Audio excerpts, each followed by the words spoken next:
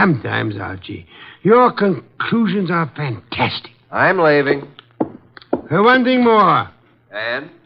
After you return from your visit with Mr. Mario, would you be so kind as to entertain Mr. Renfrew until after my lunch? And don't stand there with the door open. Sorry, boss. I'll go out through the coal chute. Do forgive me.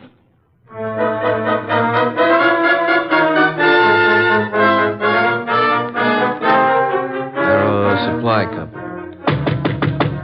Come in. Oh, Mr. Mario in? Yeah, I'm Mario. My name's Archie Goodwin. What can I do for you, Goodwin? I'm Nero Wolfe's assistant. You've heard of Nero Wolfe? I don't get around much. Tell me about it. How should I answer that? Any way you like. Nero Wolfe's a detective. Did you ever hear of a Miss Rene? Stop shadowboxing, Mr. Goodwin. What's on your mind? I understand you sold Miss Rene some laboratory equipment. Is it a jail term? Now, listen, Mr. Goodwin, I have a nice, respectable business here, so what do you want? Spill it. When'd you last see Miss Rene? 2 days ago. Talked to her since? Once on the phone. What time was that? Yesterday morning. You called her from your office here? No, from my hotel room. Now, look, let's quit playing cat and mouse. Why all the questions? Miss Rene is dead. Dead? Who did it? Now, wait a minute. You don't think I had anything to do with it? What makes you think anyone did it? It'd be the only reason cops would get into it. You know, Mario, I'm beginning to wonder just how long you've been in the lab supply business. You know what a retort is? And don't tell me it's a snappy comeback. Now, what's the matter, Goodwin? What's eating you? Look, Mario, I came here to find out something about Helen Rene. Just what sort of equipment did you sell her? It was heavy stuff, heavy chemical work. Where is it? We don't have samples, just pictures. Yeah, we ship it direct. Oh, so the purchaser never sees what he's buying. That's right. Could I see what she purchased? I'm afraid not, Goodwin. Besides, what difference would it make? Did Miss Rene see what she bought? No, I already explained that. Now, I'm busy, Goodwin, so if you don't mind... Okay, I'll run along. Good afternoon, Mr. Mario. I'm sure we'll meet again. Soon.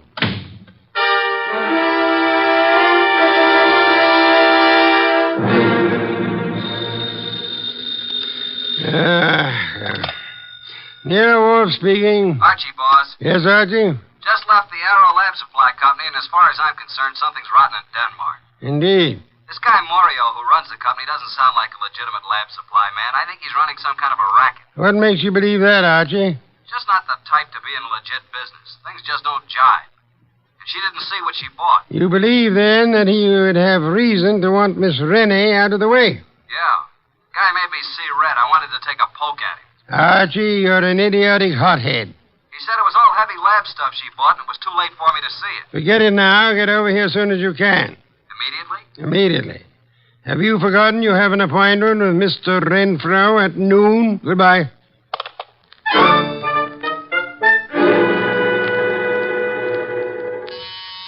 Coming. Hello, Mr. Goodwin. Mr. Renfrew.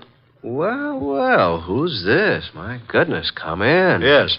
Come in, my dear. Thank you. Mr. Goodwin, I brought my secretary along. I hope you don't mind. Mine? Why, Mr. Renfrew, how could anyone object Mr. Goodwin, Miss Bennett. Hello, Miss Bennett. First name? Jean?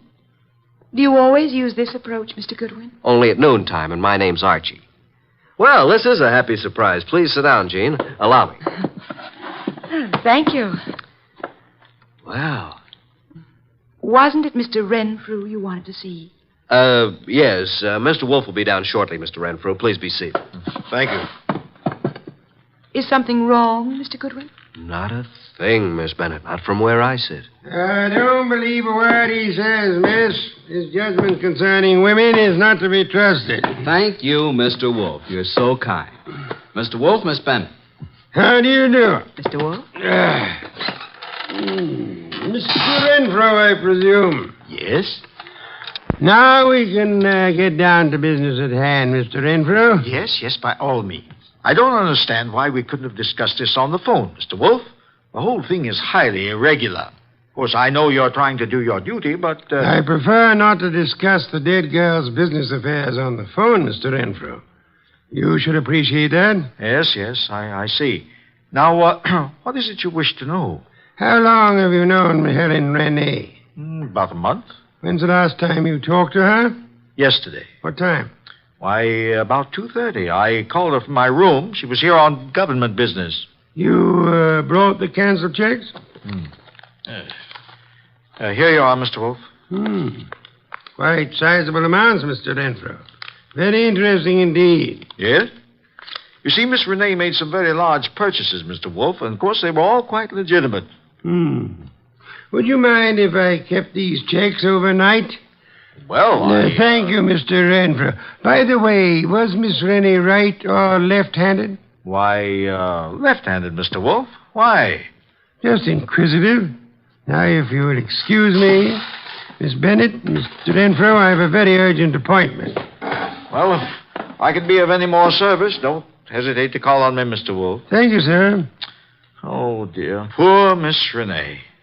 I hope the person who did this dreadful thing is dealt with properly. Indeed. I must run along now. Yes, this way.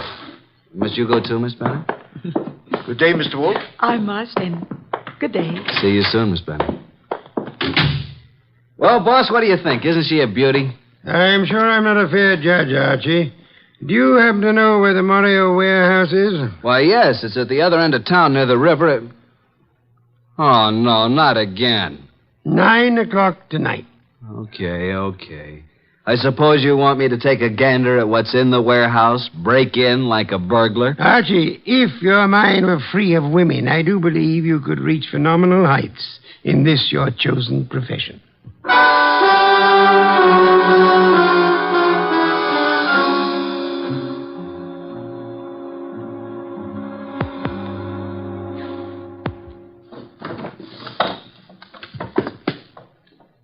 Nothing around here but a bunch of old tubes and glassware. I hope Wolf knows what he's doing. I don't. All right. Stand where you are and reach. What's it? Flip the lights on, Joe. That's better.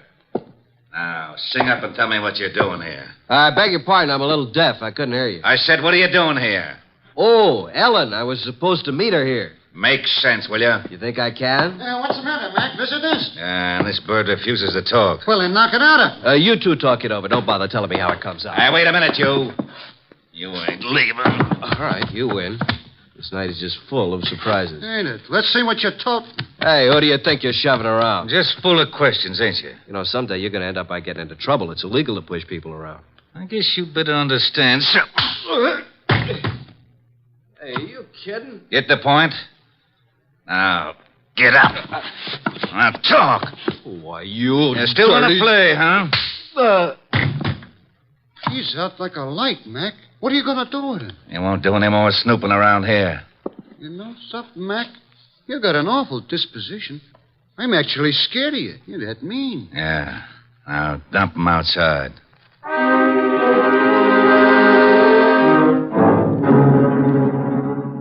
Hey, boss.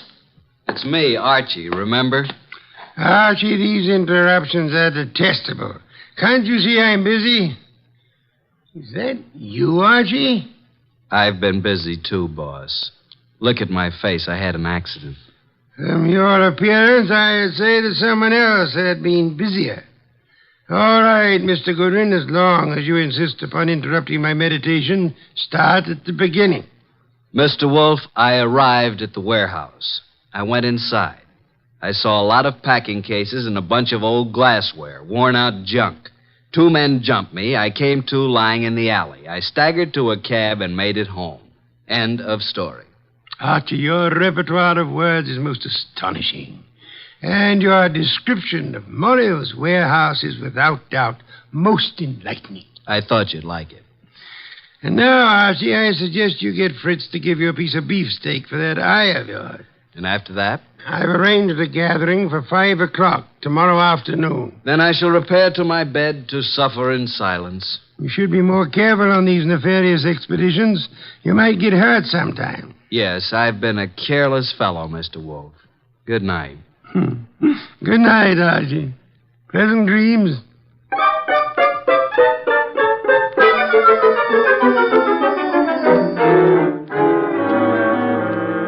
Mr. Wolfe, I'm glad you called me early. I was just about to leave town for a couple of days. What is this conference about? Not at this time, sir, if you please. I'm glad you could come along, Miss Bennett. I'll be happy to assist in any way I can, Mr. Goodwin. Archie? Right. Well, good evening, Mr. Morio. I knew we'd meet again. It's no fault of mine, Goodwin. Please come in. Come in, Mr. Morio. You don't want to keep the rest of the guests waiting. What do you want with me? Why what? Nothing. Mr. Wolfe, this is Mr. Morio. Sit down, sir. Take the red leather chair. For special guests, Mr. Morio. Yeah? Now, gentlemen, you're probably wondering why I asked you here. Naturally, you know it has to do with the death of Helen Renee. Mr. Morio, I understand you and Miss Renee had some business transactions that involved quite a sum. That she purchased laboratory equipment. That's right. Archie told me that your warehouse contained nothing but second-hand junk. It was a shame, Mr. Morio, that this shipment was delayed by a shipping shortage. Otherwise, you might have gotten away with it. Is this why you called me over here? It is immaterial to the case at hand. Actually, I'm only interested in Helen Renee's murder. Hey, wait a minute. You don't think I did it? Didn't you? No. Mr. Wolfe, I admit everything you said about the equipment. But I've had no part in any murder. I see. Mr. Bree, you're to pilot a wallflower. If you had shot the girl and wanted it to look like suicide, in which hand would you put the gun? Why, her right hand. Indeed. Where did you first meet Miss Renee? Boarding the plane at Orly Field, Europe. Mm-hmm. Mr. Renfrew. Now, look here, Wolf. This has gone too far. I won't be put through any third degree. So if you'll excuse me, I have to get to the dip. Sit down, Renfrew. Well, Mr. Renfrew, I'm astonished that anyone would be as amateurish as they were in this case. I don't understand. Could it be that you killed Miss Renee and attempted to make it look like suicide because she was about to tell me that through forgeries, her bank account was $50,000 short? Well, what reason would I have to kill her? You told me yourself you phoned Miss Renee from your hotel the day she died. Yet there was no outgoing calls charged to your account. Oh, this is nonsense. Ridiculous. She suddenly became suspicious of you. And you are probably the only person here who knew that she was left-handed. Well, what does that have to do with it? She was shot through the right temple, Mr. Renfrew, while talking on the telephone. With a gun in her left hand, wouldn't it be awkward for her to twist her arm around her face and shoot herself? In your excitement, you forgot you had shot her in the right temple. And what else do you know, Mr. Wolfe? That you once worked in Europe where you met Miss Renee, arranged to represent her in this country. Only you would know how much she had in the account here. I've heard enough of this nonsense. Yesterday, you made a statement. Quote, I hope whoever did this dreadful thing is dealt with properly. Only the police and Archie and I knew Miss Renee had not died naturally. How did you know that? Unless you are the murderer. Don't make a move, any of you. I was forced to eliminate her. She accidentally learned about the shortage, and she became most unreasonable about it. Phoned you about it. Oh, dear me. So utterly weary of these melodramatics. Put up that gun. I've spent 15 years sweating, trying to get enough money to live the way that I want. And now I have it, and neither you nor anybody is going to take it away from me. I'll kill anyone who tries to follow me out of this house. Oh, no, Mr. Wolfe, stand back. Mr. Renfrew, don't, please. I will take that gun from you and... Stop it, Renfrew. What the... Well, Inspector, you certainly arrived at the proper time, even if you are late. What do you mean late? I've been standing out there listening to Renfrew for 5 minutes. Boy, that's too close. Glad he missed you, Inspector. Well, good night, Mr. Wolfe. Not so fast, Mr. Morio. I suggest you hold Mr. Morio here for swindling Miss Rennie and her government. And, Archie. Yes, sir? Do you know how to care for a person who has fainted? I certainly do. Then look behind you. Your pretty Miss Bennett has collapsed.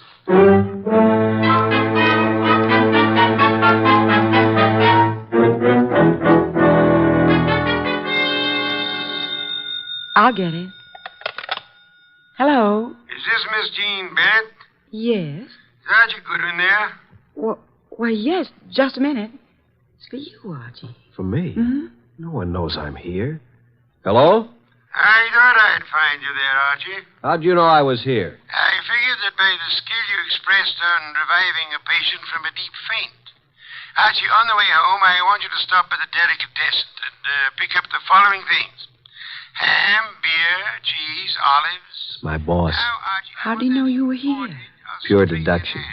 That's why he's called the world's greatest detective. Really? Come here.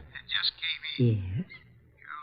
Archie, you shouldn't have... Bananas, Oh. box of grapes, Archie.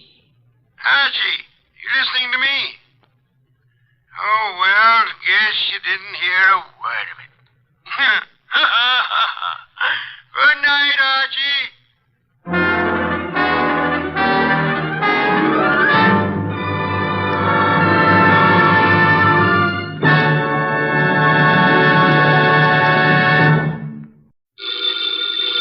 Ladies and gentlemen, the ringing of that phone bell brings you mystery, adventure. Nero Wolfe's office, Archie Goodwin speaking. Just a moment, please. Hey, boss, Mr. Tom Wilcox wants an appointment. How about 1 o'clock? Archie, no appointments today. I intend to pot some dendrobium offsets. 1 o'clock will be fine, Mr. Wilcox. You see the Tom Wilcox who was acquitted yesterday of the murder of that singer, Keith Hansen? Mr. Wilcox, are you the Tom Wilcox who... Oh, you are. I see. What does he want with me? Mr. Wilcox, why do you seek Mr. Wolfe's services? I see. Well, our fee is $1,000 with a retainer of $500, okay? Oh, yes, Mr. Wolfe will see you. What's that? Hey, what was that? Hey, Mr. Wilcox. Archie, stop shouting, hey. He whispered someone was at the window. Then I heard a shot and he dropped the phone. Boss, I'm afraid we've just lost a client.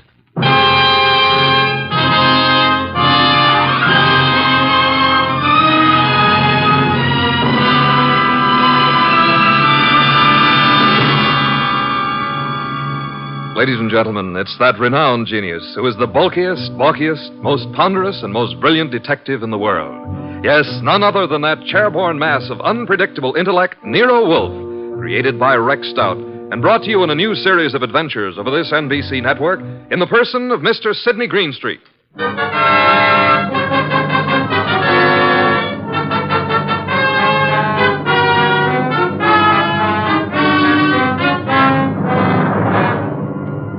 This episode is one Nero Wolfe refers to as a slight case of perjury.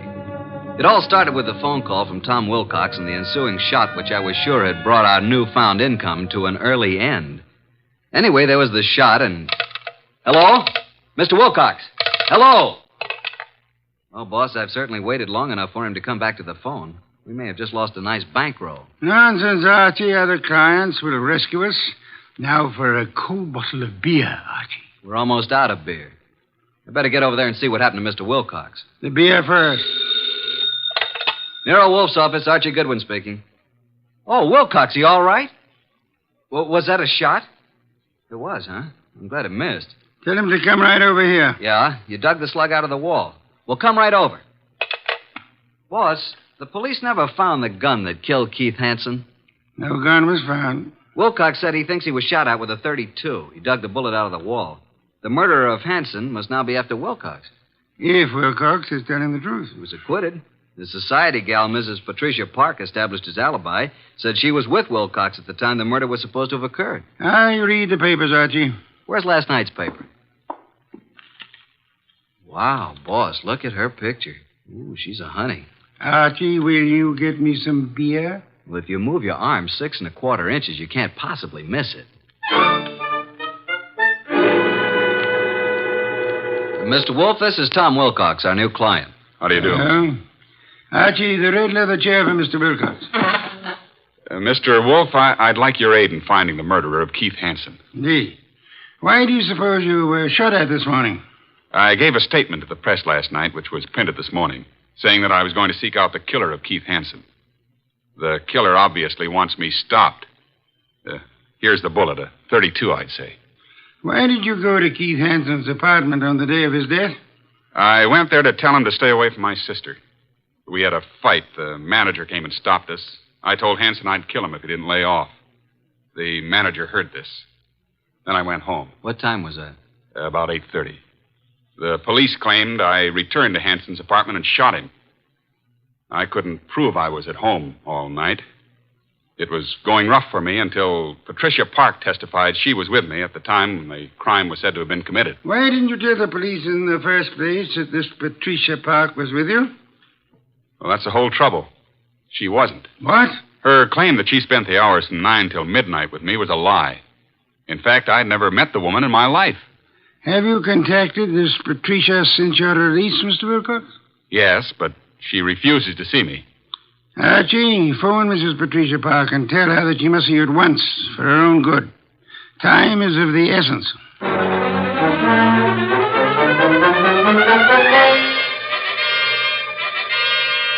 And what else can you tell me, Mrs. Park? Mr. Goodwin, I haven't anything more to say than I've already said. All I want is a simple answer as to why you lied about being with Tom Wilcox. Well, Tom Wilcox is a very fine man, but he isn't telling you the truth. Did you commit the murder and succeed in establishing your own alibi by swearing you and Tom Wilcox were together 10 miles from the scene of the crime? I did not. Do you own a gun? Don has one around. Who's Don? Don's my husband. Oh, is he here? I doubt it. He's never here. Spends most of his time at the bookies, throwing away every cent he can get his hands on. I've had to cut his allowance to practically nothing. Doesn't he work? No. He studied medicine, but gave it up. He was an illustrator for years, but gave that up when his eyes were burned in a plane crash. Mm-hmm. Where's the gun? It's in the desk. It used to be in here. What caliber? I don't know. Where were you at 10 o'clock this morning? Why, I think I was with the cook. Someone fired a shot at Tom Wilcox this morning through the window. No. Oh, no. Archie, please don't continue with this investigation, please. How well did you know Keith Hansen? Not very well, but enough to realize he was no good. Mr. Goodwin, if you'll drop this case, I'll give you $1,000 cash. Not interested. But I am interested in learning why you lied, why Tom was shot at this morning, and why you should try to bribe me. You must stop for your own sake. How will it benefit me to step out of it? The killer tried to stop Tom Wilcox. You might be next, and he may not miss this time. Go on. Why have you been protecting Wilcox? I believe Tom Wilcox was innocent. And I didn't want him to be sentenced to die, so I lied at the trial. He told us today he'd never seen you before. That's true. But he looked so innocent, so clean and good and decent. That's not very believable. If you don't think Wilcox killed Hansen, who do you think did it? Please believe me, Archie. I don't know. I tell you. Hi, sis. Hey, what's the matter? Are we intruding? Oh, hello, Marge. Brad, come in. This is Mr. Goodwin, my sister and brother-in-law, Marge and Brad King. How do you do? Hello. What gives, and who's Mr. Goodwin? A private detective, Marge. I've just explained to Mr. Goodwin that I wasn't with Tom Wilcox at the time of Keith Hansen's murder. Pat, why did you tell him that? Mr. Goodwin, I hope you will not use this knowledge against Pat. Did you all know Keith Hansen? Yes. And my husband and Keith went to school together. Keith, Don, and I were on the same polo team. Where were you at the time of the Hansen murder, Mr. King? He and Don were attending a horse show at Madison Square Garden. Marge and I didn't want to go. We stayed here. Where were you at 10 this morning, Mr. King? Why, I had an appointment with my dentist, Dr. Flagg, Rockefeller Center. And you, Mrs. King? I was shopping. Ilsa's salon, a sale on dresses. I owe this questioning. Marge, someone tried to kill Tom Wilcox this morning. What? May I use the phone, Mrs. Park? Yes, of course. First door to your left. Suppose you try to find the gun. Marge, that gun is missing from the desk. I haven't seen it. Do you know the caliber, Mr. King? 32, I think. It must be in the house. For your sake, I hope you find it.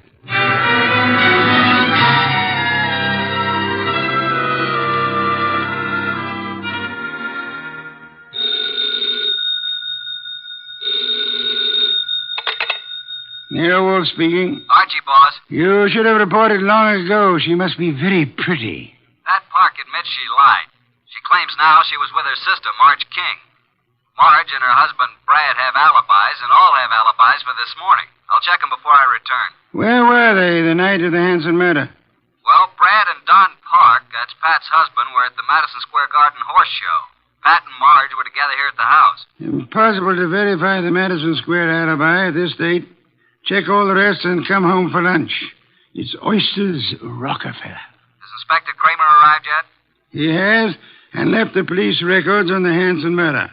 He has taken the bullet Wilcox brought to be checked at ballistics. Good. Pat had a .32 caliber gun in the desk in the library. It's now missing. Indeed. And, boss, Pat just offered me $1,000 to quit the case. When I refused, she said if I didn't lay off, something might happen to me. Oh, dear me. That would be most upsetting, eh? After lunch, I want you to visit the late Keith Hansen's apartment. Bye.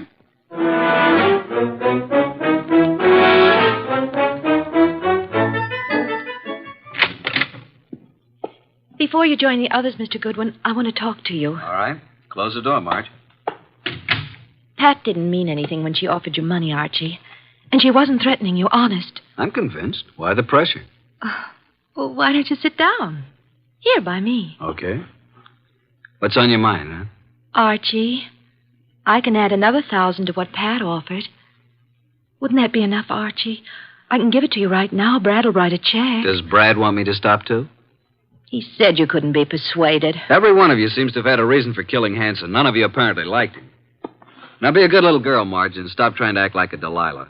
If you're innocent, you have nothing to worry about. You're stuffy. I hope you do get hurt. Thanks a million. Now let's join the others. Well, Pat, did you find the gun? I can't find it anywhere. Mr. Goodwin, this is Don Park, my husband. How do you do? How are you? Have you seen the gun, Mr. Park? Not for ages. You're a detective, eh? Yeah. May I ask where you were this morning about 10? Why? Frankly, I was at my bookies. Where's that? I can't tell you, but I'll call him and you can check it. Were you and Brad together at all times during the horse show the night of Keith Hanson's murder? No. Brad wandered away a couple of times, and I saw some people I knew. You know how it is. We'd meet at intervals. Archie, you're wasting your time. None of us is guilty. I made a fool of myself, that's all. Tom Wilcox was such a decent man that I hated to see him have to pay for taking Keith Hanson's rotten life. If a man's guilty, why should you butt in? You never use your head. Pat is one person who thinks of others before herself. Marge, forget it. Now you've got private detectives snooping around. What are you after, Goodwin? Who are you working for? Why don't you let my wife alone? The case is closed, isn't it? Maybe. Don, this just makes it more interesting to Mr. Goodwin. As a matter of fact, I think you all know more than you're telling. I still think Tom Wilcox killed him. And there's only one reason why Pat should protect him. Don, that's enough. Nice, happy family, suffering all the torments of a guilty conscience. Is that it? What are you trying to do, Mr. Goodwin? Get your nose poked? Not exactly. If not, you'd better leave. Okay, Mr. King, I'll run along. Mr. Wolfe will be anxiously waiting to hear about this. So long.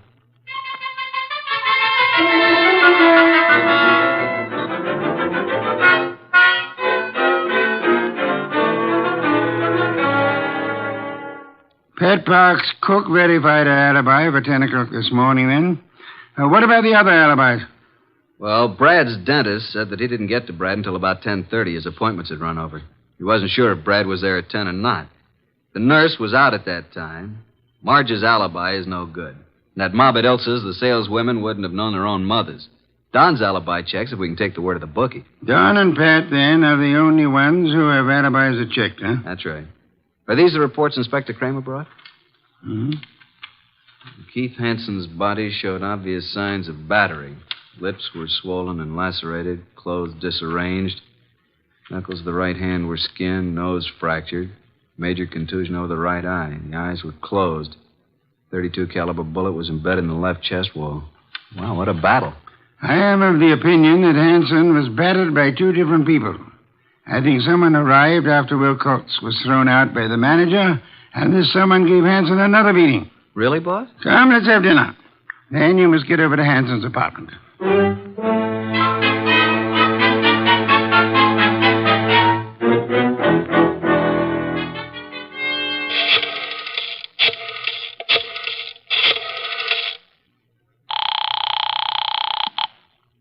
Boss? Yes, Archie. What have you found at Hanson's place? Well, the desk yielded one thing of interest. Keith's address book. And Marge's name is in there. Apparently, he'd known her before she was married, when she was Marge Van Cott. I see. A married name King was added in a different colored ink. Pat's phone number's there, and of course Don's and Brad's office numbers. There are a few bills, but no letters, no clues. Sure? Boss, I've combed the place, and there's no... Hey, wait a minute, I'll call you back. Who's there?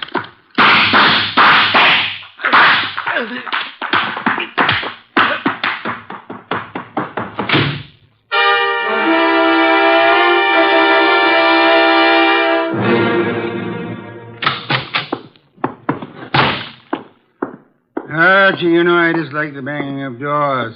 Sign of ill breeding. Archie, what happened to you? Target for tonight, Archie Goodwin.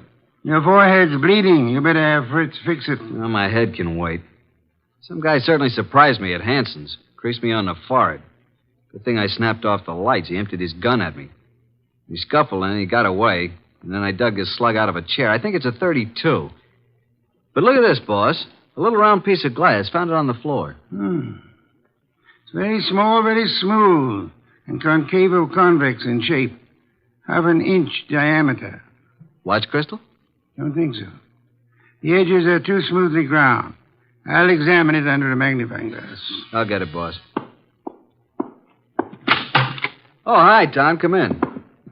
Mr. Wilcox, boss. Archie, hey, what's happened to you? Somebody tried to scalp me. Good evening, Mr. Wilcox. The red leather chair, Tom. Archie, please finish your report. Did you notice anything else of importance at Hanson's apartment? Is that where this happened? Yeah. Well, there were dozens of gals' photos scattered around. Photos, eh? But no letters, Archie? Not a one. There must be some letters, Archie. Love letters. Wherever we have girls' photos and telephone numbers, I assure you there are bound to be love letters. That is what we must find. But then we'll have a motive. Yeah, but where do I look, huh? Go to Hanson's dressing room at the Club Diablo. I have just phoned the place. A female singer is substituting for Hanson, but she won't arrive until supper hour. Mr. Wilcox, accompany Mr. Goodwin, if you please. Keep your eyes open. I need the boy. Then you do love me, boss? Come on, Tom. Let's look at this Club Diablo.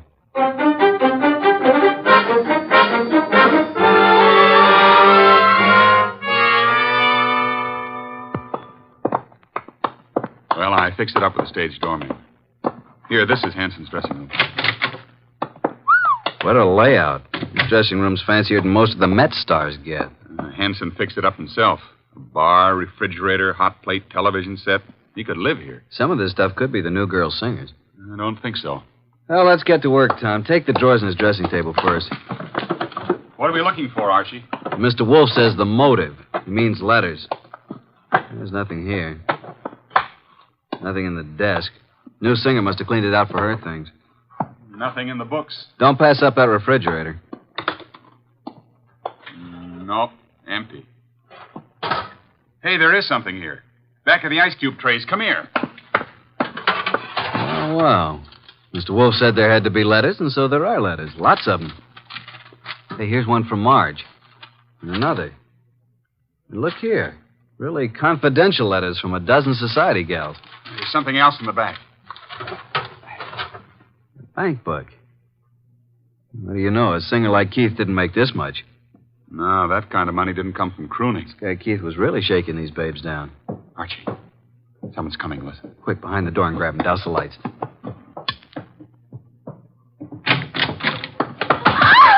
Marge, run! Hold it, Tom. Well, it's you two. You dirty rat. Higgin woman. Tom, what are you and Archie doing here? The letters. Oh, Archie, you found them. Archie, please, give me those letters. Don't touch. I'll just put them safely away in my pocket. Besides, you didn't write all of these. Give them to me. At least give me my letters. I'll tell you what. You go on home and stay there, and we'll leave it up to Mr. Wolfe. Tom, take him outside. I want to use his phone. Come along, ladies. Let us oblige Mr. Goodwin. I'll meet you at the stage door, Archie. Right.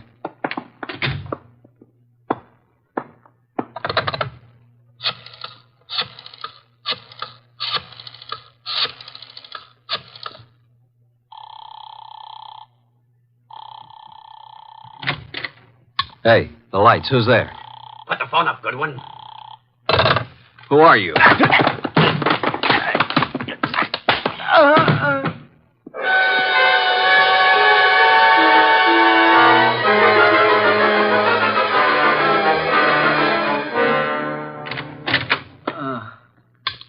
Archie, what happened? Are you hurt? Here, let me help you. I'm all right. I guess. Ooh, my head.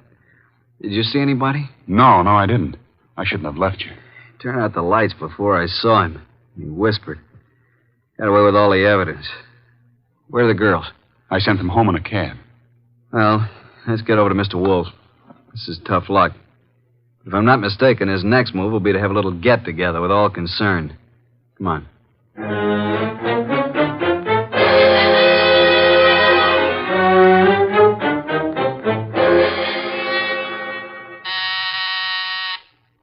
Archie, the door, our guests are arriving. Excuse me, Tom.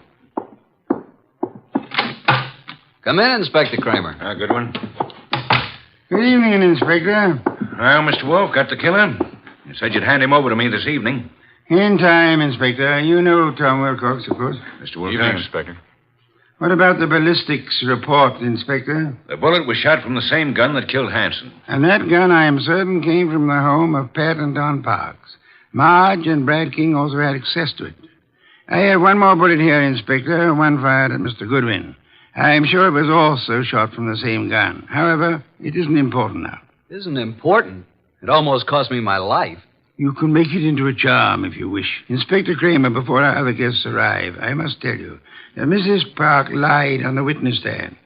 She was not with Tom Wilcox at the time Keith Hansen was murdered. In fact, they were absolute strangers. What? Sit down, Inspector. 4 other guests are due to arrive any moment. Well, who are the other guests? Patricia and Don Park, Marge and Brad King. One or all is involved in the Hansen murder. Archie, do any of these people wear spectacles? Nope, none of them. You know why this person killed Hansen, Mr. Wolfe? First of all, Hansen was a blackmailer. The girl Marge was the current victim. The letters Hansen held were the threat. I'll explain later. Well, then Pat must have thought that Marge killed Hansen to get the letters, and she lied on the stand to save Tom's life because she believed Tom was innocent. Where's this Marge King? I'll have her picked up. Sit down, Inspector. Archie, I believe our guests are arriving now. Come in, come in. How are you? Good evening. Archie, cheers. Inspector Kramer, Patricia and Don Park, Marge and Brad King, and this is Tom Wilcox. We met at the Club Diablo this afternoon. All right, Mr. Wolfe. Which one is it? Patience, Inspector. One of these 5 people is the murderer of Keith Hansen, a killer. What is this nonsense? Please sit down. Mr. Wolfe speaking. Go ahead, boss. Any one of you had sufficient motive to have committed the Hansen murder. Not one of you has established a bona fide alibi. You who are actually innocent must tell the truth, or you shall all suffer as accessories after the fact. Mr. Wolfe, you're wasting your time. Marge, several years ago, you were secretly married to Keith Hansen. It lasted but 1 week. You gave Keith the money to get a divorce from you at Mexico. He didn't, which made you a bigamist when you married Brad. Keith was all set to blackmail you. He knew your husband, Brad, was wealthy. Marge, is this true? Yes. Oh, please, Brad, I thought he got the divorce. If I'd known that, I would have killed Hansen myself. Maybe you did kill him. One moment, Inspector. Patricia, you lied on the stand to protect Tom Wilcox here because you believed your sister Marge was guilty of Hansen's murder. Why did you believe her guilty? Were you at the scene of the crime? Marge, it's time to tell the truth and clear all this up. You won't be satisfied until you're in jail. Will you shut up? Quiet, please. Go ahead, Marge. All right. Keith Hansen was shot from the bedroom while I stood talking to him in the living room. You went there to buy back your letters? Yes, Pat drove me to his apartment. There was no place to park, so she said she'd drive around the block until I came out. That's why she's never been sure whether I killed him or not. That's right. Because I feel I might have shot him if I'd been in your place. Because of what Hansen did. What was it he did? Keith Hansen demanded $10,000 in exchange for the letters. Pat loaned me the money, so Brad wouldn't know. What? Is that true, Pat? You loaned her $10,000? I got to Keith's apartment about 9:30. He looked awful. He obviously had been in a fight. The room was mussed up and his nose was bleeding. Yes, go on. He went to the bedroom to get the letters and came back saying they were gone. I didn't believe him. Keith said he knew who had taken them and he'd have them back by morning. He grabbed the money from me and put it in his pocket. He was just about to tell me who took the letters when there was a shot from the bedroom door. Keith Hansen fell to the floor, but I didn't see anyone. I wanted to get my money from his coat pocket, Pat's money, but I couldn't touch him. His staring, wide-open eyes were horrifying. I ran. Poor baby, why didn't you tell me? I think you're lying, young lady. You took the gun from your sister's desk, and when Keith Hansen didn't produce the letters, you deliberately shot him. You didn't even offer him any money. You kept it yourself. No, I didn't. Oh, Pat, don't believe him. Inspector Kramer, she's innocent. I know who did it. Oh, no, Brad, stop. Oh, Brad, what are you saying? All right. Break it up. Yeah, so do I know, Brad. That's why you left the horse show. I've thought you were guilty all along. All right, Inspector. Now you know. I don't get this, boss. Inspector, ladies and gentlemen, please. First, which of you had some medical training? Medical training? Oh, Keith Hansen and I both went to medical school. Why? That is most enlightening, Mr. Park. Marge and I were nurses' aides during the war. Then perhaps you can interpret this medical phraseology for me. These few lines from this little medical book. Archie, hand it to Don Pop.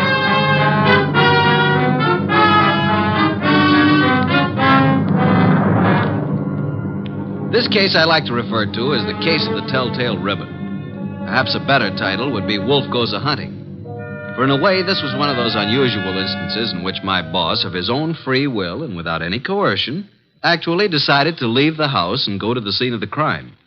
It started when the strange old gentleman who phoned us finally arrived. Well, there's our client, Mr. Wolfe. Evening. It's me. Who's me? Oh, I just phoned you. I'm Jenkins. I got a dispatch for Nero Wolfe. Oh, you're Jenkins. Well, come in. Mr. Wolfe, this is Mr. Jenkins. Says he has a dispatch for you. Yep. Yeah. Are you Wolfe? I am. Where is the dispatch from? Don't know. You don't know? How come? Oh, I know, but I'm supposed to say I don't. See? That's my job. What is? Just to say I don't know. What about the murder? Yeah, who was killed? Oh, my goodness. It was a terrible thing. We were just crossing the turnpike, and this fella come at us out of nowhere. The killer? Yeah. Must have been drunk, I guess. Well, how did it happen? Did he shoot her, stab her? Oh, no. He ran into her with his car. And she was only 9 years old. Your granddaughter? No, it was Bessie. But the police got him. I have to appear, I guess. Probably get 90 days, he will. For murder? Murder? Was somebody murdered? I must have missed something. Look, we're talking about Bessie, and what do you want us to do about it? Nothing. Bessie's my old horse. Oh, no. But say, who was it that was murdered? Nobody yet. Good night, Mr. Jenkins. I thought you said it was important. It might be. At least that's the way I was told. What might be? This here letter I was bringing to you. This dispatch. Well, gotta get along now. Goodbye. Well, get him.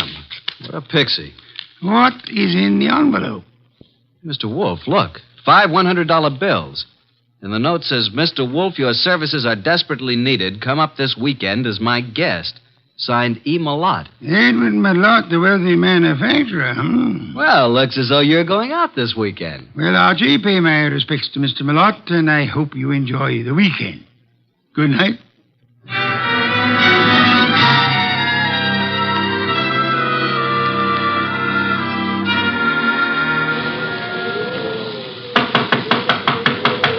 Something certainly phony about this. There's no party going on here tonight. Yes? What is it? Is this the Malotte place? It is. What do you want? My name's Goodwin. I'm a guest of Mr. Malotte's. A guest? Yes, he invited me down for the weekend. Weekend? Oh. Well, you better step in, please, Mr. Goodwin. Quite a bolt you've got on that door. Yes, isn't it? Just sit down there, please. I'll get Mr. Malotte. He's in the library. Oh, here he is. This is Mr. Goodwin, sir. Says he's come down for the weekend. Mr. Goodwin, good evening. You've come for the weekend, you say? Well, yes, wasn't that the idea, Mr. Malotte? Well, I don't understand, Mr. Goodwin. Didn't you send me this note asking me to come here? Note? I did not. Oh, well, this is my personal note stationery, but I don't recall sending this. I didn't even type it. And I'm in the habit of signing my name with a pen, not with a typewriter. E. Malotte. You're certainly Edward Malotte. Yes. Services are desperately needed. What does this mean? What services? Who are you, Mr. Goodwin? Are you serious? I'm a private investigator. I'm Nero Wolfe's assistant. Oh, indeed. Nero Wolfe, eh? I know of him, yes, indeed. And you really don't know anything about this note? I do not. Are you having a weekend party here? I most certainly am not. Then who sent this? And there were 5 $100 bills as a retainer. I haven't the slightest idea. Oh, Dorothy. Yes? Will you step in here, please? Miss Davis is my private secretary. She may know something about this. Yes, Mr. Malotte. What is it? Dorothy. Oh. Dorothy, this is Mr. Goodwin. How do you do, Mr. Goodwin? Well, how do you do, Miss Davis? Yes. Well, Mr. Goodwin is assistant to Nero Wolfe. You don't say. Nero Wolfe, the detective? Well, I've heard a great deal about him. And about you, too, Mr. Goodwin. Well, now I'm mighty glad to hear you say that, Miss Davis. Mr. Goodwin has a note here. Is anything wrong, Edward? I heard voices. Oh, do we have company? Nothing is wrong, Eva. I was calling Dorothy, that's all. Oh, this is Mr. Goodwin, Eva. My wife, Mr. Goodwin. How do you do, Mrs. Malotte? Mr. Goodwin, yes. How do you do? Now, as I was about to say, Dorothy, Mr. Goodwin... What's going on? Mr. Goodwin, this is my son, Larry. Good evening. What's wrong? Mr. Goodwin has been invited here for the weekend. He has an invitation supposedly written by me. At least it's on my stationery. Look at this, Dorothy. Know anything about this note? No. I certainly didn't write it. But it's my personal notepaper, and my signature is typewritten. I'd never do that. Well, somebody sent it. Who's Jenkins? Jenkins? Never heard of him. A little dried up old man. He delivered it to us. Yeah, maybe it didn't even come from this house. I'm positive that it didn't. Never heard of Jenkins. You have a typewriter here, of course. Yes? I'd like to see it. Certainly, Mr. Goodwin, in the library. How far have you come, Mr. Goodwin? From New York, Manhattan. Oh, and it's such a dreadful night, too. Yes, yes. And it is rather late. Late? It's only 7:30. Why not stay here for the night? Plenty of room? Yes, Mr. Goodwin, plenty of room. Well, I don't really think that's necessary. On the other hand, it would be a tough drive back to the city in this storm. I'll accept your hospitality, Mr. Malotte. Very good. Oh, Jeffries, show Mr. Goodwin to the East Wing. And take care of his car. Yes, sir. Good night, Mr. Goodwin. You mean you're all going to retire now? I haven't even had my dinner. We retire very early here. But Jeffries will prepare anything you want. Good night.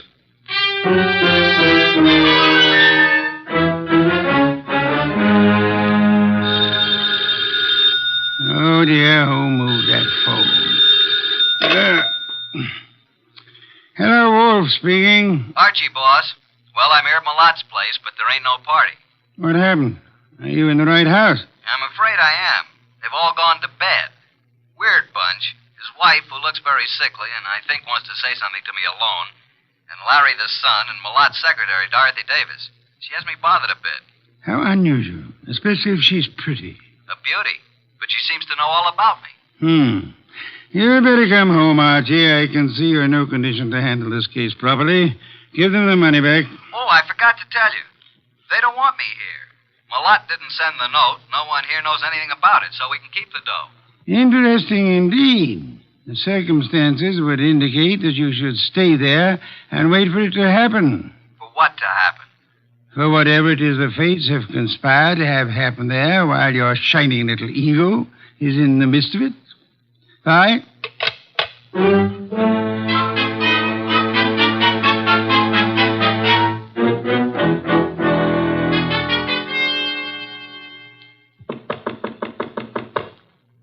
Who is it? It's Archie Goodwin, Mrs. Malotte. Come in. Come in, please. I saw you give me the eye when I was about to leave. I've been waiting till I felt sure they were all asleep. Now, what's up? I wrote you that note. I sent for you. How do I know that? Old man Jenkins is a scissor and knife sharpener who happens along every month or so. They wouldn't know him. I put 5 $100 bills in the envelope. Okay, why? My life is in danger. I've been threatened. I received 3 notes through the mail. They were all postmarked in New York City. Could I see them? Here they are. All typewritten. The first one reads, "There is no love for you in Grey Gables." The second, "Why stay on in the face of death?" And the third, "The time is shorter than you think." Do you think this is an inside job, Mrs. Malotte? Well, at first I didn't. But lately I've come to think it is. What caused you to think that? For some time I've been having severe spells. I thought it was indigestion. But then it occurred to me that I always broke out in cold perspiration. I was left horribly weak and terribly thirsty. Thirsty? You fear you're being poisoned? Yes. And since the thought came to me, I've been living in fear. Fear of every bite of food or drink.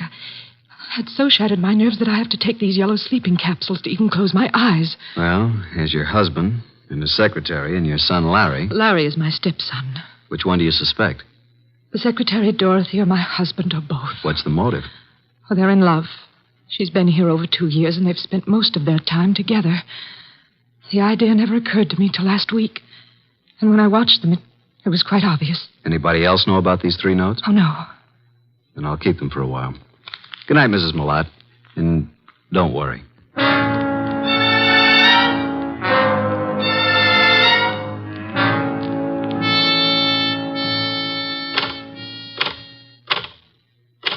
What are you doing, Mr. Goodwin, snooping around in Father's library?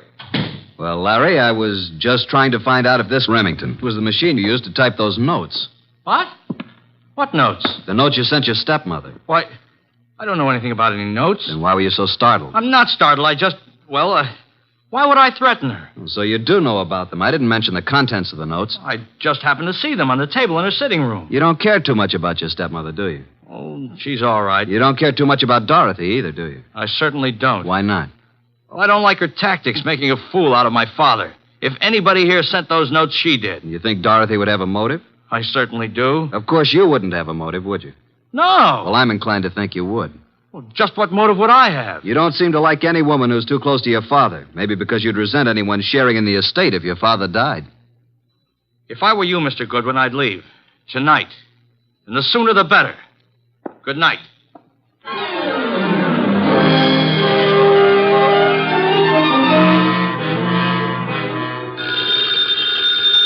Oh, Archie.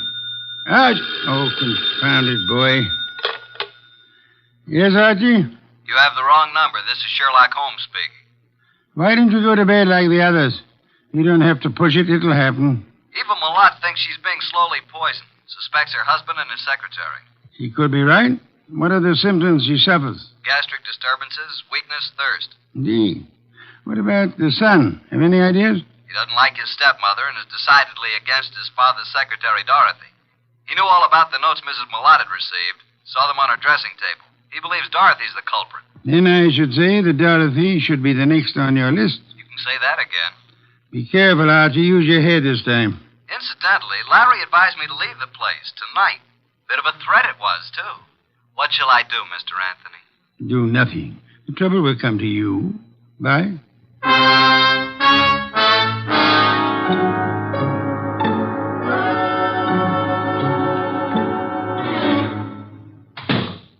Oh.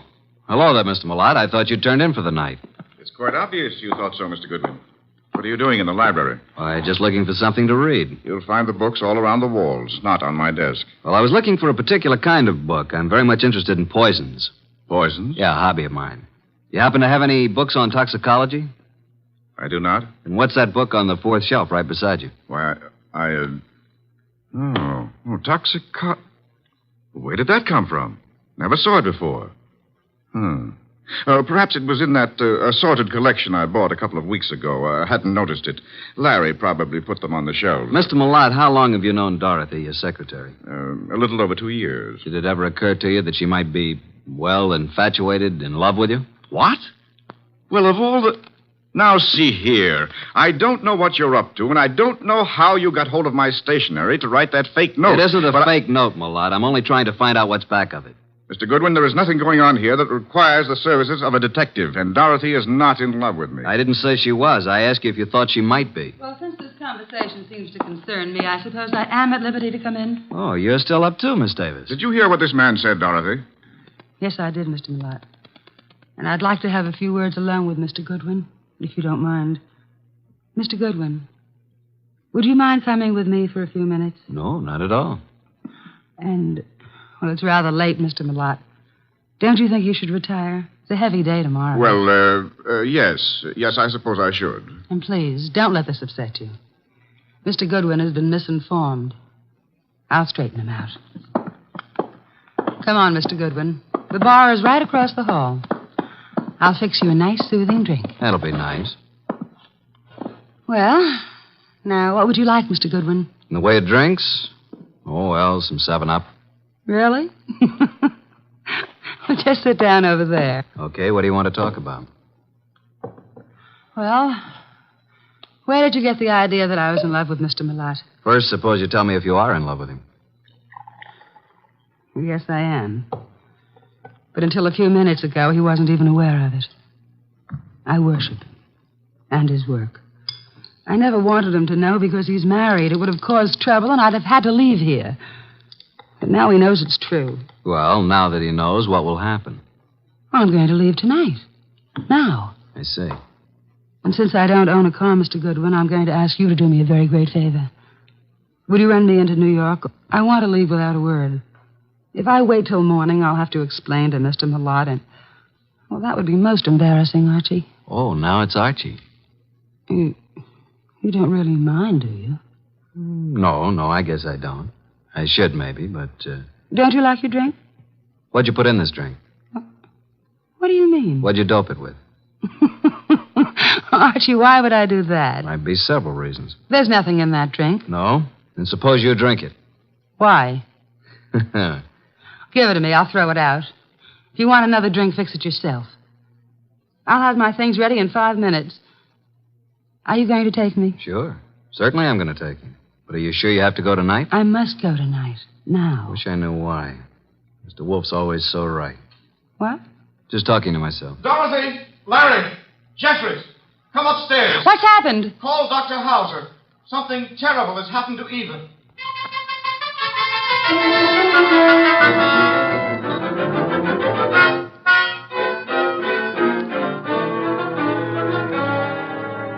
Well, Dr. Hauser? Ah, poor Mrs. Malotte. No, there's nothing to be done now. It's all over. Eva. You'd better lie down, Mr. Malotte. I'll phone and take care of everything. I'll be here if you need me. I have to make out the certificate. Yes, come along, Mr. Malotte. Just a minute. You too, Larry. I don't want to make this any more unpleasant for you, but, Doctor, just what are you going to put on the certificate as the cause of death? Acute gastritis. Is that what you've been treating her for? Well, she's had several attacks lately. I'd warned her to be cautious of her diet. And that was wise advice, too. Did you know about these attacks, Mr. Malotte? Yes, I did. And you, Dorothy? Yes, I knew. And you knew also, Larry? No, I knew she hadn't been feeling well. How long had Mrs. Malotte been suffering from insomnia? Oh, a year at least. I prescribed Nemitol. In yellow capsules? Of course. I wrote a prescription ever so often calling for 12 capsules. You all knew about that, of course. I thought so. And would this be the prescription, this little box of capsules here on... Well, What's the matter, Mr. Goodwin? that box was open on this nightstand when we stepped into this room. All right, let's have the box, Mr. Malotte. Thank you.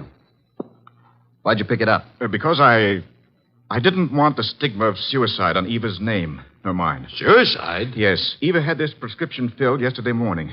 The dose is 1 at bedtime, 12 capsules. She took 1 last night. I glanced at the open box when I came into the room, and there were only 8 capsules left. I knew instantly what had happened. She'd taken an overdose. Doctor, do you think 3 capsules would be sufficient to cause her death? I doubt it very much. So do I. Mrs. Malotte didn't die from an overdose of sleeping capsules. She was poisoned. Poisoned? Are you crazy? By whom? By you, or Dorothy, or Larry. No, I didn't do it. I didn't write those notes. What notes? Mrs. Malotte had received 3 notes threatening her life if she didn't leave this house. Each of you had a motive, so I'm sending this body to the coroner for an immediate autopsy. I won't permit it. The police will see to it. You have no choice.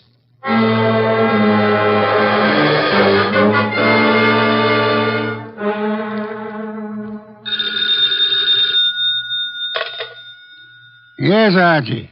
What now? Do you know who did it? How do you know anything's happened? Let us call it extrasensory perception. Well, Mrs. Malotte was right. She's dead. Her doctor knew nothing about the spell she was having as being caused by anything but indigestion. How about an autopsy?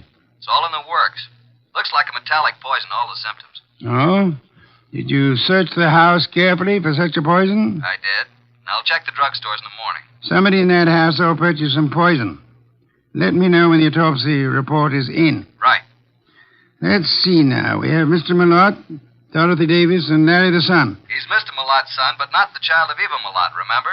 Yes. Is it true that Dorothy is in love with Malotte? Yeah. Dorothy admitted it to me, but claimed Malotte wasn't aware of it until tonight. And earlier this evening, Dorothy tried her best to get me out of the house, insisted that I drive her into town. She tried to give me a drink, which I think might have contained knockout drops. You don't say. Archie, I should have Fritz drive me up to the Malotte place at once. Archie, are you there? No, boss. I just fainted.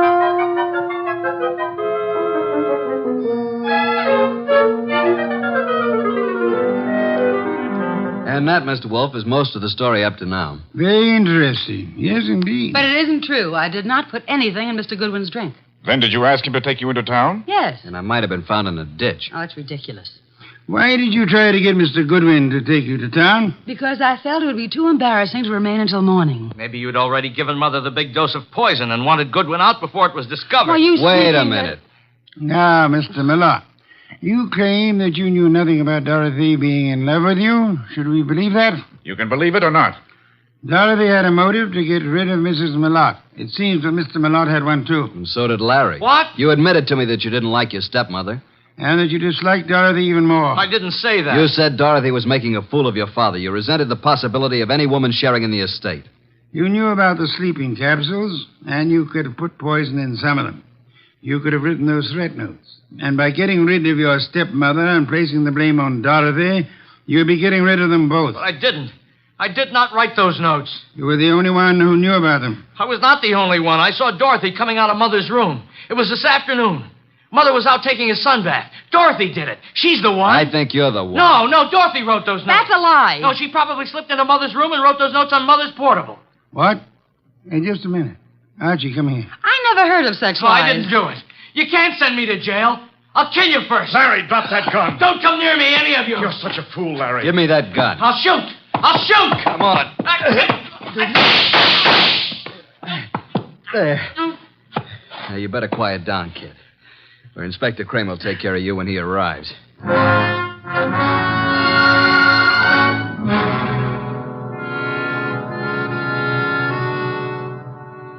Well, Mr. Wolfe, what goes on here? Where's Goodwin? I sent him upstairs, Inspector Kramer, upstairs to Mrs. Malotte's room to check on something. Here he is. Yeah? What have you been doing, Goodwin? This, Inspector, is the pièce de résistance. This is what Mr. Wolfe has been waiting for. This little black box contains a typewriter, a portable noiseless Remington. Mrs. Malotte's typewriter. What? I didn't even know she had a typewriter. Larry knew she had one. And this is undoubtedly the very typewriter the threat notes were written on. All three of them. You were right, boss. Oh, I knew she had a typewriter, but I didn't write those notes. Oh, shut up. Archie, how do you know the notes were written on this typewriter? I've compared the type and the ribbon. They're both the same. These notes were written on this Remington. It was Dorothy. Larry, I don't believe a word you've been saying. Dorothy couldn't possibly be guilty of such a thing. If anyone is guilty, you yourself certainly have all the earmarks. Everybody's against me, even my own father. But I'm innocent, I tell you. Let me get it. I think I know who it is. Hello? Yeah, just a second. You better take it, boss. Wolf. Oh, yes, go ahead. Let's have it. Yes? He's here, but he won't mind. Yes? I see. Uh-huh. You just finished? Oh. Good. Right. Bye. Was it the coroner? The coroner, reporting that poison was found in the sleeping capsules. And the body. Did they find poison? They did. You were right again, boss. I'm going up to Mrs. Malotte's room for a while. I want you to come along with me.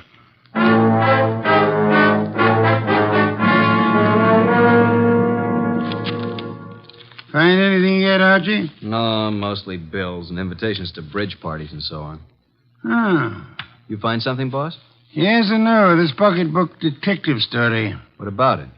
I was just flipping through the pages, and I find this corner turned down. Well. What is it? Look and read. Why stay on in the face of death? Interesting. The very words used in one of the notes. Give me the book.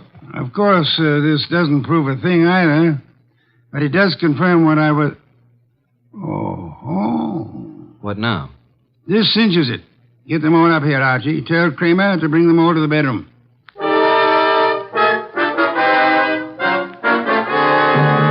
Well, Mr. Wolfe, what now? As you all know, Mrs. Malotte was poisoned by someone who had an opportunity to put it in the sleeping capsules. Someone in this household. Yeah, but which one? The kid? I never bought any poison in my life. Be quiet, will you? No, Inspector, it wasn't Larry. And I suppose you think I put the rest of that rat poison in your drink, Mr. Goodwin. No, Dorothy, it wasn't you. But how did you know it was rat poison? I didn't. I just guessed. I can think, too. Then if it wasn't Dorothy or Larry, you must mean me. No, Mr. Lott? No, wait a minute. It had to be somebody. Yes. This is going to be painful for you, Mr. Malotte. Well, you mean that Mrs. Malotte did commit suicide?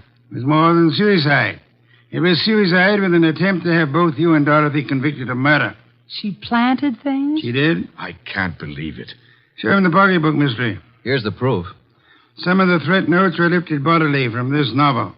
But look on the back cover. Isn't that Mrs. Malotte's handwriting? Yes, and this is the other note, the one to you, Mr. Wolfe, composed in pencil before she typed it out on her machine. Then, Wolfe, the note you received was the same typing as the threat notes. See for yourself, Inspector. Then why the dickens didn't Archie compare them right away? Just one of those things, Inspector. There are times when even a good detective is a bit on the, shall we say, dull side. Don't you find it often true, Inspector?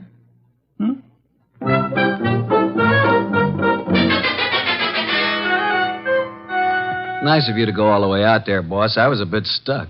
Quite all right, Archie. Yeah, there's something that still bothers me. So? How can such a sweet, motherly type as Mrs. Malotte cook up such gruesome ideas? She was a very sick woman, mentally as well as physically. She probably felt she was going to die. And her warped mind seized on the opportunity to make sure that this Dorothy didn't get her man after she was dead. And speaking of Dorothy, she's a mighty pretty... Yeah. Some beer, please, Archie. If you were so certain that Dorothy wasn't guilty, what was the idea of spending so much time questioning her? Huh?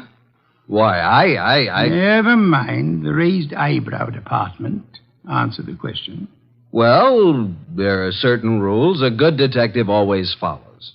Some are in the book, others aren't. You mean there's nothing in the book which says a good detective shouldn't spend a few minutes with an attractive brunette, even though she is a murder suspect? The author of that book can be none other than the incomparable Archie Goodwin. Good night, Archie.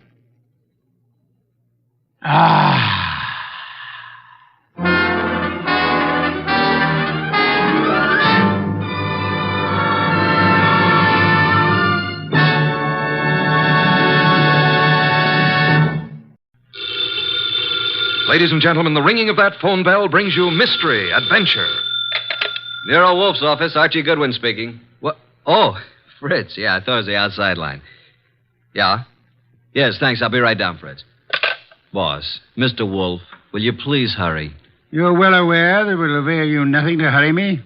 Why must the world be in such a rush today? But the car, it's downstairs waiting. Fritz is all ready. Let him wait. Isn't it enough that I've agreed against my better judgment to leave the comforts of home to go rushing through the crashing traffic of the city? To a dinner? That should be an inducement. Fritz could have prepared a delicious dinner. He has truffles in the pantry. Well, why did you promise Arthur Merle? You didn't have to accept the invitation. Quite so. He's an old friend. Besides, he does set an excellent table. It's just that I don't like the traffic. Traffic?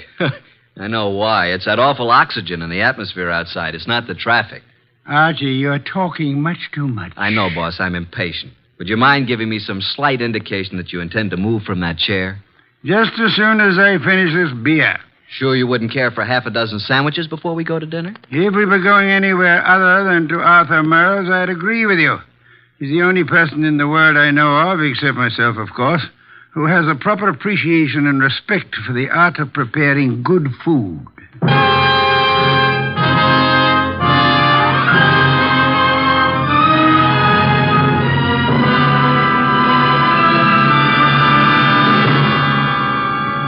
Ladies and gentlemen, it's that renowned genius who is the bulkiest, balkiest, most ponderous, and most brilliant detective in the world. Yes, none other than that chair-borne mass of unpredictable intellect, Nero Wolfe, created by Rex Stout and brought to you in a new series of adventures over this NBC network in the person of Mr. Sidney Greenstreet.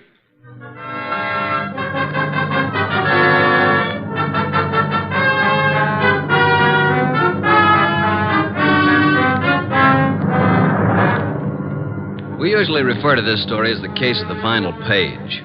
Under normal circumstances, the last page of a manuscript would be absolutely worthless unless you read all the preceding pages. But in this instance, the final page held the answer to a murder. Without that page, we couldn't arrive at the solution. Actually, we didn't even know the problem. Anyhow, I finally got Nero Wolfe to the lobby of Arthur Merle's apartment building. Going up. Up, please. Are you going up, gentlemen? Are you, honey? Certainly. It's my job. Then so are we. After you, boss.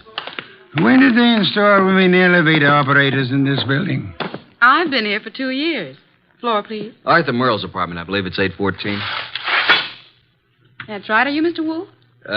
No, this is Mr. Wolfe. I'm Archie Goodwin. Although the name Wolfe would be much more appropriate for him than for me. How did you know he was Mr. Wolfe? Mr. Merle came in half an hour ago. He mentioned that he was expecting you. You see, Archie, you rushed me unnecessarily.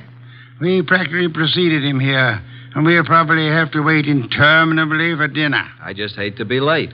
Arthur Merle has never been on time in his life. He's no more punctual than any other writer. He's never been known to meet a deadline on time. This is your floor, gentlemen. Arthur Merle is just down the hall to the right, 814. Thank you. And by the way, I want to compliment you on your congenial attitude, miss. I'll speak to management. Oh, thank you, sir. Decent of you. What's your name, huh? Women are usurping everything. Really costs to live here. Merle's really in the chips. Every book he writes sells 1 million copies. Remember the last time we had dinner with Arthur Merle? I do. Delicious. Mountain quail. Shot them himself. Yeah, he's quite a marksman. Archie, such proficiency as Arthur Merle displayed in hunting is evidence of a wasted life. Sure, he probably never made over $500,000 a year in his whole life. Well, ring again. Don't just stand there. Surely he's expecting us. The elevator operator said he was? Yeah, she seemed quite well informed. If I were a judge of women, which I'm not, I'd say she has a line on every male in the building. She can get a line on me anytime she wants. Archie, your insatiable interest in the female seems sometimes to border on the psychopathic. You know a more pleasant way to go crazy? Phooey. It's strange, there's a light on in there. I can see it under the door. Shall I try the door? Do so, Archie. Thank you. Unlocked. Well, at least we can get in. He may be in the bedroom. Probably in the kitchen. I'll just sit here. I must forgo the comforts of my own home. I certainly intend to avail myself of the comforts of Arthur Merle's. Very much overdecorated. You wouldn't like heaven unless they had orchids and beer. Not a chair in the place worthy of the name. Well, I'll try that divan while you have a look around. For what? Arthur Merle, of course. Suppose you have a look in the study. Maybe writing. Have a look, my boy. I'm exhausted and thirsty. See if he has any... Boss! Good heavens, Archie, don't shout. I'm coming. It's Arthur Merle. Look, slumped over his desk, a knife in his back. Yeah, he's quite dead.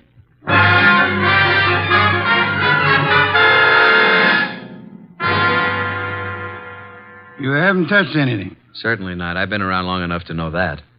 Well, you just call Inspector Kramer at homicide. How long do you think he's been dead? I'd say a half hour. From all appearances, yes. And perhaps only 10 minutes. I can't understand it. Why would anyone want to kill Arthur Merle? Everybody liked him. Last man I'd expect such a thing to happen to. The answer is probably a considerable distance from the question, Archie. Inspector Kramer, homicide. Archie Goodwin, Inspector. Just a minute. Nero Wolfe wants to speak to you. Oh, no. Don't tell me you two have stirred up something on a night like this. It's 10 below zero. I'm sorry. Here you are, boss. Hello, Inspector. Yes? What is it this time, Wolf? Find a dead body under Grant's tomb? I'm sorry you'll forgive any apparent failure to find humor in your little witticism. But I'm at Arthur Merle's apartment. I suggest you come here at once. Seems that Arthur finally met a deadline.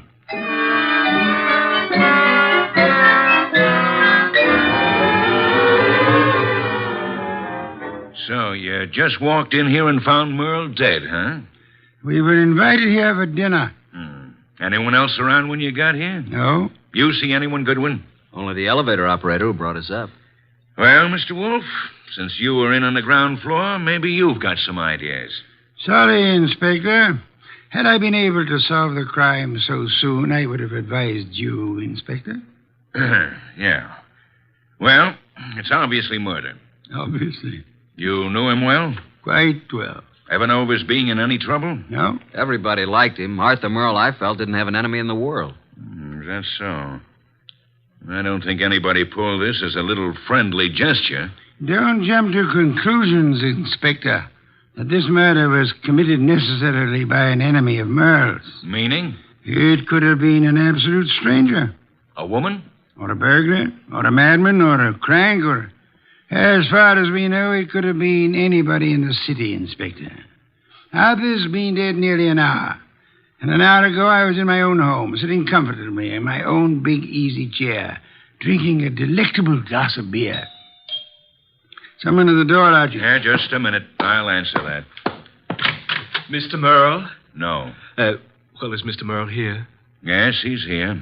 But he's not seeing anyone. Well, he's expecting me. I'm from the Serve Right Catering Company. We're ready to serve for 4 here tonight. The dinner has been canceled. Oh, but it's been ordered. Breast of guinea hen, cooked in wine and cloves, delicious. It's prepared and waiting. I'm afraid that I must insist on seeing Mr. Merle. Mr. Merle has been murdered. Well, I'm afraid I must... Murdered? Oh, my goodness, but Well, in that case, Yes, good evening. Don't you think you might have taken a bit more time with the fellow, Inspector? Why? You might at least have let him serve the dinner. Guinea hen, wine, and cloves sounded positively delectably... Look, I've had dinner. I'm afraid you're too busy, Inspector. So busy that you've just passed up an extremely interesting bit of information. What are you talking about, Wolfe? He said he was to serve dinner for 4. Well? Arthur Merle, Archie, and myself are only 3. Well, who else was supposed to be here? A 4th guest who either hasn't arrived yet or who arrived earlier and left. Oh, I see what you mean, Wolfe. Good. In that case, I'll leave you to pursue your deductions from that premise. Archie, will you please stay with the inspector and be of any help that you can? As for myself, I'm going back to my own home, which I should never have left in the first place.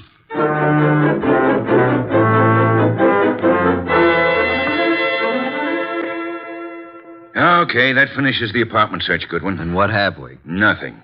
Except that Merle had over $300 in his pocket, and he was wearing a ring worth a couple of $1,000, so it couldn't have been robbery. And I don't think it was premeditated murder. Why not? The weapon. Obviously, if someone had planned on killing Merle, he'd have prepared it better. Used a better weapon than a blunt paper knife. No, as I see it, someone was here before you and Wolfe arrived, and for some reason that person found it necessary to kill Merle, and he did it on the spur of the moment. I'm listening. Well, it's obvious. Merle was slumped over his typewriter. The sheet of paper was in it. He'd been working. May I see it? Yeah.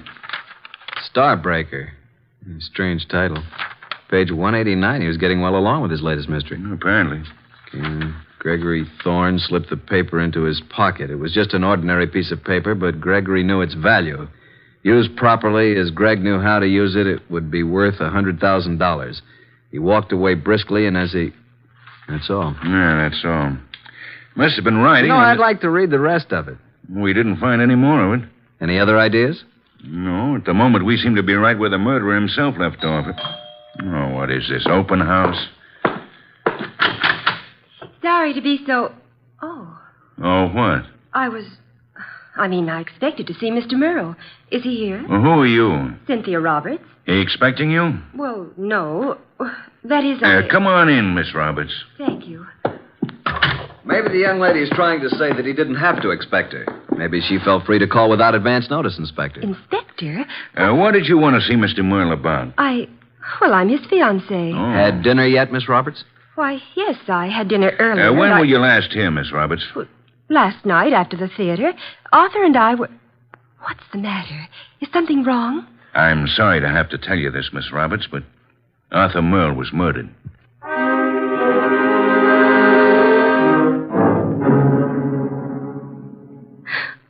And you say you hadn't talked to Mr. Merle all evening. Is that right, Miss Roberts? Yes, that's right. You didn't have a date with him tonight? Oh, no. Then why did you come here? I told you we were engaged. I just came by, that's all. I see. Any more questions, Inspector? None for the present.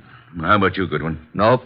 But maybe Wolfe. Let me call him. Yes, I guess under the circumstances, we can't very well leave him out. Go ahead. Oh, Arthur, I just can't believe it. Why would anyone want to kill him? That, Miss Roberts, is a question we'd all like to know the answer to. Nero Wolfe speaking. Archie, boss, I'm still at Merle's. We haven't found out anything new except that Arthur's fiancée dropped in a few minutes ago. Did she know anything of interest? I don't think so. What does the inspector plan to do about it? Just a minute. He wants to know what you're going to do with her. Well, hold her, of course. He's going to hold her. Let me speak to him. Okay. He wants to talk to you, Inspector. All right. Hello. Inspector, I suggest you let the young lady go. Are you crazy? I haven't got enough suspects in this deal to be letting the hottest one go free. You can't consider her a suspect simply because she knew Arthur. Now, see here, Wolfe. If you go around arresting people at random, you'll suddenly be tipping your hand to the real murderer, admitting that you don't have a real clue to go on. And just what do you suggest? Find a motive, Inspector, find a motive. Then, if you stumble on a suspect, you'll have some basis for making an arrest. At the moment, I suggest that you let the girl go and tell Archie to stop wasting his time down there and come home at once.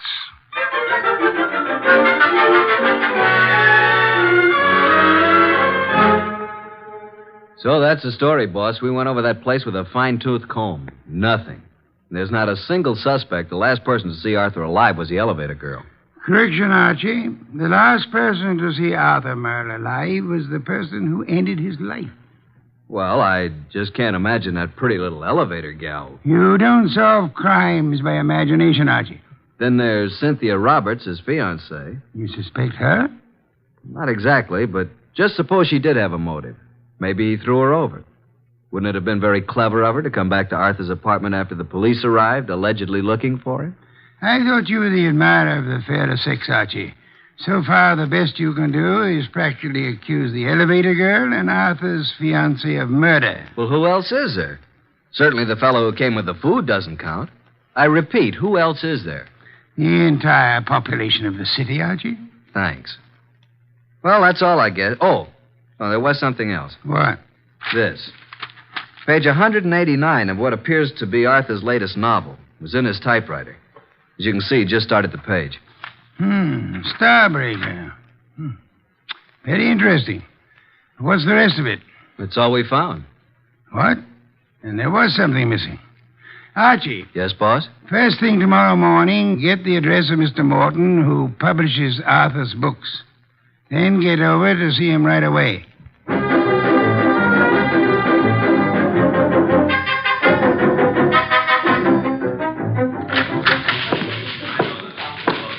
Yes, may I help you? I'd like to see Mr. Morton. Did you have an appointment? Tell him I'm from Homicide.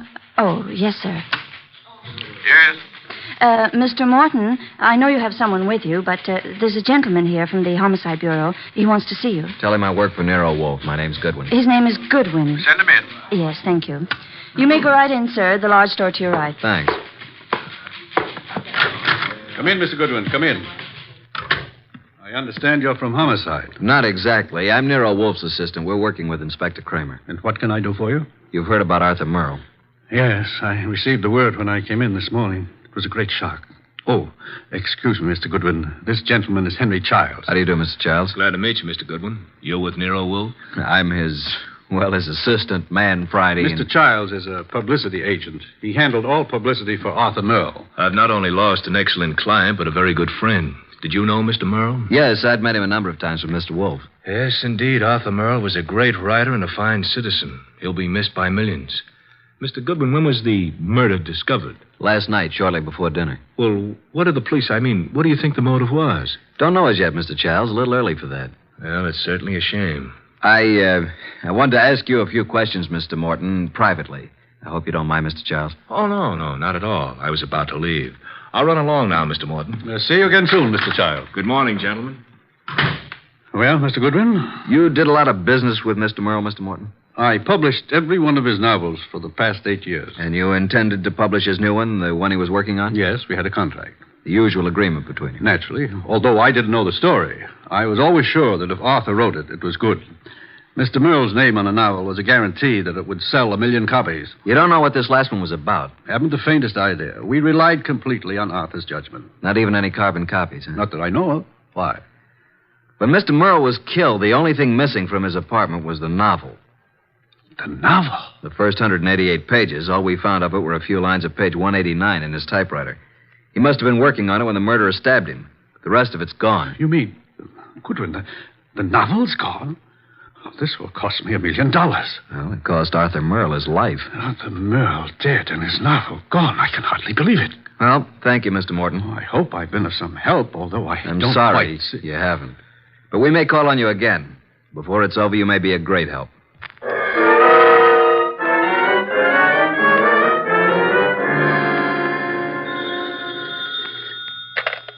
Nero Wolfe speaking. Archie, boss. I just finished with Morton. He doesn't know a thing. Merle never discussed his stories with anyone, and as far as Morton knows, he never made carbons. I see. Where do I go from here, boss? See Cynthia Roberts. Oh, then you haven't dismissed the possibility that she may have had something to do with it. Being his fiancée, she probably knows more about Arthur than anyone else. She may know who the fourth guest was to have been last night. And she also may know what Merle's novel was about. Right, boss. I'm anxious to know what the novel was about, too. I personally don't give a hang what the novel was about. What I want to find is someone who does know the story. Because I have a hunch that whoever knows that is the person who killed Arthur Merle.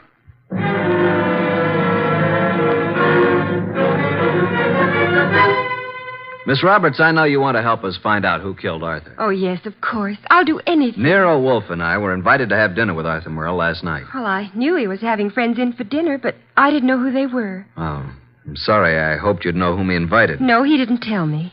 Miss Roberts, we have reason to believe that there was to have been a fourth person there last night. A fourth? The caterer came to deliver dinner for 4. Now, the fourth party never did show up, or else came earlier and left after Arthur was killed. You mean someone Arthur invited to dinner might have killed him? Maybe. Oh, there's no one that I can think of who bore any ill will toward Arthur. We're convinced that this was done on the spur of the moment. Unpremeditated murder. Arthur Merle suddenly became a threat to someone.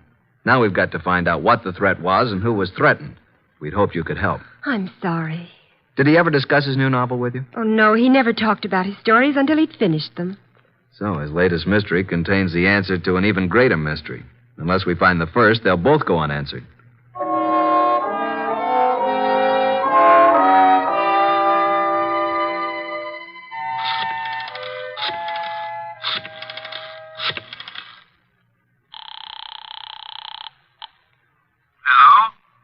Mr. Morton? Yes? Nero Wolfe speaking. Oh, yes. Your man Goodwin was here to see me. I presume you are interested in seeing Merle's murderer brought to justice? Certainly. Arthur was a close friend of mine. And his death cost you a bestseller, I know. Now, would you be willing to help a bit? Why, yes, if I prepared a statement for the papers. I want you to call the literary editors first thing in the morning. Here's what I want you to tell them. Got a pencil and paper? Yes. And take this down. Quote, Mr. Carlton Morton announced today that the last work of the late Arthur Merle will be published according to schedule. Fortunately, it was Mr. Merle's custom to furnish his publishers with carbon copies of each day's work. Consequently, with the major portion of his...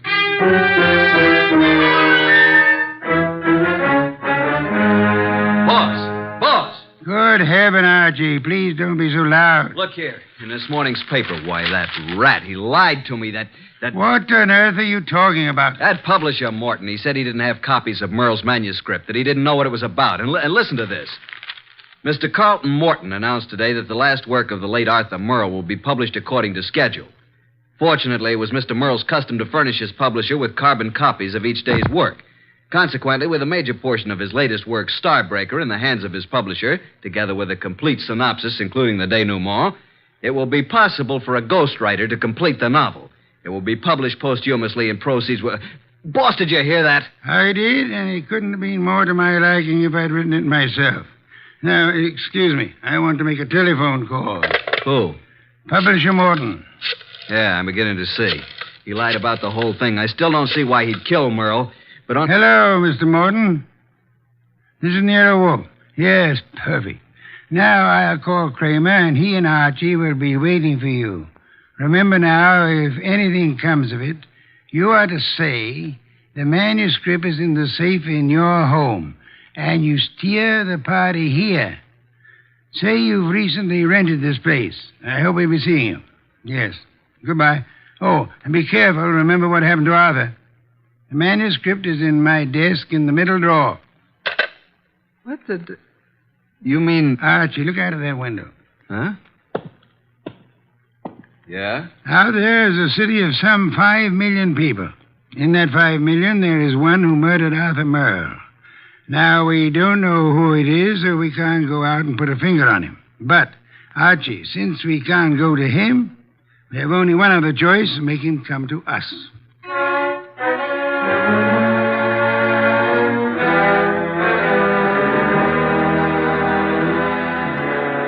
Will you tell me why we're sitting here in the dark in Wolfe's office? Yes, Inspector Kramer. Mr. Wolfe promised us a caller. Mr. Morton is to pretend that he's rented this place recently. Well, who's the caller? Can't tell you until he or she gets here. You seem certain he'll come. I'm quite certain. I'm just hopeful. You trying to tell me that Morton killed Merle? You're almost as dense as Archie was. No, Morton didn't do it. Unless Mr. Wolfe is very wrong, which is doubtful, Before the night is over, Morton will know who did. And then it won't be long until we know, too. You should get on a quiz program. You're so good at guessing games. Shh. Listen. Huh? Someone's coming. A brilliant deduction, my dear Kramer. I hope there are two of them. Inspector, behind these drapes. Quick! I'll get behind the screen. All right, Mr. Morton. So far, you've been very cooperative. Just keep it up. I have no intention of doing otherwise. Your gun has me completely convinced, Mr. Childs. Get the manuscript. Yes, just a moment. It's in my desk. Wait a minute. I thought you said it was in the safe. A mistake, Mr. Childs. I don't have a safe. Shall I get the manuscript? Yes, but no tricks. You be careful. I'm being exceedingly careful, Mr. Childs.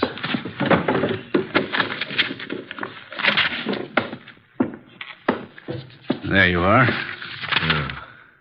Starbreaker by Arthur Merle. Yes, this is it. Thank you, Mr. Morton. Now, I trust that's all you want of me. I'm sorry. I wish that were true.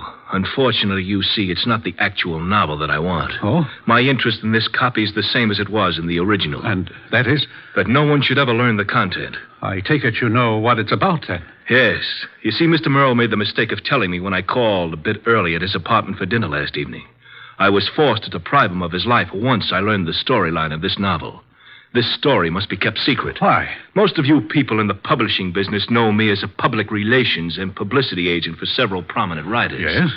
Actually, I've been as successful as I might in this business. Because a few years ago, I stumbled onto a very neat and foolproof method of blackmail. Unfortunately, Arthur Merle thought of the same thing and based this story on it. If it got out, I'd be exposed and sent to prison. So you can see why I had to stop it, why I had to kill Arthur, and why... Now I'll have to kill you, too. Oh, child, for heaven's sake. The contents of these pages condemn me. You know what's in them. Further, I've confessed to murder to you. You don't think I could let you live after that, do you? Child, you're insane. I'm sorry that I must repay you for your trouble in such an ungrateful manner. I'm sorry to do this to you, Child, but I can't... Child, please, no! Sorry, Mr. Childs. There wasn't time to ask you to drop the gun. All right, Mr. Childs, get your hands up and stay where you are. Nice going, Mr. Morton. Who are you? That took courage, Mr. Morton.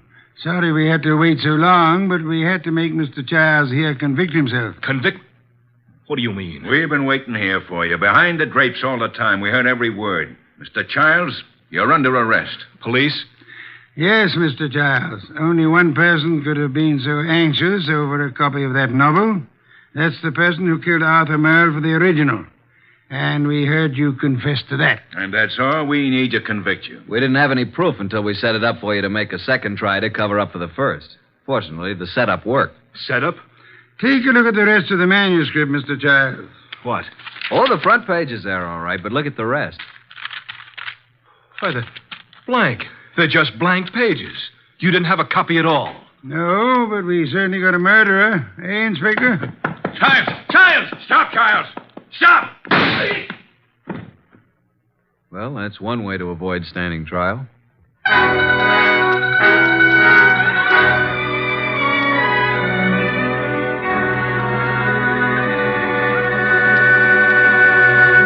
Well, Archie, I'm glad you and Kramer got Childs. Some beer, please. That was a clever scheme, boss, making him think there was a copy. Yes. In a way, though, I wish it hadn't been just a scheme. Meaning? I wish there had been a copy of Arthur Merle's novel. Why? You never read detective stories. No, but I've drummed up so much curiosity over this one, I'd like to know exactly what that blackmail gimmick really was. Good night, Archie.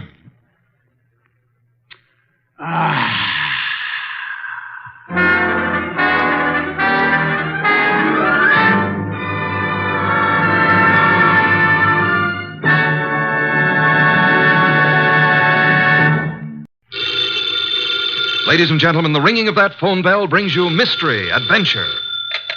Nero Wolfe's office, Archie Goodwin speaking. Who? Oh, yeah. Hello, Doc. How are you? What? In trouble? You? More trouble. You attract trouble, Archie. Hang up. It's our dentist, Dr. Thrumming. Let him wait. We never can find him when we need him. Tell him it's after office hours. Doc, you're talking so fast I can't make head nor tails of it. Look, listen, Doc. Come on over here and we'll be able to hear you. It'll only take you a few minutes. Right. You consistently disobey me. I want to work on my paper about odontocosms. Doc Thrummig has a friend who's in some trouble, and he needs our advice. Besides, we owe Doc a fair-sized little bill, remember? Money again, Archie. Money is the curse of our times. Yeah, man. Bring on all the curses that is available.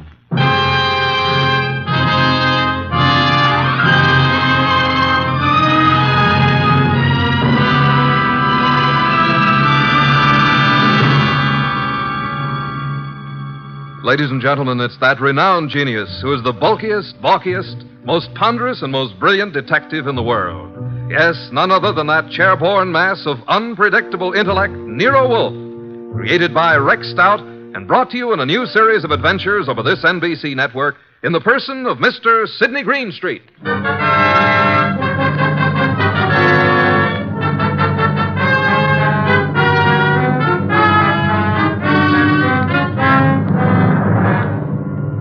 This story is one we referred to as the case of the midnight ride. Oh, yeah, there was a ride, all right. But it would never have happened if we hadn't received another phone call a few minutes after our Dr. Thrummig phone.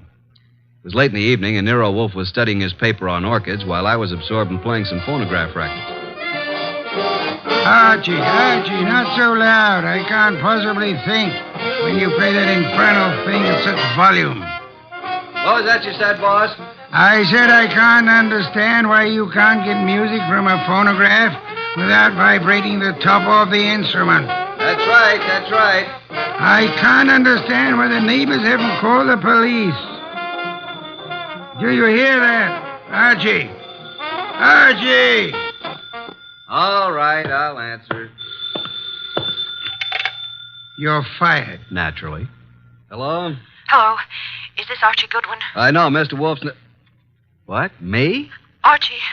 Yeah, who is it? I need help, Archie, please. Come at once. Please. Oh, please. You and Nero. Who is this? This is Gloria, but... No, don't. Gloria who? Ronaldo West. Hello? Well, did you hear that? Another female bar. What happened?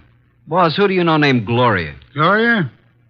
I know nothing about anyone named Gloria. She said her name was Gloria something. I couldn't quite get the last name. But she did say Ronaldo Road. Well, it's quite possible that she resides on Ronaldo Road. First, she asked if this was Archie Goodwin speaking, and before I had a chance to say anything, she asked me to come to her at once. She needed help. And for you to bring me along. For me to bring Nero along. You don't even know what you're talking about. Well, she said she was Gloria Bar or Mar or something like that, and then she said Ronaldo Road West, and then the scream, and that's all there was. The usual pattern of your experience with women. Sounded like a hand was slapped over her mouth, or she was grabbed by the throat. Bring Nero with you. I am taking no more assignments this week. Ronaldo Road West, where is it? I don't believe there is a Ronaldo Road West. If I remember correctly, Ronaldo Road runs north and south and is approximately 12 miles long. But she said west. What she probably tried to say when she was interrupted was Ronaldo Road Westchester. Westchester, of course. Asked Inspector Kramer to try to check on that phone call. I'll ask him to try. By the way, do you expect to find this Gloria alive, Archie? I certainly hope so. And are you aware that if someone strangled her, then they must have heard her speak your name? Yes, and yours, too. Shall I open it, boss? Why not? Let us face it, Archie, huh? It's me, Archie. Wait till I slide the night chain off, Dr. Thrummig. My nose. I forgot all about you, Doc. Where have you been? It's only been 3 or 4 minutes. I have never had such a disturbing night since I had my first patient. But at first I was afraid to leave the house. And why were you so afraid, Dr. Thrummig? But there were 2 men sitting in front of my place in a car. Oh, good evening, Nero. Were they waiting for you, Doctor? Well, why not? It's very likely. Since she called me, I've been so completely unnerved. Here, Doc, here. Have some brandy. Oh, no. You know, I never... well, that is... a small one. I am upset. You understand, Archie. Well, that's Bessie. Just who called you and upset you so? Oh, hello, Nero. Did someone call me? When?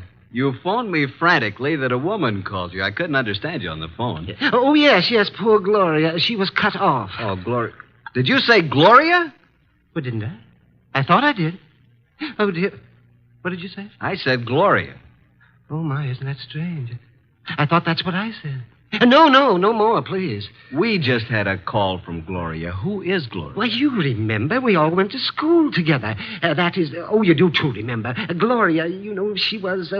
Just what is Gloria's last name, Dr. Thrumming? Well, it was Gloria Barnsworth. I don't know what it is now. That's what she was trying to say to me, Barnsworth. Did she tell you where to find her? No, she didn't. Oh, dear me. She was just about to tell me when I said I'd call you and Archie and get your help. And then she was cut off. How do you know she's the Gloria Barnsworth you knew and I'm supposed to know? My. Could you open the windows? Why, yes. Archie. Oh, sorry, Doc. The air outside's contaminated. Oh, is that so? With what? Oxygen. Oh, these factories. Oh, well, I found her picture in an old class photo. Here it is. Oh, yeah, now I remember. But, Doc, you and this gal were several years ahead of me in school. I'm not in this picture, so she must be about 40 now. Well, gentlemen, you both seem to have the situation well in hand now. So, if you'll excuse me, I will retire to my room. Oh, yes, but we don't have anything figured out yet. But you will. Let me know in the morning how successful you have been. Good night. Well, anyway, a woman called here, and just as she was about to tell me who she was and her address, she was cut off as though she was strangled. Yeah, Archie, did you say someone strangled her? I don't know, Doc. I hope not.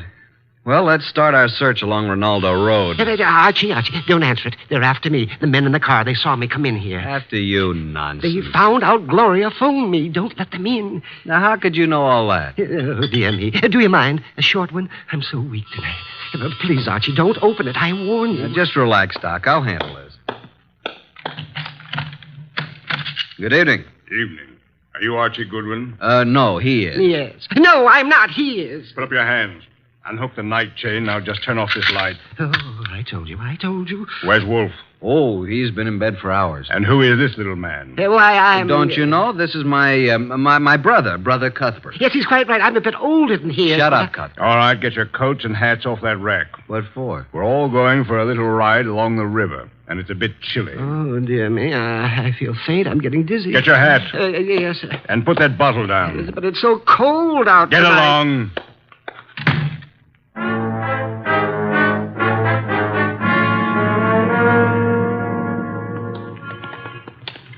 Here's the car. Now, Mr. Goodwin, hand over that gun in your pocket. But I haven't got... Okay, there you are. Thank you. Now get in the car. You get in the front seat with the driver, Goodwin. Your brother can get back with me.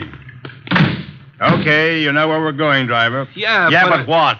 Get going. But do you know who this guy is? I do. Why? Well, now, look, Well, this guy is Archie Goodwin. What if he is? Well, this won't work. I mean, I didn't know it was going to be Goodwin. He's with Nero Wolfe. What's your name, pal? I can't see you, but I seem to recognize your voice. Well, you see, it was like this. I was in on... Are you going to shut up and start driving? Okay, I'm going.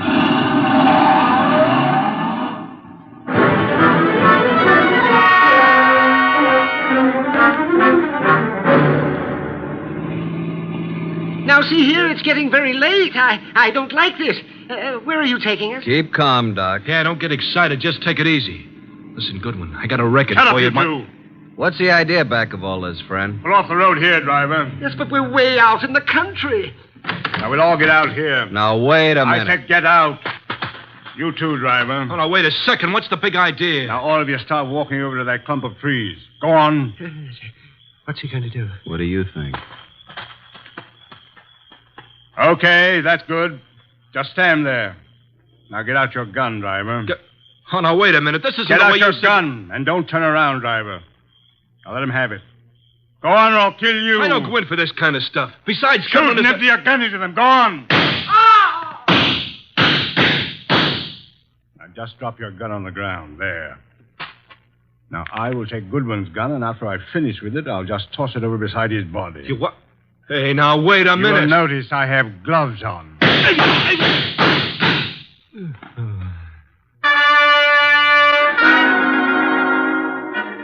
Hey, Doc.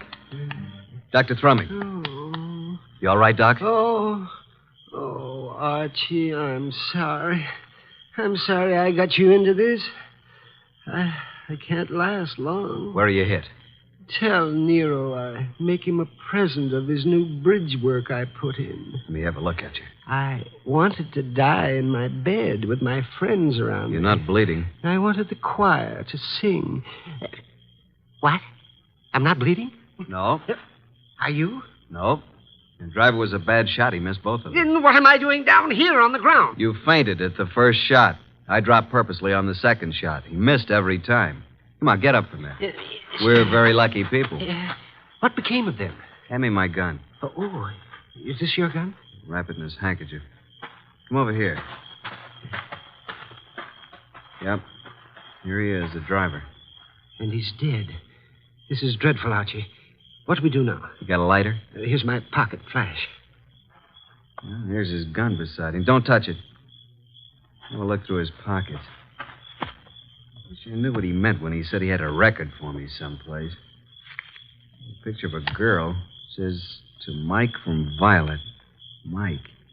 The fellow's face is certainly familiar, but I can't... Hey, wait a minute. Mike Jordan, that's it. Mike Jordan? Yeah, Wolf cleared him on a frame-up 3 years ago, and this girl Violet is an entertainer in a nightclub downtown. Violet, yes, but what does all this have to do with Gloria? Strange, there's no other identification on him. Maybe the other guy took it off of him. Well, now we got to find Violet. How? We can't even find Gloria. I think now that this guy Mike Jordan missed us deliberately. Let's start hoofing it back to that last crossroad. There was a telephone there. I'll call Nero.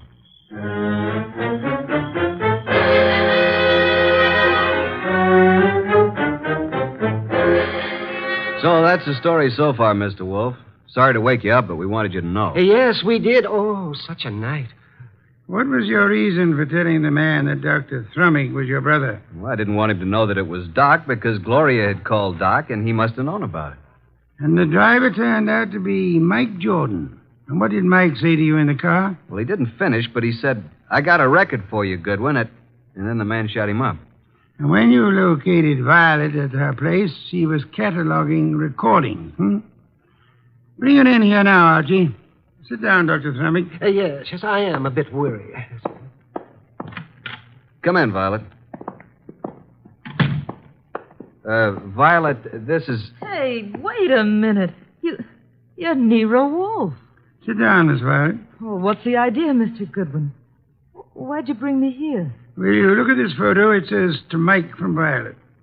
Where'd you get this? I got it, Violet. What we want to know is, where's Mike now? What's he doing? Can you tell us where he lives? What's Mike done now? Can you tell us his address? Maybe. Do you know who he has been working for? Yeah. A guy with a big car and a lot of dough. You've seen this man? Yeah, kind of a good-looking guy. I think his name is Durant or something like that.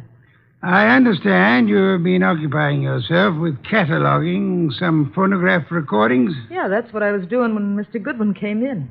Mike's got a home recorder over at his place. Do you have all the records that have been made on the machine so far? No, just what we made in the last week. Lots more at his place. Do you and Mike know of a woman named Gloria? No, at least I don't remember. It was on Rinaldo Road. Gloria Barnsworth was her maiden name. Where is this Rinaldo Road? I don't know. It's in Westchester, we think. I've never been there. What has Mike done, Mr. Wolfe? Is it bad? As a matter of fact, Mike is in the clear. Good. There's no charge against him, and there never will be. You haven't seen him for a couple of days? No. And I never go to his apartment unless him and some guests are there. Do you know where he is? Will you give me the address of his apartment? Okay. 324 East 35th Street. Thank you very much, young lady. What's all so mysterious? Oh, something's happened to Mike. I can tell by the way you talk. Very well, Archie. You have a special visit to make. Look for the machine, and it's quite late, so you had best hurry. Well, I'm going with you, Archie. Good night, Nero. Good morning. Oh, I don't even know what day it is. Come along, Violet. We'll drop you at your place first.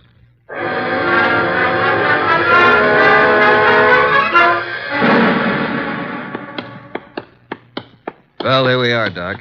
Yes, has his name right on it. Mike Jordan. Well, we're fairly certain that no one's in there. And what do you know? It isn't locked. lights are on. I know. Listen. Yes, a light humming noise. Huh. But where is it coming from? Over in that corner, those wall cabinets. There it is. A radio. And a phonograph combination. Yes, and a recording machine. And the recording arm's still down on the record. Just lift it off and put the playback needle on. Yeah, there we are. But look, I don't go in for that kind of stuff. You've been working for me for several weeks now, haven't you? Well, sure, boss, but I never went in for no kind of... We're going to pick this guy up and take him for a little ride. It ain't my line. All you do is drive the car. Okay, I'll take a chance, but remember, I'm just the driver of your car. If anything happens, I didn't know nothing. You'll do just as I say. Incidentally, I know a lot about you. Things the police would like to know. Okay, I'm working for you. I came out to Ronaldo Road to make an honest living. But I see I'm right back where I started. And worse. The guy just ain't got a chance. Oh, remind me. I've got to phone the place.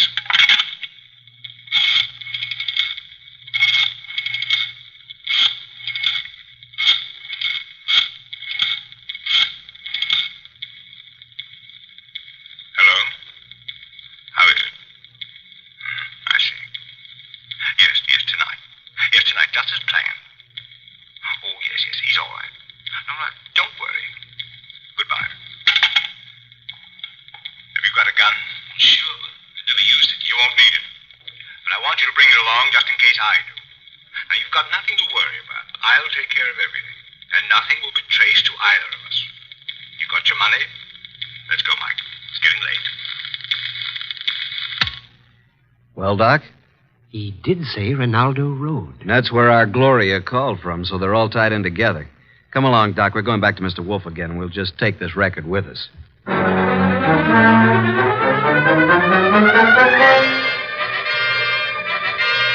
Well, Archie, I guess this phonograph was worthwhile after all. Yes, indeed. Hey, don't you find this a very interesting recording, Nero? I'm sure we're going to add it to our collection. And these are the two men who took you on the ride. That's right. But we're really no further along in our desire to help Gloria. That's right. We're on Ronaldo Road. Boss, if we can find the address, will you go with us down there or over there or wherever it is? I might. And you already have the clue to the address. We have? Where? In that phonograph recording. Play it again, Archie. Just the part where he uses the telephone. And slow the speed way down. Then take down the numbers I call off. Okay, boss.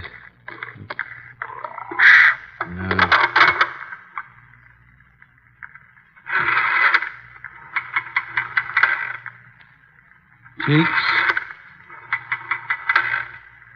5, 3,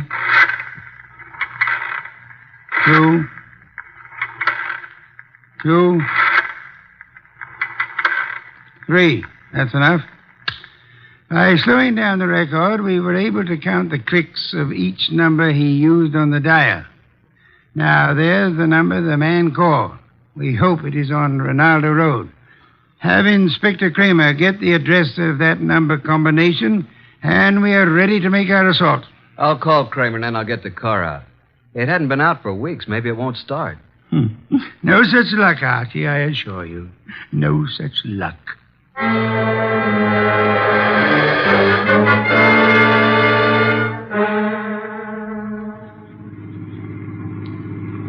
Oh, here it is. I think we must go through this big gate. Yes, there's the number. 23 Ronaldo. Slip up to the entrance as softly as possible. Turn out your headlamps. Well, here we are, boss. Easy now getting out. Don't pull, Doctor. Don't pull on. There we are. Now come along. Yeah, spooky sort of place, isn't it? All big houses are like that. Must be 20 rooms. Yeah. There's not a light in the place. Use the knocker, Archie.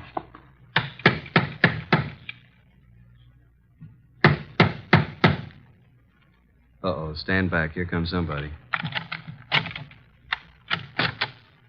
Yes? Is Gloria in? What? Gloria? And who are you? We are here to see Gloria. Come. It's this hour of the night? Certainly not. Just a moment. She's an old friend of mine. Yes, and his too. He's Archie. My good man, what is your name? Jennings, sir. And the household is in bed at this hour. What is it, Jennings? Who's at the door? They're asking for you, Miss Gloria. For me? Well, come in, gentlemen. You may go, Jennings. Please. Very well, miss. Just as you say. Now, what did you want? Say, Doc, is this the Gloria? Well, I don't know. It doesn't seem... Are you Gloria? Yes. Well, why did you call us? Oh, then you're Archie Goodwin. Yes, and I'm Dr. Thrumming. But you are... I called you because I need your help. Desperately. Gloria, Oh. what is going on here this hour? Oh, and who are these gentlemen? Well, you see, Uncle, Mr. Goodwin came... Came to see you? Why? Well, because I... I think you'd better go to your room, my dear. Don't you think that is best? Your room and rest? No, I don't want to. I won't. Go to your room. No, I won't. I can't. All those people walk in and out. They want to kill me. Jennings, take her to her room. Yes, sir. Come along, miss. No, I won't. Let me go. There are hundreds of people. They'll kill me. Come along. No, please. No. I'm so sorry, but there's nothing we can do with her. Now, Mr. Goodwin. Yeah? What is it you wish? The girl called you Uncle. Oh, pardon me, I'm Nero Wolfe. How do you do, Mr. Wolfe? Yes, she called me Uncle, but I'm not really a relative. I'm Dr. Gunther, retained by the family. As you can see, the girl is quite ill. Oh, well, we're old friends of Gloria's, and we'd like to see her. But you just saw her. We don't refer to this young lady. We have in mind the elderly Gloria. Now, come, Dr. Gunther. You know to whom we refer. What? You mean the girl's aunt? Well, it's very strange. If you are a friend of the aunt's, that you are not aware of her condition. Her condition? Yes. The aunt has been bedridden for nearly a year. Paralysis. And it seems to be most coincidental with your visit, but she passed away this afternoon. Died? Gloria? This afternoon? But how could that be? We'd like to see the remains, Dr. Gunther. Yes, we'd like to see the remains. Just where are they? They are here, Mr. Goodwin. And if you and your brother and Mr. Wolfe will step this way to the small parlor. There you are, gentlemen. I'll leave you alone. I'll be in the library. Well, gentlemen, there she is. What do you say? Do you recognize this woman? Well, yeah. It's been many years, but that is Gloria Barnsworth. Well, good heavens, yes. It's Gloria, all right. Poor woman. I remember now. She married a very wealthy manufacturer named Kenton, who died. She's remained a widow, I guess. He said she died this afternoon. Are you sure it was an elderly woman who called you this evening? And by the way, just feel her forehead. It's warm. She couldn't have been dead more than an hour. She isn't dead. No signs of pulse. Your cigarette case, please. Very slight moisture. Respiration barely perceptible. She's under heavy narcosis. Been given a heavy dose lately. Let's get out of here. Wait. Do you recognize the uncle, Father Dr. Gunther? No, do you, Thrummy? No. Does he look like the man who took you for a ride? It was too dark, boss, and he was all bundled up in heavy clothes. Let's get out of here. The door was locked after we came in. He's right. Come on, Doc, let's put our shoulders to it. 1, 2... Go! Well, gentlemen, what on earth does this mean? Why'd you lock the door? Oh, I'm sorry. It's a spring lock. I had no intention of locking the door. And I suggest, Archie, that you have it repaired. And now, Archie, will you step to the door and let Inspector Kramer in? He followed us up the driveway. Yeah, about time. Getting cold out here. Inspector Kramer, this is Dr. Gunther. In that room is a woman he claims is dead. She is actually under the heavy influence of narcotics. Yeah?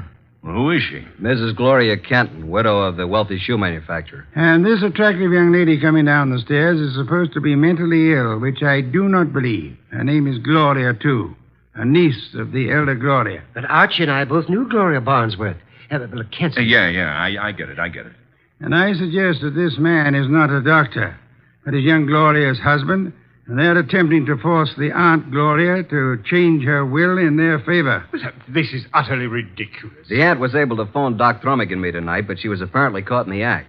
And this man, who is posing as the uncle, hired Mike Jordan to drive his car while he picked up Archie with the intent of killing him. Well, this is the same man? The same. And if Mike Jordan hadn't recognized Archie, both of you would be quite dead. This man double-crossed Mike and killed him, believing that the whole thing would be blamed on Mike. Mike deliberately missed. All right, so what's he going to do about it? Come on, let's get out of here fast. Look out, he's a cop. All right, now get those hands up and keep them up. Come along, Archie. I have another appointment. The inspector can handle it from here on.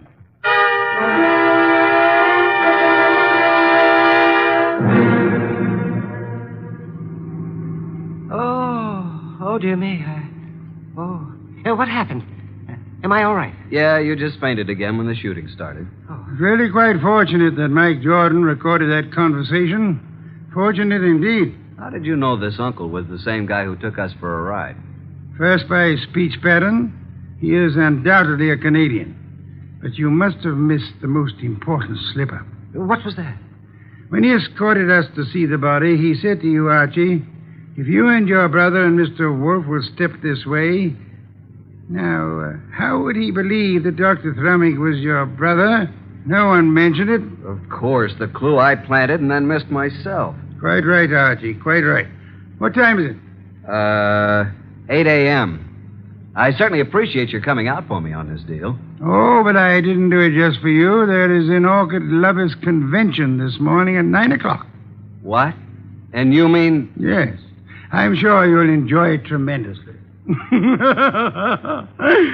of you. Oh, brother.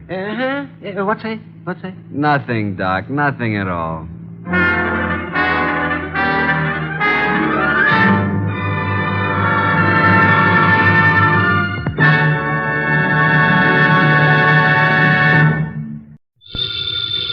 Ladies and gentlemen, the ringing of that phone bell brings you mystery, adventure. Nero Wolfe's office, Archie Goodwin speaking. Willie Inch, did you say? Just a second. Do you want to talk to a fellow named Willie Inch, which I doubt? No. He says he's got to see you. Got to. Who is he? Well, I'll ask. Mr. Wolfe doesn't recognize your name, Mr. Inch. He wants to know who you are. Just a second, I'll tell him. Mr. Inch says he's a sneak thief. He says you never heard of him, but he's heard of you. Should I tell him to get lost? Wait a minute, Archie. Ask him what he wants. Inch, Mr. Wolfe wants to know what you want to see him about. A phony murder rap. Says a phony murder rap. It'd have to be, wouldn't it, Archie? How do you mean? Phony, I mean.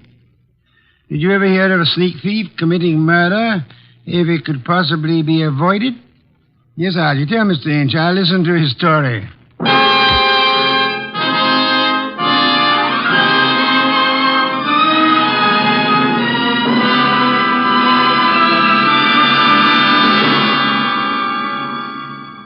Ladies and gentlemen, it's that renowned genius who is the bulkiest, balkiest, most ponderous, and most brilliant detective in the world. Yes, none other than that chair-borne mass of unpredictable intellect, Nero Wolfe, created by Rex Stout and brought to you in a new series of adventures over this NBC network in the person of Mr. Sidney Greenstreet.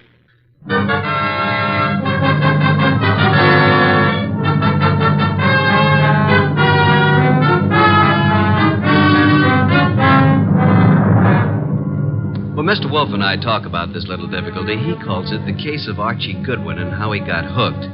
However, I call it the case of the disappearing diamonds. I prefer my title. He prefers his. Anyhow, it started with an improbable character named Willie Inch. That'll be our sneak thief, Archie. Let him in. Okay, boss. Okay? Inch? Yeah. Come in. In there. I'll follow you. Mr. Wolfe, this is your client. Mr. Inch? Yeah. Tall fellow. Must be over 6'6". Sit down. Where? Archie? Here, Mr. Inch. This ought to be comfortable. Well, Mr. Inch? Look, Mr. Wolfe, they're going to claim that I killed a woman I never even touched. And I'm going to fry for something I never even done.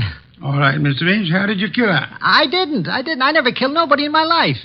Mr. Inch, you say you're a thief. Can you prove it? I got a record. Why? I was wondering about that bulge in your pocket. Oh. Oh, here? It's a silver cigarette lighter, ain't it? I guess it sort of dropped into my pocket as I was going by. You see the way it happened? Never mind, Mr. Inch. Now tell me how you didn't kill the woman for whose murder you will fry. Well, Mr. Wolfe, sir, it was like this. There was a window half open, you see, and I happened to crawl inside the house. But hey, now. Well, Mr. Inch? This is just between us, ain't it? Possibly. How do you mean? Explain, Archie. Mr. Wolfe said possibly. Oh. Well, okay. So I happen to find myself in the bedroom, see? So I happen to sort of roam around, and I hear there's like a party going on. You know, people and music. So I lock the door. So go on. Let him tell it his own way, Archie. Well, Mr. Inch? So that's the mistake I make. Mistake? Maybe I leave my fingerprints on the door. So? So later, a dame gets herself knocked off in the same room, and they look for fingerprints, and they find mine. I'm it. That's all. I got a record. So the chair. I see. Pitiful case, isn't it, Archie? Very, very mournful. Inch. Yes, sir? I presume you came away with some souvenirs? Oh, nothing. It wasn't worth the trouble. You know, just odds and ends, junk. Have you got the junk with you? Yeah. Let me see. Here. Cigarette case, platinum. Lighter, gold. Vanity case, gold. That's all? Positively. Junk, the man says. I promise nothing, Mr. Inch, but it might be better if you told the truth. Me? You. Oh, well. One square-cut emerald ring. I just happened to find it. Here's something more. A pewter ashtray. Look, the room is dark. I can't see. Piles of coats on the beds and hats and handbags. I take what I find. Why didn't you turn on the lights? One of these big standing lamps. You know what I mean. Go on. I bump into it, and it scares the living... I mean, it scares me. So? I turn the switch. It don't work.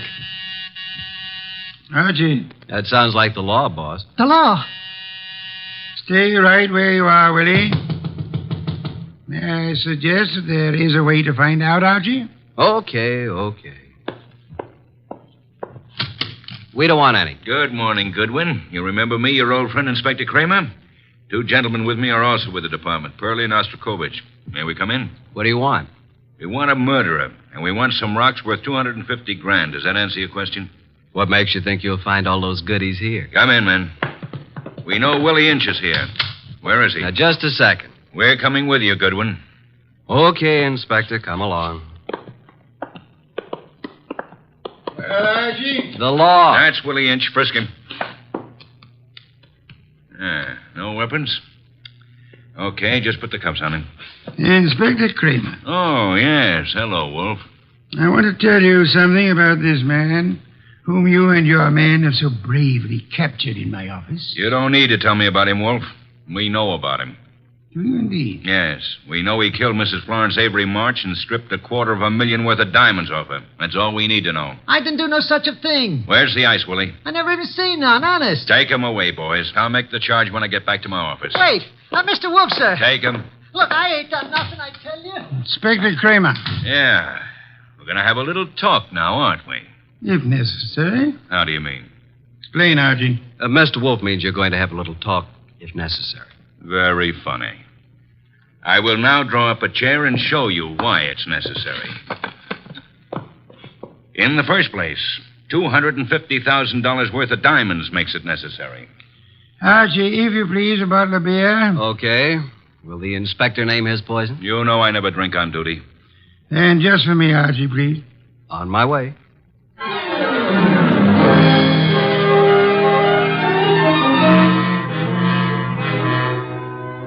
While I opened a bottle of imported beer, it occurred to me that I had something to be grateful for. At least I wasn't in Willie Inch's enormous shoes. And as I went back to the office, I had time to wonder why Mr. Wolfe would stick his fat neck out for a no-good like Willie. Thank you, Archie, and sit down, Archie. Inspector Kramer has a theory that may amuse you. Nero Wolfe's office. It's for you, Inspector. Hello, Kramer. Yeah? A gold cigarette holder? That's all? Okay. Inspector, do you realize that you have already taken a great deal of my time? Archie, Yes, Inspector? the great Mr. Wolfe just said I had a theory that might amuse you. Would you care to hear it? I can hardly wait. Okay. My theory is that both Wolfe and you are receivers of stolen property and possibly guilty of murder conspiracy. So far, you got me in stitches.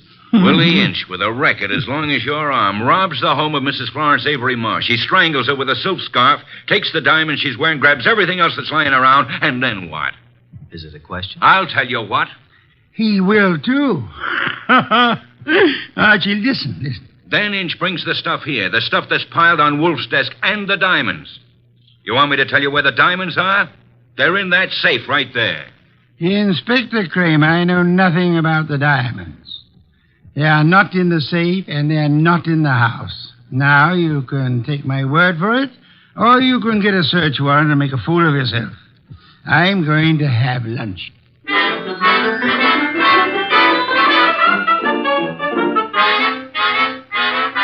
By 2 o'clock, the newspapers were full of the murder of Mrs. Florence Avery March. The suspect was already in custody, caught at the home of Nero Wolfe, well-known private investigator. Some of the stolen jewelry had been recovered, but not the diamonds. Then we had a visit from Mr. Anson Stark, who had opened Mrs. March's door and found her dead. Stark was a big athletic guy of about 30 or so, with the large, capable hands of a surgeon or a laboratory worker. He seemed annoyed at the inconvenience we caused him, but that was only natural. That's the story, Mr. Wolfe. I don't see how I can add anything more to it. You had known Mrs. March for several years, huh? Casually. When you broke the door open, was it difficult? Not very.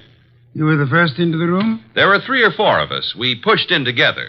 You saw the body of Mrs. March immediately? She was lying across the bed that was heaped with coats and hats and handbags. You knew she was dead? Of course not. In fact, somebody else discovered that she had been choked to death.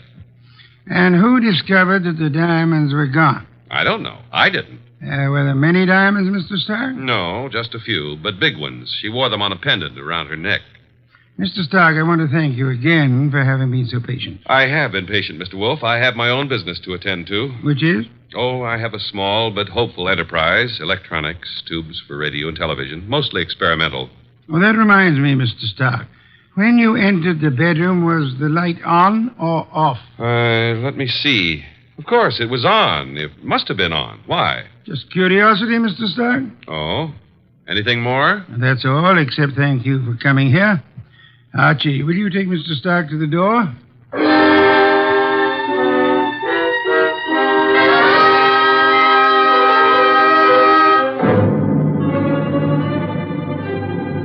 Mr. Stark departed like a man who'd been delayed by a petty annoyance. A few minutes later, the door buzzed, and I went expecting anything. Anything but what was standing on the threshold when I opened up. A honey blonde. Or, to put it another way, a blonde honey. I said hello. No, more like hello. Are you Mr. Wolfe? I'm his assistant, Archie Goodwin, and what can we do for you? Well, I'm Valerie Ladd. And I'm Archie Goodwin. Or did I tell you that? Well, that's exactly where I came in. Well, I mean, where I thought you were going to ask me to come in. Oh, come in. I'm sorry. Well, is he here? Wolf? Mm-hmm. Does he know you? No. Is he expecting you? No. I see. Of course you don't see, do you?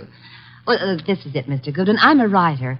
Well, I may not look like it, but that's what I am. And I want to do a profile, a character study of Mr. Wolfe for a magazine. Uh-oh. Well, what's wrong? Well, you see, there's a writer named Rex Stout. Oh, I know. He's written a lot about Nero Wolfe, but, well, can't I write about him, too? I don't know if he's going to like it, but you can't be shot for trying. Come on. Mr. Wolfe, this is Valerie Ladd. Pardon me for not rising, Miss Ladd. It is not impolite. It is merely impracticable.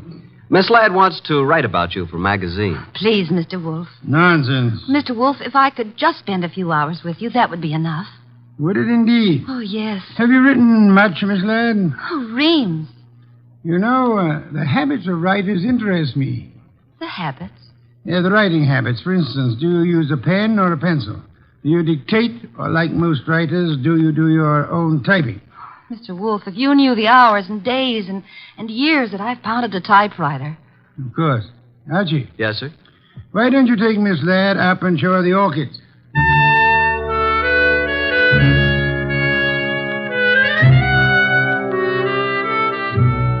You never know about Nero Wolfe. At least I never do. This was something I would have bet against 1,000 to 1. Couldn't understand it. But I certainly couldn't complain. Archie, look at this one. Oh, did you ever see anything so gorgeous? Very pretty. They're all just beyond belief. Yeah? But you're not even looking at them, Archie. What? Oh! Archie, are you always like this? What do you mean like this? Well, so distant and preoccupied. Honey, you got me wrong. Completely. I was thinking. Oh. Yeah, about telephone numbers. It's a lovely thing to think about. What can you think about telephone numbers? I was thinking how some girls have them and some don't. Oh, I see. Archie, I apologize. For what? I did have you wrong. You're not a bit distant. I can be a lot closer than this, honey. What is it? What's what? The number. Oh, well, it's in the book. Yeah? No wonder. Sound as if you don't believe me. Oh, I believe you, but here's a telephone book here. Let's look it up together, shall we? Archie. Yeah. I'm afraid I lied to you. I was afraid of that, too. Are you angry? Well, I can take no for an answer, honey. Even when it's hard to take. Archie, I've changed my mind. I want you to have my number. And I want you to use it, too.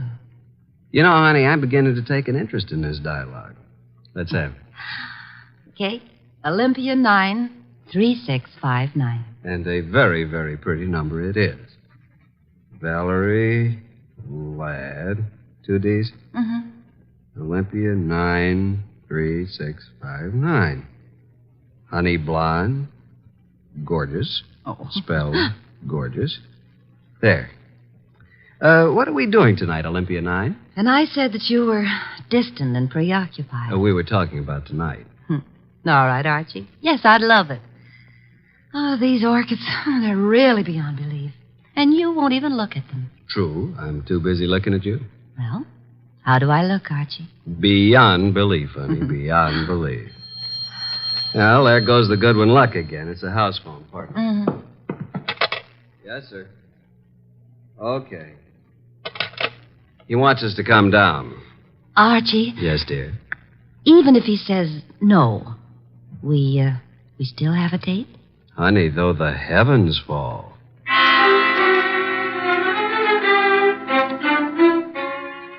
When we entered the office, Mr. Wolfe was frowning over a sheet of letter paper in his hand. He looked up and tossed the paper to me. That is a peculiar thing, Archie. The sheet of letter paper. It just arrived. Since Miss Ladd is interested in detection, show it to her. Thank you. Well, some sort of code, isn't it? QWERTYUIOP. That's all. What do you suppose it means? You're kidding. Archie. Oh. What? Did I say something wrong? No. Miss Ladd, I'm sorry, but I'm afraid I haven't time for an interview just now. Goodbye, Miss Ladd. Oh, but Mr. Wolfe. Goodbye. Archie? Say goodbye to Mr. Wolfe and let's go, honey. Goodbye. That's the way things can be around here. Well, here's the door, and shall we pause for station identification?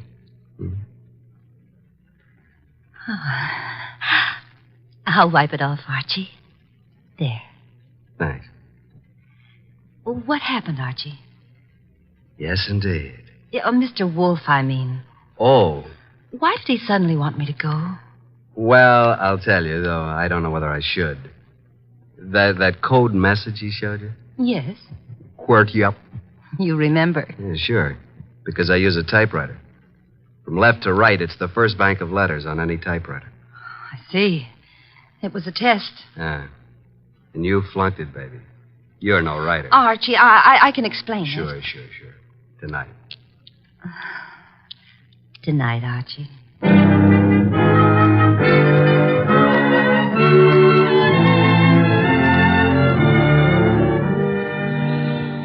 You do believe me, don't you, Archie? Oh, of course, baby, of course. Well, it's just that I was there at the party, when poor Florence was murdered. Then I read in the paper about, how they caught the man at Nero Wolfe's. And I always wanted to be a writer, so I thought if I could get an exclusive interview and That would be a good way to start my career, wouldn't it? Yes, it would. Pardon me a second, will you, Valerie? I got to make a phone call. There's a booth. It'll only take a minute or two.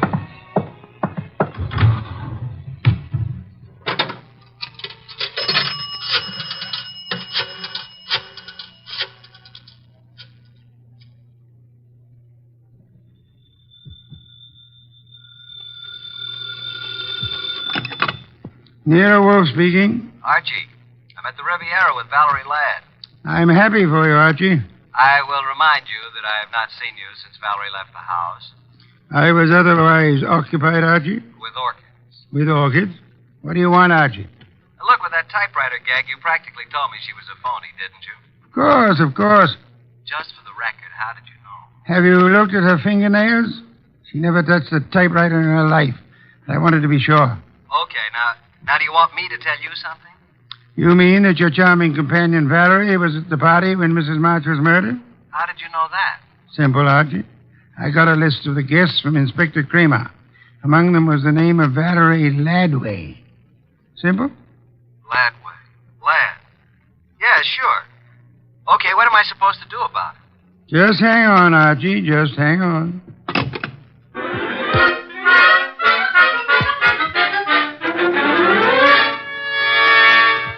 I went back to the honey blonde, the beautiful phony Valerie Ladway. I mean, I went back to the table where she should have been, but she wasn't there. I sat down and waited. Looked at my watch, 11:24. 11:32, no Miss Ladway. 11:45, I finally realized that not only Valerie, but her coat and bag were also absent. I called the waiter. Yes, sir? What happened to my friend? The young lady left some time ago, sir. Okay, give me the bill. She paid it, sir. She did? Yes, sir. In fact, she said you gave her the money for it. Yeah? Wait a minute. Wait a minute. Well, I didn't know it, but she is certainly right.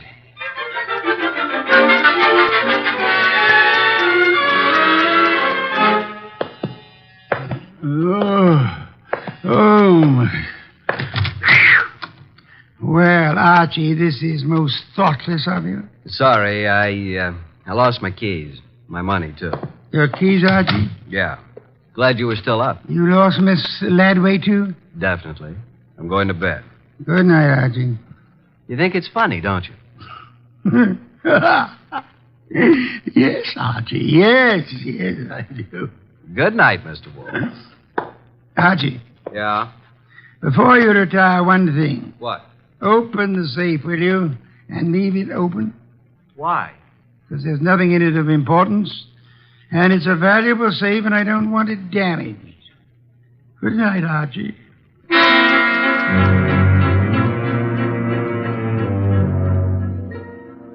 At about 2 o'clock in the morning, I thought I heard a noise. I got up, put on the rest of my pajamas, picked up my gun, and went down to the office. The man had his head in the safe, and everything was scattered all over. I stepped inside the door. Put your hands behind your back and stand up. Huh? Okay. Now, just what are you after,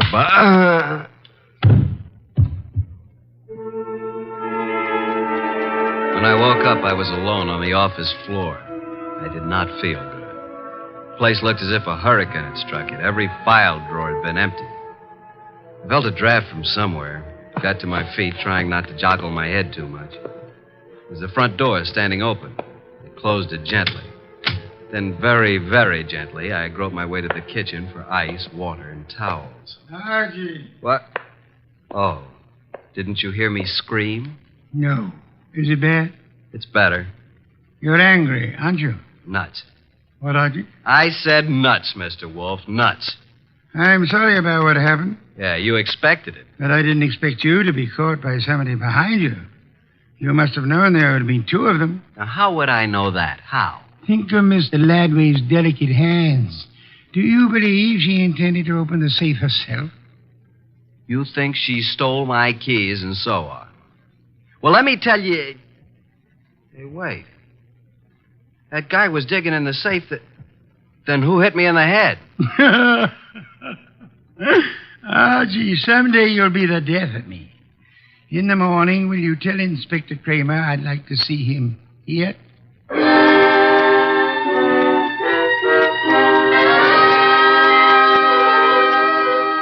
Fuming and protesting, Kramer arrived about 1:30. When I let him into the office, Mr. Wolfe was gazing thoughtfully at the ground floor plan of the house of the late Mrs. Florence Avery March. We'd gotten it from the original architects. Wolfe looked up and almost smiled. Thank you for coming to me, Inspector. You know how difficult it is for me to come to you. Okay. What's up? I take it you haven't found the diamonds. No, not yet. We'll break inch down, though. Don't think we won't. Oh, I'm sure. But this is what I want to ask you, and it's quite serious. Okay. All right, what? After the body was found, your men arrived at the house before anyone left. Right. And before anybody was allowed to go, every person was searched thoroughly. Nobody could have gotten a pin or a needle out of that place. I know something about police methods, and I believe you. Now, how thoroughly did you search the house itself? Wolf, look. We've got that floor plan you're studying now. There are no hidden closets. Every square inch of that house has been examined. The diamonds aren't there. Willie Inch killed the dame and snatched the diamonds. What he did with them, we'll find out. Possibly. Goodbye, Inspector. At approximately 3:15, the postman arrived with an envelope for me. The envelope contained my keys, the bill from the Riviera, and the money left after the check was paid. At approximately 5:07 p.m., I discovered that Wolfe had been using the telephone all by himself. He explained. He was going to have a party. He had invited all of the guests who were at Mrs. Florence Avery March's somewhat fatal party, including Anson Stark, Willie Inch, and Valerie. Nero Wolfe, the natural-born ham, he made an entrance that would have been worthy of Queen Victoria in her heavier days. He sat in his oversized throne behind his oversized desk and beamed at the peasants. Valerie moved toward me. I'm sorry, Archie, but you must know why I did it. Why? Well, you said I wasn't a writer. I wanted to prove that you weren't a detective. Did you take the stuff while we were dancing? I could have, couldn't I? You could have bumped me on the head last night, too, couldn't you? Oh, Archie. Let it go.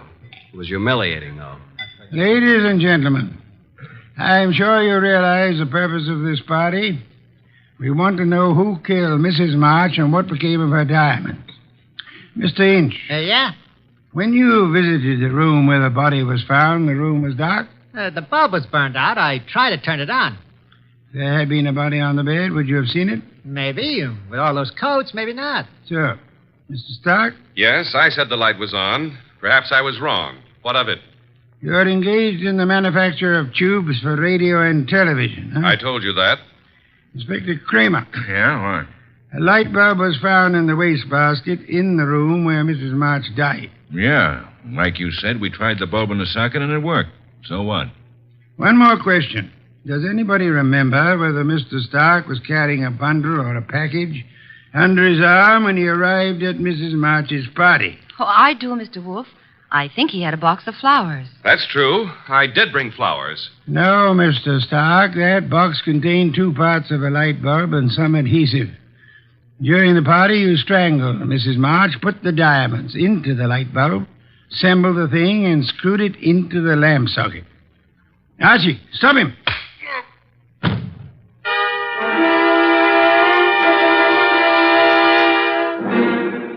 Really, Archie, it was quite simple. Light bulbs are only a stem glass bowl and a brass sheet. Yet nobody, including the police, would think of looking inside one. Mr. Stark could come back and collect his treasure any time after the excitement had died down. What's the matter, Archie? I got a headache. Valerie Ladby. Poor girl. She and whoever the man was with her must have thought the diamonds were here. That bump on your head will be better in the morning. A bottle of beer, please, Archie. I'm going to bed. Yes. Why must you place such confidence in women? Remember what happened to Mark Antony and Samson and Archie Goodwin. Good night, Archie.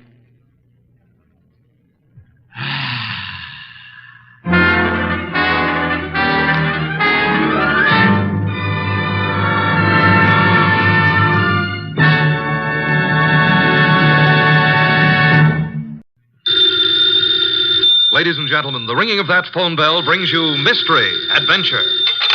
Nero Wolfe's office, Archie Goodwin speaking. Yes, who's calling? Mr. John Blake? Well, is this a matter of business? That's fine, Mr. Blake. I'll just call him. Archie, I'm not here. Tell him I'm up in the plant room with the orchids. I was going to call him to the phone, but he's up in the plant room with his orchids. What sort of a case is this, sir? Really? Really, is that so? Is it a man or a woman? Oh, I understand perfectly. It's a man. Well, at least that's something different. Yes, sir. Very urgent. I understand. And I assure you, Mr. Wolfe will be here waiting for you. The fee? Shall we say about, $1,000? I will not see any client until after dinner. Fritz is having mountain quail on toast. Yes, Mr. Blake. Come at once. What were you saying, boss? And found you, Archie, nothing but business. All the time. What's the problem? I don't know. And at $1,000, considering our bank balance, I'll help him poison his great-grandmother.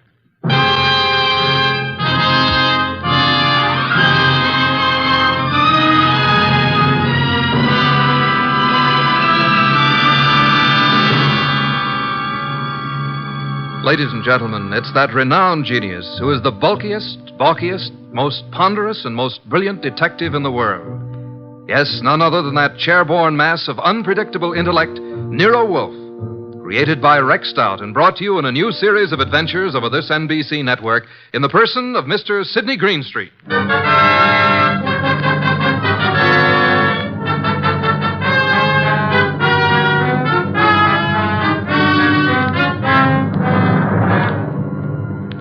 What we chose to refer to as the case of the Hasty will began, of course, with an urgent phone call from the mysterious John Blake. At the moment, Nero Wolfe was seated in his chair, which was specially built for his 300 pounds, and I was giving him a lecture on the importance of money. Archie, that will do. I'm not interested. You will be when you learn you can make no more purchases of beer and Skittles. You've passed up 2 cinch cases now. Each would have meant a healthy fee. Let us hope this Mr. Blake has a nice, fat problem that will take us days to solve. Archie. Yes, sir? Answer the door. Good evening. I'm John Blake. Oh, yes. Come in, Mr. Blake. You have no idea how welcome you are. Archie, show Mr. Blake in and close the door. That draft is unbearable. This way, sir. Mr. Wolfe doesn't care for anything resembling air. Oh, I'm Archie Goodwin. Good evening, Mr. Blake. Mr. Wolfe, I have a little business for you. Now, before you say anything, I know you're not a lawyer. I'm not a member of the bar, let us say, Mr. Blake. Of course. What kind of business, Mr. Blake? I have here a short will, which I have typewritten myself. I haven't signed it yet. Also, I have here a sealed envelope containing a letter which I want you to be prepared to deliver to the addressee. A will and a letter. Very well. Yes. Do you know who I am? Seems that I've certainly seen you before. Same here. I just can't place you. Well, I'm John Blake, president of the Plymouth Building and Loan. Oh, of course. I've seen your picture many times. You have a staff of the best attorneys in the city, Mr. Blake, and this is most assuredly the business of attorney. Perhaps. But in this particular instance, I wanted an individual who had no interest in me, nor previous knowledge of my affairs. I see. Also, I wanted a person who was, shall we say, not too well fixed. Well, you certainly couldn't Archie. have... Imagine Mr. Wolfe being in need of money. Just why can't your attorneys handle this? You'll know in a moment. But when I leave here, I want you to forget the whole thing, for the time being. Indeed. You have said it. Here's the will. You may read it. Archie. January 25, 1951. To my daughter, Anita Blake, I do hereby bequeath all my property, personal and real, including the portrait painting of her mother, my dear deceased wife, Marcia Blake. This will supersedes any and all instruments previously drawn. So, simple enough, isn't it? That's all. Now, the pen, please, and I'll sign it. Now then, you sign as witness, Mr. Goodwin. You retain the will, Mr. Wolfe, and the envelope here, which is addressed to Hilary Blake, my brother, who is now living in this city. Your brother? He's just recently returned from 25 years in Australia. Though Hilary has written me several times, I have not favored him. We've been estranged these many years over, a certain unpleasant situation which this enclosed letter will clear up. Are you in fear of your life, Mr. Blake? Murder? No, Mr. Wolfe. There was a time, yes, but, not now. You will know what to do with the will and the letter, though, when the time arrives. Now, as to your fee, you said, 1,000? Well, we usually receive... 1,000 will do. Well, here's a check, all made out. If you're thinking of suicide, Mr. Blake, we must warn you. If you don't care to go through with this, please say so. I'm not planning on suicide, I assure you. We have taken the job, Mr. Blake. And good evening, gentlemen, and thank you for your kind indulgence. Well, that's the simplest little 1,000 we ever made. I believe, Mr. Goodwin, you're going to be quite surprised. I want you to get acquainted with John Blake's secretary. You have more than earned this 1,000, young man.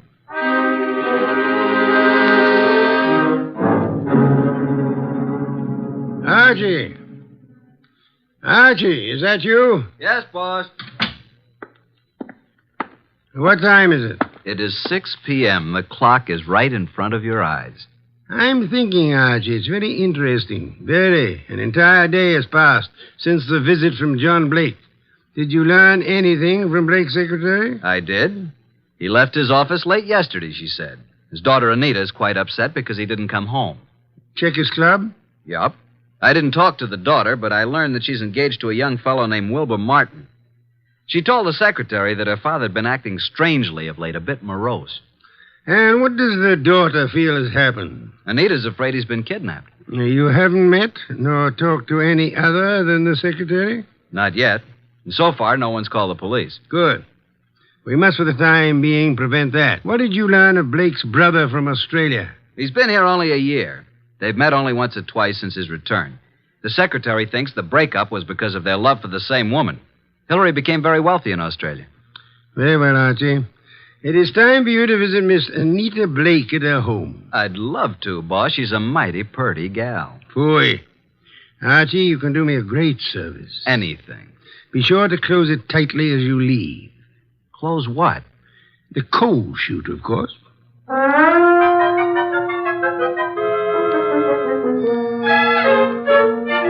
I'm awfully glad you could come, Uncle Hillary. Wilbur seemed to think you might know something about Father's disappearance. No, I don't know, Wilbur. I'm just as nonplussed as you are. When did you see your brother last? Oh, it's been 4 or 5 months. Why? Oh, I just wanted to know. What do you two think has become of him? Surely you know his recent actions better than I. Well, at first I thought he'd been kidnapped. Now I'm afraid it's suicide. Oh, I say, really now. Have you been putting such ideas into our head, young man? On the other hand, could have been murder. Oh, indeed. Well, I suggest that the police be called. Hospitals, the morgue, every place. Have you thought of doing that, young man? I was going to. Oh, really? Then what are you stalling about? I'll just step into the library and do it myself. Oh, it can't be, Wilbur. It just can't be. Miss Blake, there's a Mr. Goodwin to see your father. Oh, I'll see him. Thank you, Miss Blake. I'm Archie Goodwin. This is my fiancé, Mr. Wilbur Martin. Mr. Martin? How do you do?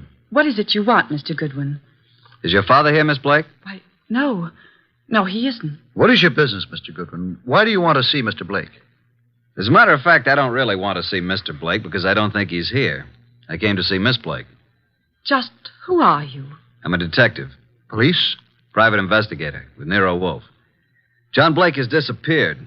I know you're trying to keep it out of the press because you think he's been kidnapped. We have called the police. Oh, what do you think has happened to my father? I think he's dead. Oh, dear. Why do you think that? Yes. Just what do you know, Mr. Goodwin? Oh, Anita, I want to ask you a few questions. I think it's advisable. Mr. Blake. Yes? I thought you were done for. That is. I don't think I. This chap is a detective. I'm sorry about this, Mr. Blake, but curiosity got the better of me. I hope I haven't wrecked things. What are you talking about? You remember the agreement. What agreement? Mr. Goodwin, do you know who you're talking to? Why, yes, John Blake. Oh, no, Mr. Goodwin. This is my Uncle Hillary, my father's brother. Hillary? Hillary Blake? Yes, my father's twin brother. John and Hillary were twins. Of course. That's news to me. I didn't know that. What did you know about him? Well, now that I look at him, now that I can recall his speech, there is a difference. And now, why do you think John Blake is dead? I've just come from police headquarters. You mean he's been murdered? No. From all indications, he's committed suicide. Suicide? Are you sure? Poor father. Oh, I was afraid of this. This morning, a hat and an overcoat were found on the East River docks near Pier 9. In the coat was a typewritten copy of a will made yesterday. The hat bears the initials J.B. There was a will? Yes. Could you identify the hat and coat, Miss Blake? Well, yes, of course. Very well. Come in, Sergeant. This is Sergeant Hanlon. Miss Blake, do you recognize this coat and hat? Yes. Oh, yes, I do. They were father's. Oh, Wilbur. Suicide? I can't understand it. But the hat and coat are not conclusive evidence. What about the will found in the pocket? Show them the will, Sergeant. Read it, miss. You read it, Wilbur?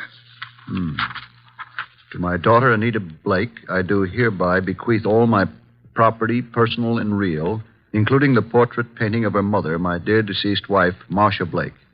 This will supersedes any and all instruments previously drawn. But no signature. I have the original. Here you are. Where did you get this? Notice the signature of the witness? Archie Goodwin. You witnessed his signature? In Nero Wolfe's office. But Mr. Blake had his own attorneys. Nevertheless, he came to Mr. Wolfe to take care of the will. If we hadn't recognized him from his photos in the papers, I wouldn't have witnessed the signature. Anita, is this your father's handwriting? Yes. Yes, it's his, all right. But this still isn't proof that he's dead, nor that he committed suicide. No corpus delicti. And the body may not be found for days. But this evidence we have here certainly indicates that a body will be found eventually. Maybe not, Mr. Goodwin. It's possible they could have... What were you going to say? Nothing. Miss Blake, in a way, I blame myself for your father's death. How do you mean? I had a sort of premonition. It's obvious now why he came to Nero Wolfe. Is it? He wanted someone who didn't know him personally. His own attorneys would have been able to see through his plan and prevent his carrying it out. But he made a will. Why did he draw this new one? Yes, that's what I don't understand. Well, I still am not convinced that he committed suicide. Mr. Blake, here is a letter he asked to be delivered to you. Oh, well, now. Perhaps it will shed some light on the problem. What does it say, Uncle? Jove. Says, Hillary, 25 years now, jealousy and bitterness have kept us apart. I know why you stayed in Australia all these years. I know you loved Marcia. She was rightfully yours. But I loved her, too, and I couldn't go on without her. I know you've despised us both, and I've pretended to despise you. I had to pretend, because I lied to Marcia. I told her you were engaged to marry a woman in Sydney. Marcia was innocent. I was to blame. When Marcia died last year, and you wrote that you were coming back, I knew then that your resentment had faded, but I didn't answer you, and I've kept away from you because I couldn't face you. I've told you all this because things have happened, which you will learn soon enough, that have decided me to close my book and write fini. I have made a new will, leaving everything I possess to Anita. Anita is young, Hillary, and I beg you to watch after her as though she were your own, which, but for my selfishness, she might well have been. Forgive me, Hillary. Well, this certainly indicates suicide. But what does he mean by things have happened? That, Miss Blake, is the motive, for which we'll just have to wait. Yes, for that and the body.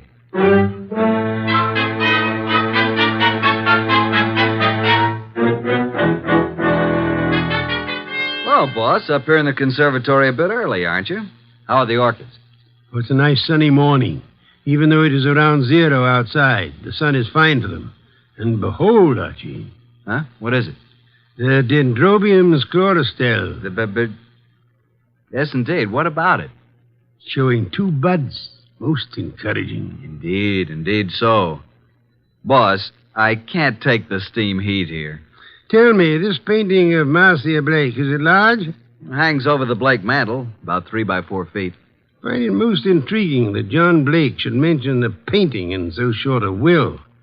And Hillary, does he seem to offer any suggestion on this problem? He has very little to say. Wilbur has definite ideas, and he's in there pitching all the time. He has a rather unpleasant way about him, though. You have talked with Inspector Kramer? I have. And asked Miss Anita and Hillary to meet you at the morgue to look at the body? Right. And I left Wilbur out of this gathering. This body is practically unidentifiable, huh? In Kramer's opinion, it is. After you're finished down there, I'd like to have a chat with this Wilbur Martin. Okay, but you'll get nothing out of him. I've tried. Archie, you're becoming so conceited. Soon I fear I'll have to fire you. If it were summer, I would forthwith resign. Run along and close our coal chute behind you.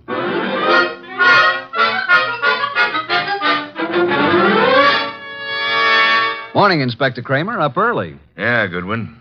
I just love to come down to this morgue. This is Miss Anita Blake and her Uncle Hilary Blake. Howdy How do do. you do? Good Howdy morning, do. Mr. Goodwin.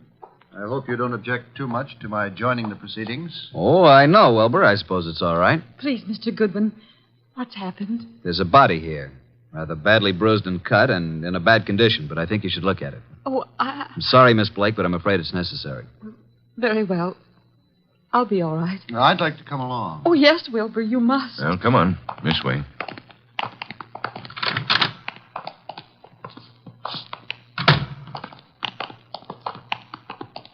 Well, here we are. Wilbur. What do you say, Miss Blake? Now get hold of yourself, Anita. Please, you must. Yes. Yes, that's Father. And you, Mr. Blake? It's certainly hard to say. It looks as though it might be John. Was there no means of identification on the body? No jewelry or... Father never wore any jewelry. There was nothing but this suit here. Nothing in the pockets. That's Father's suit, all right. I know. Oh, why? Why did he do it? Come along now. That's all for today.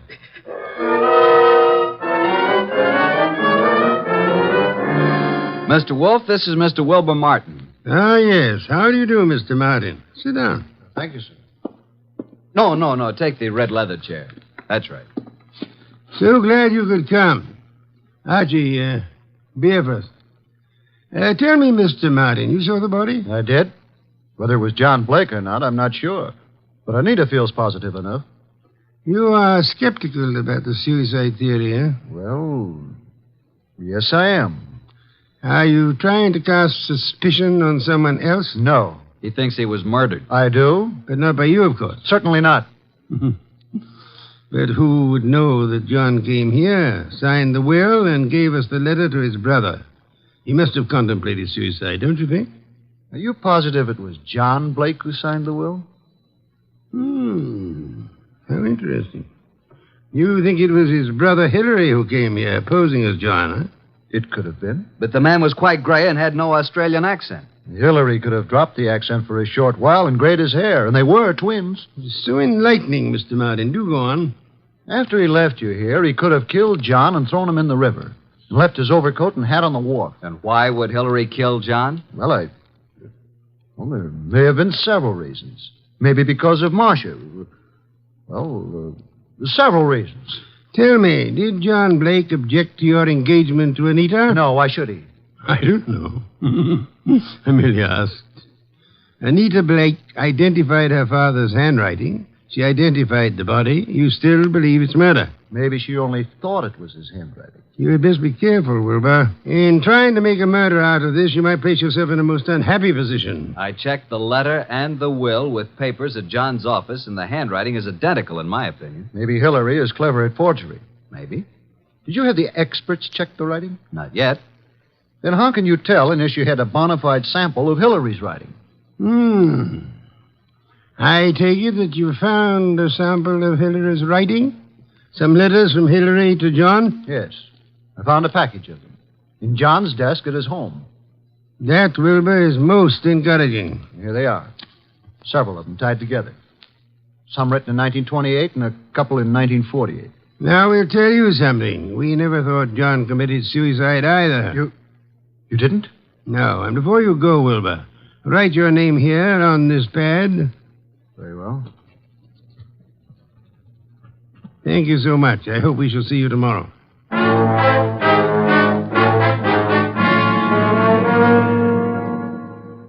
Well, I'm surprised, Inspector Kramer, to see you out in such inclement weather. I like the cold spells. Sit in the red leather chair. Yeah, thanks. Good. Have your experts finished checking the will and the letter? Yep. But not all through with a package of Hillary's old letters that Wilbur found. What's the verdict? If this is forgery, it's the cleverest bit of forgery we've ever come across.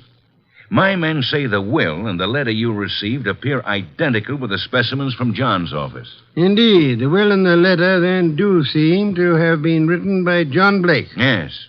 But on the other hand, and this is unusual, by comparing this letter from John with a letter Hillary wrote from Australia in 1948, we found characteristics in both men's letters which were definitely similar. Then, Inspector, you feel that Hillary might have written the letter and signed the will. That it was Hillary who came to my office? It's a tough thing to prove, but I think that's being on the right track. Inspector, what about the rest of the package of letters I got from Wilbur Martin? They're still working on those down at headquarters. What about young Wilbur? So far, can't see much in him to worry about, but it's a bit early. Archie, phone out to the Blake mansion and tell Wilbur Martin that we've uncovered the whole thing. And if Wilbur's in on it, he'll be gone before you get there. We can pick him up later. Okay. I'll let you know about the rest of Hillary's letters. Good. We won't phone out there until you're finished. And I'll call you as soon as possible. Archie, I want you to look into the affairs of the Plymouth Building and Loan Company. See what you can learn about the actual stability of the company. Okay. Boss, please put on your muffler and overcoat and open a window. A candle couldn't burn in this place. Yeah. I'm on my way.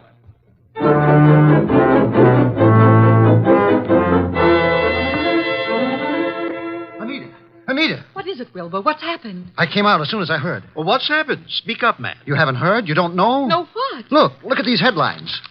Plymouth Building and Loan crashes.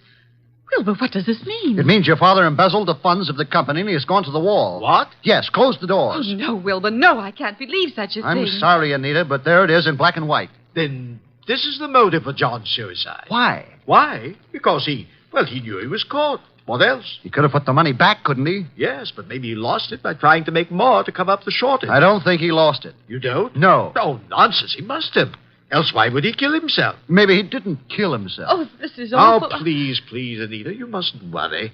I know this is very embarrassing for you, but it isn't your fault. Now, let me take you away for a while. We can run down to Mexico until this blows over. You won't take her to Mexico. You won't take her any place. Just what do you mean? What's wrong with you, Wilbur? You're acting stupid. Your father may have fleeced the company, but I don't believe he lost the money. Wilbur. He hid the money, and your Uncle Hillary found the hiding place. And he set up the suicide to cover your father's murder. Hillary killed him. Oh, you're crazy. You're out of your mind. Why, this doesn't make sense.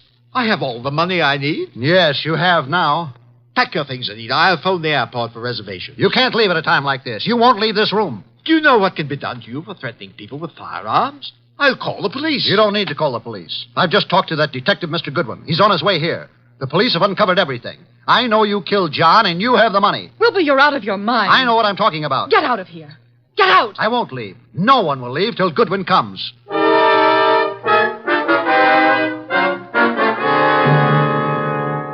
Archie, come in, Miss Blake. Mr. Blake, Mr. Martin, glad you were all able to accept my invitation. You too, Inspector Kramer. Yeah, I know how glad you are I could be here, Wolf. Please be seated, folks. Hillary was going to Mexico on the next plane and taking Anita with him. Mexico? John Blake stole the money from the company, but Hillary found out about it and killed him. Mr. Wolf, this is utter nonsense. Mr. Blake, Inspector Kramer's handwriting experts have examined the will and the letter left with me. They have also checked them with your recent letters from Australia. Indeed. And your letters from Australia show a definite resemblance, having the same characteristics as the letter and the will you've given me. You mean you think that I signed the will and wrote the letter? Definitely. Ridiculous. But there's something else. The will mentions a painting of Marcia Blake, Anita's mother. Archie, where is that painting? Did you bring it? It's here. Bring it in here, Sergeant. Just a moment. I hope you don't mind, Miss Blake. What are you doing to it? Tearing off the paper backing of the picture? Yes, and there you are. There's the reason for the whole thing. Bonds. Pasted in the back. Thousands of dollars in negotiable bonds. Then Hillary did know about the money. He killed John for all this. He had Anita order the picture to be credited for shipping. I did no such thing. Nevertheless, you didn't kill John Blake. Certainly he did. Look at these two letters from Hillary Blake to John here in America. What are the dates? September and November 1948. Those were supposedly Hillary's most recent letters to John. And look at these letters, June and July 1928. Notice any difference? All are signed by Hillary, but the ones dated 1928 are not at all like the ones written in 1948. Not the least similarity. The ones dated 1928 were written by Hillary. But those dated 1948 were written by John. John? How do you mean? Carry on, Inspector. You're under arrest, Mr. Blake. Not for murder, because there's been no murder. You're under arrest on a charge of embezzlement. Embezzlement? Oh, but how can And you, Miss Blake, are under arrest as an accomplice. What? I don't understand. Mr. Wolfe. Wilbur, you yourself unearthed the old 1928 letters, really written by Hillary from Australia. The recent letters are not in the same handwriting. They were poorly forged by John in 1948. Furthermore, we checked with Australia and learned that Hillary Blake died in Sydney 10 years ago. And this man here is really John Blake, posing as Hillary to escape the penalty for looting the company. Anita, it just doesn't seem possible. Anita knew all about it, and they might have gotten away with it if they hadn't come to us, Archie. What a fantastic plan. I'm giving you back your $1,000, Mr. Blake, but I'm afraid it won't do either of you much good now. Thank you so much, Inspector Kramer, for dropping in.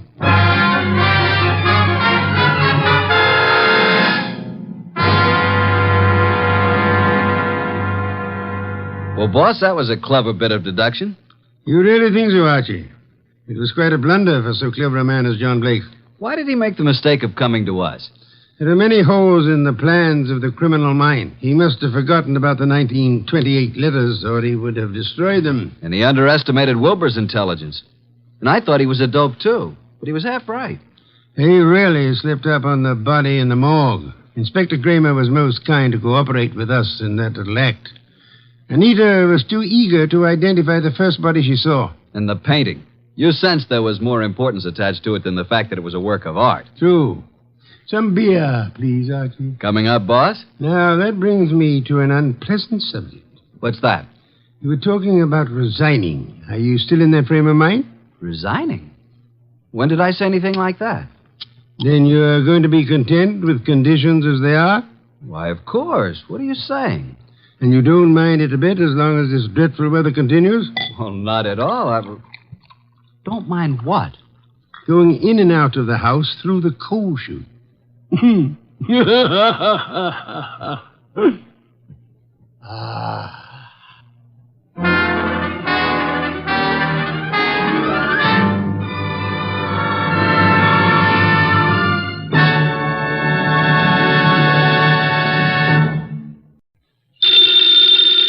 Ladies and gentlemen, the ringing of that phone bell brings you mystery, adventure. Nero Wolfe's office, Archie Goodwin speaking. Who? Mr. Hal Horton, United Industries? Oh, I see. Well, I must warn you, Mr. Horton, Mr. Wolfe doesn't take kindly to big industrialists. Says their great wealth upsets his digestion. Why do you want to see him? The connection's bad. I don't hear you. Who? Who? Mr. Horton, who? We're cut off. What is it, Mr. Goodwin? Mr. Hal Horton called. I understand that. I won't see him. Tell him what money I have to invest I put into orchid plants. Mr. Horton wasn't promoting anything. And what did he call you for? The great Horton needs a detective. Maybe just my occupational reflex, but I thought he said somebody had been murdered.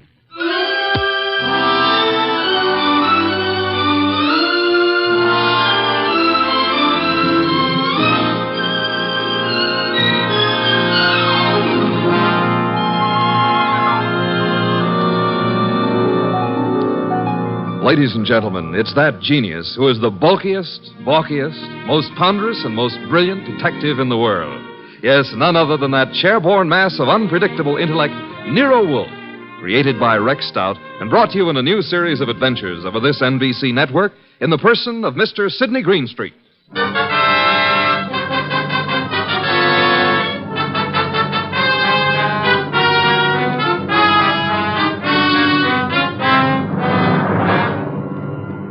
It turned out that what Horton had said had been murder, which became celebrated in the case of the Malevolent medic. But its solution wasn't a simple matter of following up his accusation. It had false clues mixed all through it like raisins in a pudding. The man we came to know as the Malevolent medic was young Dr. Benjamin Sloan. The case began on the sunny afternoon when Grace Banks, his nurse, came into his private office.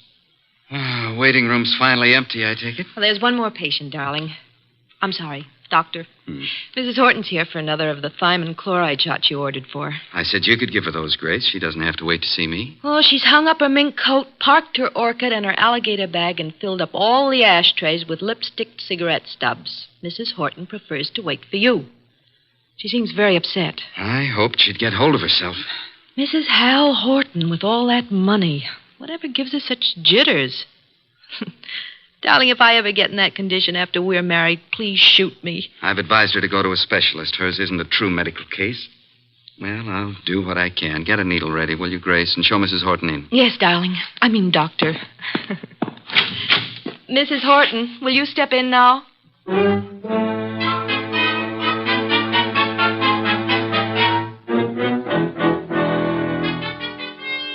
Been in that waiting room for hours. Ben, I wrote you every day this week. Why didn't you answer me? You say your health hasn't improved, Leslie. I'm worse. Much worse. Still chain smoking, drinking, and the sleeping pills? I have to take something. I can't walk the floor all night, can I? Thinking. Why are you so unhappy, Leslie? You have what you always said you wanted: money, clothes, excitement. You have the right to say that. But don't. Please don't. I'm only pointing out facts you should face. I told you from the beginning you need a nerve specialist. I need you. Nobody else can help me at all. Leslie, you went over this the last time you were here, and in all those letters you've been sending. Now, let's cross it off for good, shall we? Don't talk like that. You don't mean I'm no longer a lovesick dope, and you're the wife of one of the biggest industrialists in the country. Yes, Hal Horton. I despise him. He thinks his money makes him God. He thinks he can buy anything that he bought me. He made me think I was getting the world with a fence around it. Everything I want is on the other side of that fence. You don't know what you do want. I want us the way we used to be, happy in love together. Leslie, please be quiet. Why? Miss Banks is in the laboratory. She can hear you. What of it? I'm not ashamed. I'll tell her. I'll tell everybody. Imagine Hal's face when he finds out I'm leaving him, that I'm coming back to you. He already knows about you. I told him you were in love with me, that you're jealous. He doesn't like it. Leslie, you're raving. Now stop it. You always said I was the most attractive woman in the world. You made your choice. Now get this into your head. I'm really in love now. In a few weeks, I'm going to be married. Now I'll get your medicine. So it's really true. You are going to be married. Yes. I'd heard it, but I didn't believe it. Going to marry a nurse. All my friends have known and been laughing at me. Please, now that's enough. I made a plan, a wonderful, beautiful plan about us. Ben, you love me. Ben, say you love me. Mrs. Horton, that is all over. You don't love me. No longer. You're here as my patient, and that's all. After this treatment, I must ask you to get another doctor. A wonderful, beautiful plan for us. And now she threatens to step in and spoil it.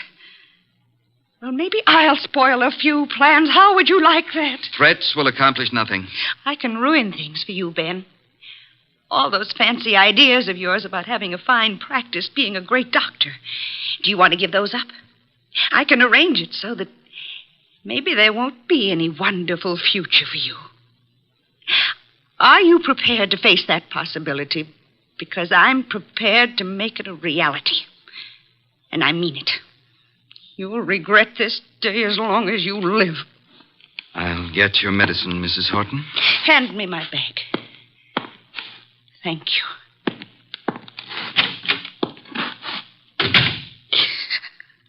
Oh, I hate you, Ben. I hate you both.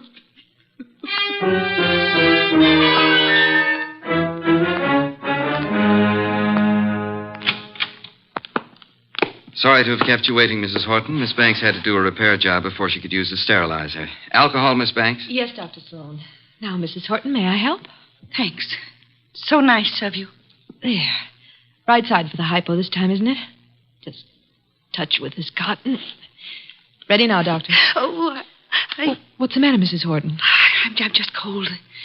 Alcohol. After this, I advise you to go home and rest. These massive doses are a little painful, but they give results. There. That's all. Just relax here, and you can leave in 10 minutes. Come, Miss Banks. I want to talk to you.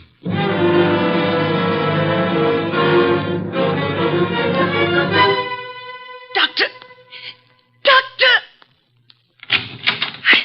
I feel sick. I feel very sick. You might as well stop acting. I can't get up. My feet. Ben. Look at her. Something's happened. Hysteria. No, her face. Oh, and she's falling. Mrs. Horton, hold on to me. I've got you. Hold her up. Leslie, what is it? Pain. Terrible pain. Where? What from? Sick everywhere. Pain, everything's pain. Pain in my head, pain in my feet. My feet. My feet.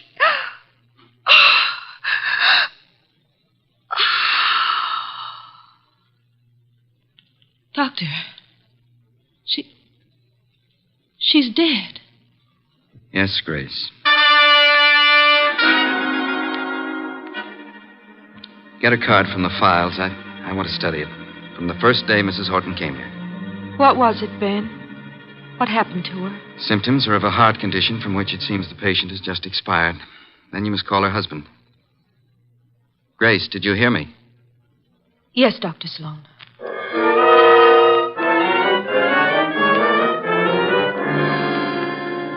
While I discourage your visit here, Mr. Horton, I do have a sort of curiosity about the operation of so-called big business. Maybe offer you a glass of beer and hear an explanation of the rise and fall of this morning's stock market. You don't think I've come here socially? I wish to engage your services for... Not available. You're a detective, aren't you? Specializing in cases that interest me. Sherry, Mr. Horton? I don't need it, thank you. But Mr. Wolfe says he specializes in cases that I've just got here. I haven't told my story. I don't believe you even know who I am. Oh, yes, we do. We do indeed. A millionaire. Did I offend you by speaking of a fee? No, on the contrary. It is that portion of your conversation which interested me most. Frankly, I planned to spend the evening examining the first edition of Henry James I'd like to purchase, and the word fee suggested a possible way. Now, what have you done, sir? What have I done? One doesn't have to be a detective to recognize you're in trouble, Mr. Horton. Look, Mr. Wolfe, I have done nothing. But I've got a question I've got to have answered. I need facts. They tell me you're the man who can give them to me. If Nero Wolfe can't get them for you, they're not facts, they're fancies, Mr. Horton. Well, my story's involved. But the gist of it is your beautiful wife, a former model, died last week. The death certificate indicated a heart attack. You suggest she was murdered. How did you know? Never mind how I came to my conclusions. How did you come to yours? Leslie had been going to a Dr. Benjamin Sloan. She said he was a specialist. Some friend had recommended. She'd been upset. He was giving her vitamin B shot, she told me. You doubt that was true? Dr. Sloan informed me, after she died in his office, there'd been a heart condition from the beginning. Well, I don't believe it. Leslie was a very emotional girl. She'd have been quite frightened of a heart ailment. She'd have told me about it. Maybe she didn't comprehend its seriousness. Dr. Sloan did. Why didn't he get in touch with me at once about it? Then, when I went to clear up Leslie's room, I discovered something. Leslie didn't go to Sloan through a friend. She'd known him when she was a model and he was a hospital intern. She'd kept letters he'd written to her then. Love letters. Indeed. Well, doesn't that give you an idea, Mr. Wolfe? Sloan lost Leslie to me. No man who'd been in love with Leslie would ever get over it. Would a man be jealous enough, kill a woman he loved, rather than have her belong to another man? An interesting theory, Mr. Horton, one frequently advanced in fiction. Shall we investigate and see how it works out in fact? You'll take the case, then. The intricacies of the feminine nature are challenging if you do not have to come in contact with the creatures. The practical research in such matters I leave to Mr. Goodwin here. It is a field in which he specializes. But it's you I want. Our method of operation is not under your control, Mr. Horton. If you'll be so kind, Archie, get a first-hand report of Dr. Benjamin Sloan and the women in his life.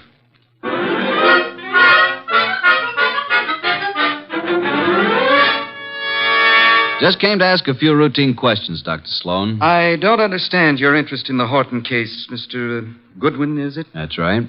The death certificate was signed and a report made to the medical inspector. Detectives are a snoopy lot. Detectives?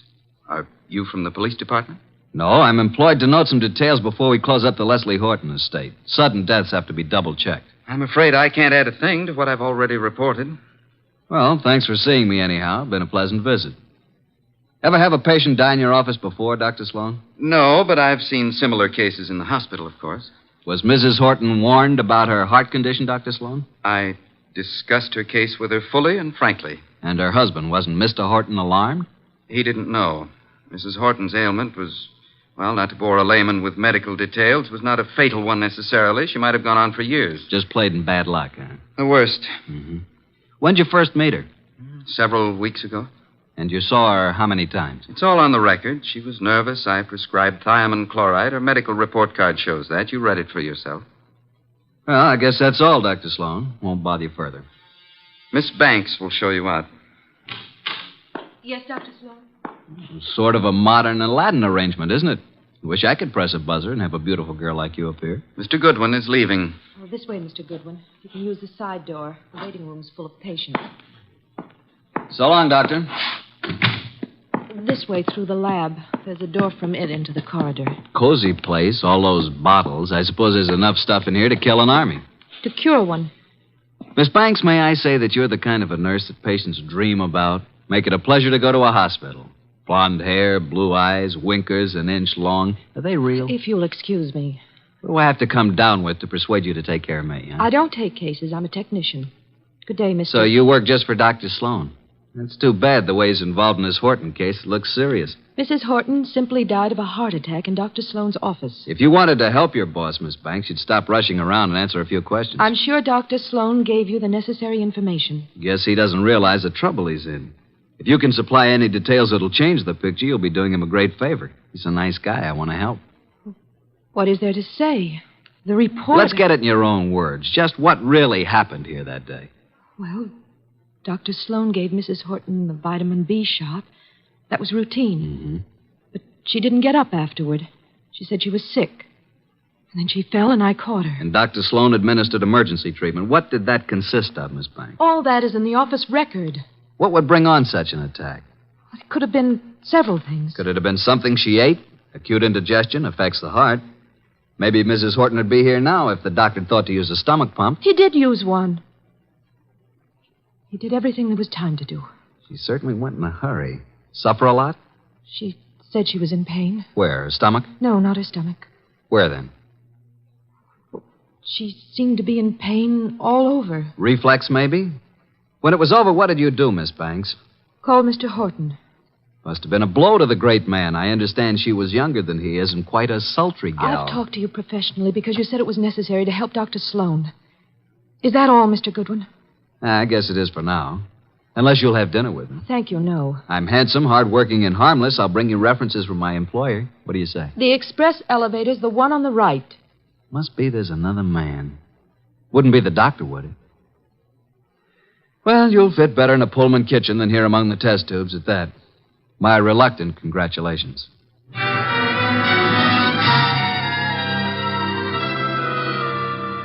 Verdict, Archie? Innocent as lambs, both Sloan and the nurse. Evidence to prove it? My unfailing sensibilities, not the murderer type.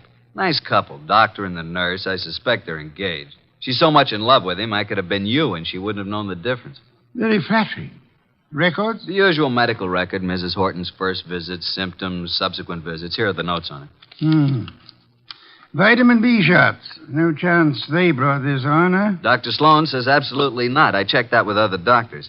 But Mrs. Horton did go into this right after the hypo. Nurse's story jives with Sloan's? A little more detailed. She says he did everything, he even used a stomach pump. The woman was in pain? What's this? Head to feet? My way of saying pain all over. What other papers did you examine? Only the medical record. Get back to Sloan's office late tonight and examine all the papers in his desk. Can't you trust me? I tell you, there's no reason even to suspect these two. When you have one of your adolescent's infatuations on, blood dripping from a dagger in a girl's hand would look to you like crushed rose petals. With this Grace Banks out of the way, maybe you can recognize evidence. Sounds like a long, bleak evening. Hand me that medical book, and then be on your way. I want to think.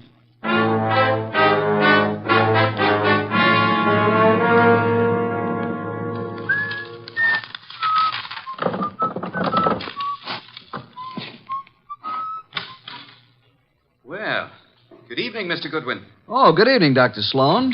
This is a surprise to us both. I didn't anticipate that you'd be keeping office hours after midnight. What are you doing in my office at 2 o'clock in the morning, Mr. Goodwin? Reading your mail and having a ghoulish time surrounded by all these shiny instruments of yours. You've been rifling my desk. I wouldn't do that if I were you.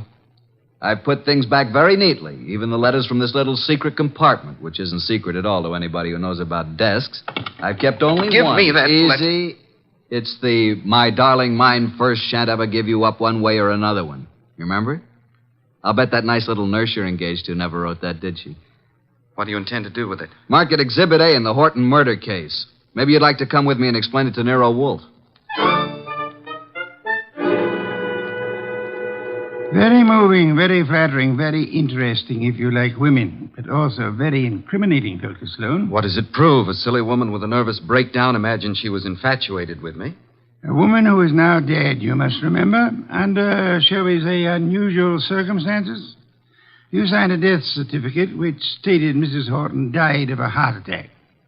As you signed it, Dr. Sloan, did you remember she had threatened you and heave a sigh of relief that fate had done you such a good turn? I didn't bear Leslie any ill will. I was sorry for her. You felt adequate to the situation. You called no other doctor, though there are several in your building. My first thought, of course, was that it was some extraordinary allergic reaction to the vitamin dose.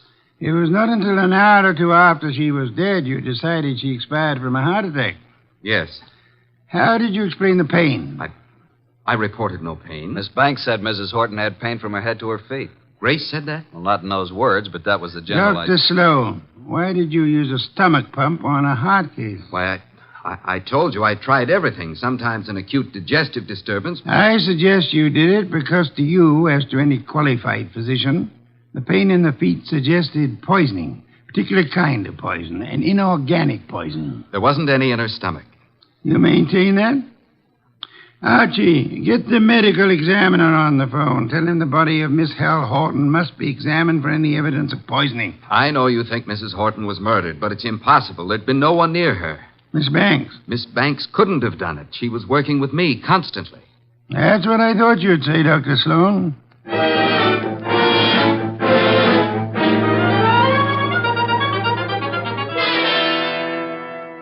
Mr. Wolfe, I had to see you. This is the most dreadful thing I've ever heard of. Trying to accuse Dr. Sloan of murdering a patient. It appears he had a reason to want Mrs. Horton dead, Miss Banks. She was that thing the poets write about, a woman scorned. She had sent him this hysterical letter threatening scandal if he rejected her. He couldn't control her. She kept coming back to his office making scenes. He gave her nothing but thiamine chloride. I know. I fixed the shop myself. Don't start covering for her. I'm not. I tell you, I filled the needle. And I didn't put anything but thiamine chloride in it. You haven't any reason to think anybody did, except for that letter you stole. If it wasn't for that letter... Give it to me. Give it to me. Stop it, Archie, quick. Now, drop it, baby. Come away from that fireplace. Why, you little tiger kitten. I didn't think you had it in you. Come on, let go of it. Let go. Give it to Papa. Now, look what you did. You almost got Nero Wolfe out of his chair. Destroying evidence is a serious offense, young woman. She kept coming to the office, writing and pestering him. I heard her from the laboratory. You read her letters, too, didn't you? You knew if something didn't stop her, Dr. Benjamin Sloan was a ruined man. But he didn't kill her. I know he didn't. I don't believe he did. You don't? Well, then who? You've just provided an excellent motive for having done it yourself, Miss Banks.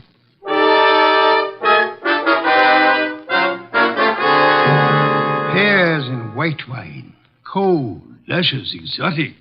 Excellent, Fritz, excellent. Best thing that's happened today. I don't like this Sloan case. If you ask me, I think that Horton dame got what was coming to her.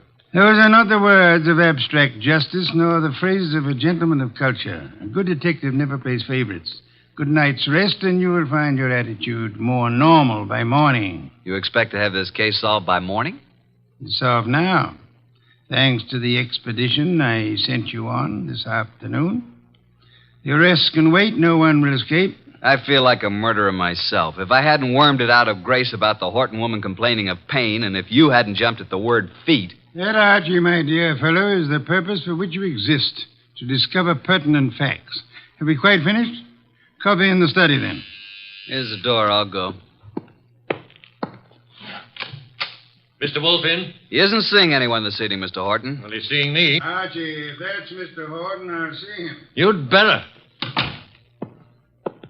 Sorry you found Mr. Goodwin so impossible, Mr. Horton. He came to pay you a call this afternoon. I sent him, but he didn't find you in, did you, Archie? No, but I made myself at home. I knew anything that would help to solve this case you'd want us to have. What do you mean? You were in my house? What did you take? Nothing of monetary value, I assure you, that will not be returned in due course. But before I announce the solution of a case, I like to have all my little props in place. I appreciate a well-rounded performance. Mr. Wolfe, I've had enough of this foolishness, this delay. I hired you to convict Sloan, not to play parlor games. You must be patient, Mr. Horton. Don't force me. I want action. Well, I had planned to wait until the morning, but if you insist...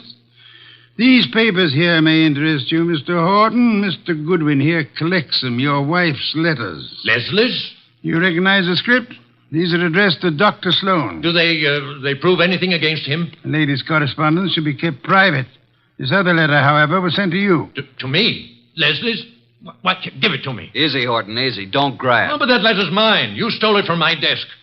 There is a point in a case, Mr. Horton, where letters cease to be personal property and become evidence. What evidence can that letter provide? It seems you had reason for wanting to kill your wife, Mr. Horton. A man can get annoyed by a note saying his wife never loved him, that all his money isn't enough, and that she's going to another man. You accusing me of murder? It could have been the perfect crime. Poison in one of those pills she was forever taking, or on the tip of the cigarette she chain-smoked, in a doctor's office to die in. If you hadn't been fool enough to try to pin it on Sloan, you might have gotten away with it. If I had known while she was alive what Leslie was, I might have done anything. But that letter you stole from me was one she left under my pillow. I didn't find it until after she was dead. I didn't kill her. Sloan did. You hired me to prove that, Mr. Horton. Suppose you let me go about my business? Nero Wolfe's office. Yeah? Oh, you did? Good boy. We'll expect you. I'll tell Mr. Wolfe at once. Medical examiner's officer. Just as you thought, they found poison in the body. Listen to me. Inspector Kramer's picking up Dr. Sloan and Grace. They'll be here any minute. Kramer's set to make an arrest. I told you. The police know it's Sloan. Put the letters in Mrs. Horton's bag on my desk, Archie. Leslie's alligator bag? You stole that from my house this afternoon, too. Those things are mine. Inspector Kramer will want to take them with him. What, do you think I wanted made public what Leslie did to me? Kramer can't have them. Maybe the inspector will want to take you, too, Mr. Horton. Let them in, Archie. Come in, Inspector Kramer. Dr. Sloan, Miss Banks. Wolf asked me to bring them here first before I locked anybody up. Mrs. Horton was murdered, all right. I'm sending a man for Horton, too. You won't have to. Mr. Horton's waiting here to join the party. Come into Mr. Wolfe's office. Good evening, Inspector. Good evening, Wolf. Will you all please range yourselves around the room as I indicate? Miss Banks here. Dr. Sloan, Mr. Horton. Archie, you stand between the two men, if you please. Mr. Wolfe, this is a dreadful mistake. I swear the doctor didn't... Stop thinking about the doctor. What about you? If you're accusing Miss Banks, I might as well turn Hold it, now. Dr. Sloan. From here on, anything you say will be held against you. That's what I want. Let Grace go home and I'll... For heaven's sake, why don't you arrest the man? Isn't it obvious he's guilty? You and your trumped-up charges against me. I'll do the talking now, Mr. Horton. Mrs. Horton died from a certain inorganic poisoning. Poison administered in your office, Dr. Sloan, with a hypo syringe. Let's get it over with. I gave her the hypo. But I filled the needle. There you are. They're both guilty. Which would solve the case if they weren't lying. Miss Banks believes Dr. Sloan killed Leslie for her sake. Dr. Sloan thinks Miss Banks put poison in the hypo to save him from professional ruin. They're trying to protect each other. The fact is, the hypo they gave was perfectly harmless. It did not kill Mrs. Horton. Then what did? Mrs. Horton came to your office in desperation, Dr. Sloan. But she came prepared for the worst. You see this handbag? Can any of you identify it? Yes. It's hers. Is it Mr. Horton? It's Leslie's. The bag she carried to the office the day she died. Open it, Archie. You will see it contains her change purse, billfold, cigarette case, matches, her handkerchief, nothing more. That is, not unless you look closely.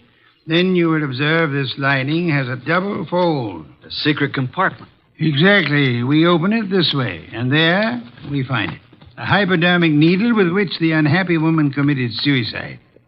Miss Banks, Dr. Sloan, you can stop protecting one another. Mr. Horton, the world need never know you were a betrayed husband. Mrs. Horton killed herself while in a confused state following a mental breakdown. The case of the malevolent medic is closed.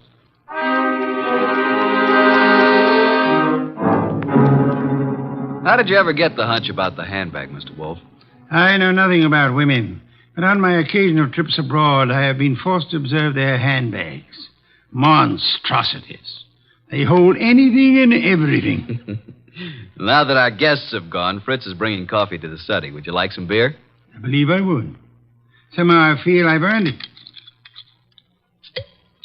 Here you are. Poor fellow, I'm very sorry for you. How so? This is one case in which there is no falsely accused, unattached young lady for you to squire about. Well, here's to your better luck next time.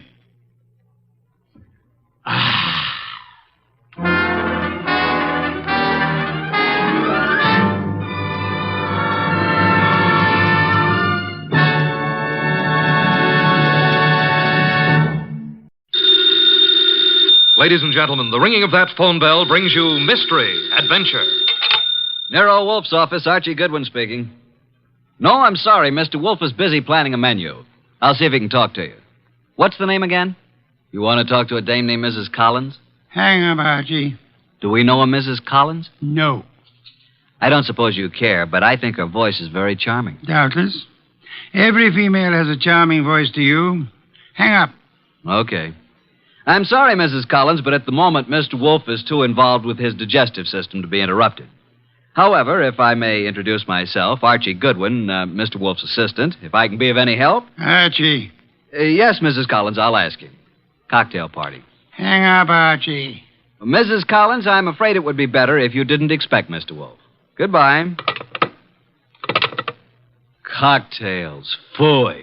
Absurd. Perfectly absurd. She says you promised to come to her cocktail party, and why aren't you there? Because you are going to attend the cocktail party and the probable unpleasant ending.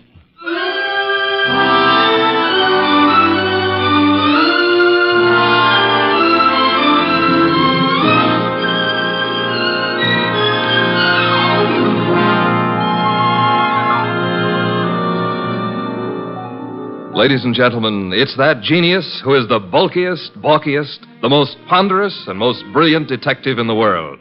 Yes, none other than that chair-borne mass of unpredictable intellect, Nero Wolfe, created by Rex Stout and brought to you in a new series of adventures over this NBC network in the person of Mr. Sidney Greenstreet.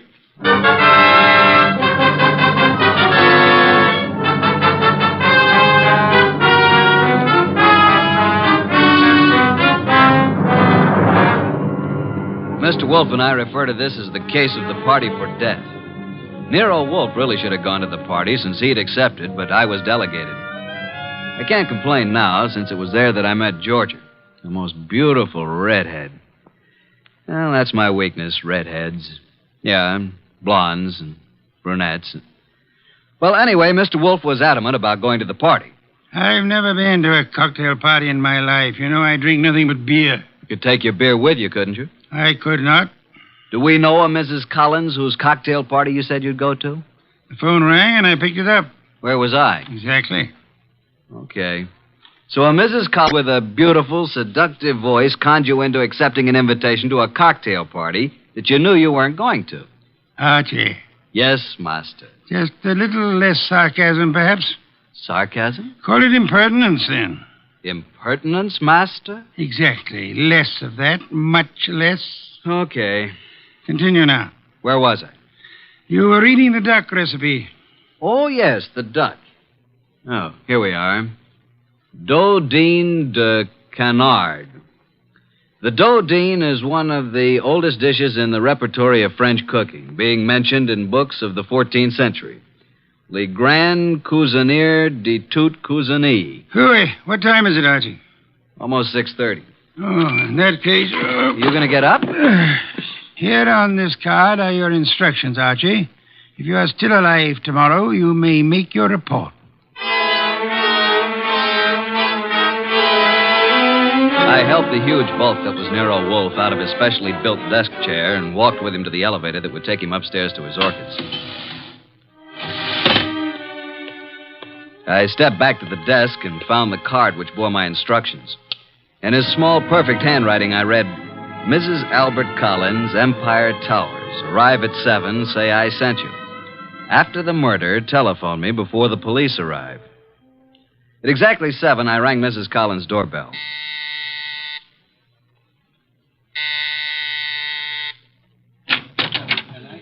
Mrs. Collins? I'm Mrs. Collins. I'm Archie Goodwin. We talked on the phone a little while ago. Oh, yes. Well, come in, Mr. Goodwin. Mr. Wolfe begs to be excused. At the last moment, he was unable to attend. Well, I'm glad you could come. You're not disappointed? No, I don't think so. I'm rather upset. I'm afraid, Mr. Goodwin, for my life. That's why I called Mr. Wolfe. Oh, just drop your hat and coat there, Mr. Goodwin. May I tell you something, Mrs. Collins? Well, of course, Mr. Goodwin. Archie will do. Archie? When I spoke to you on the phone, I thought I knew what you'd look like. And? You do.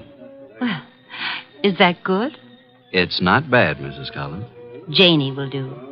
Janie will do. Archie, I think it would be best if I say you're an old beau of mine. From where? In Hollywood. When I went to Hollywood High School and you went to USC. Okay, but don't expect me to remember much about it. Well, I'll be flattered if you remember anything about it.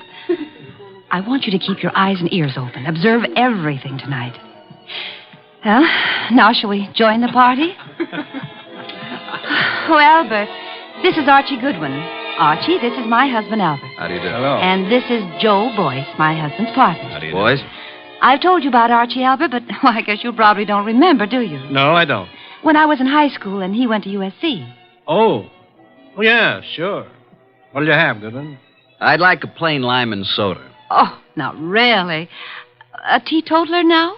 Yes, I used to overdo it, remember? So you knew my wife in Hollywood?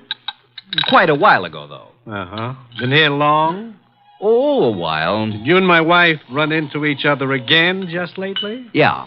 A few days ago? About. Joe Boyce here is my partner, chemical business. Makes this sort of an old home week, doesn't it, Joe? In a way, Al. I guess it does it that. Joe knew my wife back in those days, too. And they're still very friendly. Yeah. Yes, indeed.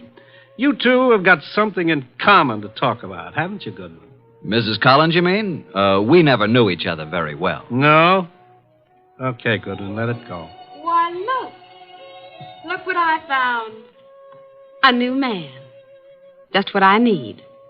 I'm Georgia. Archie. Archie, dear, will you fix up my drink, please? Anything for a lady. Let's go to the bar. Eh, Archie? I'm determined, Joe. If it were only the money, or only Jane, I might listen. Oh, Al, can't we talk about it later? I like talking about it now, Joe. You're going to be sorry about this, Al. I am already. But you'll have 20 years or so in prison just being sorry. I've got the papers you forged right here. You're hysterical, Al. Let's face it. The firm went broke, but I suffered too. So let's forget it. Yes, Joe. The firm went broke, but you didn't. And I don't think my wife did either. The two of you had everything figured for yourselves. Well, I'm turning the papers over to the DA tomorrow.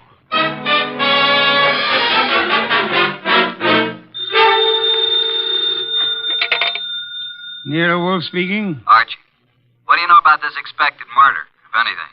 Has it happened yet? No, but who's supposed to get killed? I haven't the faintest idea, Archie. Then why don't you stop it?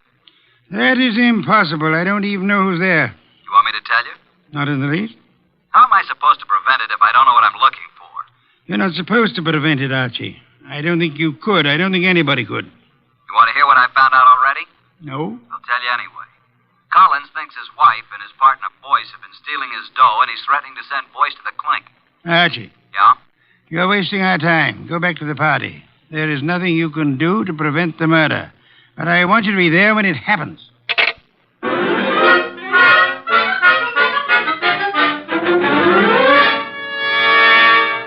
Now that all the guests have gone, let's sit down here, Georgia. When Janie was in Hollywood, she must have had more good-looking boyfriends. Let's get personal about this, Georgia. Yeah, let's. When you say good looking, do you mean me? I don't mean anybody else, Archie.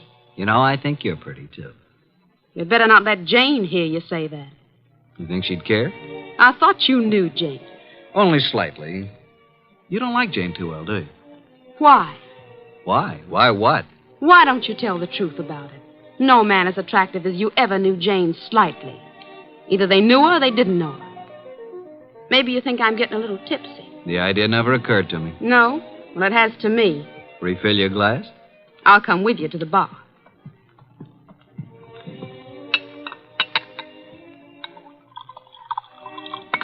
Well, here's your drink, Georgia. Oh, I find there's no ice left in the ice bucket. Janie. Hey, Janie, no ice.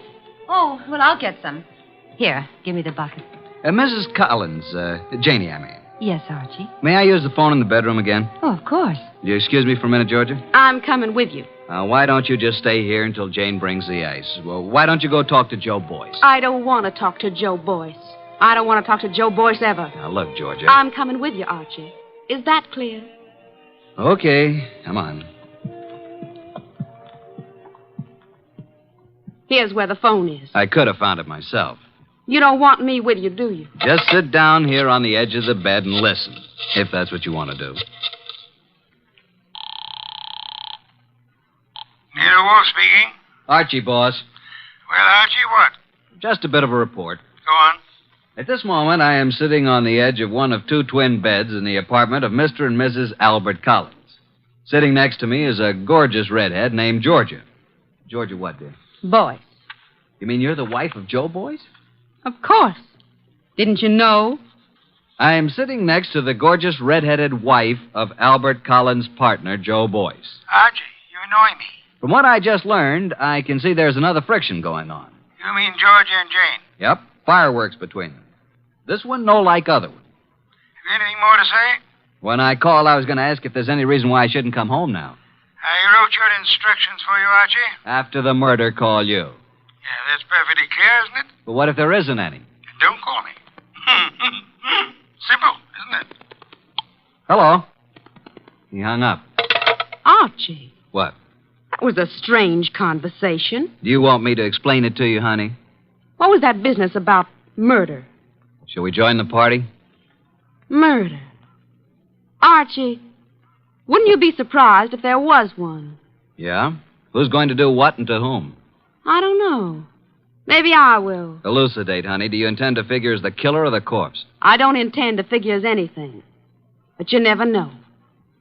Archie, do you think Jane Collins is better looking than me? Nope. Honestly? Honestly. Then what's the matter with me? Nothing. Nothing at all. Oh, yes, there is. Look, do you want to kiss me? Well, I'll tell you. When I graduated from Sunday school, I took a vow. That's what I mean. But if I were Jane, you'd want to kiss me, wouldn't you? No, frankly, no. Why not? Well, when I graduated from Sunday school, Okay, Archie. Let's go back. You boys have such happy faces. Where's Jane? In the kitchen getting some ice. Where have you been? With Archie. Is he an old school chum of yours, too? Do you care, Joe? No. Mr. Boyce. What? How much do you weigh?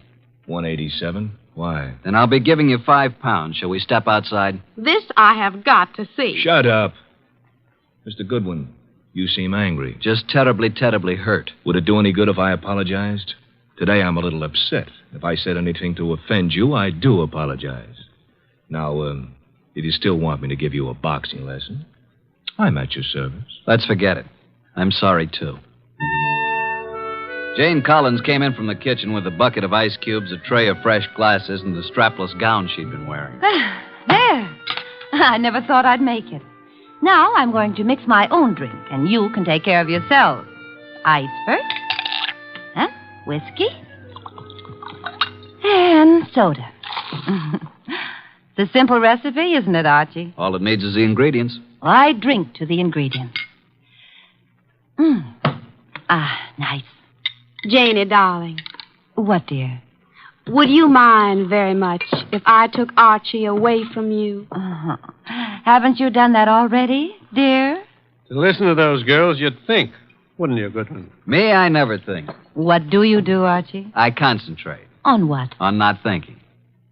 I did some serious concentrating on not thinking about Nero Wolfe or about the conflict of the partners, Albert Collins and Joe Boyce, about the jealousies of Jane and Georgia. The next 5 minutes hardly seemed an hour. Jane and Boyce murmured to each other. Collins drank gently but firmly. Why can't you be honest, Archie? What's the matter with me? What, Georgia? You weren't listening, were you? To every gorgeous word you said. What did I say? I want to hear it again, just the way you said it before. I said, why shouldn't there be a murder? Why not? It's an order. It's just not considered the thing to do. Thing to do. Can you think of anything better? No, frankly. I can. My glass is empty. My glass is empty, too. Jane. Jane! Oh, I'm sorry. I'm not much of a hostess, am I? Oh, don't answer that. Oh, you're all empty. But I've only drunk half of mine. You don't usually drink so slowly, Jane. I'm just not in the mood tonight. I usually drink faster to keep you from drinking mine. See, Albert always gulps his and then reaches for mine. What's the difference? Well, I'll fix you some fresh drinks, but put my drink over there by you, Georgia. And lay off, Albert. I only had about 3 swallows of it. Besides, you don't need any more. I suppose we know what dear Jane is going to do, don't we? Lay off, will you? Lay off. It's my husband who said that, Archie. Archie, meet my husband, Mr. Boyce. I will now explain why dear Jane took our glasses away to the kitchen when she could have poured a drink right here. Listen, George, will you... Mr. Boyce is speaking, Archie. What, Mr. Boyce? Nuts. Mr. Boyce says nuts, Mr. Goodwin. What do you say, Mr. Collins? I think Joe has covered the field. We were talking, weren't we, Archie? Possibly. We were talking about dear Jane. She's got to be always the prettiest, always devastating. Right now, she's putting on a completely new face. And in about 20 minutes, when our tongues are hanging out, she'll come back, all horsed up and bright and smiling, with another tray of drinks. Yeah, she'll take all night to fix them. Well, I'm going to get some air on the balcony. Don't jump off. Al, you're drinking too much lately. I shouldn't worry you, Joe. Especially now. When you start drinking, not only your drinks, but everybody else's too, well... Jane's right. Is that what worries you? Slide Jane's glass down. The ice is all melted. You see what I mean? Okay, Joe, let's not be nasty until tomorrow. Well, that gives me an idea. Think I'll propose a toast. Until tomorrow. And you know, it may be rather fitting that I should drink a toast from the glass that Janie left. Until tomorrow.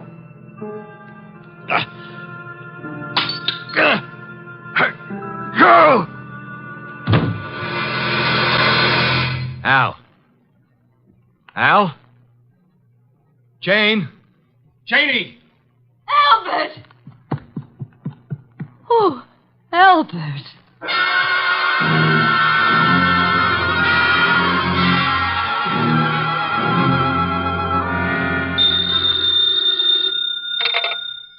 Nero Wolfe speaking. May I come home now? Oh, hello, Archie. I said, may I come home now? Have you sent for the police, Inspector Kramer? Of course. Who was killed, Archie? Albert Collins. How, Archie? I don't know. You were right, though, weren't you? Actually, about what? Murder. Oh, that. We can talk about it tomorrow. Good night, Archie. Come home when you can. What do you mean, come home when I can? You'll be held as a witness, won't you? Try not to wake me with the elevator when you come in. Well, Inspector Kramer, you've had me here at headquarters for a long while. For quite a long while. Haven't you asked me enough questions? Goodwin, you say you never saw these people before, Collins or Boyce or their wives. Yet when all the other guests had gone, you were still there. I guess I just don't know how to say goodbye. You didn't know they were partners in a chemical company. You didn't know that Boyce had forged a lot of papers with Collins' name. All I know is what you tell me. Goodwin. Yes, sir? I'm trying to be nice. Yes, sir. Now, I know, of course, that you went to that party because Nero Wolfe told you to. Do you? My question is, how did Wolfe know it was going to happen? Why don't you ask him? I already have. He told you? He says he never heard of Collins or Boyce. Did he say he'd ever heard of me? He says he isn't responsible for you or your shady friends. Maybe he knows I found a poison pellet in George's bag. Inspector, may I make an important call? Go ahead.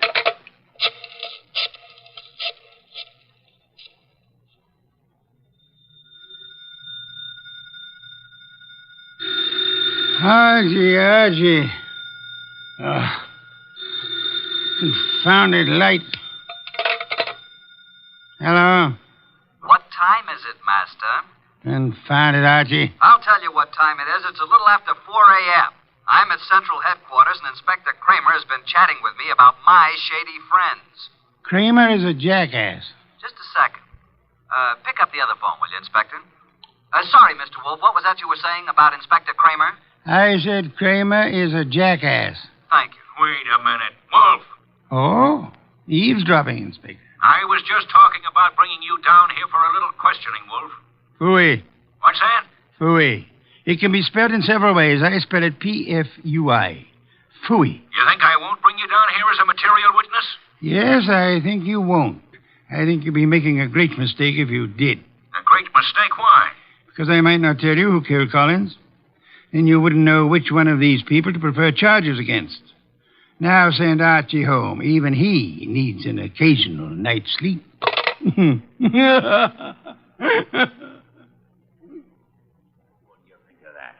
He hung up. So it seems.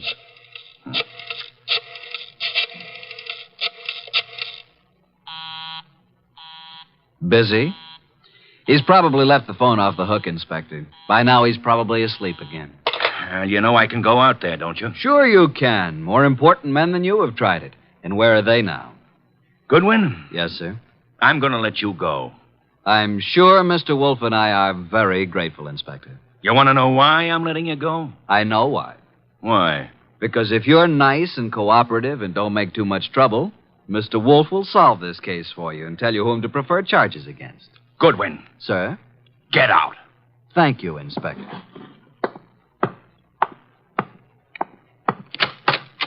Good morning, Inspector.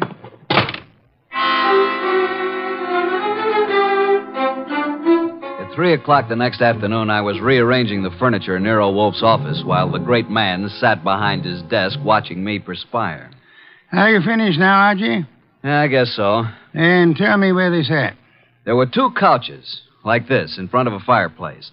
Collins and Boyce were sitting together on one couch. When Georgia and I came in, they were looking at some canceled checks. Where was Mrs. Collins? I told you she was getting ice and fresh glasses. Why was she getting fresh glasses, Archie? Where were the empty ones? I don't know. Maybe they were the same ones she brought back, washed and polished. Archie, I trust your powers of observation absolutely. That's why I sent you to Mrs. Collins' cocktail party. Okay, how did you know there was going to be a murder? If it was a murder. It was a murder, Archie. But isn't it obvious? How is it obvious? Suppose Collins slipped a few drops of the poison into his drink himself. It's very strong, very deadly poison, with a remarkably strong odor. Like almonds, I know. I smelled it when I picked him up. Archie, was anything found on the body that might have contained the poison? A fountain pen, whatever? Not even that. Inspector Kramer found a poison pellet in Georgia's handbag. He thinks she poisoned Collins' drink. Say, could be. But it wasn't his drink, it was his wife's. Then Georgia was trying to kill Jane, and Collins got it by mistake. We shall soon see, Archie. I was expecting a murder because you told me to expect it. I watched every move that everybody made. There's no possibility that Jane's glass, the glass with the poison in it, was tampered with by anybody. Yes, I believe. Okay. Archie, you're sore, aren't you? Have you ever spent the night with Inspector Kramer? He's really a good man, too. Why did you say he was a jackass? Because he didn't know who killed Collins. Do you? Of course. Was there ever any question about it? Just a moment, please. The only trouble is it may be difficult to prove. That's why we are giving this little cocktail party this afternoon with the help of Inspector Kramer. By the way... Yes? Call Mrs. Collins and tell her to bring a bucket of ice from her refrigerator. Why? Because our refrigerator's broken down. No, it hasn't. I was just out in the kitchen a minute ago. Our refrigerator has broken down. And it would be very helpful if Mrs. Collins would bring a bucket of ice cubes. What makes you think she'll do it? She will. Call her. 6:45. There we were in Wolfe's office doing a repeat performance of last night's smash hit. 2 couches faced each other, a cocktail table between them. On one couch, red-headed Georgia and me. On the other couch, it was a big one, Joe Boyce, Jane Collins, widow of the lately defunct Albert, and Nero Wolfe. Jane had been drinking a little slower than the rest of us. Our glasses were empty. Hers was still half full. Wolfe said... Archie. Yeah? At this point in last night's party, Mrs. Collins got up and left to get some fresh drinks. Repeat what she said. Approximately? Approximately will do. I think she said something like this. She said, put my drink over by you, Georgia. Lay off, Albert. I've had about 3 swallows of it. Besides, you don't need any more, Albert. Am I right, Jane? Close enough, Archie. But what of it? Now, what is this nonsense all about, Wolfe? Mr. Wolfe is trying to make something out of nothing. I think Mr. Wolfe is going to turn up something mighty interesting. Don't look so perturbed, Joe. Since I'm playing the part of the late Mr. Collins, pass me Jane's glass. I'll keep my glass, Mr. Wolfe. I haven't finished my drink. You're a very clever woman, Mrs. Collins. Would it be too much if I ask what this is all about? What worries you, Archie? You make it sound as if that drink she's holding is poison. But it can't be, because as yesterday, she's already drunk half of it herself. When our freezer broke down, she was more than willing to bring a bucket of ice cubes, wasn't she? So? What would happen, Archie, if you froze a gelatine-coated pellet of poison in the center of one particular ice cube? Mrs. Collins hasn't finished her drink. Notice the ice is all melted now. She hasn't taken one sip since the ice melted completely. She came prepared in case she was exposed. Smell it, Archie. No, Archie, stand back. I can easily swallow this before you can reach me. Mr. Wolfe, in a few seconds, I'll drink it. But tell me something first. Tell me how you knew. Jane, listen to me. I knew there was going to be a murder last night because you said so. I knew that it was you who would commit the murder because it was you who invited me. You hoped an expert witness would prove that you couldn't have killed your husband. So I sent Archie Goodwin, whose observations are always exact, even when he doesn't know the import of what he's observing. She brought back clean glasses. She poured the drinks out of bottles already open. And if anybody had put anything in or touched one of those glasses, I would have seen it. Exactly. The poison pellet was frozen in a certain ice cube. Mrs. Collins put that cube in her own drink, drank it until the ice had almost melted down to the poisonous pellet center. And then she took all the other glasses away, leaving only hers half full. And as usual, her husband drank it. No, Jane, don't. Too late, Joe. Too late.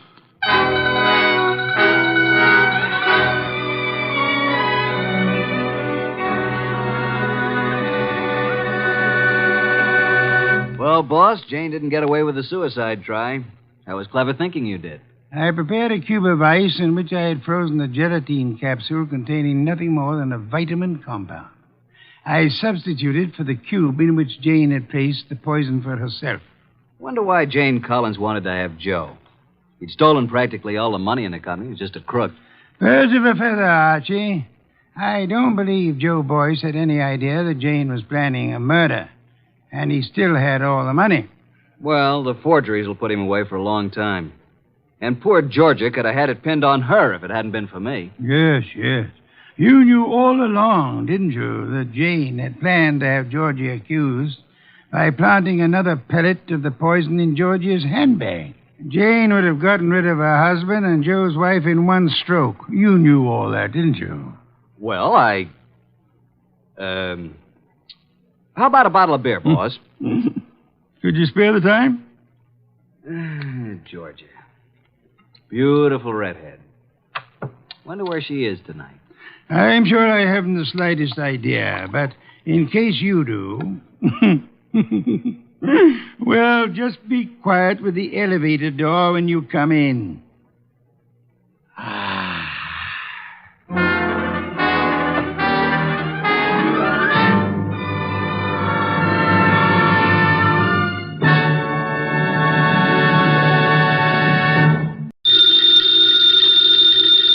Ladies and gentlemen, the ringing of that phone bell means mystery, adventure.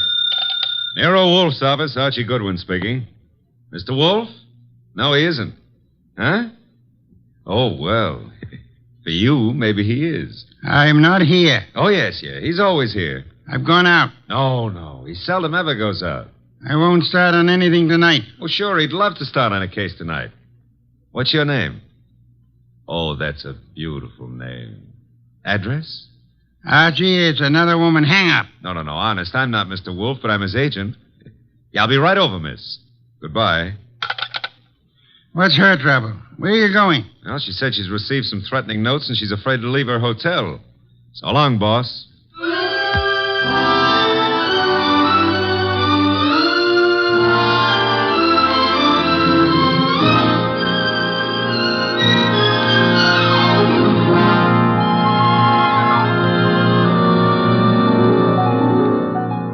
ladies and gentlemen, it's that genius who is the bulkiest, balkiest, most ponderous, and most brilliant detective in the world.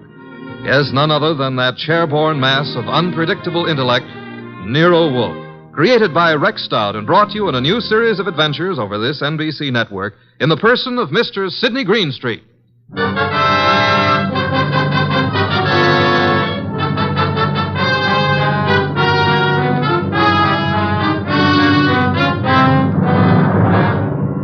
We prefer to call tonight's story The Case of the Vanishing Shells. It didn't seem to be difficult at first, but, well, I'm not a stupid individual, but so often I allow myself to become mesmerized by beautiful women. Heaven bless them. Doris Murray was such a woman. She phoned us first late one afternoon about 5 o'clock, then again at 5:30. Very well, Mr. Goodwin, but I would prefer to see Mr. Wolfe. Well, I said I'd be there at 6, Miss Murray. I don't want to talk any longer on the phone. Please hurry. There's someone at the door. I'll see you in the cocktail lounge at your hotel. At 6 o'clock. That's half an hour. Don't fail. Who is it? Emil Stoner. Oh, come in, Emil.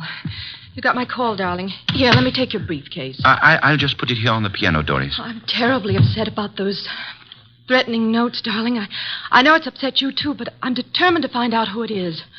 I'm not going to let them bluff me out of my first chance to play the star part in one of your shows. But look, Doris, there's that other part. Is that all I mean to you? Well, what can they divulge that'll harm us? What? Several things. And I can't afford... I mean at this time... You're frightened, Emil. Doris, I'm going to give the star part to Paula. Paula! You've been divorced for 4 years. Why? Because I feel she can... play it better. Is that what you're going to say? Well, I can act rings around her. Now, look, Doris. I know it's a big disappointment to you, but that's the way it is. Get out. Get out. Go on across the hall to Paula. Give her the part. Louse up your show. She and that playwright of hers. Get out, Emil. But, Doris... You frightened little... Get out!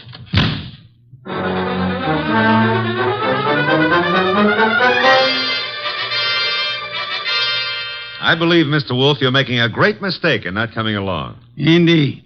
I'm sure that what attracts you could not possibly be of interest to me. The gal needs help. Money is money. Girls, money, phooey. Yeah, well, we could have dinner out for a change. They have one of the finest chefs in town at that hotel. You're most impolite. I'm trying to read this book. Poetry. Archie. Yes, sir? Shut up. Well, we need money. That filthy green cabbage is necessary to our existence. This may be a tough case, you know. You're sufficiently intelligent. Sometimes. If I sat around like you do, I'd weigh 500 pounds, too. Archie, leave the room. Besides, it's only 300. What a way to run a business. Orchids, beer, books. Don't keep the charming client waiting. Okay, I'm going. And always remember there is a telephone.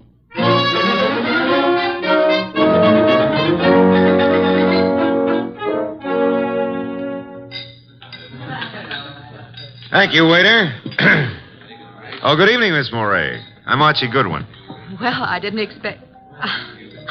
please sit down. Well, I think I should explain the absence of Nero Wolfe. There's so much of him that it's not too convenient to transport it about. I do all the outside work. And I'm sure you do it well. Mr... Well, you know, some women call me Goodwin and some call me Mr. Goodwin, and, Yes? the unattached call me Archie. Hello, Archie. Oh, splendid. I'm glad to hear it. Now we can get right down to the nasty old business that's troubling you, Doris. First, here's the 500 retainer fee. We thank you. Now, what's the note about? Well, there are 2 notes, both printed by hand. Uh-huh. Will you hand me my purse, please? Oh, sure. Thank you. I see. Doris Moray.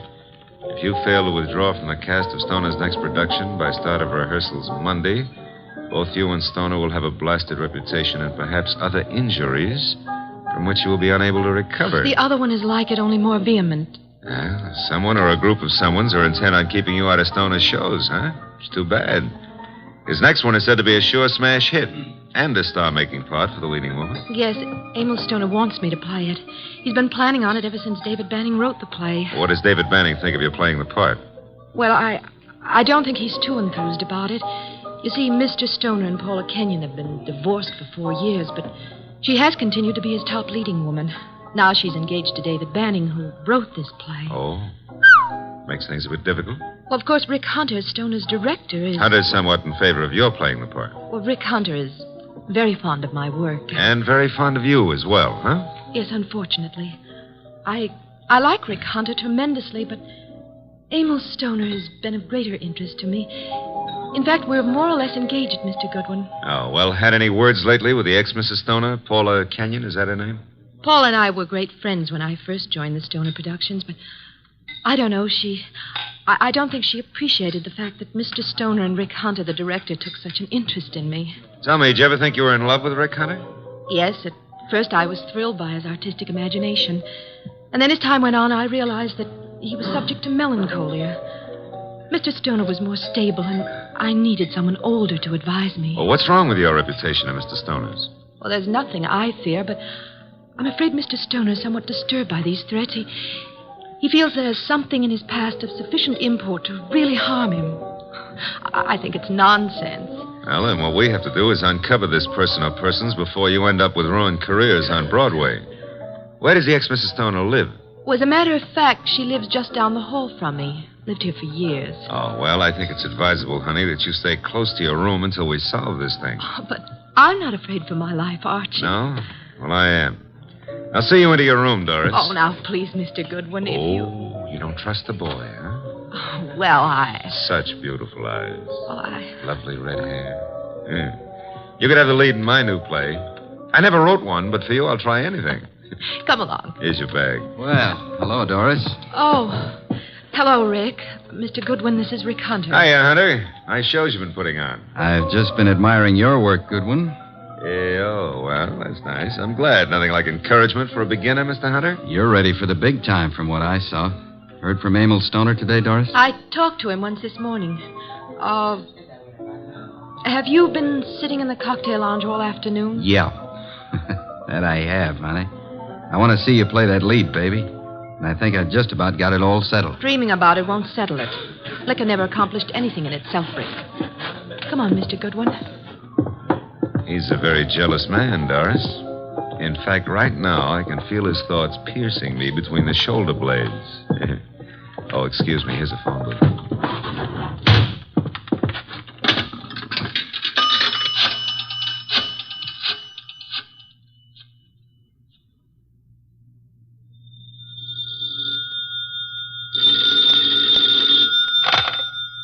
Yes, Archie? How do you know it's Archie? I felt the time was exactly right for you to call. I wish you felt it was time to earn some money. Is this a worthwhile case? Well, she's a beautiful redhead, and, That, of course, makes it very worthwhile. Yeah, well, I got 500 as a retainer. Phooey, a pittance, and probably all you'll ever get. What do you mean by that? She's probably guilty. Now, look, boss, she's the victim. Received notes threatening her reputation and her health if she plays the star part in Emil Stoner's new production. Also, they threaten Emil Stoner likewise. The playwright, Dave Banning, is engaged to Paula Kenyon. Incidentally, she lives here at the hotel, too, just down the hall from Doris. I remember her, and the playwright wants Paula Kenyon to play the part. Well, Archie, you have only the beginning. It is probably too late to prevent whatever is going to happen. Like what, for instance? Have you found a body yet? Call me after you find the body. What body? There's no body. But there will be, Archie. There's always a body where you're concerned. Either a body beautiful or a dead one. Bye.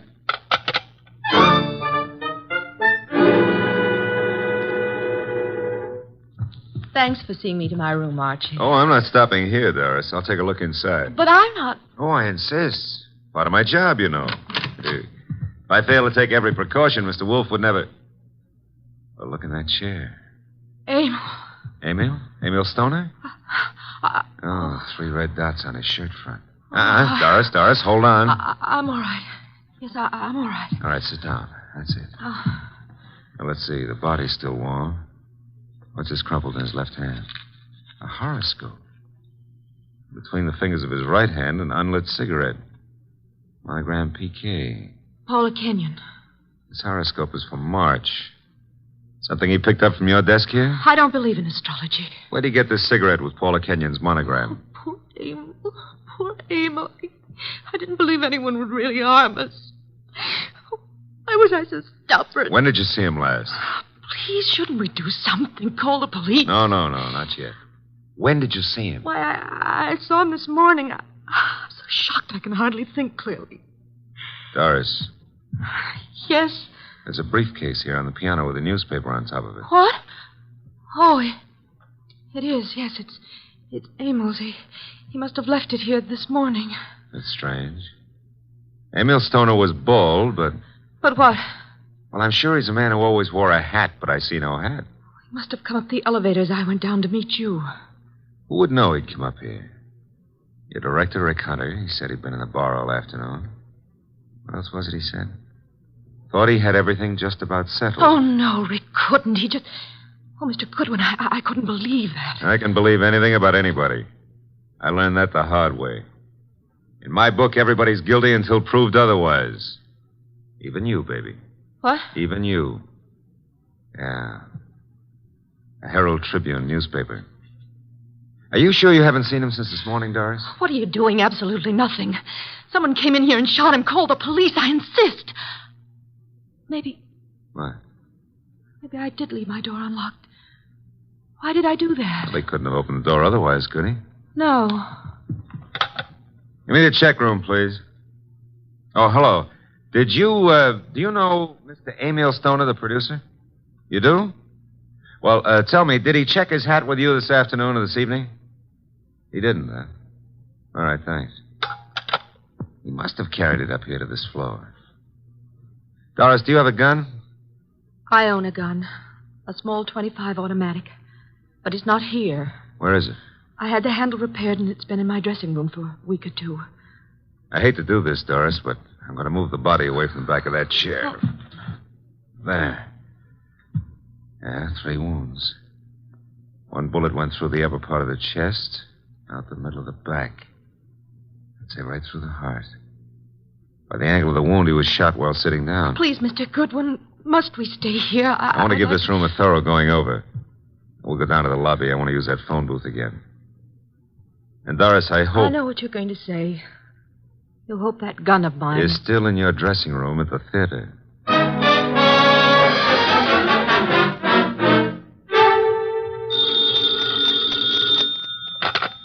Nero Wolfe speaking. Oh, Mr. Wolfe, may I have your autograph?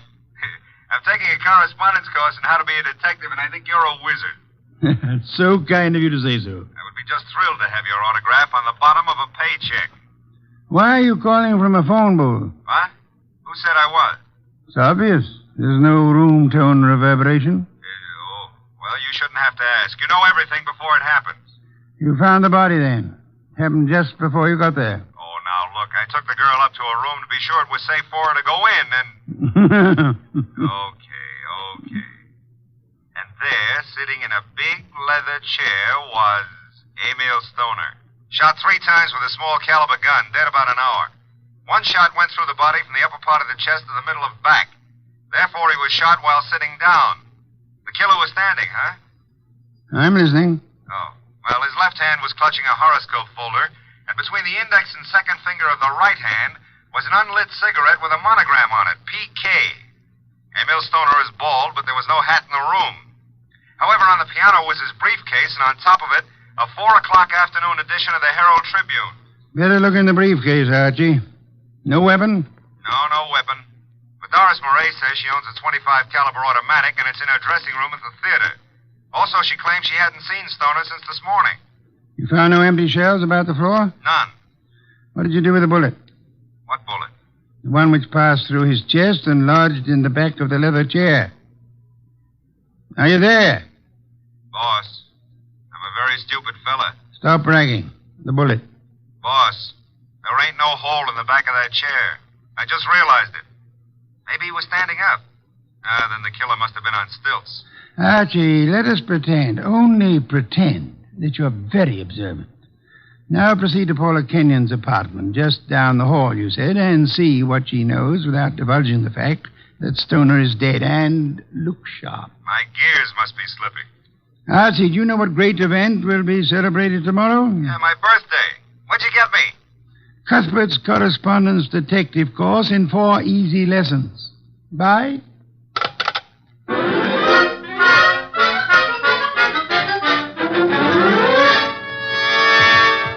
This is Paula's apartment.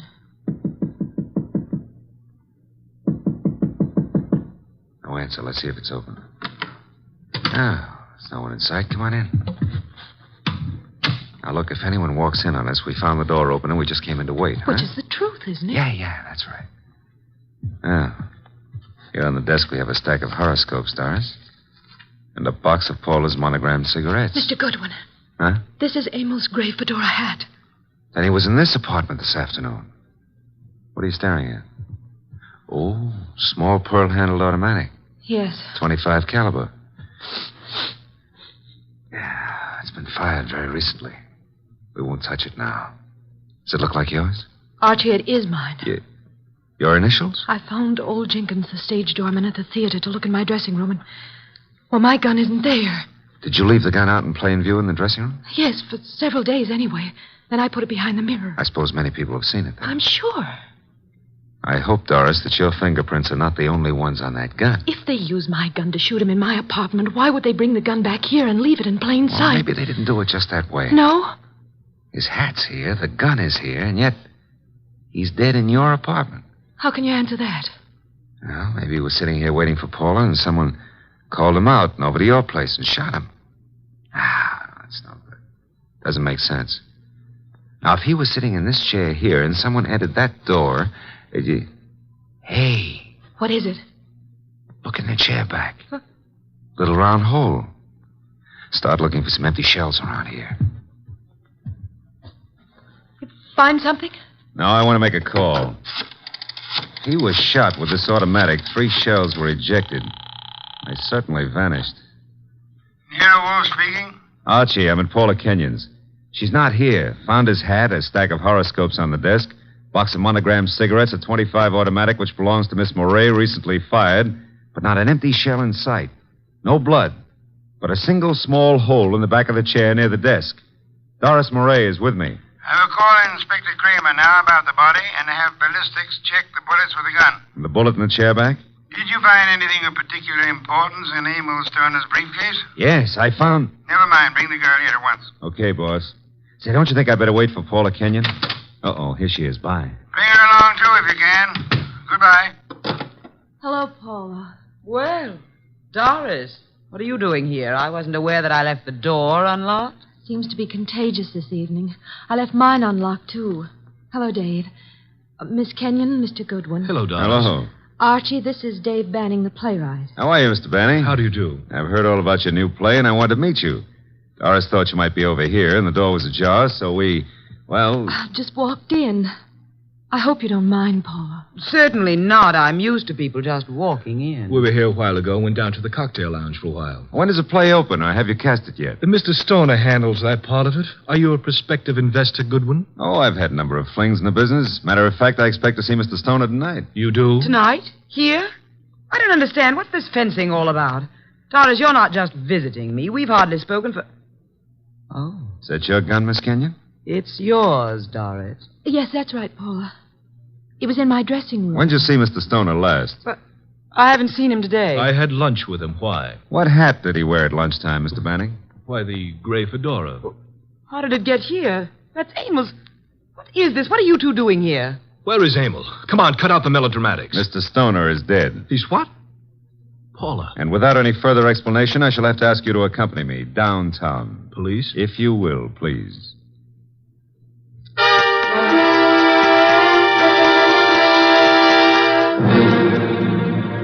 They're still in the front room, boss. I'll bring them into your office when you're ready. Yes, Archie. I'm sure they're all anxious to talk. They've been sitting there for an hour now. Maybe we ought to make some sort of explanation to them, huh? Why? This sort of technique should work very well in this particular instance. Yeah, but I don't know about that director, Rick Hunter. He may be difficult. Does anyone know that you found the completed and signed contract in the briefcase? No one. Mm-hmm. Good. Now we have the threat notes, the contract, the afternoon newspaper, the briefcase, the fedora hat, the gun, no ejected shells, the horoscope, the cigarette, and the 2 chairs. One with a small hole in it. Come in. Ah, Inspector Kramer at last.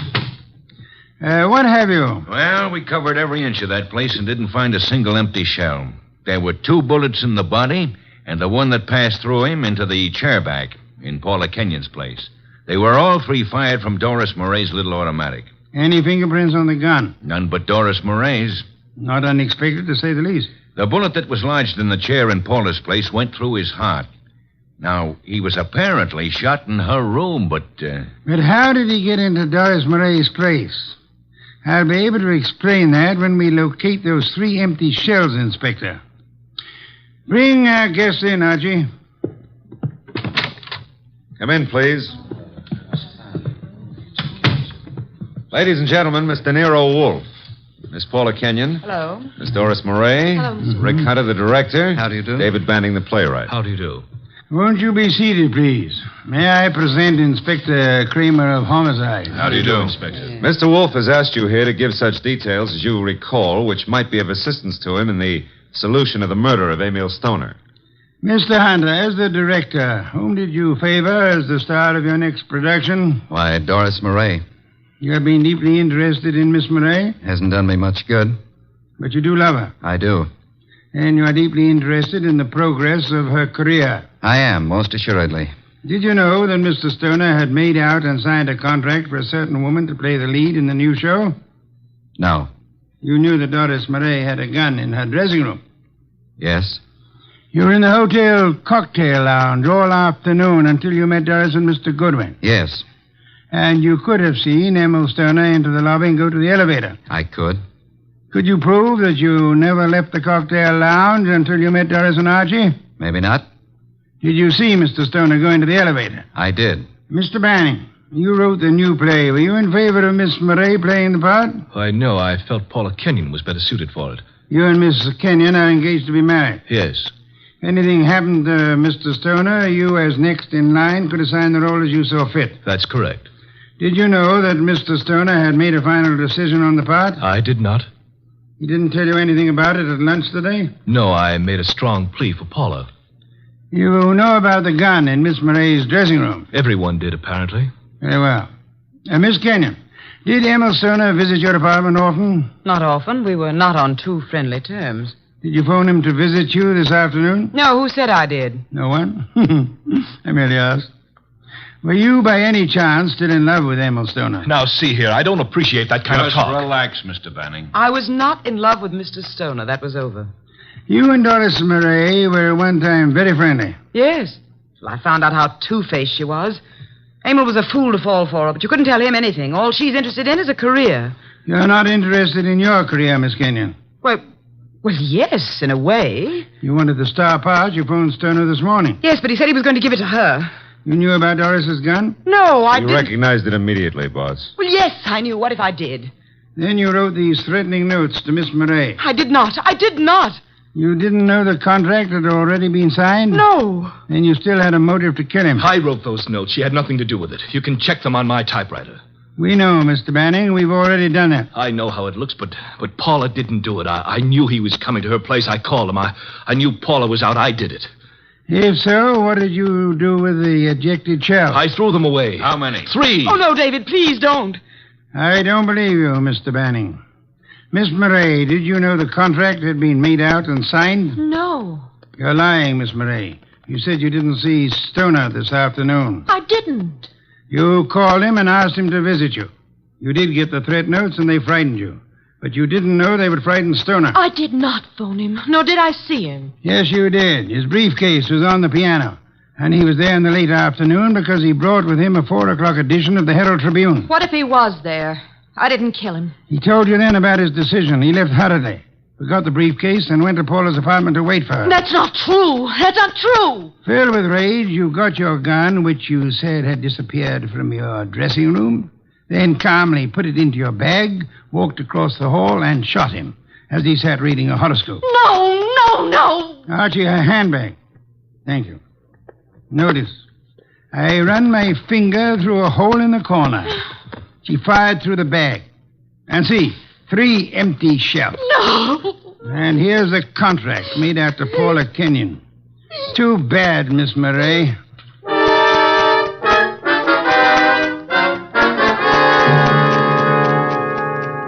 Well, that's a good day's work, boss. Some beer, Archie. Right. Say, tell me, how did Stoner, if he was shot in Paula's room, get back to Doris's room? She couldn't carry him. Oh, now, Archie, that's not too difficult. He walked. Shot through the heart? Impossible. That's a fallacy, Archie. Official medical records show that people have walked a block in such instances. No wonder Doris was so shocked when she saw him back in her room. The shooting took place after she called us, and it seemed unbelievable that anyone would leave the gun and not the ejected shells. Ergo, the gun must have been concealed when fired. Yeah. Paula would have no reason to do that, because she was in her own apartment. And these men are not the type who would have fired through their coats. And Doris, before she started down the hall, would naturally conceal the gun, huh? In her handbag. Where else? Boss, midnight. It's another day. I'm a year older. Yes. Cuthbert's correspondence detective course in 4 easy lessons. Happy birthday, Archie.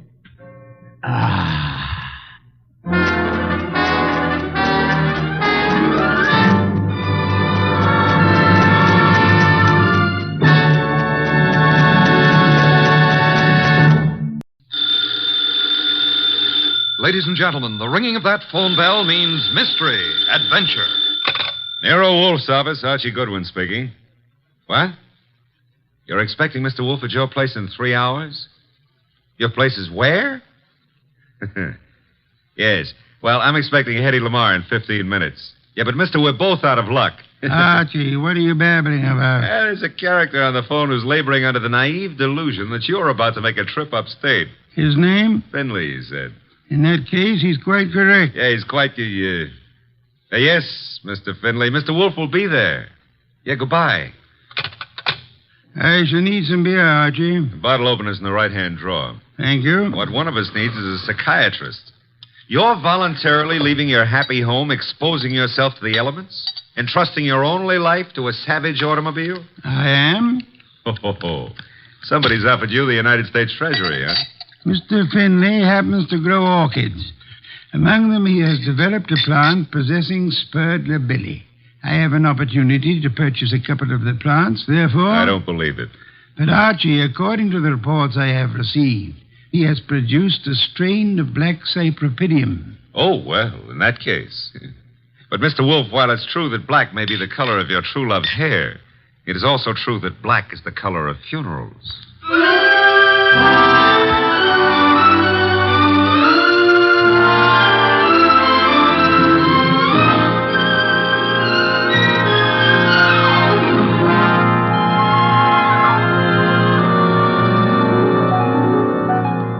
Ladies and gentlemen, it's the detective genius who rates the knife and fork the greatest tools ever invented by man. The ponderous, brilliant, and unpredictable Nero Wolfe. Created by Rex Stout and brought to you in the person of Mr. Sidney Greenstreet.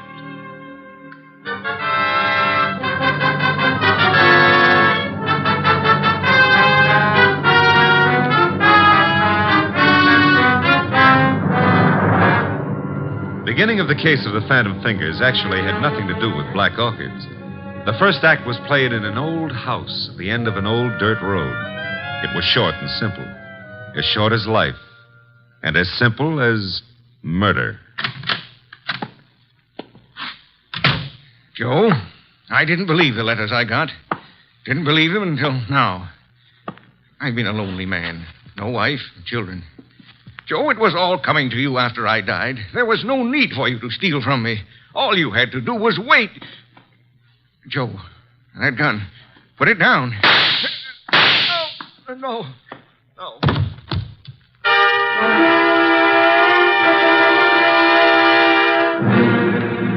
Archie. Yes, Mr. Wolfe. How much longer? Oh, an hour, maybe. Why? I'm a fool. Yeah, well, payday's tomorrow. I refuse to agree with you. Besides, the trip's been fine so far, huh? So there's snow on the road, but, Phooey. Well, it's nice snow. Pretty soon it'll be spring, and in the spring... If you mention old Tidmas once more, I shall strangle you. No, it's against the law. But you know, if that snow melts much faster, the trees won't look so pretty. Trees, are they really necessary? Uh-huh. People cut them down and make paper out of them. And they take the paper and make dollar bills.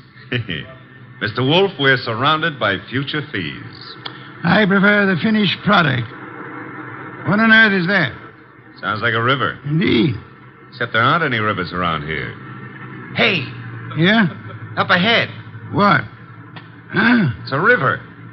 Only it isn't a river. It's wet. It's wet and it's got waves on it. Had to start raining, too. Nature. Phooey. The road behind us is covered with water. We just have to keep going onward and upward. Would you like to recite Excelsior to me? Why, sure. Shades of night were falling fast when through an alpine village passed... An idiot of your caliber, no doubt. Oh. An infernal engine has died. No, the road dips up ahead. And where it dips, there's a junior Mississippi growing up.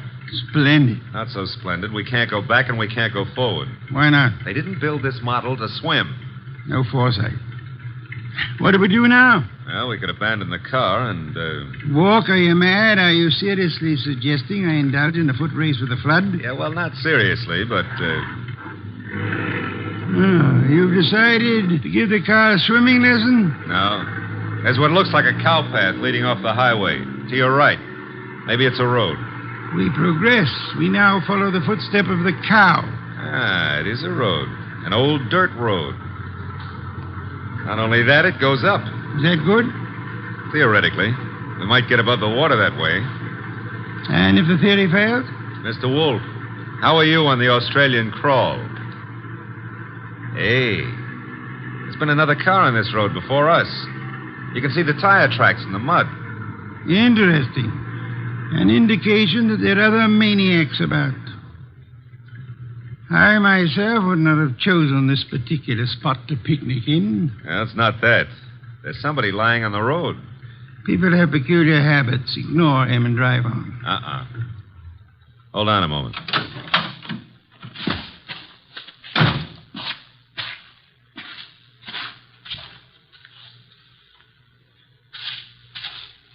Mr. Wolfe, you better come out here. My madness has its limits. The answer is no. Serious, Archie? Very serious.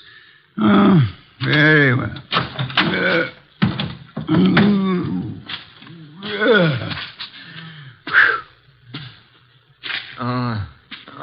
Good heavens.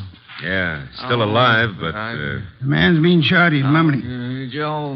He's yelling for Joe. Be still. Don't forgive stealing. Don't... So much for that. Pick him up, Archie. Put him in the car. Might be bad for him to be moved. No.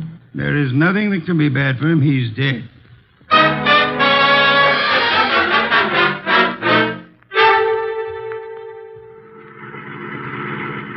Is this blasted road leading anywhere, Archie? Well, seems to be a clearing up ahead. Maybe... Hey, it's a house. Splendid. I'm not so sure. It's perched up on top of a cliff, surrounded on three sides by nothing. On the side facing us, there's a deep ravine and a small wooden bridge. An island in the air. Yeah. High enough to keep above water, maybe, but... Now, that bridge doesn't look too good. Rain may have weakened it. I have no choice, Archie. I have no intention of being drowned in these barbaric surroundings. The bridge, Archie. Okay, hold on. No, the thing's collapsing under us. How momentum, sir? Well, if it doesn't, 37 blondes are going to be wearing black. Correction, 38. I forgot the one in Gimbel's bargain basement. Hey, we made it. The bridge will never be the same, though. There's a car ahead of us in front of the house. The car from which our dead friend, was thrown. Only one set of car tracks in the mud along the road, and here... And all we have to do is walk in, ask for the owner of the house, and, Possibly, and possibly not. Archie, go through the corpse's pockets. Oh, that's not cricket. Yeah, all right. I'm going through. There's not much on him. Handkerchief, silver, driver's license. The name was, James Miller. Address Garner Lane. Walden. Now, I've got an idea this is Garner Lane, Mr. Wolfe. In which case, someone named Joe was looking after the house for him, committed theft, and murdered Miller. Miller's body was then dumped on the road in the hopes that the floods would wash the body away. No one at the house seems to have noticed our arrival. Nope. Well, let's go in and ask for Joe, huh? Very well.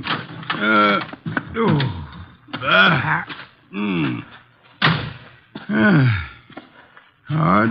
With the bridge down, there's absolutely no way of getting on or off this place. Except for a mountain goat.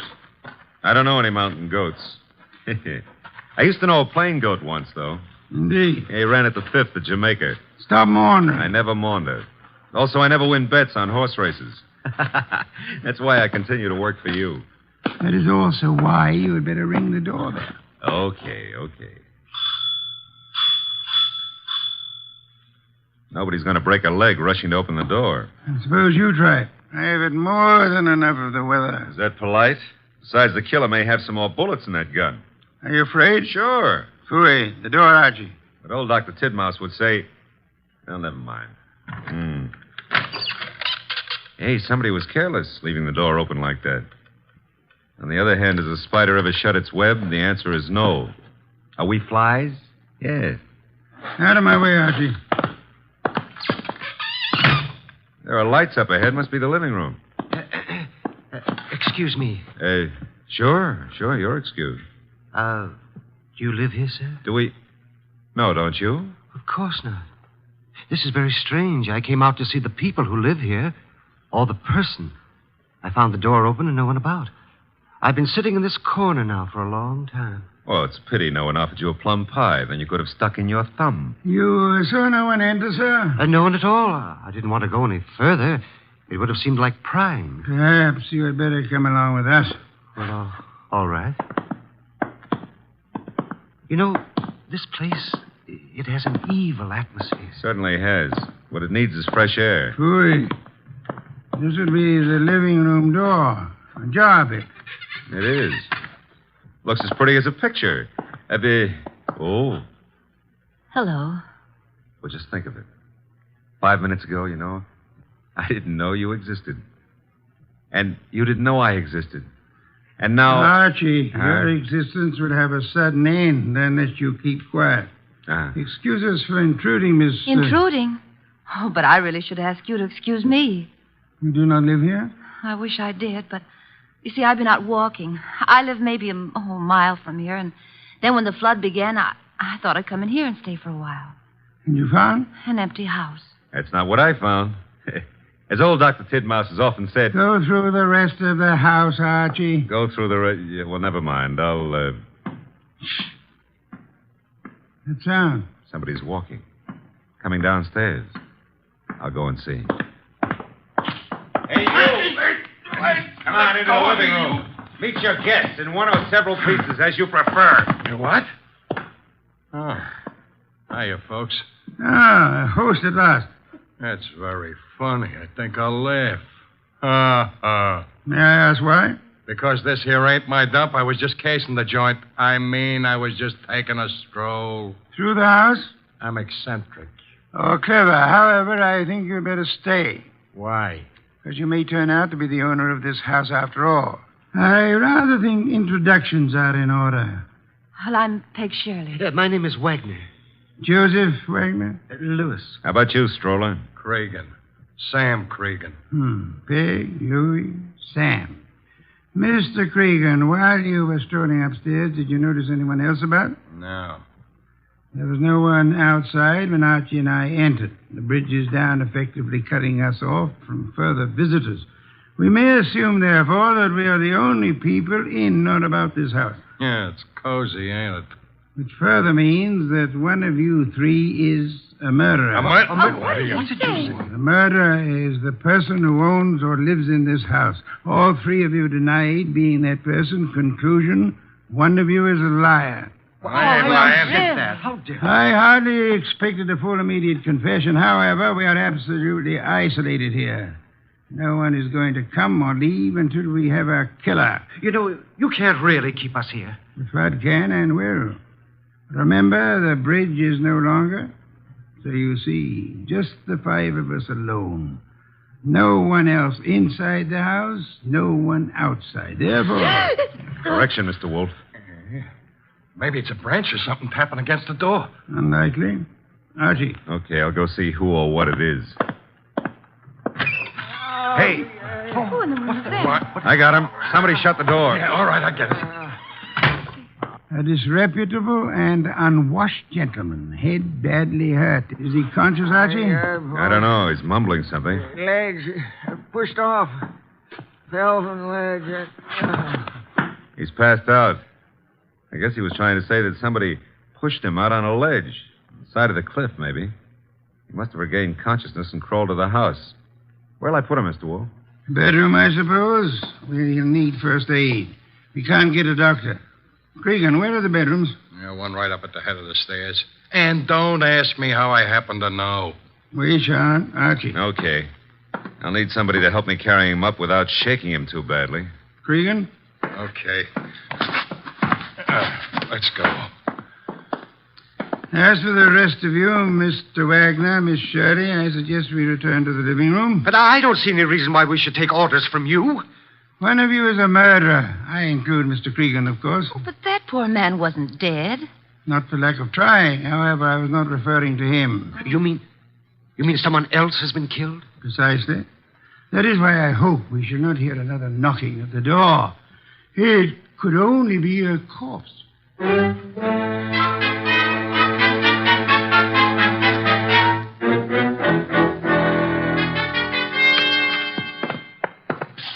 Archie. And Cregan. Yeah. The injured man? Still out. Probably got a concussion. Did he say anything further? Well, he babbled a bit. I don't know if... We shall assume we're among friends, Archie. Exactly what did he say?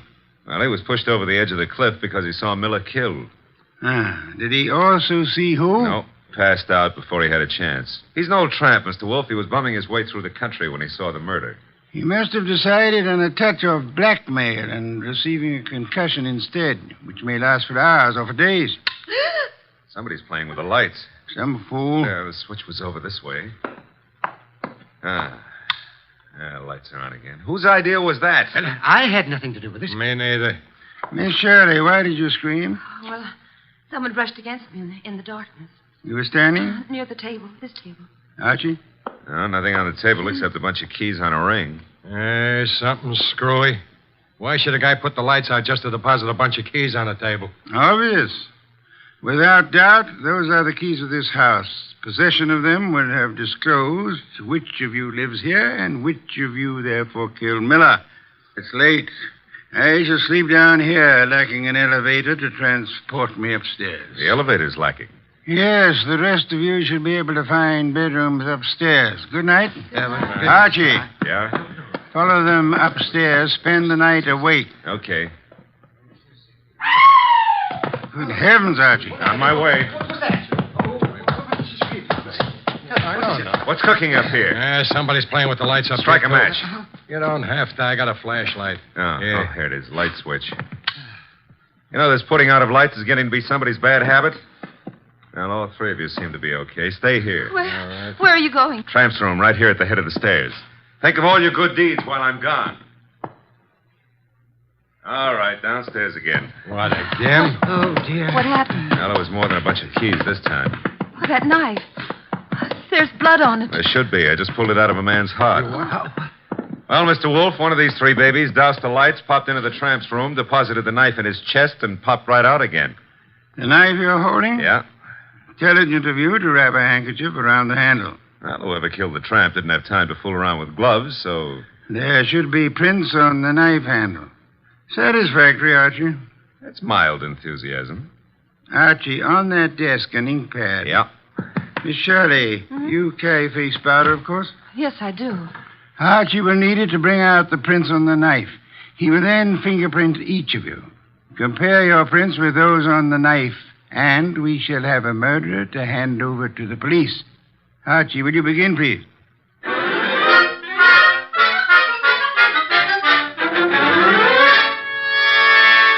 Here they are, Mr. Wolfe. 3 cards labeled with Miss Shirley's name, Cregan's, and Wagner's. Their respective prints are on each card. Good. I have the knife here. Several quite distinct prints on it. It should be child's play to, Archie. Yeah? Take your own prints and mine. What? Do as I say quickly. Yes, sir. All right, give me your thumb. Thank you. That's it. Now mine. Thank me. That's it. There's something wrong. Something wrong and deadly loose in this house tonight. Well, there's a card with your prints and mine. Thank you. Now you got 5 cards altogether. So I have. Archie. What now? Take the ink pad and a fresh card with you. Where am I going with them? Upstairs?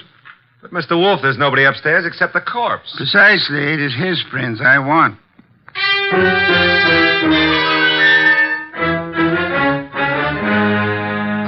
This is so ridiculous. It's over with. Tired of Archie? Yeah, I got the dead man's prints. Will all of you please sit? All right, but Good heavens, young woman. Be careful. We want no accidents. sorry, I caught my high heels in the rug. Archie, the card with the corpse's prints on it. Yes, sir. Thank you. You know, I've had quite enough of this nonsense. Have you, Mr. Wagner? Yeah, and so have I, Mr. Wolfe. Also, I don't think you know what you're doing. Perhaps not. However, I have something rather interesting to tell all of you. There is no one in this house besides yourselves, except, of course, for the dead man upstairs. There is no one on the rock on which this house stands, except for another dead man in our car. Look, we already know all that. Bear with me. We may rule out secret passages, unusual hiding places, or anything of that esoteric and childish nature. We may also rest assured that no one has come to or left this house or rock within the last few hours. Well, that means we're kind of hermetically sealed here, huh? Meaning also that whoever was here when the tramp was killed is still here. Still here in this room. Correct, Archie. Now then, I have checked the dead tramp's prints against those on the knife. Theoretically, suicide was possible. However, the prints do not match. That guy was in no condition to kill himself anyway. True. Then I checked Archie's prints and mine against those on the knife. No similarity. Oh, but no one suspected either of you. Thank you, but I had to be thorough. That left only the 3 of you. I compared your cards and the prints on them with the prints on the handle of the knife. And? I want you to remember one thing very clearly. We are the only living people in this house or on this rock of land. No tricks are possible and may be ruled out. All right, so what? This. The prints on the handle of the knife that pierced the heart of the man upstairs do not match his prints or the prints of anyone in this room. Yeah, no, mine wouldn't match. Would you mind saying that again? He doesn't have to. And those cards, Mr. Wolfe, has the prints of everybody here. And yet none of them match the prints on the knife handle. But, well, in that case, who or what killed him? Why, there must be someone else in the house. I give you my word, there is not. Hey, you thinking about ghosts or something? Ghosts never leave fingerprints. I've got to get away. I can't stand this. Me too. Come on, lady. But I'll come along with you if you don't mind. Mr. Wolfe. Let them go. The bridge is down. They can't get far. Okay. But I don't get it. Get what? Well, the fingerprint business. And who killed Miller plus the tramp? The identity of the killer, Archie, is quite obvious. It is? To who? To whom? Who's whom? That's a joke. Yeah, I'm stalling for self-respect. You know? Of course I do. I have no conclusive proof, however. I had hoped the fingerprints would be of assistance there, but they proved to be phantoms. I'm still smarting about the other thing. You know, it's at times like this that I almost agree with you about my intelligence. Lack of intelligence? Yeah, well, don't rub it in. Don't rub it in. Just go ahead. Yeah, well, maybe you better rub it in. From now on, you may refer to my brain in the negative. In the negative? Bless you, Archie. What I've just done, I don't know, but can I have a raise? No. I'll take it back. You can't. Get the others in at once. Mr. Wolfe, you now have the appearance of Mr. Wolfe being surrounded by several dozen bottles of beer. What have I done? You've explained the fingerprints, Archie. Hurry. I don't want to keep the killer in suspense.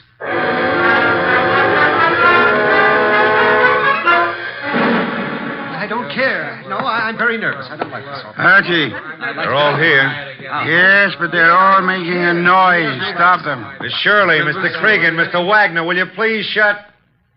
Mr. Wolfe, they have. Thank you, Archie. Now then, I have known for some little time which of you killed the tramp and Miller. I lack proof, however. And you have it now? I will admit for a while I was flummoxed by the negative evidence of the fingerprints. They seem to indicate that the tramp was murdered by a phantom. However, the word negative itself has solved the minor problem. Minor to who? To whom? Never mind. Shh. Archie, what is the salient feature of a film negative?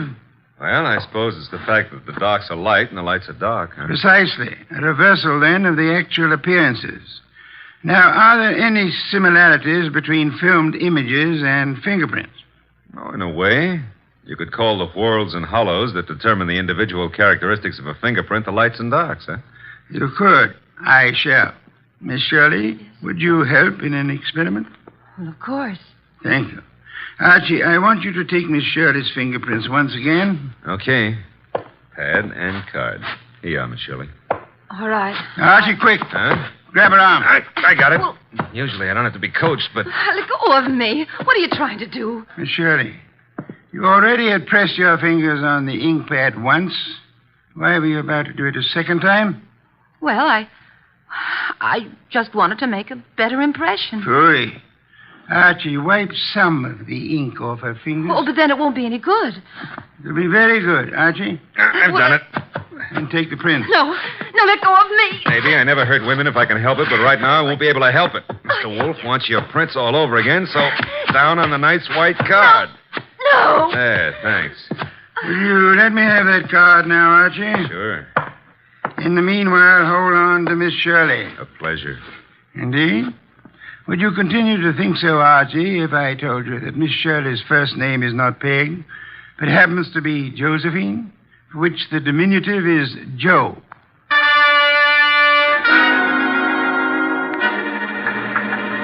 Glad they're fixing the bridge. I was beginning to think we'd be here forever. Boy, we have been. You know, if those black orchids have been holding their breath waiting for you, they're going to be red in the face. Hey, new breed, red orchids, huh? Archie, must you talk? Well, it's fun. Also, you've been holding out on me about the case. I surrender. Okay. You know, when we compared the new prints of Josephine with those on the knife, you could have knocked me over with a sash weight. They were identical. Naturally. She stabbed the tramp. Yeah, but what was the fingerprint gag? She merely loaded her fingers so heavily with ink that she falsified the markings. She filled up the hollows and walls with ink. The result was that ridges became hollows and vice versa, in the same fashion that a photographic negative falsifies lights and darks. You got that when I mentioned the word negative. It works, huh? Try it sometime. Yeah, the very next bank I robbed. But you said you knew who killed Miller and the tramp even before you exposed the fingerprint gimmick. How? We knew Miller's murderer lived in this house. Had been stealing from him and so on. Uh-huh. Stealing what? Cash, of course. He, as the girl admitted, was an eccentric, kept his money on the property. Cregan had probably heard of it, hence his casing of the house. Yeah? Our problem, therefore, was to discover who lived in this house. All three suspects denied it. Josephine Shirley told us, as you may remember, that she'd gone for a walk and then been driven by the flood to this house where we found her. Well, that's what she said it could have been. No, because as you may also remember, she tripped at one point over the living room rug and mentioned why. Sure, she said she was wearing high heels. Uh-oh, because out in the country there are no pavements, so girls don't go for a walk in high-heeled shoes. Therefore, she hadn't gone for a walk. Therefore, she was lying. Therefore, she killed Miller, and... I should have noticed those heels myself. You should have, Archie. Your trouble, I suspect, was that you didn't notice the feet for the legs.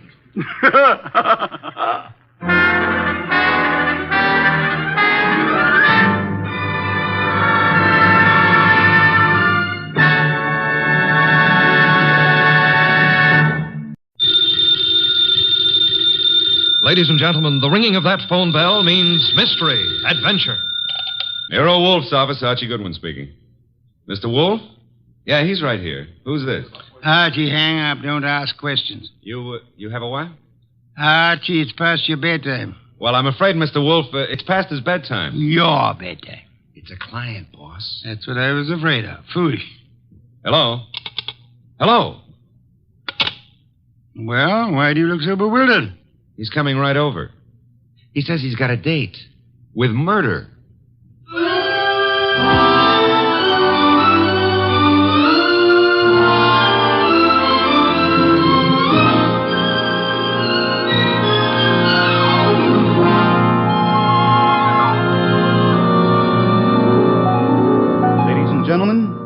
detective genius who rates the knife and fork the greatest tools ever invented by man. The ponderous, brilliant, and unpredictable Nero Wolfe. Created by Rex Stout and brought to you in a new series of adventures over this NBC network in the person of Mr. Sidney Greenstreet.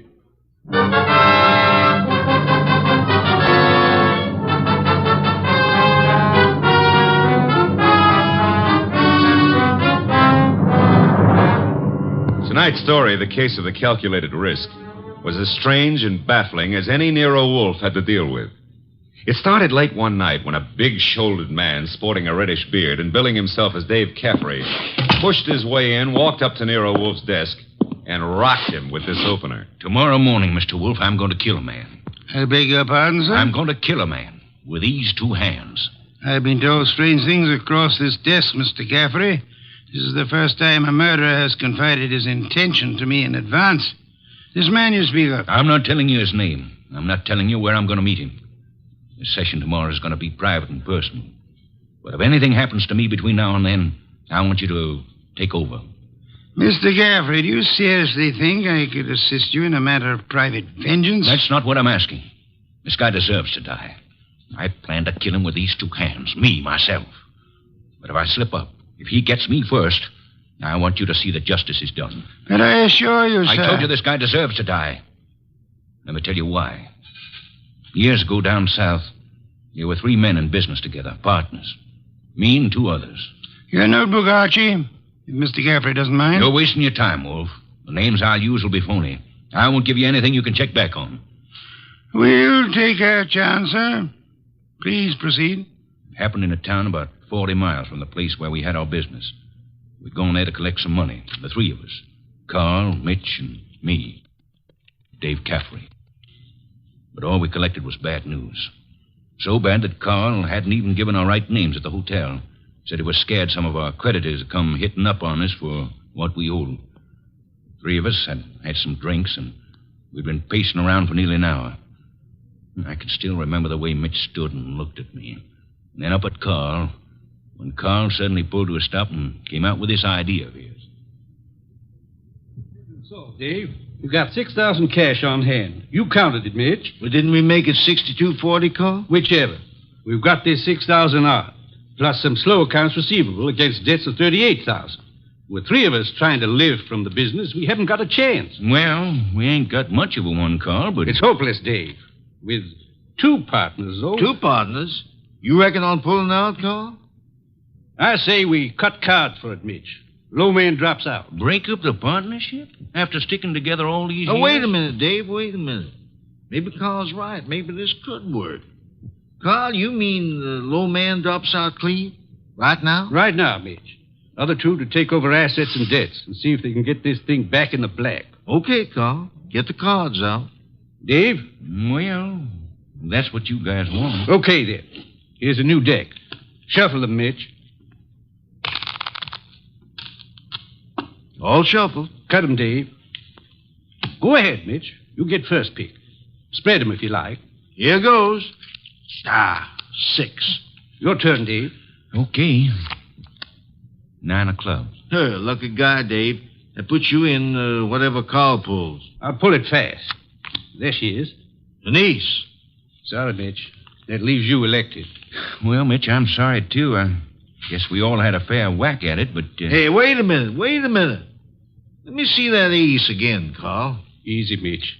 I said I was sorry, Look, but... Dave. Yeah, what is it, Mitch? All the aces are marked. Carl, I'm going to cram this deck right down your crooked throat. Look out, Mitch. He's got a knife. Sure. Oh. Carl, you... All right. I've cut him for keeps. What do we do now? What do we do? Look, Carl, I didn't mark those cards. I didn't kill Mitch. And what's more... Shut up, Dave. We're both in and out now. Come on. Let's get out of here.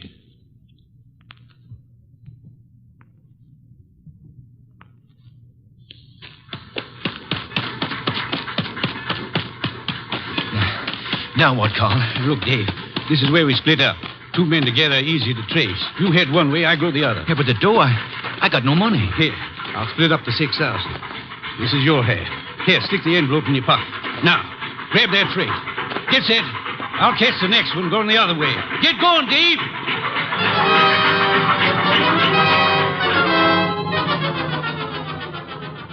That's how it was, Mr. Wolfe.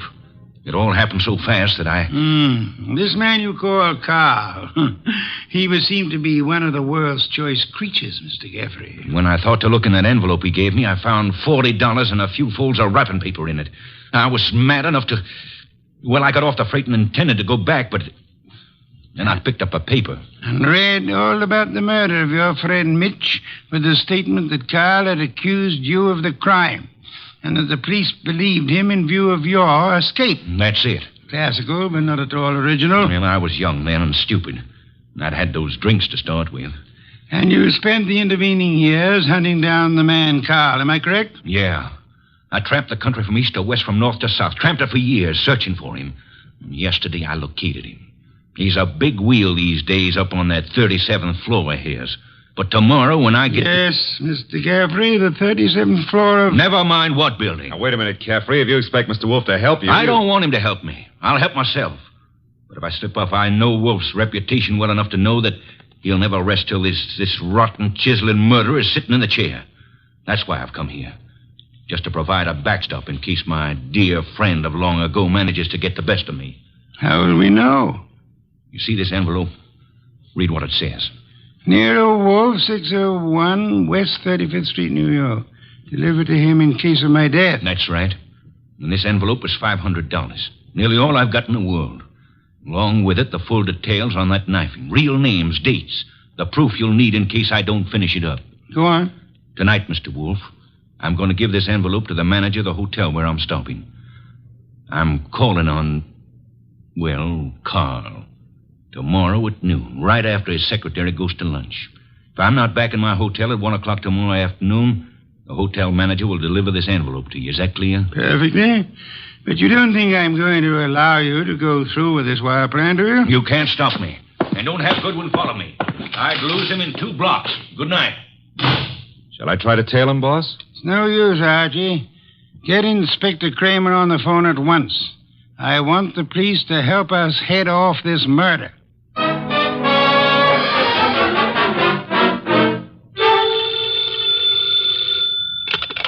Nero Wolfe speaking. It's Archie. I'm calling from the morgue. And? They found Caffrey's body in a subway washroom, mugged and stabbed. Wallet gone, pockets cleaned out, no envelope. Just 2 hours ago he was here. No envelope, eh? Gone. Witnesses? None so far. Homicide's calling it straight mugging and robbery. As it well might look, except for... Except for a guy named Carl. How much do I tell Kramer? All of it. Ask the inspector to start queries throughout the South on the original killing. The original killing? Look. It's our best chance of getting a description of the man called Carr. The original killing and the partnership. Starting from, say, 8 years ago and working back to the middle 20s. Tell him to concentrate on towns on railway lines. Putting out pictures of Caffrey and... Pictures and dentistry. Fingerprints to Washington. Kramer will know. And if I come across a haystack, do I keep my eye out for needles? We are going to find Carl, Archie. We are going to find him if it takes from now till doomsday.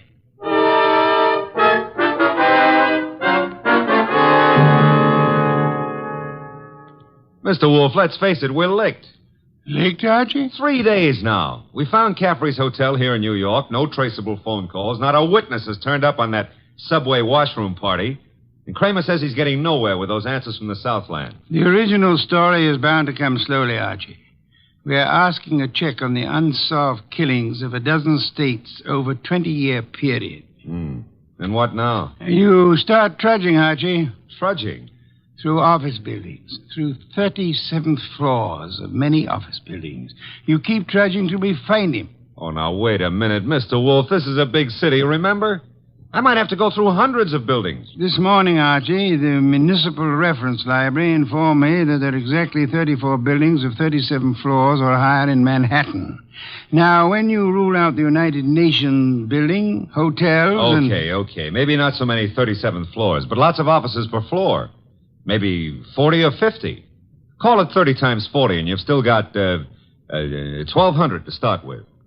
And you don't know what kind of business. You don't know what Carl's real name is. You don't even know what he looks like. There could be 4,000 men like him.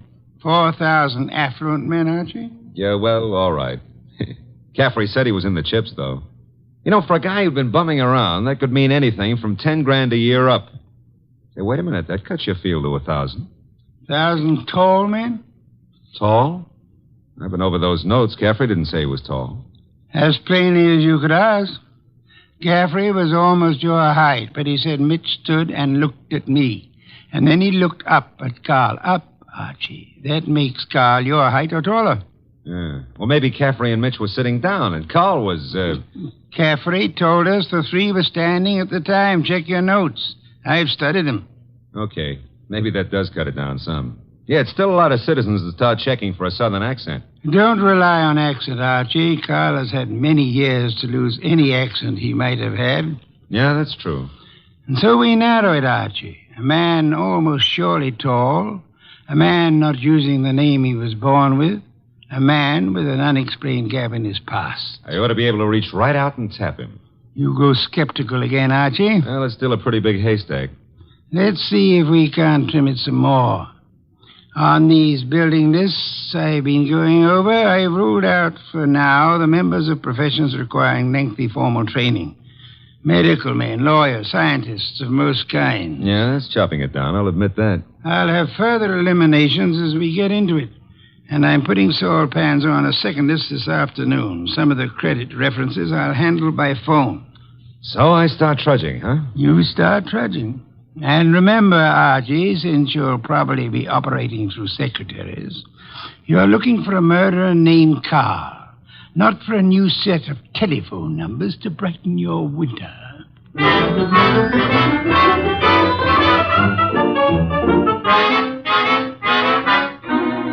Tall?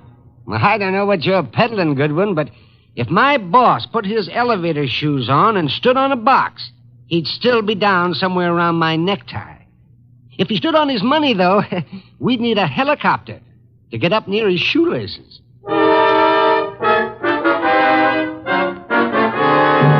Oh, Miss Jonas, do you mind if I sit down? Why, of course not, Mr. Goodwin. Oh, thanks. You know, I've been in 12 offices on this floor, and you're the first girl who's seen the importance of this survey first crack out of the box.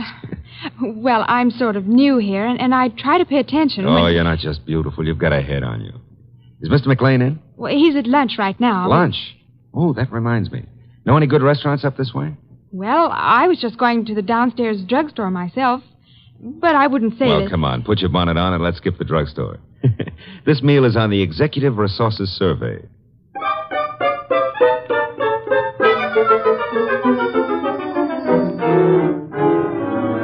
There you are, boss. The boil down. Tinsley, McLean, Fernandez, Tesoro, and Kaplan. All five of them tall, all five a little misty in the background. You and Saul have done well, Archie. Very well. But I'm crossing off Fernandez and Kaplan. Why? The Credit Bureau report clears Fernandez, and Kaplan was on a special war job. The FBI x-rayed his record twice. Leaving J.P. Tinsley, Carson McLean, and Philip Tesoro, huh? I'd like to see all three here, Archie. Get them here one way or another.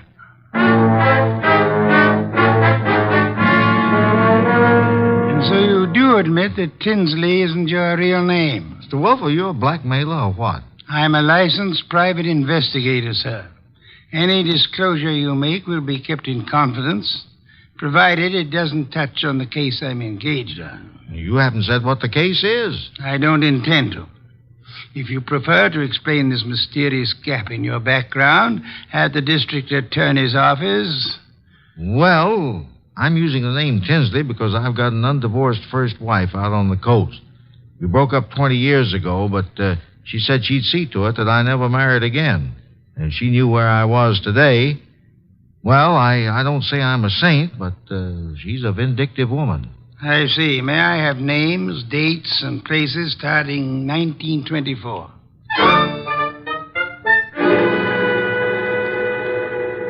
I can't quite understand your interest, Mr. Wolfe. It's rather complicated, to put it briefly, Mr. McLean. I'm working in the interest of a client. Our people have found this puzzling gap in your background, and I'd appreciate such clarification as you may be able to supply. But I told you, Mr. Goodwin, I was raised and educated in the Orient. Until 32, I was in business with my father in China. where you say your father died. Died. With the Depression, I returned to New York, started this importing business in a small way, weathered through the early 30s, and I think my bankers can assure you of my standing today. They've done so. Carson, McLean and Company has an excellent credit rating. Thank you, Mr. Wolfe. To switch somewhat abruptly, Mr. McLean, would you happen to remember how you spent the evening of the 19th? Of this month? Of this month? Well, I could hardly... Wait. You say the 19th. Would that have been on a Tuesday? Yes, it was Tuesday. Well, that simplifies it. I'm nearly always at the office on Tuesday nights dictating the revisions in our weekly wholesalers' lists. Let me see. Yes, I was there on the 19th. Had a tray sent in. Miss Tunis and I worked till just after midnight. Miss Helen Tunis, the secretary Mr. Goodwin spoke of. She's been with me for 2 or 3 months. Miss Tunis can confirm this dictation on the night of the 19th? Of course. And Mr. Wolfe, your manner is so persuasive that I'd scarcely realize you're asking some extraordinary searching questions. May I ask why in the world you... If you'll indulge me, Mr. McLean, my prying is nearly concluded. You say you were in China until 1932.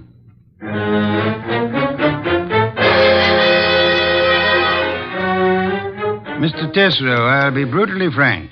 We know that your name is not Tesreau. And we know that you served a prison term from 34 to 38 for arson. I'd like some straight answers. I didn't say I wouldn't answer your questions. The past can remain your own, provided... And look, Mr. Wolfe, I've been going straight for 12 years. And this business of mine is on the level. Now, if this is a shakedown... I'm asking where you were on the night of the 19th. And I'm telling you I stayed in town. I ate alone. And I went to a movie. I caught the 11:35 for Stanford. And that's all there is to it. You're denying that you were ever in business in the South? I was born in the South, but I haven't been back there since I was a kid. What about the arson? I put in 4 years squaring for that mistake. Let's start again, Mr. Tesreau. You say you were in Cincinnati in 1931.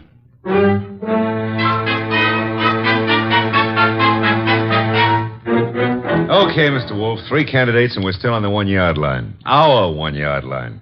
Tesreau, McLean, Tinsley. No, rule out McLean. He gave references enough for those years in China. And with Helen Tunis, he's got the one firm alibi we've laid on to.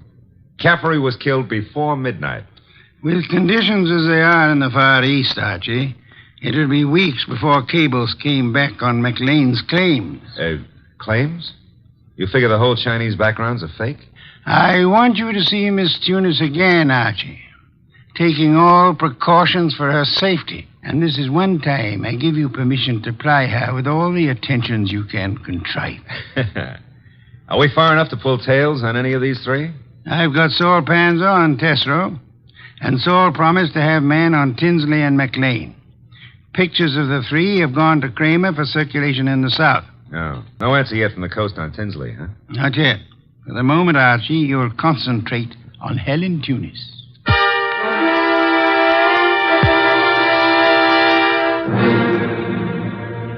Helen, I've got to see you tonight. I'd love to, Archie. Now, look, but... Helen, I phoned you to come out in the corridor this way because I didn't want McLean to know we're talking. Do you still say you got that new mink coat on your own money? Mr. Goodwin, I don't know what right you Helen, have if you to... get 5 guys to buy you stuff, it's your business. Mr. McLean said his wife might be sent detectives around. You can go right back to your old Mrs. McLean and tell her that I... Easy, Helen, easy. He was dictating to me. You know, baby, the harder you lie, the prettier you look. But if this is a fake alibi, and if you keep propping it up, you're going to find yourself in trouble. Bad trouble. Now, how about it? Do I see you at your apartment tonight, or would you rather come down with me to Nero Wolfe's right now? Archie, All right. I can't go with you now, and I've got a dinner date with my aunt tonight that I can't break, but I'll try to be back at my apartment by 11.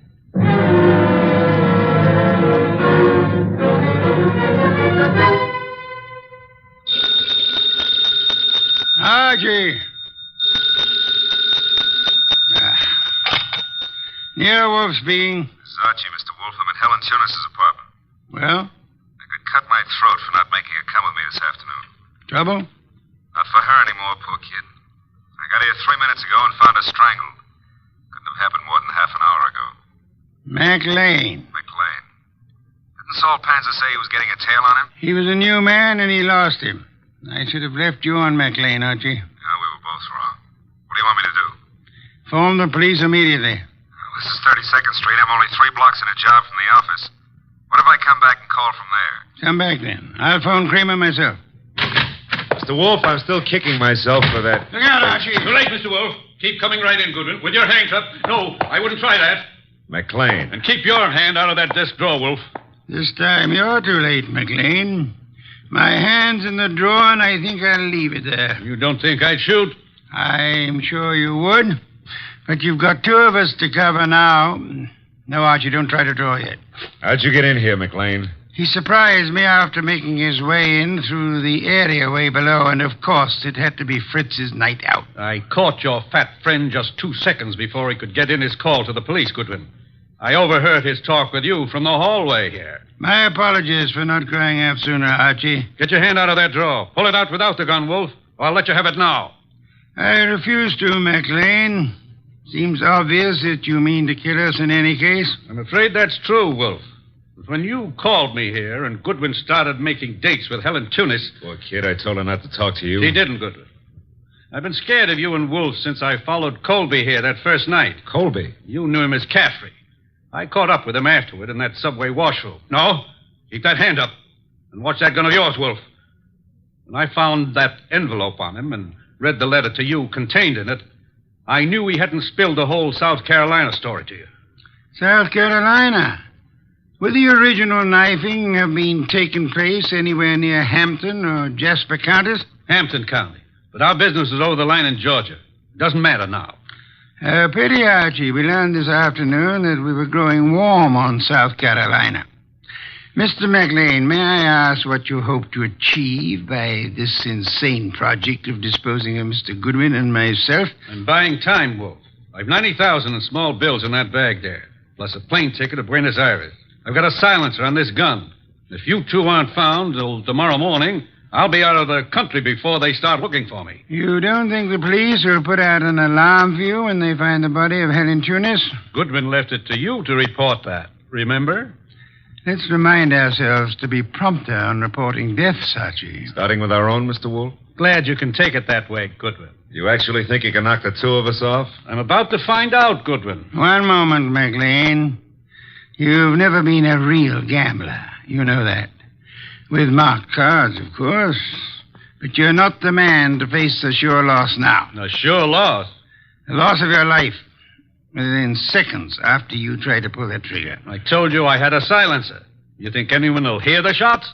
There'll be more shots than you count on. My hand's on a pistol now in this drawer, and Mr. Goodwin has a .38 in his shoulder holster. You can't shoot through the desk, and Goodwin won't get a chance to draw. You're an intelligent man, McLean. Vicious, but intelligent.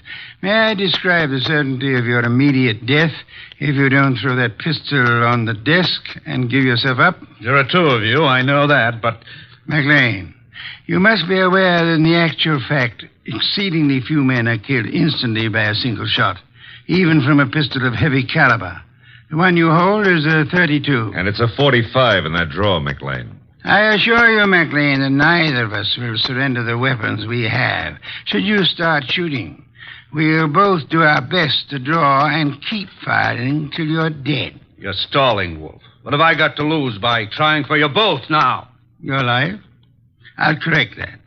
The loss of some 6 or 8 weeks of your life, possibly months. Whatever the time necessary to bring you to trial and to convict you and execute you for the murders you've committed. Suppose I cancel you out and then take my chances with Goodwin.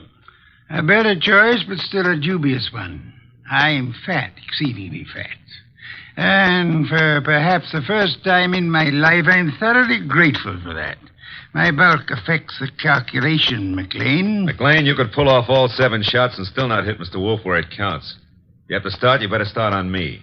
You exaggerate, Archie, and I thank you for the gallantry of it. No, it's quite likely that with 2 or 3 shots, McLean might well dispose of me, but not with your first shot, McLean, and we'll not permit you many more than your first. Look, if I promise to do no more than tie you 2 up to give me my head start, will you toss in your guns? Of course not. Do I speak for us both, Archie? Check. I say let's start it now. Wolfe, if I give you half of what's in that bag, would you forget these admissions I've made and help on my defense?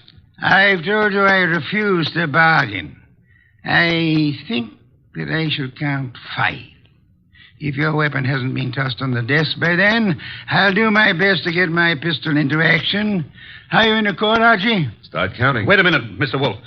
1. If I trade half that bag for no shooting and 1 hour's start, no tying up, just your promise that... 2. All the bag for a half-hour start, 90,000. 3. Are you ready, Archie? All set, sir. Except if you're the one who walks out of this, call up every number in my little red book, huh?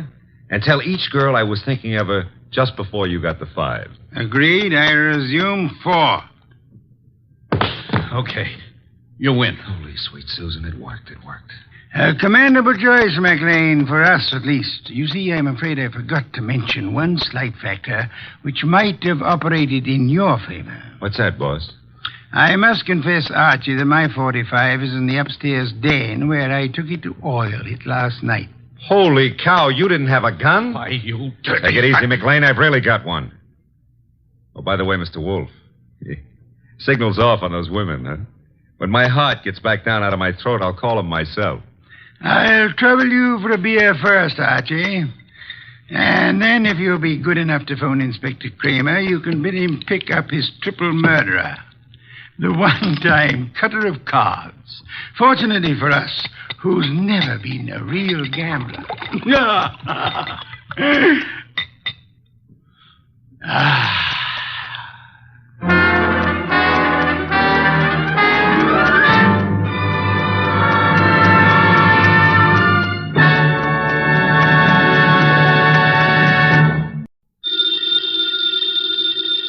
Ladies and gentlemen, the ringing of that phone bell means mystery, adventure.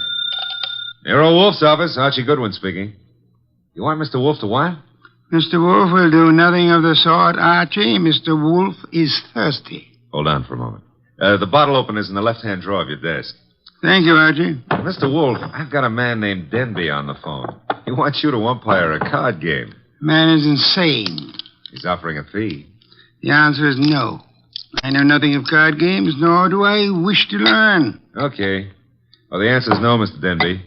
Sure, I'll ask him again. After he finishes the beer he's working on. Goodbye. People appall me. The fantasies they indulge in. Bah, what on earth made that maniac think I might consent to preside at a card game? Well, seems he expects one of the players to be death.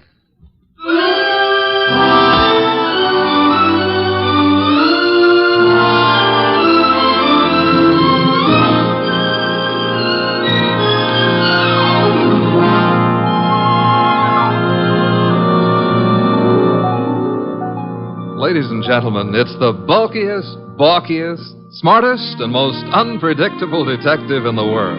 That chair-born genius, Nero Wolfe.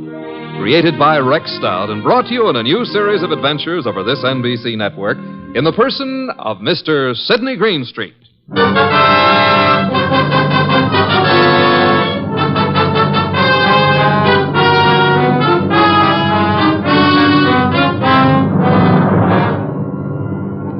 Wolfe would not attend, but the card game went on anyway. At the home of a Mr. Stephen Denby. Jean? Yes? Augusta? Mr. Piper?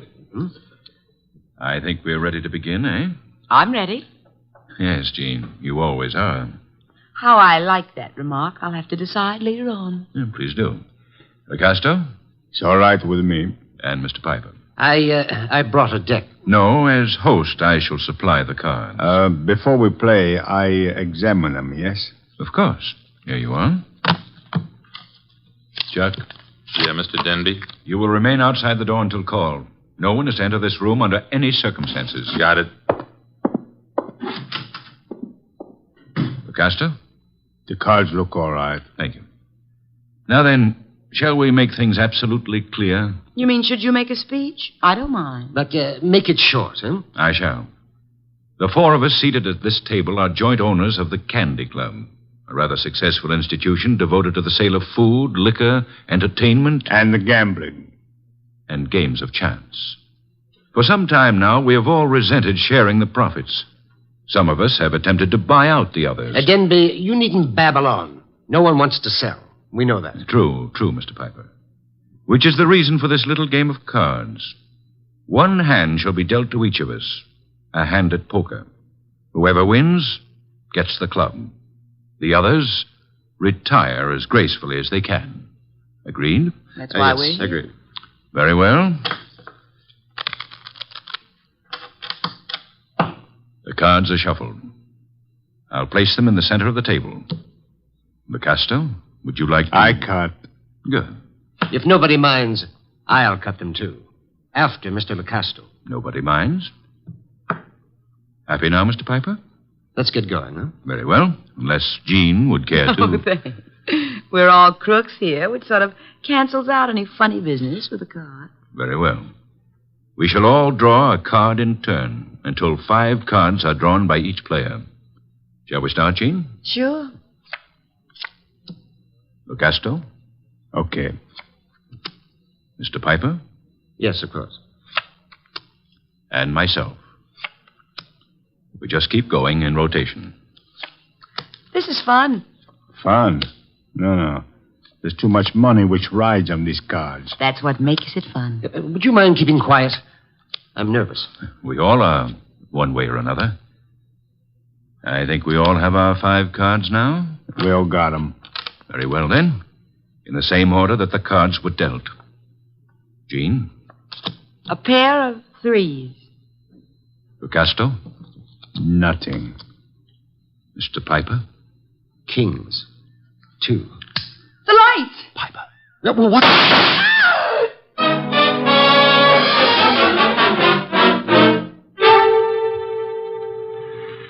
Da-da-da-da-da-da.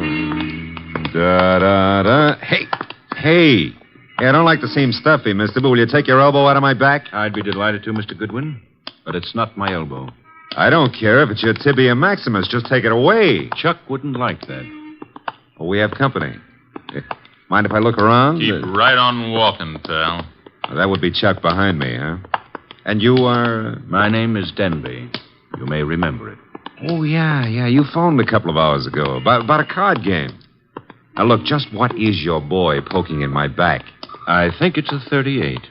You're not sure? It might be a 45. Chuck, is it loaded? Make a funny move, pal, and you'll find out the hard way. Yo, wait a minute. It's just a passing curiosity. Where are we going? My car. Get in. If you insist.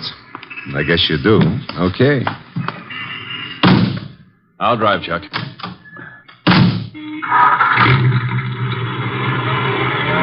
The car bulletproof? No, that's hardly necessary. Chuck shoots first. Well, that's a saving, I guess. The only thing is, I hadn't figured on taking a ride. I told Mr. Wolfe I was going for a walk. He disapproved, You're but... going for a ride. Isn't that a little corny? Now, there's a minor difference. Usually the guest, shall we say, is killed at the conclusion of the ride. In this case... Let's not make the difference too minor. Huh? You will survive the ride. It's what comes afterwards that might kill you.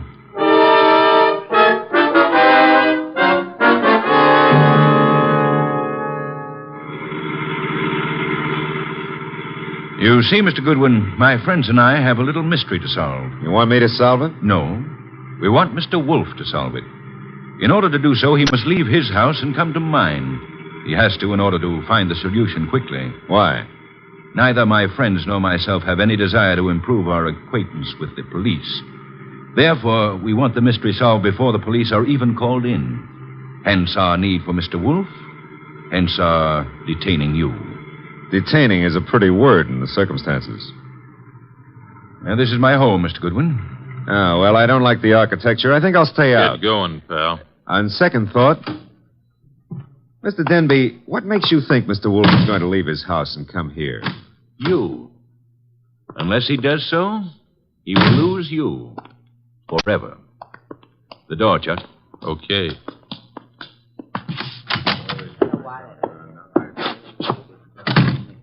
Mr. Goodwin, may I introduce you to my associates in business and in poker?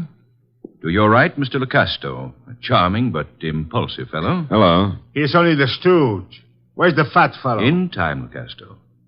The lovely lady whose back is to you is Jean. Jean something or other. She's always changing her name. Hello. Hello. And the gentleman facing you is Mr. Piper. How do you do? Is he exclusive or just... Hey, he's wearing his red carnation a little low, isn't he? Over his heart. Except that's no carnation. That, Mr. Goodwin, is blood. Lifeblood.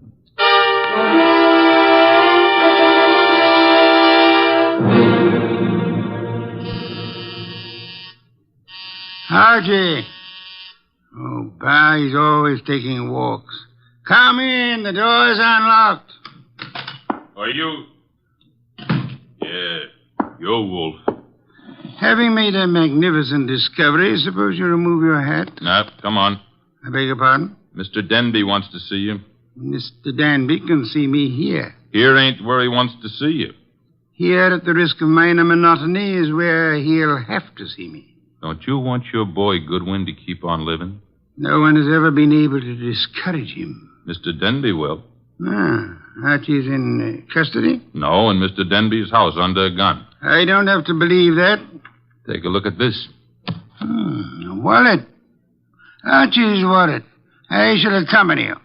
And permit me to warn you that if Mr. Goodwin has been harmed, nothing short of murder will satisfy me.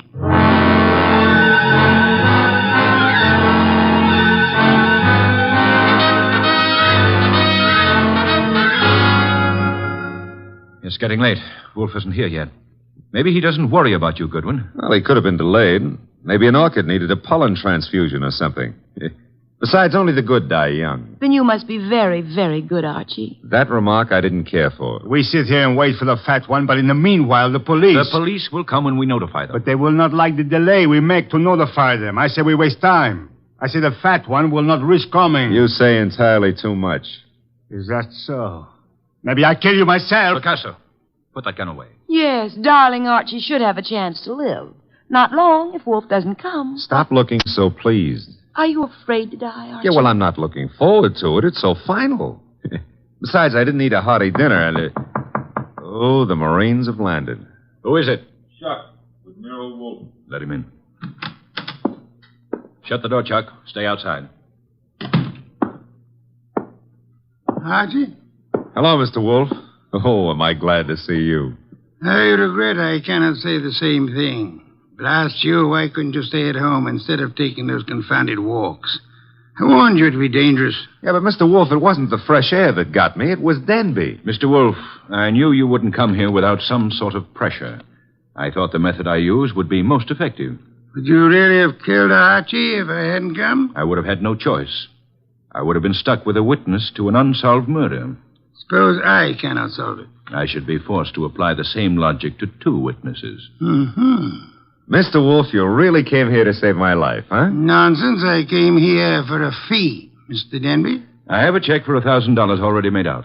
Clear it up. You forget. I left my home. I traveled unprotected through the streets of this city, exposed to motor accidents, to fresh air, too. You offer me $1,000. Will $2,500 do? Barely. Archie, will you take the check? Now, I presume you want me to find who killed the gentleman at the table, the one facing me, huh? His name is Mr. Piper. The name is no importance. Will you all sit at the table in the same position you were at the time of the shooting? Of course. Jean? Picasso? Good. Now for a look at the wound. The lights, I should imagine, went out for a while when the shooting occurred. They went out? Yes. Of the three of you at the table, which one had the best motive for the murder? We all have the same motive. The club. Helpful. There was no one else in the room at the time? No one. The door? Locked, with Chuck on guard outside of it. So much for that. The windows, I notice, are closed. They were closed when the murder took place? They were closed. The window panes are all unbroken, which eliminates the possibility of the shot being fired from outside of them, unless one of them was raised and lowered. That wouldn't have been possible. The windows are secured by catches. Archie, will you check that? Okay, Mr. Wolfe. I shall for the moment assume that the windows are neither lying nor untrustworthy. Does anyone remember anything unusual occurring at the time of the shooting? Well, someone whispered Piper just before the shot. Indeed. You all heard that whisper? We heard it. Man's voice or woman? Well, I can't say. A whisper doesn't reveal much of anything. The windows weren't open, Mr. Wolfe. Which leads to... The fact that it had to be one of us in this room. But which one, Mr. Wolfe? The murder weapon. Ah, yes. Has it been moved? Nobody touched it. It's laying on the floor where it was dropped. Interesting. If you look closely, you would observe 2 oil spots staining the rug between the revolver and the lady's chair, indicating... who sat at the right of Mr. Piper? I did. Why? Mr. Denby. Yes? If I were you, I would turn Mr. Lecasto over to the police. You are a liar. I warned you about that gun, Lecasto. Was it necessary to shoot Mr. Lecasto? In the arm, yes. He was reaching for a gun. He'll live, however, till the police take him away. What do I tell them? You could point out the angle of the wound. As you notice, Mr. Denby, the bullet entered Mr. Piper's heart from the right. Yes, so it did. Therefore, whoever sat to his right, well, that was Lecasto. Archie, you have the check? I have it. We may as well leave. Mr. Wolfe, you're sure Lecasto shot Piper? I have indicated the evidence. The rest will be up to the jury. Come, Archie. Jean, Yes, Archie. now that my life expectancy has increased, what are you doing tomorrow night? Archie? I gotta scram. Lancaster 7583. I'll be ringing your bell. Oh, Mr. Denby, you better do something about Lucasto's arm or he won't live to be executed. You see, the executioner likes them warm before he chills them.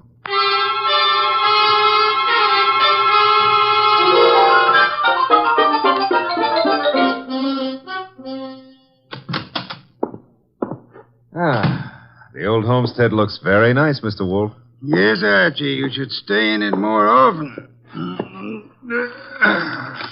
Yeah, but you never get to meet babes like Jean that way. You never get kidnapped either. Nor would I have had to leave my home in order to rescue you. Well, you earned a nice fee, fast. Indeed? You seem doubtful about it. Positive, Archie. I know. I have not as yet earned my fee. Huh? You mean Denby might not turn Lucasto over to the cops? Of course he will. The trouble is, you see, Lecasto did not murder Piper. No? He just thought a bullet in the heart might be good for Piper's rheumatism, huh? As it happens, Piper suffered from asthma. But that's beside the point. Fine. Mr. Wolfe, I'm going to take it for granted that you know who did kill Piper. I'm also going to take it for granted that you won't tell me until you're ready.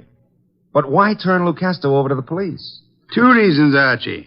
First, I had no proof against the real killer. Secondly, we had to supply a scapegoat in order to be permitted to leave the Danby home. You were unarmed, helpless. Go ahead, rub it in. Nonsense. It was an interesting problem. I enjoyed it. It was, huh? Well, to me, it's still in the present tenses. Which reminds me, as old Dr. Tidmouse said, there's always a future tense. And in that future tense, Jean. No, Archie. Oh, Mr. Wolfe, stop. That girl's got a love for blood that appeals to the ghoul in me. Besides, did you notice what she does to her dress? Archie, I was merely about to say that I have no objections to your dallying with the girl. Oh, I don't believe it. My ears need overhauling. I objected only to the future tense. Why not call her now? Yeah, well, I won't pretend I understand this sudden enthusiasm on your part about my love life. Probably there's some foul, scheming motive at the bottom of it. But who am I to look a gift horse in the mouth? Now, let's see. Her number was, Lancaster 7583, of course.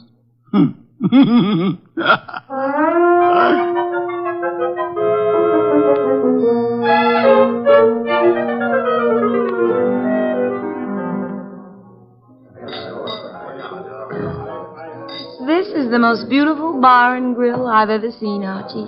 Drank, you mean? What? Never mind. All right. Archie, did anybody tell you you were beautiful, too? Well, a girl here and there has mentioned it. Oh, were they liars? Tell me, Jean, how did you ever get into the gambling den racket? Because I'm a crook? Well, I suspected that, but, I want another drink. you've had enough. I want another drink, and when Jean wants another drink, no gentleman who is a gentleman... Jean, get down. Oh, let me go. I don't want to climb under the table. You'll stay under here until the barrage stops.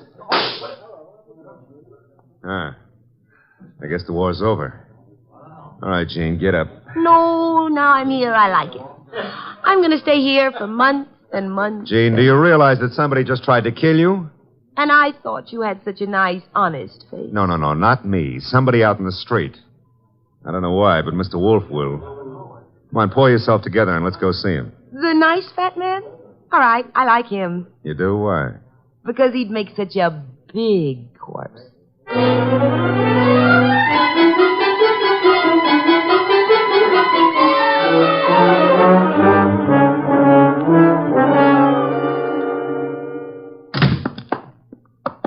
Is that you, Archie? Plus Jean. What made you think I wanted her here? She's one of your fans. She thinks you'd make a lovely corpse. What was the reason for bringing her here? She was shot at. Did you expect her to be? I expected her to be killed. That's why I sent you to her. It didn't occur to you I might be killed, too? It did. I was willing to take the chance. You were willing? Oh, Mr. Wolfe, Jean's a little under the weather. Splendid. In vino veritas. Watch your language. I mean that people in their cups often tell the truth, a proverb of some antiquity. Who shot at you tonight, Jean? Oh, I don't know. I didn't see. Has it occurred to you that you might just as easily have murdered Piper as not? But Lucasto killed Piper. You said so yourself. I lied. Furthermore, why the attack on you if Lucasto was the murderer? Well, I don't know. Did you also not know that Lucasto escaped from jail earlier this evening? You're making that up. Why should I? Mr. Denby turned him over to the police, but Lucasto managed to get away before being jailed. That's not cricket. Incidentally, Mr. Denby will be joining us at any moment. I expected you to bring Jean, Archie. Therefore, with the exception of Mr. Piper, who is resting in the morgue, and Mr. Lucasto, who is at large, we shall have all the participants in the card game. With them, perhaps we can deal a new hand, Archie? Okay. Maybe it's the morgue to tell us Piper escaped. Oh, wrong again. Come in, Mr. Denby. Mr. Wolfe, I'm upset. I heard over the radio about Lucasto's escape. He'll try to kill us all. Why? Well, because we can testify that he murdered Piper. Truly? I beg your pardon? Lucasto did not kill Piper. But you said that he did. The only evidence against Lucasto was the angle of the entrance of the bullet that lodged in his heart. May I remind you of the whisper you all heard in the darkness preceding Piper's death? The whisper that said Piper? Precisely. We must assume, then, that Piper turned his body in the direction of the whisper. Therefore, the angle of the wound would be wrong for Lucasto, but the correct one for... Whoever sat opposite Piper. I sat opposite him. But that doesn't mean I killed him. Wait, you must have. Once he turned, the bullet must have come from opposite him. Only possible way. That means you, Jean. No. No, it's a frame. May I interrupt for a moment? Mr. Denby, if our present analysis is correct, it must have been you who whispered to Piper. Did you? I hadn't thought about it before, but... Denby, you're lying. No, he's not lying. Continue, Mr. Denby. Well, when the lights went out, I wanted to tell Piper something. He turned to me, and that's when he was shot. Archie, you've taken all this down. In my prettiest shorthand, Mr. Wolfe. Good. I don't know why you're doing this, Denby. Maybe you think if I take the rap, you'll get the club. But remember, Lucasto's still free. He's gunning for all of us. But it'll be you. Especially you he'll want. Maybe you can talk a jury into sending me up for something I didn't do, but you won't live to gloat about it. Oh, shut up, Jean. You killed Piper and... Who's that? This is, of course, the murderer of Mr. Piper. No comments? Archie, the door, if you please. But you said I was the one who... What kind of idiocy is this? Archie, I said the door. Okay, but shall I ask him in or sock him? You will act as the situation demands. Yes, sir. But for once, I'd like to know what the situation is. Raise him, Goodwin, and keep him that way. Now back up into the living room. I don't back up good. My gears... You want it here? Never mind. I'll strip a gear. Archie, what are you doing? Just what the situation demands, backing up. In case your knowledge of armaments has failed you, our little friend Chuck here is pointing a .38 revolver at me. Won't save him from the chair. Maybe not. But it could give me quite a pain in the stomach. Chuck, what do you think you're doing? You double-crossing louse. Gentlemen, if you So please. you thought you'd run to the fat dick and pin it all on me, huh, Denby? You don't know what you're talking about. We haven't even mentioned you. You sure of that, huh? Then why did Wolfe phone me and tell me you were about to sing? Wolfe phoned you? Yeah. Said you were getting ready to feed me to the electrician up the river. Oh, he was making a stab in the dark, Chuck, trying to start something. That's so, Wolfe? Archie, will you read Chuck your notes about Mr. Denby's statement regarding the whisper? Well, that doesn't mean it could be misunderstood. Read me the notes, Goodwin. Here it is, I quote. When the lights went out, I wanted to tell Piper something. He turned to me That's and... all I need to hear. Chuck. You were selling me out after hiring me to knock off Piper. You dumb gunman. Now you've given Wolfe what he wants, a confession. I was trying to pin it on Jean. That's what you say now. It's kind of late, though. Too late for you. No. Goodbye, Mr. Denby. Nice shooting, Chuck. Stay put, Goodwin. The rest of you, I'm leaving. Police wouldn't approve. But let me have your gun. Huh? Wise guy. You know something? I've been thinking. Can you think? If I was to knock off you and Goodwin, me and Jean could split the club between us and nobody'd ever know who killed Piper. Very whimsical, Chuck, but if you don't mind... Archie, don't be an idiot. Well, if I have to get shot, I prefer it to happen when I'm moving forward. Archie. Okay, come and get it, Goodwin. March right up nice and easy and take it. I'm coming. Would somebody mind telling me why I don't fall down? Phooey. I've been shot. Well, that's not the way to talk to a man who's just been... Hey, Chuck is lying down. Is he dead? Well, there's been a mistake. I didn't shoot him. He shot me. Archie, stop blabbering. Neither of you shot the other. As a matter of fact... I shot the Chuck. Lucasto. Lucasto, Archie? Well, I thought he escaped. No, I'm not crazy. I do not escape. The fat one, he phones the police to tell them how I'm innocent. Yes, I had the police announce the escape, however, for reasons of, shall I say, strategy? Well, on account of there are no bullet holes in me, you can say whatever you like, Mr. Wolfe. Thank you, Archie. That announcement helped heighten the tension our murderers were under. And then they explode. The fat one, he says to me, Lucasto, wait in the next room. Watch careful. Maybe there's trouble. I watch. And now? Now there's no more trouble.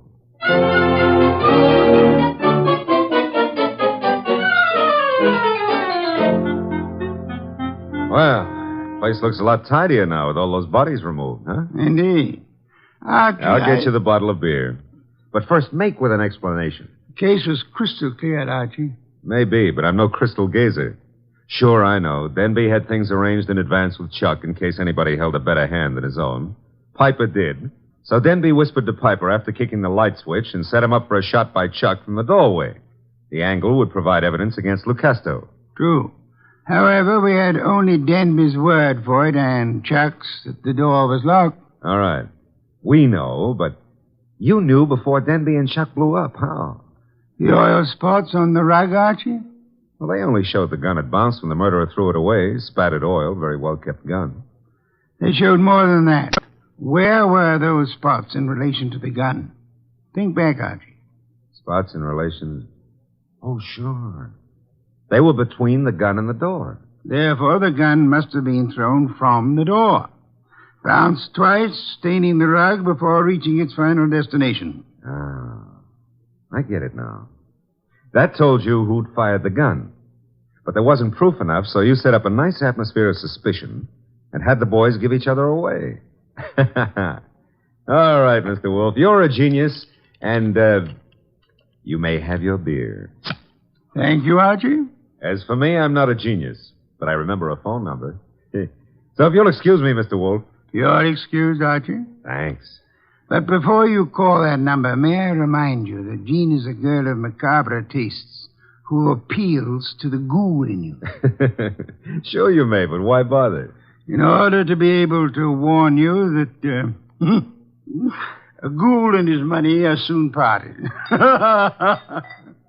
Good night, Archie.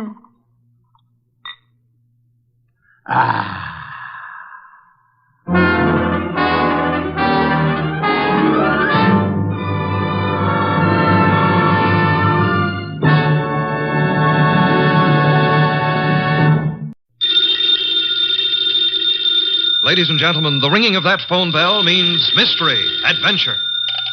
Nero Wolfe's office, Archie Goodwin speaking. You're up. And you've lost your... Oh. Archie, the answer is no. Hold on a second. The answer to what is no, Mr. Wolfe? I shall not attempt to find a blonde for anyone. You've got the man on the phone a little wrong, Mr. Wolfe. He's not looking for a blonde. He's looking for a prize fighter. Indeed. Have him come here. Okay. Mr. Wolfe will see you at 8. So long. I was all set to argue with you about taking the case. You gave in too fast. Nonsense. I'm fascinated by the thought of anyone misplacing a prize fighter. They're usually quite large, aren't they? They are. But what this guy is worried about is not only finding his boy, but finding him alive.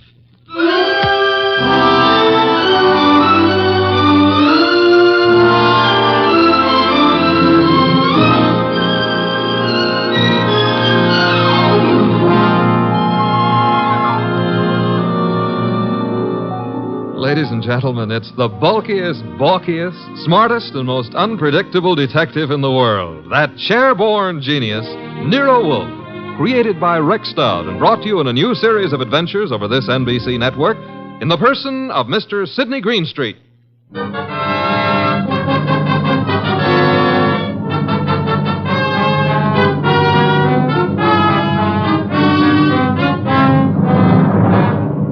The case of the deadly sellout.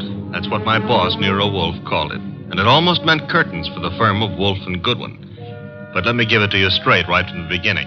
Although you ought to know that it wasn't until it was all over that I knew the very beginning of it myself. It all started in the New York flat of one Brock Rainey. Yes? The name is Jerry Fay. I'm supposed to know you? Being a very good friend of Pepe Gatto's, it's time you got to know me. May I come in? Sure. You've got a problem, Miss Fay? Pepe took a fall at the garden last night against a coffee and bum named Eubanks, right? As far as I know, Sister, Gatto met his match. Please, Mr. Rainey, do me a favor. Skip the sausage meat. It happens I saw the $1,200 you counted out to him to take a quick dive in the first. You did? How else would I know? Okay, then here's my wrist. Slap it, Miss Fay. I'm a bad bull. Now, look, who's kidding who? I don't care if Pepe makes himself a few deals on the side. I should worry whether he gives those meat eaters on the benches a run for their ducats. What's it to me? If you're not worried, Sugar Plum, then neither am I. Also, I'm a very busy man. Not too busy to pay off, I hope. Pay off? To who? To me. For what? For keeping it to myself that you collected $5,000 from the Eubanks crowd for getting Pepe to take that dive. Certain people might not like to hear it. Miss Fay. Yeah? Drop dead. I don't think we understand each other. Which is just as well. Now get out of here. There's something Blow, else. bimbo. Okay, Mr. Rainey. Have it your way. I'll go find someone with a more sympathetic ear. Someone like Lawson. Arnold F. Lawson. So long. Wait. Where does Lawson come into this? You asking is stalling. Lawson dropped a sizable piece of change on last night's two-step. No. Close the door, Jerry. Oh, yeah. $25,000 to be exact. That's a lot of corn to lose because a cheap fight manager arranges a frame. At least Arnold Lawson might think so. Sit down. Who's tired? Look, Mr. Rainey, it goes very simply in only one way. Lawson at yet knows from nothing except that your boy Gatto lost the fight. He may suspect, but he don't know. And he really don't have to know. Glad to hear you say that. And I'll be glad to see the shade of 3,000 long green banknotes. How much? You heard me, $3,000. Get out. Okay, I'm going. To the next phone and call Lawson. Look, Jerry, give me time, huh? I haven't got that kind of dough right now. Tell it to Lawson. When he gets through with you, you won't need any kind of dough. You know, I've got Gatto set for a go with Mellish, the title contender. Gatto can take him. Please believe me, he's going to take him. So? So after what happened in the Eubanks fight, the odds on Gatto will be like a war debt. We can clean up. Listen, we can make Heel, I wouldn't trust you from 11:59 to midnight. Get it up. Now. I'll give you 6 hours. After that, Lawson. So long.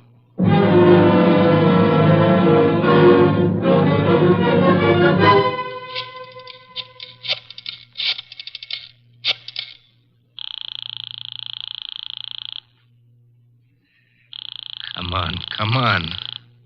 Hello?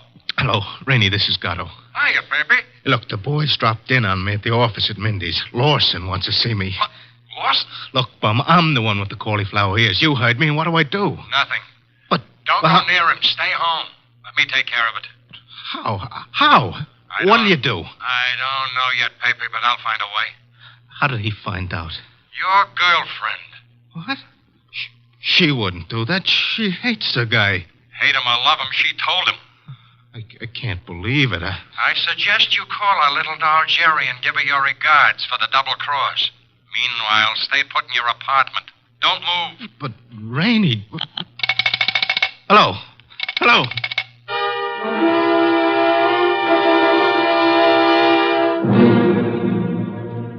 75, 3. 319, 3... Archie. What on earth are you mumbling about? The high cost of blonde. Indeed. Oh, you can say that again. I have no intention of doing so.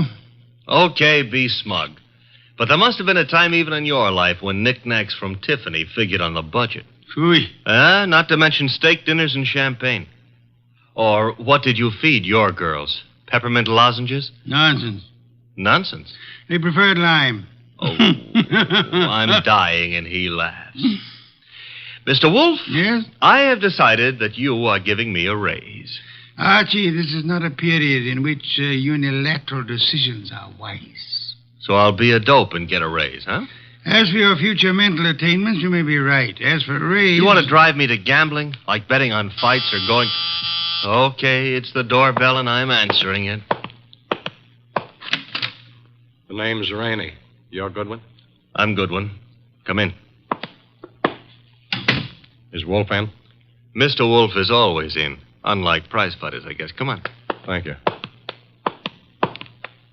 Mr. Wolfe, this is Mr. Rainey, the man who lost his prize fighter. How do you do, sir? I'm not doing so good. Mr. Wolfe, you gotta help me. That will depend. On what? The fee? I digress. Your problem is what, Mr. Rainey? Mr. Wolfe, I manage a fighter named Gatto. Maybe you've heard of him. I have not. However, that is of little significance. You are having difficulty with this Mr. Gatto? I'm not having difficulty with him. I can't find him. Maybe you better let me give you the whole picture, huh? Very well. Well, Gatto is an up-and-coming boy, Mr. Wolfe. He had a little upset last week with a guy named Eubanks. But everybody knows in spite of that, Gatto's heading for the big time. I think he'll prove that when he goes against Mellish. Mr. Mellish being another pugilist, huh? That's right, Mr. Wolfe. Now, Pepe, that's Gatto. Pepe was due at the Turf Club this afternoon to meet the opposition management and go over the setup. He was due, but he didn't show.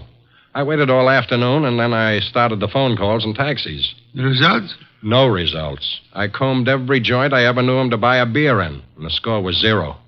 Matter of fact, nobody's even seen him for 4 days. You would have tried the gymnasiums, naturally? I did. Does this pugilist have a home? Yeah, 206A Rathburn Street, a penthouse on the roof. He was not at home during all this time? It's where I tried first. It was empty as a bank on Saturday afternoon. I see. And you want me to find him for you? If Pepe blows this fight, Mr. Wolfe, it'll ruin his career. And the preservation of his career is worth a good deal to you? I got a check for $2,000 right here. Archie? I'll get it. $2,000. Very well, Mr. Rainey. I shall take immediate steps. I got a cab waiting outside. We can get started right away. We? Phew. I shall remain here. But how do you expect to... Archie. Yes, Mr. Wolfe? You will leave with Mr. Rainey. I need information. You might try the Rathburn Street penthouse to start with. But I've already been there. With all due apologies, Mr. Rainey, suppose you restrict your activities to pugilists. Archie is a trained observer. You are not. Archie, you will pick up whatever you can at Gatto's apartment. I especially suggest a careful check on his wardrobe. Wardrobe? If his clothes are missing, Mr. Rainey, it would indicate that he left voluntarily and deliberately, for whatever reasons he may have had. If they are not, Archie, you will phone me from the apartment after your investigation is over. Okay. I shall, in the meantime, devote some thought to the subject. Huh? For $2,000, all you're going to do is devote some thought? Mr. Rainey, if I were not a modest man, I would point out to you that you're getting quite a... a bargain.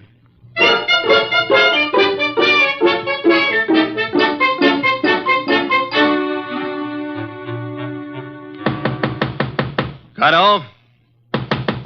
Gatto? He's not here. I told you that. I was up here before. He left the door unlocked? I had a key. Guess I forgot to lock up after I left. Now, let's look around. Bathroom? Yeah. Empty. It's a nice penthouse. That a closet? Yeah. What do you think? He's playing hide and seek? Try it. Okay. Anything in there? Nothing I'm looking for. What's that you found? A hat. Well, let's see. A lady's hat. Yeah, smart and expensive. Label reads a Madame Yetta original.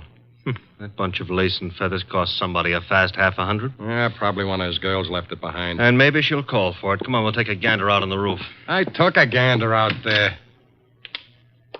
It's bare as a bone. What have we got over there with the chimney? Where? Over there. Just an old awning. Got blown down in the storm last month. Be right with you. What are you doing? Looking under it. Oh, brother. You found him? Yeah, we found him, chum. A little late. 2 holes in his dorsal development and dead as a clay pigeon. Yeah. Well, what have you got to say? Well, now at least the bookies will cancel all bets. We both save our dough. Yeah. I got a phone, Mr. Wolfe.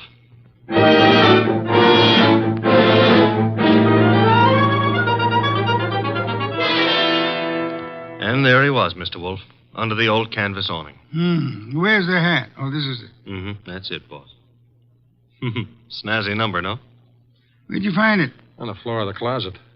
You're right, Archie. Frothy little bit of millinery, caprice. Have you any idea whose it may be, Mr. Rainey?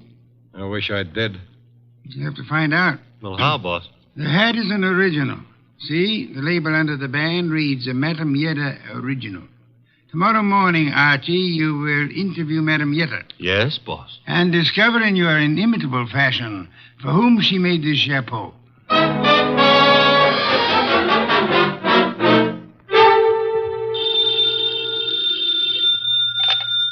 Hello? Archie again, Mr. Wolfe.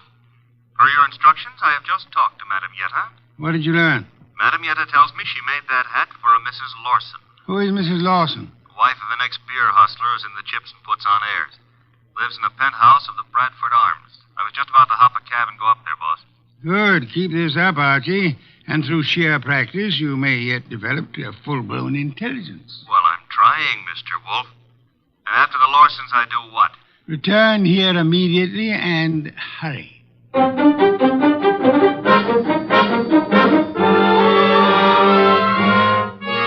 do you do, Mr. Lawson? Oh, Mr. Goodwin. My secretary tells me you're a detective. My boss might argue with you on that, Mr. Lawson. Your boss? It happens I work for Nero Wolfe. I see. And you wish to see me about... About this hat. Hat? Oh, I see, yeah. Well, Mr. Goodwin, please believe me, I never wear hats like that. Would your wife be likely to say the same? My wife? Just what are you getting at? Would I seem too nosy if I asked how well you and your wife know Pepe Gato? How well do we know who? Pepe Gato. The pug? No, not such a pug. No, huh? I lost $25,000 on him in the Eubanks fight. If you ask me, he laid down like a dog. And did you talk it over with him? Talk it over with him. Never seen the man in my life. Not even at the fight? No, I placed the bet over the telephone. I'd scarcely have anything to do with a character like Gatto, Mr. Goodwin. You surely won't from here on out, Mr. Lawson. What do you mean? Gatto is dead. You don't say. He was murdered last night. Murdered? And what would you say, Mr. Lawson, if I told you that this hat is your wife's and that it was found in a closet in Gatto's apartment? Now, wait a minute. Let me get this straight. Are you implying... Not implying. Facts are sticking out. What time was this dumb brute done away with? Oh, I'd set it at somewhere between 5 and 7 p.m. last night. Well, you said it very conveniently. Thanks. Why? My wife and I drove out of the city at 4:30 yesterday afternoon. Didn't get back until 2 this morning. And this hat? It took wings and flew into Gatto's closet? Is that the answer? No, that's not the answer. Then what is? This is. A month and a half ago, I was with Celia on a bus top. She was wearing that hat, and the wind blew it off her head. I see. And from there, we figure that somebody picked it up, and it finally wound up at Gatto. You can figure anything you please. Personally, I don't feel in any way obligated to figure anything. Darling, I was just on my way out, and... Oh, I'm sorry. I didn't realize you were busy. Yes, I am busy, Celia. Wait a minute. He's not all that Run along busy. now, dear. You'll be late. But I want to talk Run to you. along, Celia. Yes, darling. Sorry. I'll see you later. Beautiful. Really beautiful. I've always thought so, Goodwin. You, didn't give me much of a chance to talk to her, did you, Lawson? If I didn't, it's for your own good. My good? I don't get it. Celia's a sensitive person, and I won't have her bothered.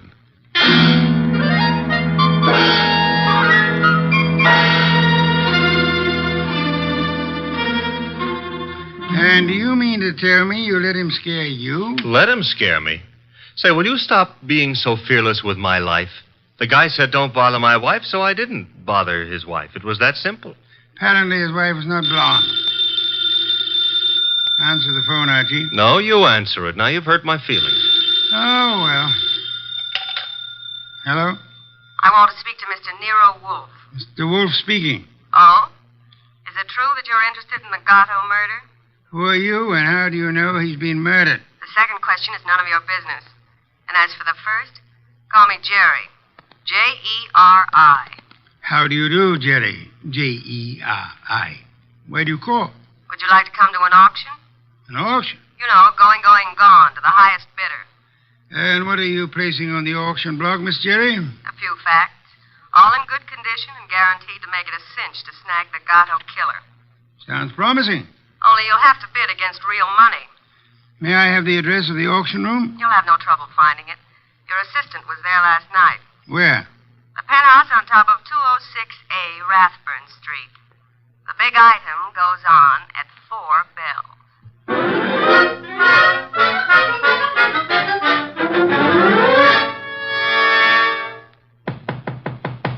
Yeah?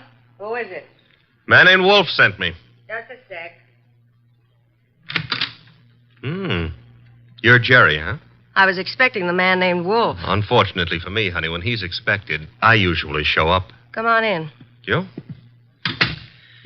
See, I'm the legs of the combination. He's the brains. It makes a nice division of labor. I see. You came in plenty of time. On the nose is our custom. Where are the rest of the bidders? Any second now. Mm-hmm. How many besides me are coming? One. Small auction. But big action. How'd you happen to decide on this? I knew Gatto pretty good. And you were fond of him pretty good, huh? How did you guess? Well, you've got a key to this place of his, or you couldn't let yourself in. It adds, no? Gee, you should have been a detective. Just what I keep telling Mr. Wolfe. Look, tell me, Jerry, darling, this other person who's coming to the auction, who? The killer? You don't say. You sure the killer isn't here already? Look, I didn't kill him. The story you would like me to believe is that you witnessed the killing, huh? Called the killer and Mr. Wolfe and said, come on, kids, you can get me either to talk or shut up, depending on who pays the most. That it? Something like that. Mm-hmm. Okay, prove you know what you're talking about. Who is the killer? Is it Block Rainey? Should also have your head examined, pretty boy. I talk for dough and only for dough. Not that I'm mercenary or anything, Okay, tell me this. How come you saw the killer in the act? Simple. I was here with Gatto. Called me to come see him. While I was here, the shot came through the window there from the roof. You know something, sweetheart? What? I can't understand how a girl like you, a pretty nice girl under all that paint and powder and Broadway shellac, how you could do a thing like this. You were in love with Gatto, I know that. Everybody does. And still you're willing to keep your mouth shut if the killer pays enough. How come? What's the matter, honey? Did I hit a tender spot? I don't think you understand. Sure, I was in love with the goof. Then along comes this other dame. She's rich and beautiful, and she has everything to give him. Ooh, do I know her? Of course you do. She... Jerry! Oh. Jerry.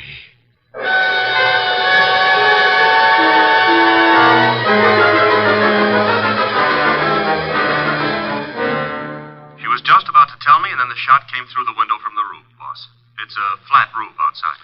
You didn't, I suppose, see the murderer? No. I caught Jerry in my arms. By the time I laid her down on the couch and got out on the roof, the killer was gone. Get right over here and bring our client with you, if you can find him. Rainey? That's right. He has a right to be in on the kill. Okay, boss. But keep away from that beer till I get there. Don't be impertinent. I shall be busy phoning Mr. and Mrs. Lawson. Meanwhile, I want them here, too. Besides, one bottle won't do any harm.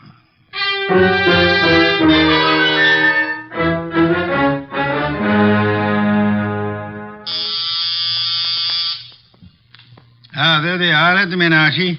You remain seated, Mr. Rainey. Okay, Mr. Wolfe. Well, come in, Mr. Lawson. Come in. Mr. Wolfe here? He's here. Nice of you to come. Anything to help the law. Mr. Lawson. Your wife didn't come. No, Mr. Wolfe. She was out when you called. Sorry, I forgot to tell you. I left word with the butler, however. Mr. Lawson, about 20 minutes ago, a girl named Jerry Fay was killed. So? She was killed in your neighborhood, in a flat formerly occupied by one Pepe Gato. Well, where would that be? Maybe your wife knows where the flat would be. How dare you, sir? No histrionics, please. Where was your wife when the girl was killed? I'm advising you that if there is an alibi, now's the time to state it. I wouldn't humiliate Celia by alibying for her. Then the police will pick her up. But she didn't kill this girl, Mr. Wolfe. You have reasons for that opinion? The best of reasons. I'd be grateful if you'd state them and let me be the judge of their excellence. One should do. This one. Celia's out in the country visiting her mother. Oh? Does that settle it? Possibly. What's her mother's telephone number? Why, Merely a routine check. Well, can't you take my word? I'll take her mother's number. Well, Mr. Lawson? I'm sorry. I hoped you'd buy this story. What do you mean? Her mother's been dead for 10 years. I see. Well, I don't. What's the idea? It's known as marital devotion, Archie. I suppose you realize, Mr. Lawson, that in shielding your wife, you're aiding and abetting a murderess? I haven't stopped to realize anything. When Goodwin brought me that hat, I didn't know what to say. Oh, you pitched me a curve then, too. Well, I suppose you might call it that, but... And she didn't lose the chapeau off a bus top. No, but you've got to understand. Celia's the dearest thing in life to me. Yeah, so's a lady rattlesnake to its husband. I suggest it is time for you to be objective in this matter, Mr. Lawson. What do you want to know? Tell us where she can be found. I have no idea. When is she expected to return home? Never. Oh? You see, we had an argument. I doubt that I'll ever see her again. Then we're quite on our own, Archie. To do what? To make a journey to Gatto's apartment. Gatto's apartment? She probably has a key to that popular abode. But she wouldn't go there, boss. On the contrary, I am of the opinion that that's just where she would go. Give me my hat. Don't tell me you're going to stir yourself. It's a most unpleasant necessity, Archie. But the lady in question is dangerous and not at all hesitant about indiscriminate gunplay. Get out the car, Archie. We'll make the journey to Rathbun Street penthouse with the hope that Celia Lawson will show up in time to mourn her lost love. You want me to go along with you, too, Mr. Wolfe? Yes, indeed, Mr. Rainey, I do.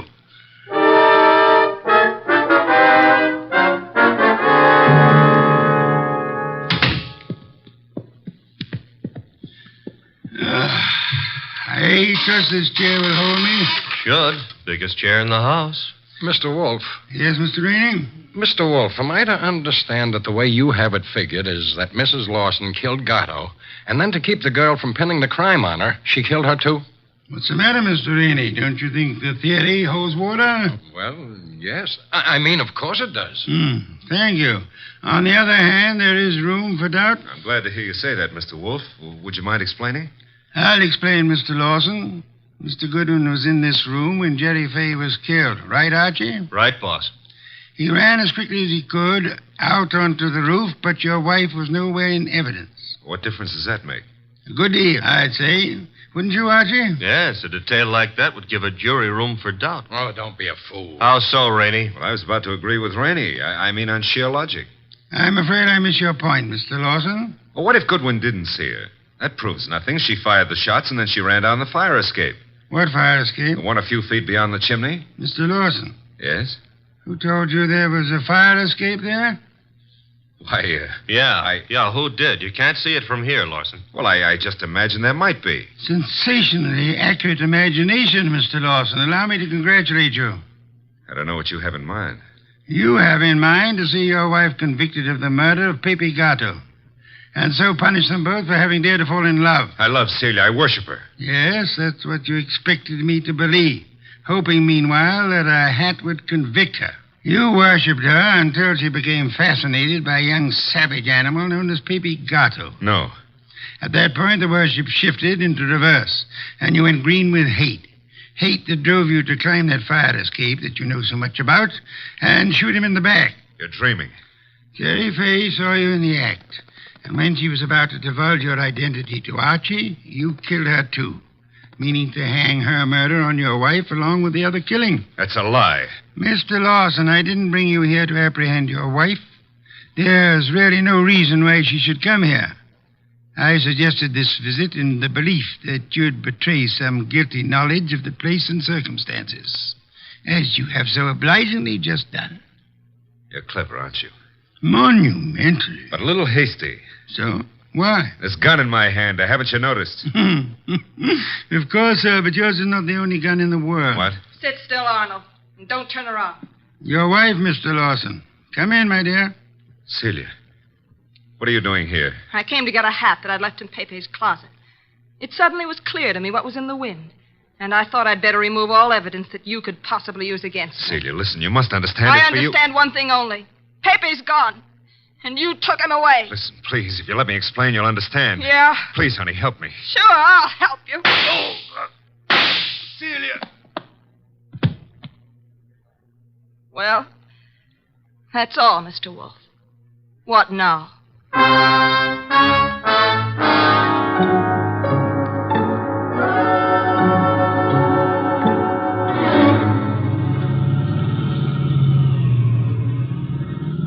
Archie, why is it when you drive it always gets so crowded outside? Will it go tough on her, boss? Why not? She killed a man in cold blood. Though she actually saved our lives while doing so. I hope that helps her at the trial. I hope so, Archie. After all, if she hadn't done what she did, what would have happened to the lobster bisque? What lobster bisque? The lobster bisque that Fritz is making for dinner. Hurry, Archie. It really can't be appreciated unless it's eaten hot.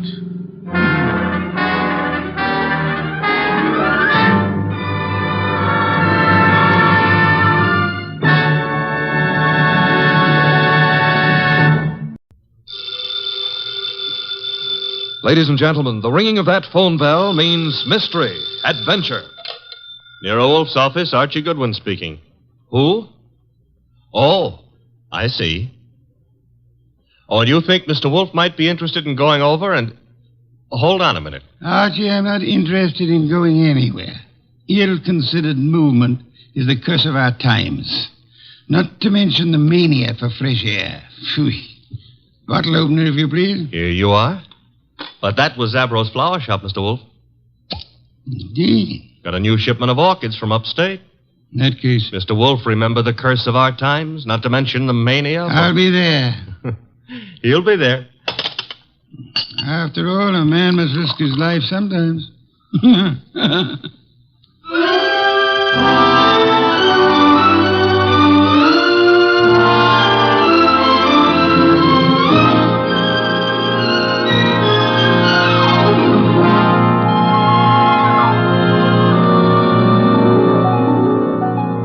Ladies and gentlemen, it's the bulkiest, balkiest, smartest, and most unpredictable detective in the world. That chair-borne genius, Nero Wolfe. Created by Rex Stout and brought to you in a new series of adventures over this NBC network in the person of Mr. Sidney Greenstreet.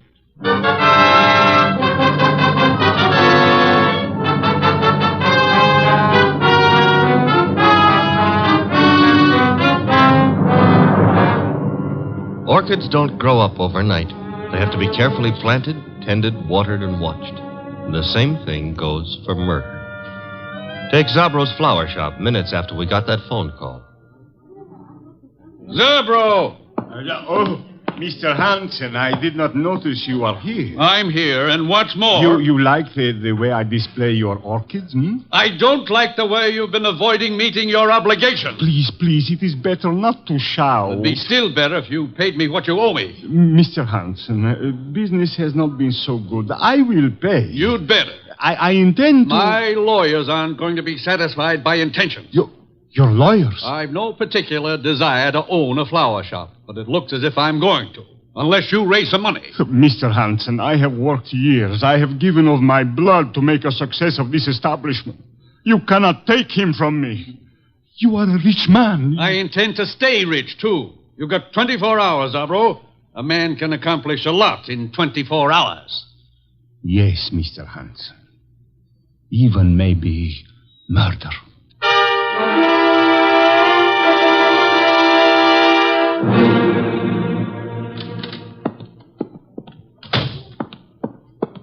Mr. Zabro? Oh, good afternoon, Miss Hansen. Is Uncle here? Yes, he is here. At the display, towards the back of the store. Thanks. How is he? Oh, I mean... He is the way he always is. Hard, vindictive. Mr. Zabro. I am sorry. Excuse me now. Uncle? What is it, Enid? Have you seen my display? The lilies? Uh-huh. Yes, pretty. Oh, thank you. He's not here. Well, I didn't say... You didn't have to. John Arndt is not here. Why he is not here, I don't know. His job was to look after my display. Perhaps he doesn't need a job anymore. You know he does. Fiddlesticks. After all, if he marries my heiress... Uncle! My dear girl, John Arndt is a fairly capable man with orchids. Outside of that, I have no use for him whatsoever, especially in the role of your husband. Isn't that for me to decide? Of course it is, except that, pretty as you are, John Arndt is seeing you through a golden haze. To be precise, the money that will come to you from me when I die. That's nasty. It's the truth. Well, you can't know that. I'm going to find out. What? I saw my lawyers this morning. Among other things, I instructed them to draw up a codicil to my will. A codicil to the effect that all my money goes to you on one condition. Oh, you couldn't. I did. The condition was that you refrain from marrying John Arndt, either now or at any time in the future. Well, that's not fair. It's a very good way of discouraging Mr. Arndt. What'll you bet his ardor cools off quickly, You told him? Yes. Probably why he hasn't appeared as yet. He's sulking. You really signed that codicil? I will, as soon as the papers are drawn up. Where are you going? I don't know. I've got to get away someplace and think. Very well. Think about forgetting John Arndt. Best thing in the world for you. Uncle, do you really think you can manage other people's lives for them? I don't see why not. No? Well, people don't like to be managed. They get desperate sometimes. And sometimes they kill.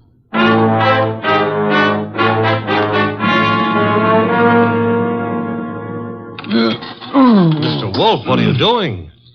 Getting up. I'm up. Well, that makes you eligible for the Explorers Club or something. Ah, my coat and muffler, Archie. I got him here. Thank you. You're really going out into that weather outside? Archie, must you try to be witty? It amuses me no end. Haven't you seen enough of those weeds yet? An orchid is not a weed. Another muffler, Archie, the woolen one. You've already got two on. Please, fresh air clogs the lungs, Archie. Sure, everybody knows that, but they won't admit it. Of course not. A conspiracy of silence. Archie, I'm ready. You sure? I can see a square inch of skin showing. Come, you're driving me to Zabra's. Mm-hmm. All right, careful, and take a deep breath. I'm going to open the door. You ready? Yeah, very well. Open it. Be brave, Mr. Wolfe. We'll keep the car window shut, and maybe you'll make it. Careful. The risks one takes. In you go.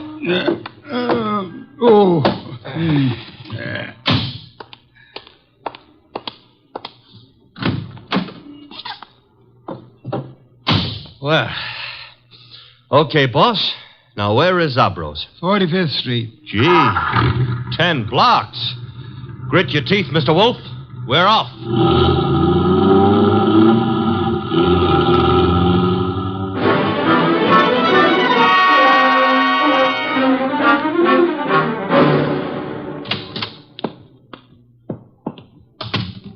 Oh, Mr. Wolfe, I'm glad you are here. Those orchids you wrote me about had better be worth the trip. The trip? But I think you live only a little way from here. Don't forget it had to be made in the open air, Mr. Zabro. Where are the orchids? Towards the back. They are from Hansen's place. He is a fine grower. I have made an exhibit. Good. Oh, excuse me. Others are here. You go look for yourself, no? Very well.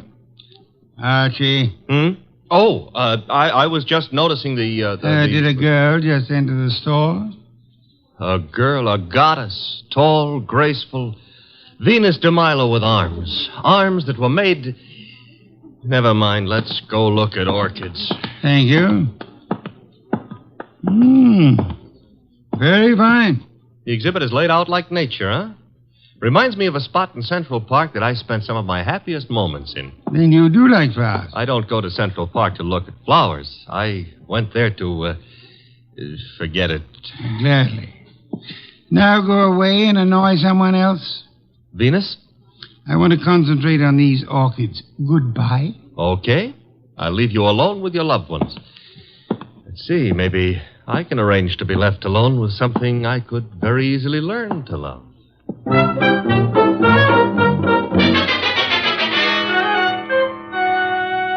boss. Don't bother me, Archie. Oh, this is serious. There's a lily display just like this one over at the other end of the store. Nothing connected with lilies could possibly be serious. Maybe not, but there's a corpse planted among these lilies. Indeed? A lot of ferns were banked up in back of the display. I saw a foot sticking out, so I slipped back, lifted a few ferns, and found a body. Fresh? Very. The wound was still bleeding. Knife wound. Sad, very. Now run along. Well, aren't you going to do anything about it? Why should I? Anyone who'll permit himself to be found dead or alive among a display of lilies is beneath contempt. Well, maybe the poor guy didn't have a chance to crawl into an orchid display before he died. However, if that's the way you feel, I'll tell the police all about poor Mr. Hanson and let them... Who? Hanson, the orchid grower. He's one of the finest in the country. Not is. Was. Wasn't me who pushed him under the lilies. Under lilies? Bah. He would have hated that. Have you told Zabro? No. Zabro's been busy up front. Where is this display? Ah, right along here. There's been a number of people in the store since we came. Someone else may have noticed that dead man's foot. I covered it. Satisfactory. At times you give the illusions of intelligence. Is this the display? Yep. Come around to the back. There's a little space between the back of the display and the wall. Yeah. Now here, right under this pile of ferns... Yes, Archie? Hey, that body. What about it? It got Bashful. It's gone. Indeed. The corpse was dead. Corpse is off now. Confound you, Archie. Have you been drinking too much milk again? Now, look, boss, I saw him there. The blood's still coming out of his back, and I tell you that... Let me understand you. Are you suggesting the corpse rose and walked away? No, but somebody could have dragged it away. Somebody who put it here in the first place. Pictures, no doubt. Come along, Archie. If this is some half-witted trick to distract me from the orchid... Oh, no. I never come between a man and his love. Hey, wait a minute, Mr. Wolfe. Yes? Do ferns bleed? Let me see. Oh. Indeed. Yes, there is blood. Fresh arterial blood on these ferns. Bright red color. Which means there was a wounded person among these lilies recently. Thanks for the late vote of confidence. Whoever killed Hanson apparently found a better place for him. Mm-hmm. Took him home to put him over the mantelpiece. Unlikely. Hanson wasn't very decorative. Okay. Now shall I look for the police? You have nothing to show them except a fern leaf covered with blood? No. Don't tell me you smell a fee among all these flowers. Hanson was a man I admired. Good heavens, Archie. The number of first-rate orchid growers is small enough without one of us being murdered. Mm-hmm. Unsportsmanlike, huh? Okay, we won't stand for it. What next? The body was removed from the building. How? Well, I wouldn't swear to it, but there's a window here that leads out to an alleyway. Could the alleyway be seen from the street? I don't think so. There's a bend in it. Wide enough for a car? Yep. Bring Zabro to me. Oh, don't bother. He's coming himself. Well, Mr. Wolfe, what do you think of the... Mr. Wolfe, I do not believe this. What don't you believe? You are looking at lilies. Not exactly. Whose flowers are these? Mr. Hanson's niece grows lilies. I see. Zabro, did you get all your orchids from Hanson? Oh, yes. He is an artist. Practically an old master at the moment. How much money did you owe him? Who tell you I owe him? You do, don't you? Well, yes. Business has not been so good. But did he speak to you? No, I guess you owed him money. But I do not understand. Was Hanson in the store today? Yes, he came. You hear us quarrel, eh? Where is he now? I do not know. He leave, maybe. I rather think he did. Zabro, who else was in the store within the last half hour who might have known Hansen? Oh, Miss Hansen was here, and John Arnold. He is Mr. Hansen's assistant, and how you say, sweet on Miss Hansen. Was she the tall girl came in shortly after we did, Mr. Zabro? Tall? Yes, I think so. Are either of them still here? No. They go. Together? Miss Hansen go first. Very well. Come along, Archie. Okay, Mr. Wolfe. You will not tell Mr. Hansen you know of my debts. No, Mr. Zabro, I won't tell him. As a matter of fact, even if I wanted to, I don't think he would listen.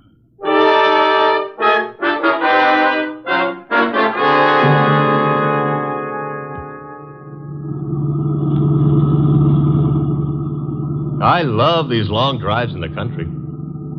Where are we going? Hansen's place. Oh. You think he returned to it to haunt it, huh? He was returned there, I suspect. Uh-huh. In order to cast suspicion on himself. Miss Hansen lives with him. Mr. Arndt works for him on the premises, therefore... Miss Hansen will be there? I imagine so. Why? Oh, nothing. Nothing at all. Boss, can we stop at the next town? Why? I want to buy a book on lilies. This sudden... You mean Miss Hansen grows them in there? Uh-huh. You see, that way we'll have something in common. Perhaps, but Archie, is an interest in flowers what you want to have in common with her?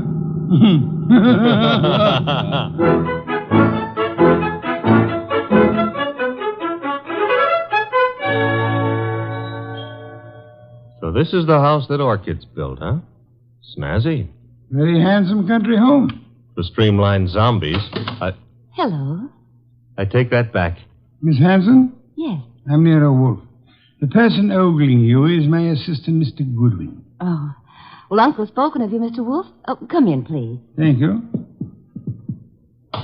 I was not ogling. I was merely tracing a resemblance. Oh, between Uncle and me? Between you and my heart's desire. Archie, stop being poetic. It doesn't become you. In here, please. My uncle isn't at home yet, but... Oh, John, this is Mr. Wolfe, Mr. Goodwin. John is Uncle's assistant. How do you do? How do you do? Mr. Hansen hasn't returned from town yet, Mr. Wolfe. Are you quite sure? Why, yes. Unless Enid saw him. Oh, no, I didn't, John. Indeed. In that case, if you don't mind, we'll wait for him. Well, of course, we'd be delighted. Sure. Excuse me, won't you? I've got some work to do. On orchids or lilies? The orchids. Well, then go right ahead. See you later. Oh, can I get you something to drink? Beer will do, thank you. I'd better help you bring the bottle in, Miss... Archie. On the other hand, maybe you can manage alone. Well, of course I can. I'm a big girl, Mr. Goodwin. I noticed. I mean, why not call me Archie? It takes less time. I'd like to, Archie. Swell. Remember what old Dr. Tidmouse said? I want a bottle of beer. Said, I want a bottle... Oh. No. Never mind, Enid. You'd better go gather some beer for Mr. Wolfe. All right. I'll be back in a minute. So much of her and all so nice. Archie, are you forgetting why we're here? I don't care why you're here. We're waiting for Uncle. Uh-huh.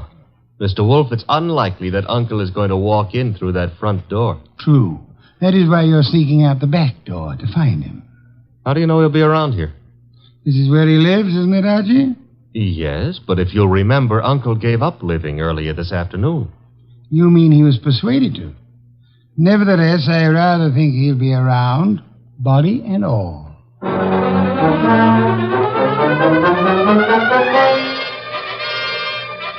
He wasn't in the house, so I tried the conservatory, hothouse, what have you. It was hot in that steam-heated orchid paradise. Also, it was full of orchids. Unfortunately, it wasn't full of Miss Hansen. I wandered hither and yon for a moment, dreaming of her, until I noticed a foot. Same foot I'd seen back at Zabro's, and peculiarly enough, the same corpse was attached to it. Uncle's. I was bending over to take a closer look when I felt a thud. Realized that thud was the sound of something hitting my head, and I began to realize, too, that I'd been knocked almost unconscious, which the second blow did.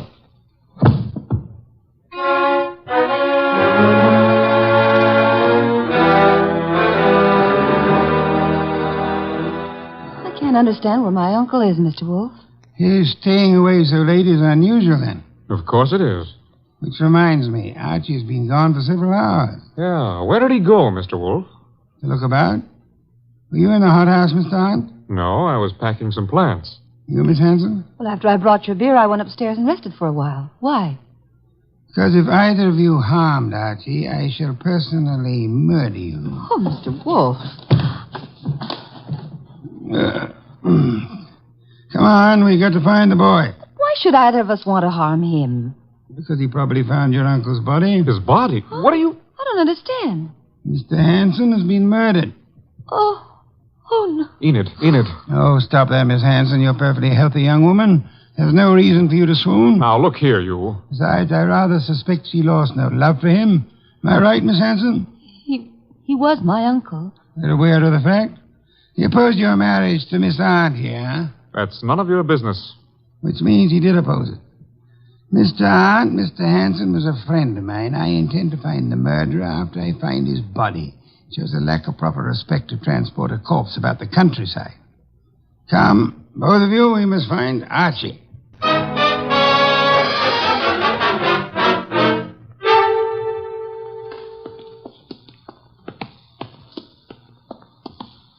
This whole thing's like a nightmare. If you can't wake up from it, let's go on with the search. Oh, look, they're on the ground. Archie. I'll see if he's all right. Why, this is fantastic. Mr. Hanson stabbed to death, and now Goodwin. He's just been stunned, thank heavens. He's coming to. Oh, I died. Oh, correct me if I'm wrong, but I'm dead. Archie, speak to me. Oh, I went to heaven. Are you all right, Archie? Uh-oh, the other place. Get up. Sure, if somebody will hold my head. Oh,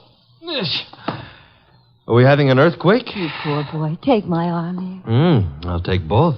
Ooh, he's normal. What happened, Archie? Somebody hit me when I wasn't looking. Yeah? Why? I don't know. Oh, yes, I remember. Yes? I found Uncle lying right there. Right there. The poor boy's delirious. Don't tell me he's gone again. I'm afraid he has, Archie. Are you sure you saw him? I'm positive, and then somebody slugged me. That corpse is the shyest one I've ever met. Blood would have dried. There'll be no signs of his having been placed here. Bad. Why? Your testimony would be valueless, especially since you were found unconscious. The jury would suspect you of having hit the bottle.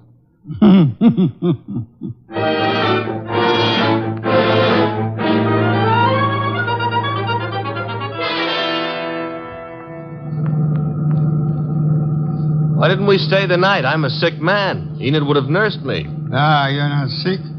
And I won't have you taking advantage of that girl. In my condition, I couldn't have. But maybe she would have taken advantage of me. Ooh. Is that what they called it in your day? It's Zabros. Stop the car. Okay.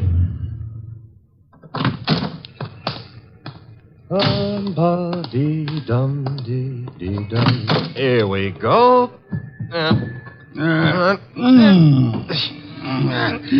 Oh, I can manage. I'm not entirely helpless. Place is closed. Dark. I was afraid it might be. Don't tell me Zabro's gone traveling, too. Possibility, Archie. You mean he killed Hanson to cancel the debt he owed him and then followed us out to the country house and dumped Hanson there, hoping to pin suspicion on Enid and John? Perhaps. Uh-huh. Slugged me when I found the body too soon, and then... Uh-huh. Guess we better get into the joint. Door's locked? A guy I know got out of jail the other day. Yeah? He's reformed, so he gave me all his skeleton keys. You have them with you? Mm-hmm. And we'll find out in a minute just how good a burglar he was. Very good. Will you come in? Shut the door. Okay. Now. What's that? Somebody's been hurt. The lights. Nothing up front here. Back of the store where the exhibits are. I'll go see. Maybe you better stay here. Nonsense. Oh, where? Uh-oh, among the lilies again. But this time there are two bodies there. Sabro. Quick, Archie. Mr. Zabro? Mr. Zab? He's been shot, boss. Bad. He's trying to say something. In the lilies. Mr. Mr. Hanson. Yes, we know about him. Who shot you? From the window. Alleyway. Came in. Mr. Zabro, who? He inherit. Money. Inherit. Down, Mr. Wolfe, quick. Somebody shooting from that window.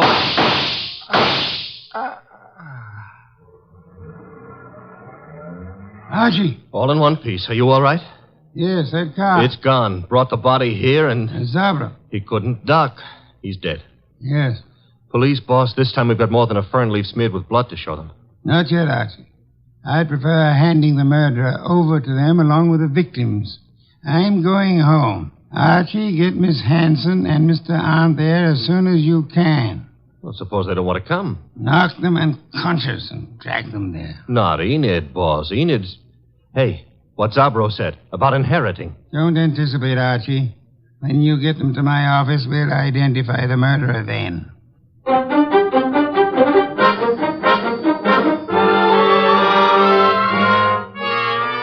Mr. Wolfe, don't you think this is all a little high-handed, dragging us here in the middle of the night? Murder is even more high-handed, Mr. Arndt. Please, John. Miss Hanson, do you inherit? Well, I guess so. I'm Uncle's only relative, so I suppose. Wait a minute, Enid. Mr. Wolfe, are you suggesting that she had anything to do with this invisible corpse? The corpse is no longer invisible, Mr. Arndt. You've seen Uncle? Yes, dead in Zabro's establishment. Lying with a knife in his back in his own orchid display. Now you're trying to pin something on me. You know I set up that orchid display. Indeed. The police will be interested in that information. But he wasn't found in the orchids. He was... Yes, Mr. Arndt. He was found where? I don't know. You were about to say the lily display, weren't you? I wasn't going to say anything. You're a little late. You already informed us that you knew his body was not placed in the orchid display. How did you know? I just guessed. The jury will be very much impressed by your remarkable clairvoyance, especially since... Archie asked Mr. Zabro to come in. Mr. Zabro? Okay. Don't bother, Goodwin. John, that gun. Shut up, you little fool. Enid's a big girl. I don't know how you tumbled, Wolfe. Lucky guessing, maybe. Oh, come now. Neither of us has indulged in guesswork. You killed Hanson, placed his body in the lily display to attract suspicion towards Miss Hanson. You felt sure she wouldn't be convicted, so you were safe. She would inherit, you would marry her, a marriage which your uncle opposed. When you saw that Archie had discovered the body too early for you to establish an alibi for yourself... Then he sneaked the body out of the window into his car and then dumped it in the hothouse. For time. Go on, Mr. Wolfe. He didn't intend it to be discovered there, which was why he knocked you unconscious, Archie. Oh, I'm so glad he had a good reason for it. He had a body on his hands. He decided to double back, put the body in its original place, and carry through his plan. But Zabro caught him at it, poor fellow. I thought Zabro was in the other room. Lost you fool. Do you think I, too, am addicted to carrying corpses about? Zabro is dead. And you've given yourself away unnecessarily. Archie? All right. Archie, quick. Let go, Enid. I've got his arm. I'll give him mine with a fist attached. Oh. Very satisfactory, Archie. Now call the police. Inform them you have 2 corpses and a murderer for them.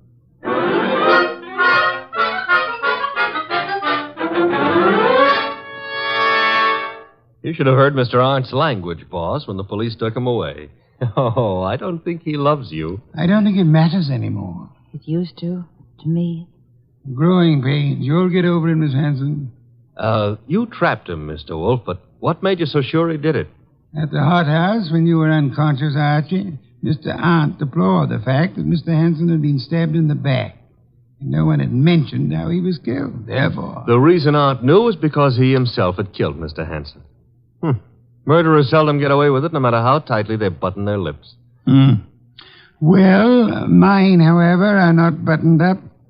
Archie? Oh, the beer is on your desk. Thank you. Miss Hanson, stop brooding. Try some of this beer. But Mr. Wolfe, my heart's broken. As a man who's lived a good many years, Miss Hanson, permit me to assure you that the easiest way of mending a broken heart is by filling the stomach.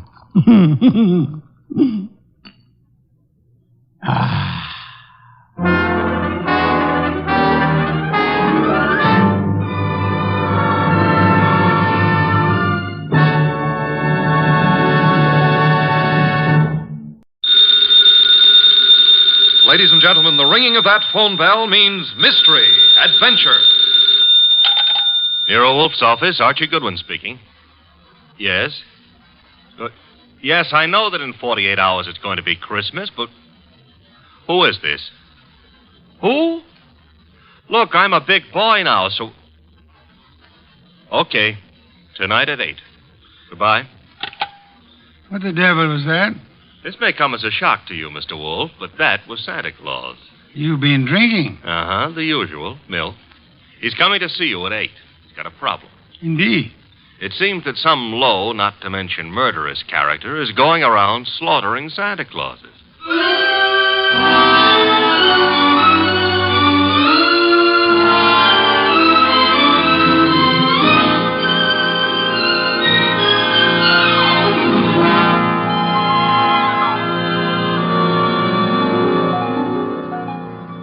Ladies and gentlemen, it's the bulkiest, balkiest, smartest, and most unpredictable detective in the world. That chair-born genius, Nero Wolfe. Created by Rex Stout and brought to you in a new series of adventures over this NBC network in the person of Mr. Sidney Greenstreet.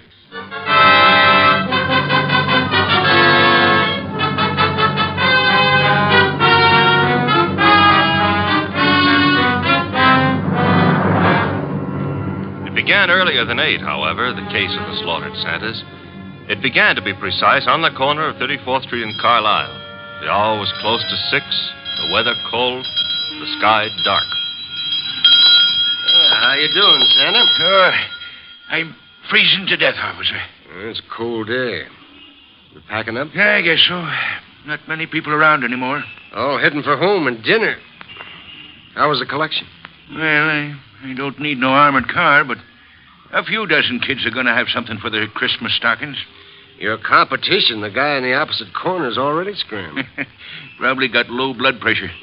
Yeah, give me a hand to get the collection pot off the chains, eh? Sure, there you go. Yeah, thanks. Yeah, I'll just walk you down the block. Got a phone in. Okay, fine. One Santa still left. Wonder what he's waiting for. Santa Claus. Well, watch yourself going down those chimneys tonight, eh? Sure. Well, I'll cut across the avenue here. Be seeing you. Hey, that car coming down the street. Got its lights out. Look out!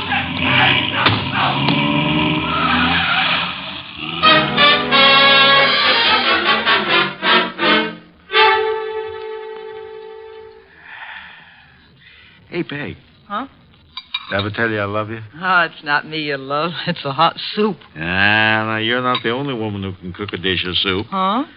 It helps, though. I'm just beginning to thaw out. Yeah, that's a cold corner you play Santa Claus on. Well, don't hurt to make a few bucks. I ain't done so good this past year. Well, maybe the next year will be... Oh, well. Besides, I kind of like it, you know. Kids asking questions all day long. Yeah. You know, I wonder how they figure the other two Santas at the intersection. Our kids think of only one thing at a time. More soup? Sure, Peg. You know, one of them other Santas got hit by a car tonight. Oh? Yeah, packed up a few minutes before I did, started crossing the avenue, and bang! Hit-and-run driver. Oh, gosh, that's too bad. Was he hurt? Yes, he was killed. Here's your soup. Oh, with traffic the way it is nowadays. Well, I better take a look at the stew. Somebody at the door. I'll get it, Peg. Okay. Yeah, what? Oh! Mike!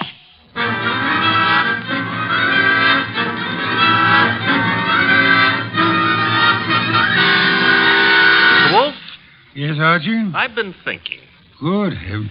Oh, I admit it won't bring about a national emergency.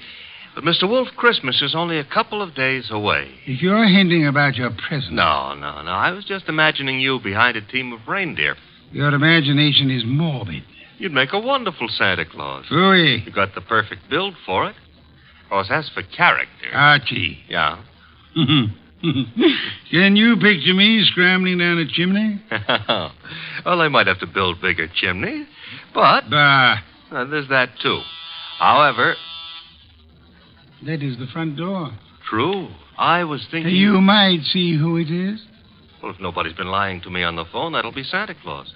Let him in. But I haven't decided what I want for Christmas yet, Mr. Wolfe. For example, should she be blonde or brunette, tall or short? Archie. On my way. Good evening. I dislike dawdling on anyone's doorstep. Well, stop dawdling. Come in, please. Mr. Wolfe has been warned of my arrival? He has. Through here. Mr. Wolfe, this is Santa Claus? My name is Barton, John Barton. How do you do, sir? I have no time for the social graces, Mr. Wolfe. I'm about to be murdered. Howdy, in my house, I have objections. I'm a frightened man, Mr. Wolfe. Indeed. This costume you see me in is responsible for it all.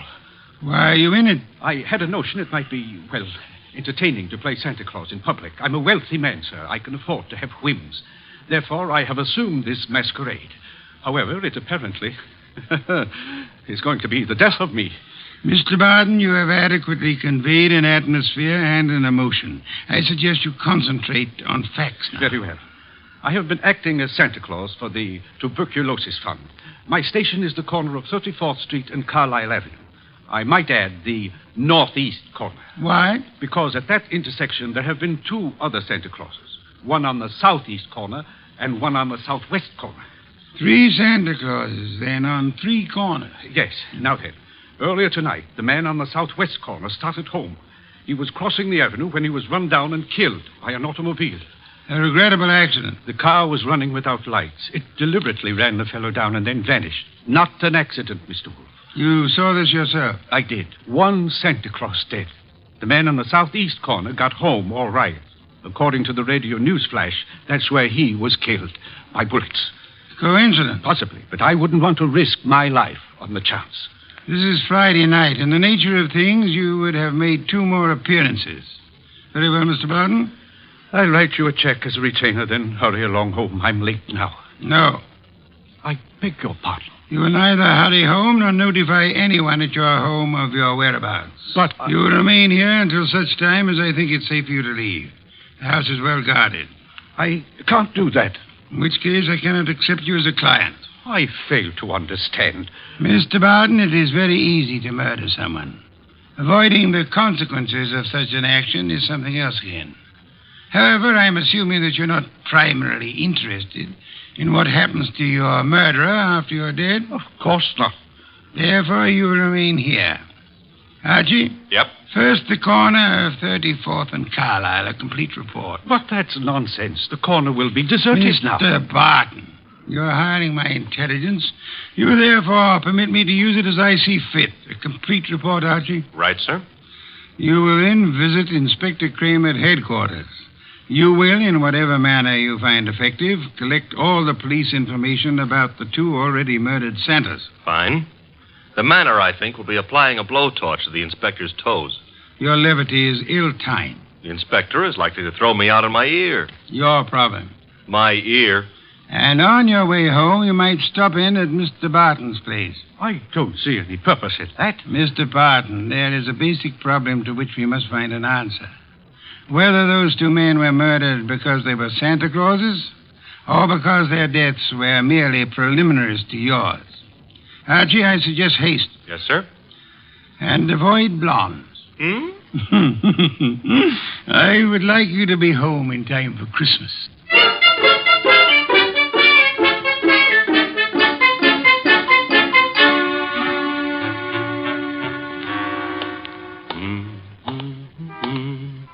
Hey, Bud. Yeah? Got the price of a cup of coffee? You sure you mean coffee? Either you're gonna dig it up or you ain't. Never mind the questions about my personal affairs, see? Oh, I apologize. Here. 2 bits. Thanks. You're welcome. Don't let me keep you. You're not. 34th and Carlisle, huh? During the day filled with milling throngs. Hey, that's a nice phrase. I'll have to remember it. Milling throngs. And now desolate and deserted. Well, that's life. Is that a fact? That's philosophy. Yeah? Well, for 2 bits, I don't have to listen to no philosopher, see? Good night, Bud.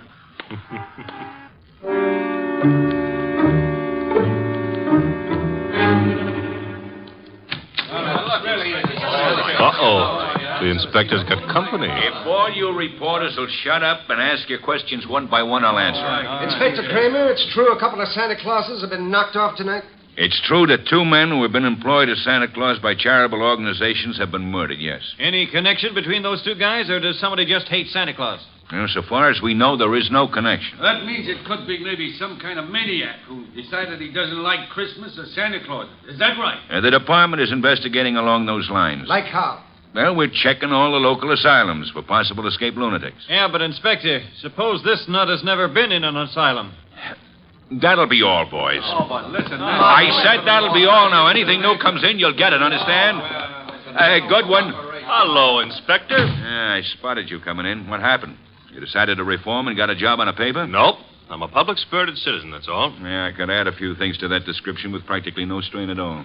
Mr. Wolfe and I are very sentimental about Christmas. We object to Santa Claus's being killed. Nuts. Oh, Inspector, aren't you in favor of Christmas? I'm in favor of Christmas. I'm in favor of motherhood. Leave motherhood out of this. Neither of us are mothers. Our chances of becoming mothers aren't too good either. And furthermore, Okay, you're not giving, so get out of here. Thank you, Inspector. But Goodwin, Yeah? in case Wolfe decides to send me something for Christmas, you know what I wish he'd send me? What? Your head.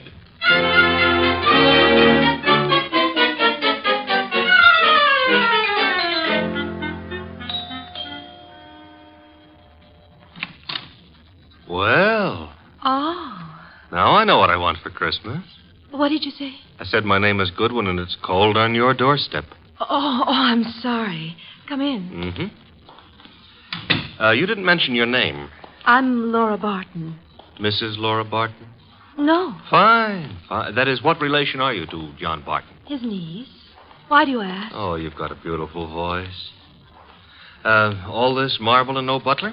I don't know where Pleasant is. He should be here. Have him shot at sunrise. Oh, Laura.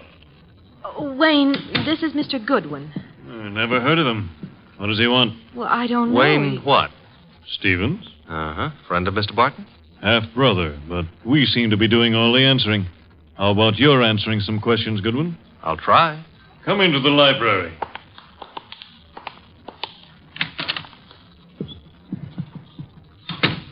What do you want?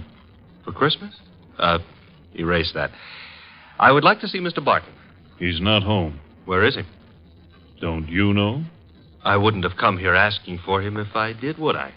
I suppose that's true. What did you want with him? Conversation. About? Anything. You see, I like to talk to rich men. Are you rich? I can't play the piano either. You could always learn. But being rich is harder, I found it. Mr. Goodwin, you must have some reason for coming here, some reason concerning Uncle. Laura, you're being imaginative. Well, Uncle is late. He's probably still on that street corner playing Santa Claus. He enjoys it. Why bother about I what... don't know, except... He's never been as late as this? Well, no. Not since he started that masquerade of his. Would you happen to know where the butler is? Out getting drunk, I suspect. He was in the kitchen a little while ago. Disappeared. Pleasant likes to look on the wine when it's red. Or even when it's rye. No, I take that back. Oh, you do? He prefers Irish whiskey. We don't stock it. Therefore... Oh, too bad. I better run along. Good night, Mr. Stevens.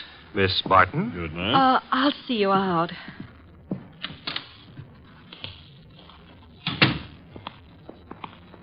Prettiest butler I ever saw. Blonde. Now, old Dr. Tidmouse always said, beware of blondes because... Mr. Goodwin, Well, I'm waiting. Mr. Goodwin, you must know something about Uncle, something you didn't want to tell us. Makes you think so? Well, otherwise your visit was just pointless. Let's suppose I know. Now, I might be a kidnapper. Oh, no. My honest brown eyes. Your first name is Archie, isn't it? Archie? Archie Goodwin. Goes together nicely, don't you think? You work for Nero Wolfe. You're going back to him now? I might be, but then again, I might be going to the movies. I recognized you. Your pictures have been in the papers. Take me with you to see Mr. Wolfe. You can trust me. I never trust blondes. That's unfair. Well, no, I don't trust brunettes either.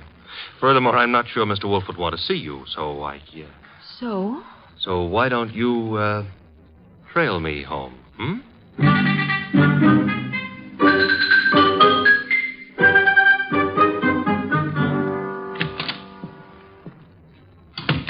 That you, Archie? Archie? Where's Santa Claus? Guest room. He was tired. What, I've been trailed home. Indeed? By a blonde. Phooey. All right, I admit I didn't make any strenuous effort to shake her off, but she trailed... Where is she? Outside. Good. Your report. Oh, but she might freeze to death out there. That's her problem. Your report, Archie. It's short and simple. It would be simple. I haven't got time to resent that. A blonde is dying. As for the report, corner of 34th and Carlisle is a very quiet spot at night. No one was around but a bum who got into me for a quarter. For coffee, he said. You will not put that quarter on the expense account. Stop worrying. That was a private gesture. There were 4 corners. Corner number 1 had a dress shop on it. Corner number 2, a drugstore with a beautiful redhead in the window making with a hair rinse. The ad said her name was Noreen, but it didn't give her phone number. Archie. 3rd corner was devoted to a shoe store, and the 4th corner had a bank on it. A bank? Uh-huh. Kind of thought we'd have a pause at that point. Mean something? Inspector Kramer's information consisted of... Oh, you're being coy. Kramer furnished the information the police could find no connection between the 2 murdered Santas. Except for the fact that they were both playing Santa Claus. Isn't that a little on the obvious side? This is an obvious case. The Barton home, Archie. Marble and old lace. A butler, his name is Pleasant, was among those missing. Among those present, Laura Barton, the old man's niece, and Wayne Stevens, his half-brother. Ah. Yeah, only for Laura. Stevens was not at all pretty. It was Laura Barton who followed you here. It was Laura. Archie, go upstairs and... Oh, now, wait a minute. The girl, the weather, common humanity demands that you have... Louis, you speak for yourself, not humanity. I'm human. On occasion, a debatable point. Very well. Let her in. Oh, thanks. Laura, come in. Laura Barton, Mr. Wolfe. How do you do? How much money do you inherit on the death of your uncle? What? That is known as the shock treatment. However, I need an answer. Uncle isn't dead, is he? That, for the moment, is irrelevant. How much? Half his estate. The other half? Wayne, Uncle's half-brother. Very well. Archie, will you go upstairs and inform Mr. Barton that his niece is here? Uncle is here? On my way.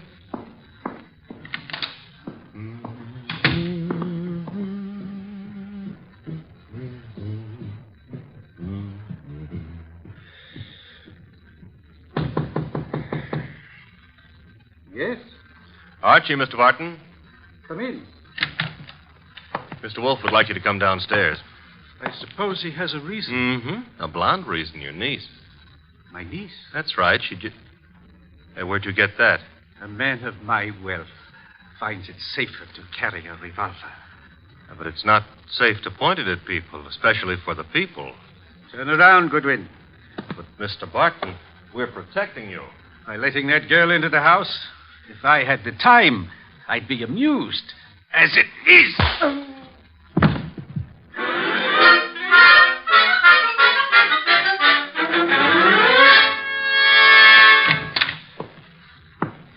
Archie, you been gone?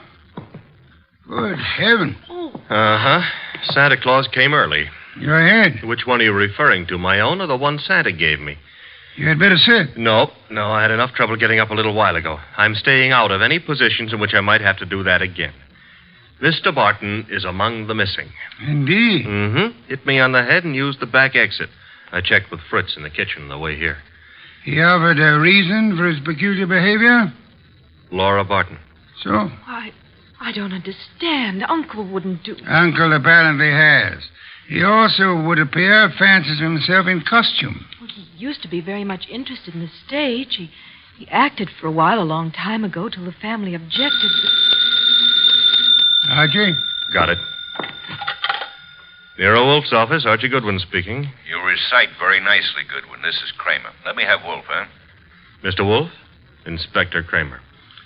Yes, Inspector? The papers haven't been carrying it, Wolfe, but you're working on the Santa Claus case, aren't you? Possibility? You didn't send Goodwin down to headquarters on a possibility. Never mind. We're working on a line down here, Wolfe. Now, look, if it doesn't strain your professional ethics, you might be able to help. How? There's a bank on the corner of 34th Street and Carlisle. We got the thought that suppose a gang was preparing to take that bank tomorrow morning. Those Santa Clauses have been on the corner for nearly a week now. They might have noticed something about the bank's routine, guards or what have you, that could interfere with the gang's plan. A mighty ingenious and imaginative thought, Inspector. Hey, you didn't say yes or no. I have at the moment no opinion. That's all you're going to give us? At the moment. However, Inspector, in a very little while I shall give you, the murderer. Archie, Miss Parton will remain here. As for you... Yeah? You will return to 34th Street and find our coffee-loving friend. You will persuade him in whatever manner you think best to return here with you. Huh? Yes. You know, I think it possible you may be able to put that quarter on the expense account after all.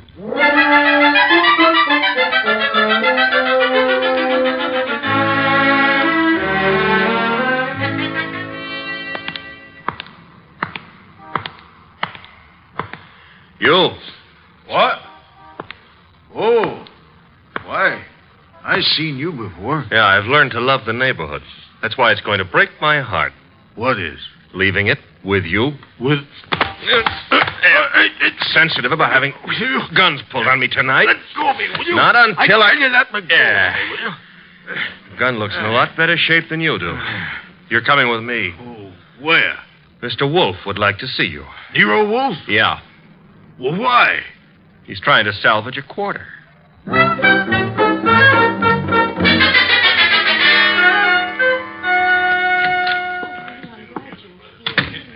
Archie. Uh-huh. Complete with, he wouldn't give his name. He did have a gun to it, though. This one. Yes. Archie, you know Miss Barton, of course? Aye. And Mr. Stevens? He joined us a moment ago. Miss Barton thought she'd be happy if he were here. Hello, Stevens. That's not the only reason I came. My brother is still missing. I'm concerned. Yes. You, sir, will you sit down? Watching people stand makes me uncomfortable. I don't have to. You do. Archie is stronger than you are. All right. That's better. If you don't mind, Mr. Wolfe, I've never been here before, never met you. But you look as though you could handle things. I think my brother's been kidnapped. Possibility we shall have to consider. Miss Barton, perhaps you have a theory, too? Well, I don't know. Uncle's been behaving strangely for weeks now. What way? Well, I'm not sure. Wayne... Well, of course, John's always been a little peculiar, but I'm afraid I saw nothing especially strange, outside of this Santa Claus stunt, of course. I see. Miss Barton, your uncle played Santa Claus all week on one of the corners of 34th Street in Carlisle. I know. On two other corners, two other men indulged in the same activity. Those two other men are now dead. Oh, no. Well, wait. Mr. Wolfe, you mean they were killed by mistake for Barton? It is true that one man made up as Santa Claus looks very much like any other man similarly costumed. But the answer is no. One of the two men was shot in his home after he had removed his costume. Well, then, what connection? Miss Barton, in the event that you wanted to hide a tree, where would you hide it? Hide a tree? Why, I wouldn't even begin to know. If you were very clever, you would hide it in a forest. If you wanted to hide a murder and were very clever, you would adopt the same principle. Wait. You mean that if someone wanted to kill Uncle and didn't want to be suspected, he'd... Go about murdering several people with an ostensible, if lunatic, reason. He would, let us say, go about killing Santa Clauses. I get it. Then people would think the man he really wanted dead for a special and private reason had been killed for something that didn't point to him. True. That was why two Santa Clauses were murdered tonight. The third Santa Claus, however, the real object of the murderer's attention, was luckier or suspicious. He fled. Do I have to hang around here and listen to all this? You do, my unwashed friend. Mr. Barton fled, and the murderer was in a quandary. He had, so to speak, invested in two murders merely to make the third one confusing. But he found himself unable to commit that third murder. He couldn't find his victim. Could he ask the police to do so? Hardly. But he might try to inveigle a private detective such as myself into the job. That makes sense, Mr. Wolfe, but why would my brother have deliberately fled from your house? I mean, he was protected here, so... But do I make myself clear? Very clear, Mr. Stevens. Archie, that gun you took from the dirty gentleman, you still have it? I still have it. Then would you mind pointing it at Mr. Stevens here until the police remove him?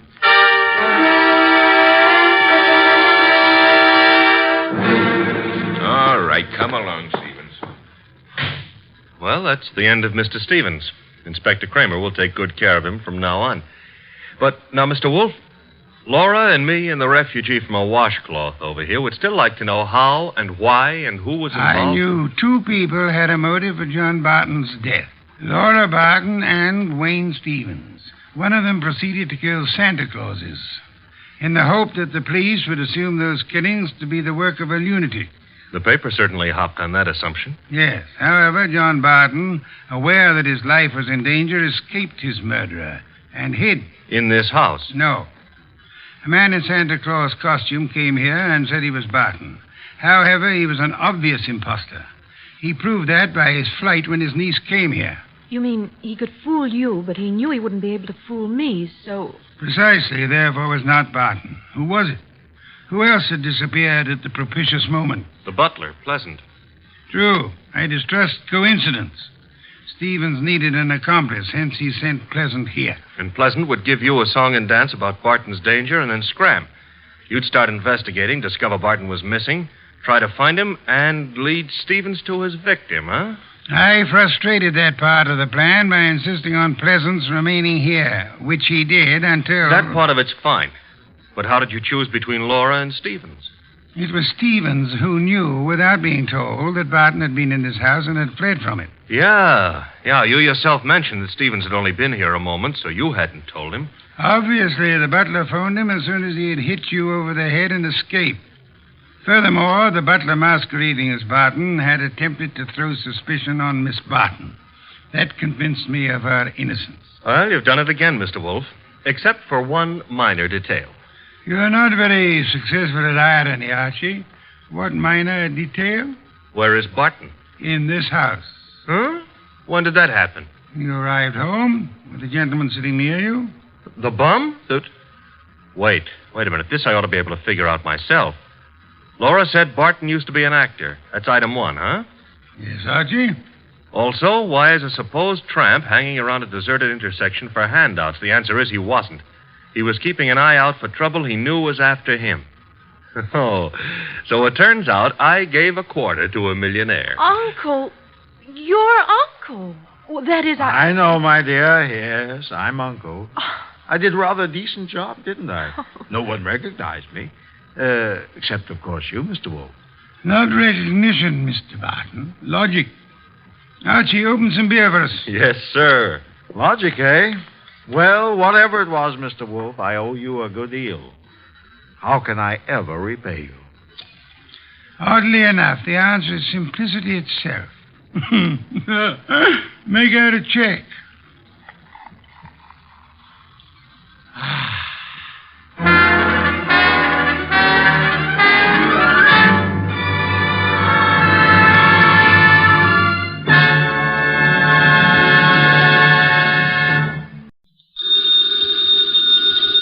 Ladies and gentlemen, the ringing of that phone bell means adventure.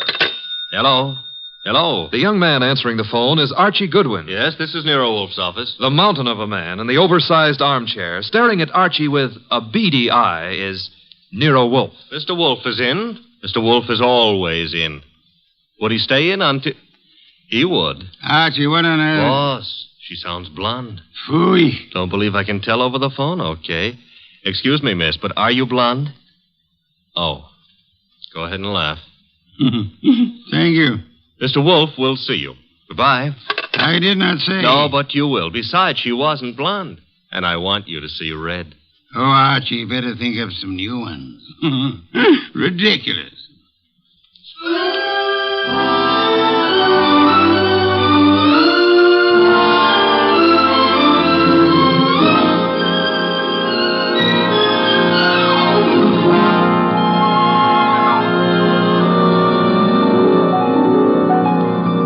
Ladies and gentlemen, it's the bulkiest, balkiest, smartest, and most unpredictable detective in the world. That chair-borne genius, Nero Wolfe, created by Rex Stout and brought to you in a new series of adventures over this NBC network in the person of Mr. Sidney Greenstreet.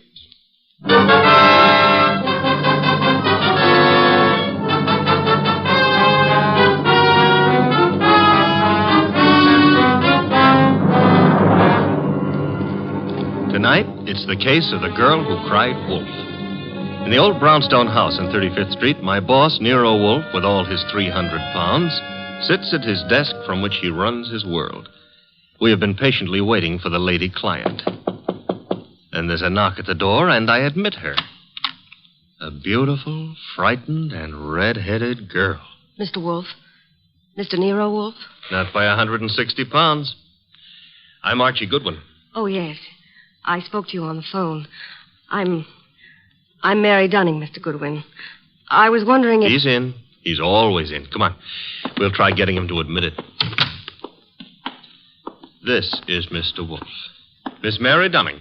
How do you do, Miss Dunning? Here, take this red leather chair. It's a nice match for your hair. You know, it was old Dr. Titmouse who said to me, beware of a red-headed woman. But I never could believe Thank you, him. Mr. Goodwin. Your business, Miss Dunning? Do you mean what I do or why I've come to you? Both, if you please. Well, I'm Mr. Stevens' secretary at the Tolliver Ecological Foundation.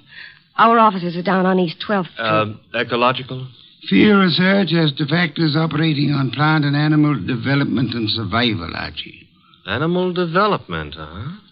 Miss Dunning, the foundation has several agricultural research projects throughout the country, hasn't it? That's right, Mr. Wolfe. And Donald Stevens is executive director. Or was until... Was? He's disappeared. It's been 3 days now. He's not been near the office nor his apartment. No message or... Apartment? Stevens been living alone? He's a bachelor. He's engaged to Laura Tolliver. She's a cousin of the original Tollivers. But she doesn't know where he is either. Have you come to me on Laura Tolliver's account or on behalf of the foundation? Well, neither, Mr. Wolfe. I'm just worried, and I'd heard of you as one of the finest private detectives in New York. You've heard of me, Miss Dunning. We see that you're here. I still fail to understand why. But I've told you. Mr. Stevens has dropped out of sight. And there's another thing. The last time I saw him, he had a caller with him in his office. Caller? Male? Female? I don't know.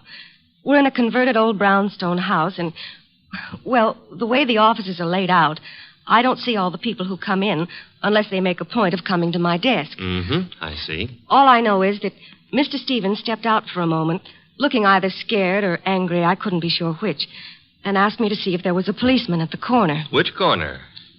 Archie, continue, Miss Dunning.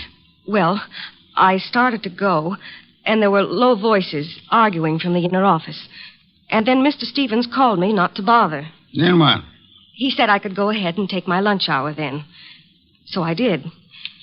And when I came back, he was gone. Leaving no message? Leaving no message. And you've neither seen or heard of him since? I've tried all over. By phone, going out myself. Miss Dunning, has Mr. Stevens been in the habit of making extended business trips? Well, once in a while to our research stations in Pennsylvania, or New Jersey, or up in Vermont, but not without letting me know. I have to make out his travel vouchers. Has there been any recent trouble at the foundation? Trouble? Financial trouble? Personal trouble? No, there's been no trouble.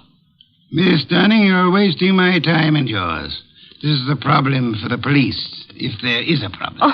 Oh no, Mr. Wolfe. I'd have gone to the police, except, well, if there should be an innocent explanation, it didn't seem fair to the foundation to risk the unpleasant publicity of... I said for the police. Wait a minute, Mr. Wolfe. It's your say-so, but when a girl walks in here and asks... The young lady can depart by the use of the same rather trim legs that carried her here, Archie. Oh, now, look, boss, just because I Miss look at... Dunning, I can think of a dozen reasons that might take your bachelor director out of town for a few days without the formality of explaining his actions.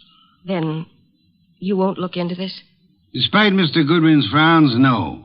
Should Mr. Stevens not turn up tomorrow or so, I suggest you advise the police or whatever attorney acts for the foundation. There is such a person, of course. Yes. Jonas Dowd is counsel. He's also a co-trustee. Consult him, then, by all means. But you don't seem to understand. If you'll excuse me, I'm overdue for an important conference with my cook.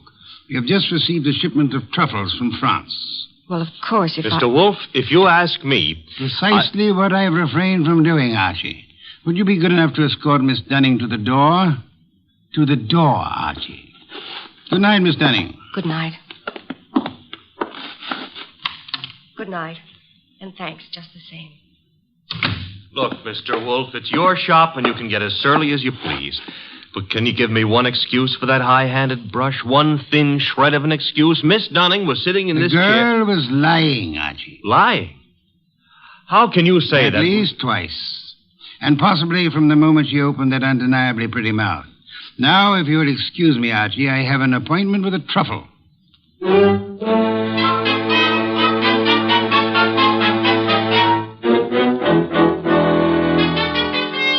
You say you have a surprise for me, Archie. Enough to yank you 3 inches out of that chair. Remember the girl who was here last night, Mary Dunning? You seem unwilling to let me forget her. Well, I took off on my own this morning to check up on that foundation setup. Good, Archie. I ventured a small bet with Fritz that you would. All right. See if your bet included this. I found Stevens down there right in his office. Missing executive director. Yes, and the missing Mr. Stevens claimed he had just been on a business trip. Delayed getting back because his car had been smacked by a hit-and-run driver in New Jersey. Now, here's the payoff. He even tried to make out that he'd been thinking of calling you in on a problem. Hit-and-run accident? No, something about the foundation. But I didn't waste time letting him cloud it up for us. The point is... Archie, you brought him here, of course. Stevens? No, he's still down there. We'll want to grab him before the day is out, but I had something more important to run down first. It took me 3 calls on the way up here, but you can take it as confirmed. We've still got a disappearance case, and this one you're not sitting out. Indeed. And who has disappeared now? Mary Dunning. Stevens is back, but Mary's gone. Not at the office, not at her rooming house, and none of her clothes are taken. How'd you get going? Put a police call out on Mary? Back to 12th Street and get Stevens out of that office and up here as fast as you can. I'll phone him. You are on the way.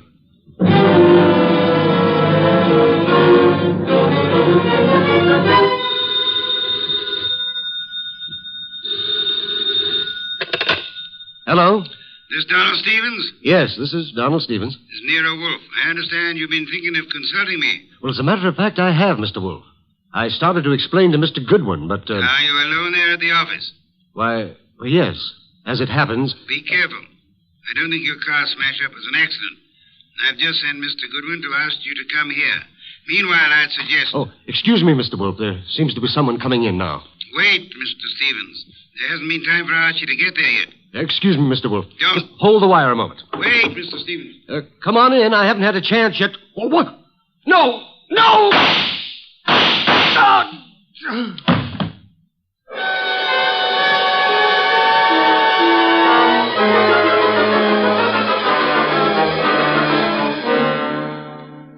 And that's all Inspector Kramer has been able to make of it, Archie? Not to hear him tell it, but that's all he's got. Stephen dead and the girl still missing. Did you find anything helpful at the office? I think the murderer started to tear up some account books and project ledgers, but I must have scared him away when I rang the bell.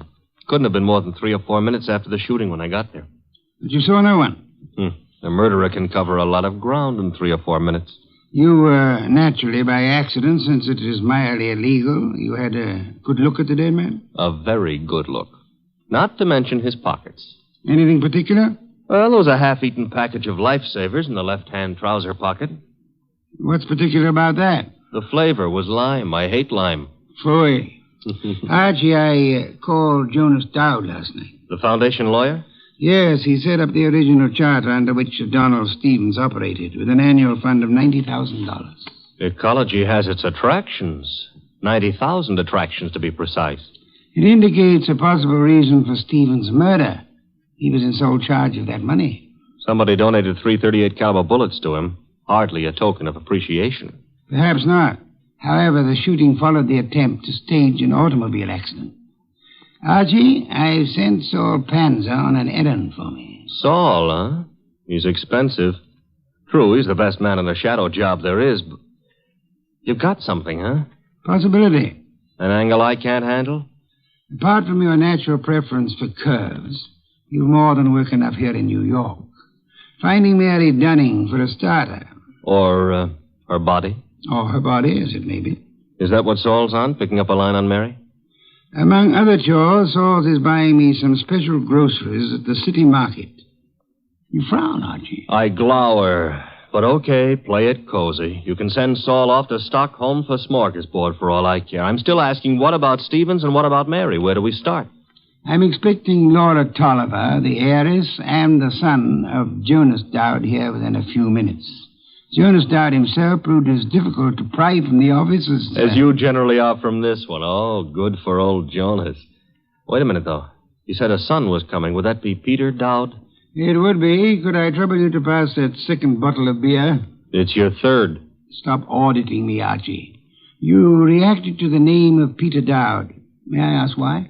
Kramer is ahead of you on that pitch. He's had Peter Dowd downtown already. And learned? Playboy, used to be in love with Laura Tolliver, now in line to take over Stevens' tidy $20,000 a year salary as executive director. To take over, phooey. Peter Dowd's no ecologist. He's got more important qualifications. His old man and Laura Tolliver are co-trustees under the Tolliver will, and the director can be anybody they name. Archie, you sound prejudiced against young Mr. Dowd. Yeah, that's what Kramer said. I'm just naturally suspicious of anybody who stood to pick up $20,000 a year, plus a whack at the $90,000 a year in house money, just by throwing 338 caliber slugs into Stevens. Particularly after getting rid of Mary Dunning to clear the way. The police still have no leads on Miss Dunning? A for effort, Z for results. Now, the way I see it, boss... Legwork now, Archie. Guess it's later. You might try Miss Dunning's landlady again for one, and try Peter Dowd's apartment. Now? Yes. I'd say go along and keep after the missing girl. Instead of sifting through the names in Stevens' appointment book you were asking about? It's two legs of the same animal. The names may help on the girl. Now, Archie, on your way.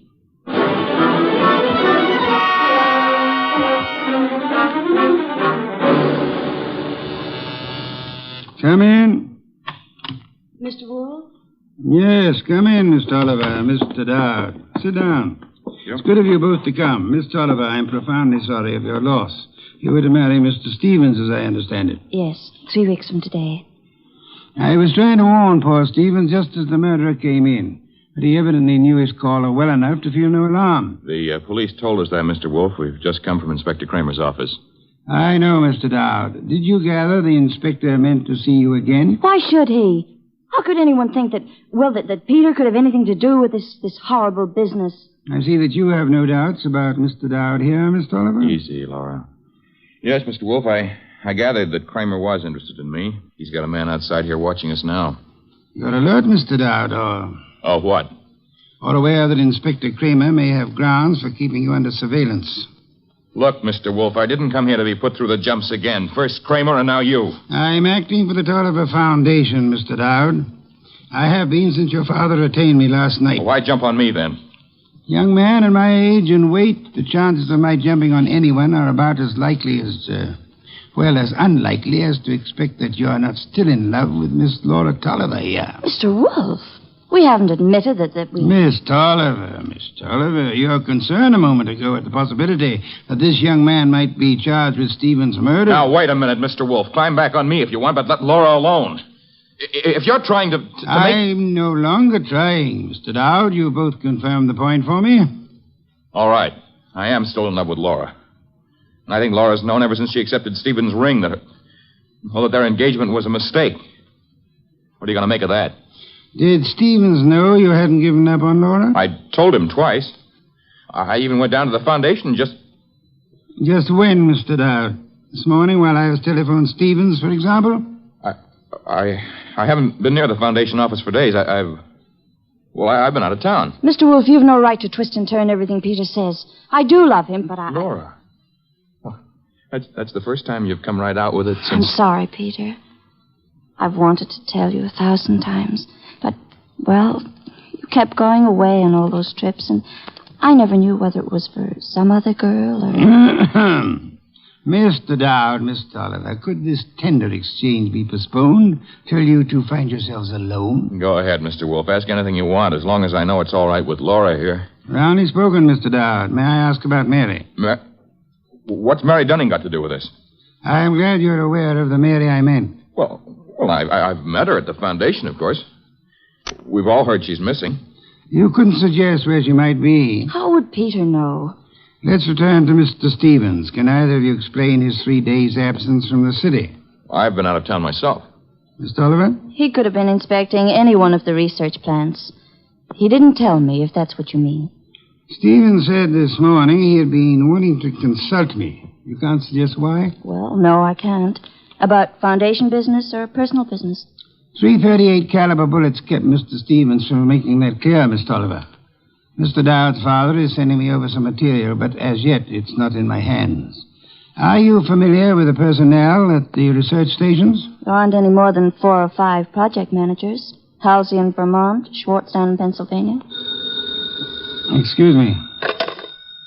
Nero Wolfe? Archie, Yes, Archie. you can take it back about Mary Dunning. If she's a liar, she's just gone to a lot of trouble to make it look good. Dead? No, but knocked out with chloroform and stuffed in a closet in a man's apartment.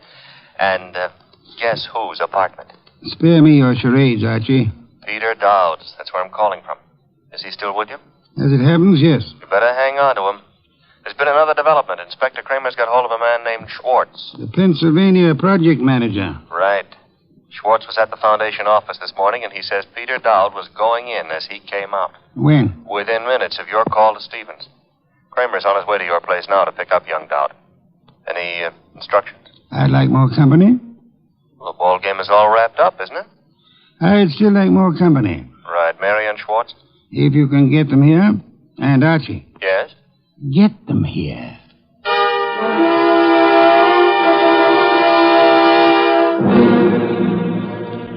I'll have that 5th bottle of beer, Archie. 7th and quota for the night. And when do you get around to calling in Mary and our friend Schwartz? In a moment, Archie, in a moment. After all that scramble to get him here. I've been studying these project reports that Jonas Dowd sent over. Fascinating field ecology. I know. The factors playing on the development and survival of living organisms. Too bad poor Stevens didn't figure on a factor named Peter Dowd. Archie, I'm ready for Mr. Schwartz now. No Mary? I'll risk you in the next room with Miss Dunning for the time being. Okay. One Schwartz coming up. Oh, come in, Mr. Schwartz. Mr. Wolfe? How do you do, Mr. Schwartz? My apologies for this long wait you've had. And I'll try to make our business brief. Yes, sir.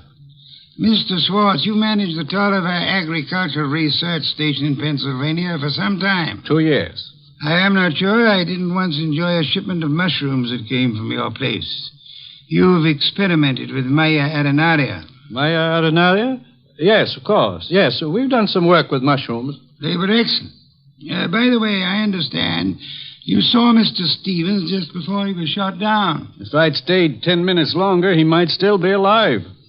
May I ask the purpose of your call? I was delivering the monthly reports. No special trouble you came to discuss? No, sir. You met Peter Dowd coming in at the Foundation as you were going out. How did he look? In a hurry. How so? He just pushed past with his face turned away. You're sure it was he? Yes, I had seen him at the Foundation maybe 2 or 3 times before. Were you aware that Mr. Stevens and Mr. Dowd were both apparently in love with the same young lady? I'm a research worker, Mr. Wolfe. I wouldn't know about Mr. Stevens' personal affairs. Just an hour ago, before Inspector Kramer took him from here, young Dowd admitted that he'd been there today. I didn't think I could be mistaken. But he said only because Stevens had phoned him to come. Were you there when that call was made? No, there was no call to Dowd while I was there. Excuse me, Mr. Schwartz. Yes, Nero Wolfe speaking. This is Saul Panzer. Yes, Saul, you're still... Yes, still down here at the city market. Looks as if you were right. Indeed? One of their trucks just pulled in with a load of full crates. Top quality produce. I'll try not to wince when you send in the expense sheets. Any other confirmation? Internal Revenue records show no taxes paid on income by the Tolliver Foundation. Thank you, Saul. Phone any information as you get it. You'll forgive me again, Mr. Schwartz. Archie. Yes, boss? Would you ask Miss Dunning to step in now? Coming up. Come in now, Miss Dunning. Good evening, Miss Dunning. You've quite recovered from the chloroform? Mr. Goodwin's been helping me. He's been rubbing my forehead, and I'm beginning Spare me to... any further details. Miss Dunnings, would you mind telling me again how it was you came to find yourself in Mr. Dowd's apartment? Well, it was the phone call that got me to go over. It was a man whispering. He didn't give his name, but he said if I came to that address, apartment 4C, I could learn something about Mr. Stevens. You went to apartment 4C, and then? That's really all I know.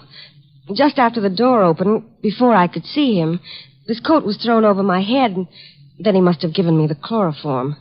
It was Peter Dowd, of course. Dowd? Who else could it have been? It could have been Mr. Swartz here. Mr. Wolfe, you're joking.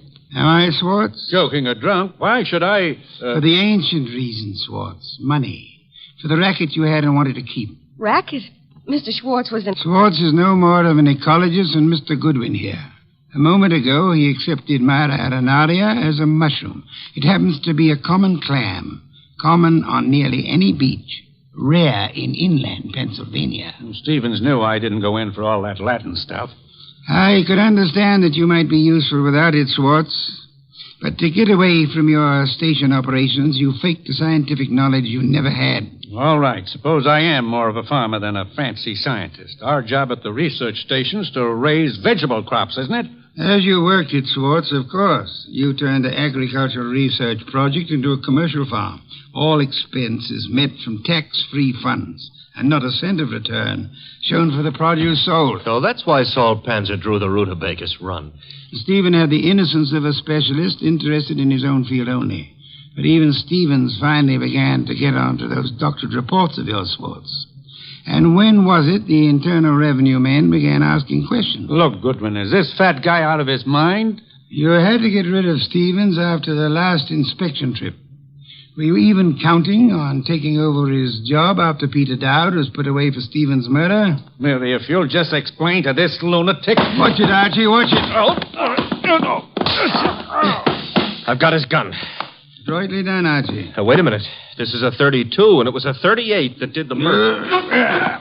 Mr. Wolfe, that's my bag. You can't... Take this pistol from it, I have, my dear. This extraordinary effort you put me to of actually leaving my chair to secure this weapon, we'll add that to the score against you. Mr. Wolfe, if you aren't too tuckered to answer, that gun from Mary's bag. It's a 38. It may be the one used on Stevens. But Mary couldn't. She didn't.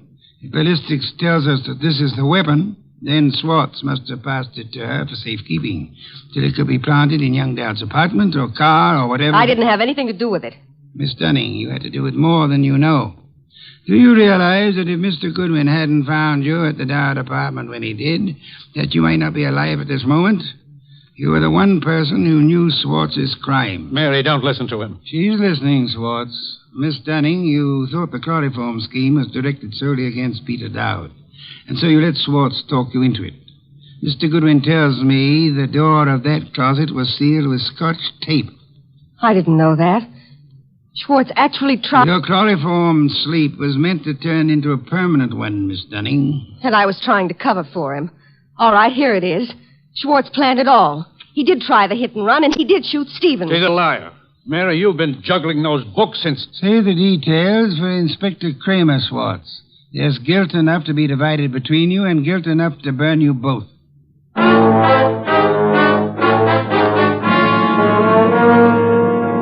All right, you're being noble and not rubbing it in. Don't I merit a full explanation? Archie, I'm concentrating on truffles. Do we deck out a bird, or shall we have them in an omelet again?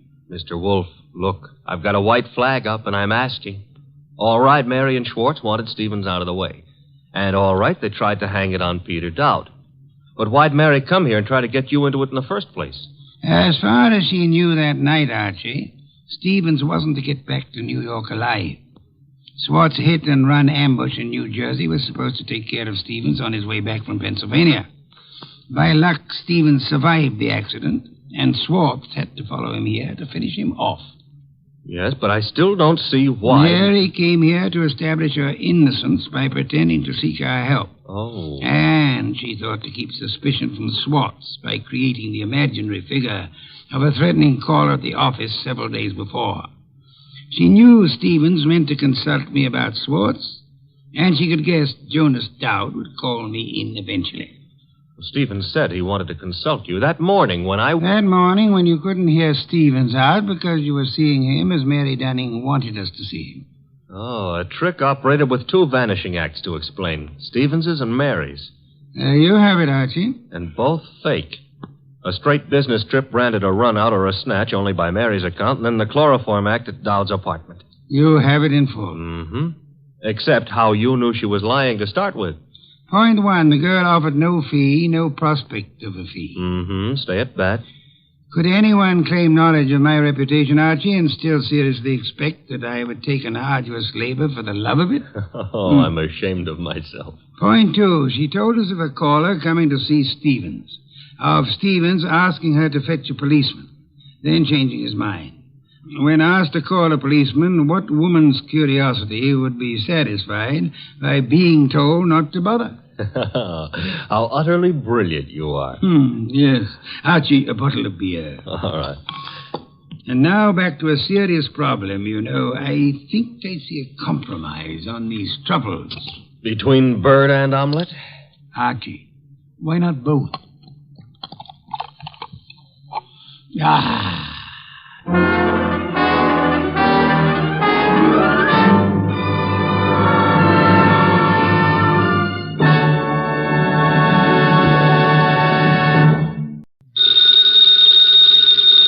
Ladies and gentlemen, that phone bell means adventure. Hello? Hello? The young man answering the phone is Archie Goodwin. And the mountain of a man engaged in deep thought in the oversized armchair is Nero Wolfe. What was that? Somebody's going to be murdered who has no manners? Well, what do you want Nero Wolfe to do? Teach him manners? Oh. Hold on. Mr. Wolfe. Yes, Archie? We've got a prospective client. In case someone she knows gets murdered, she'd like you to do something about it. Very well. However, advise her. Yes? Not to get murdered herself. I never take a corpse for a client. Greatest detective in the world.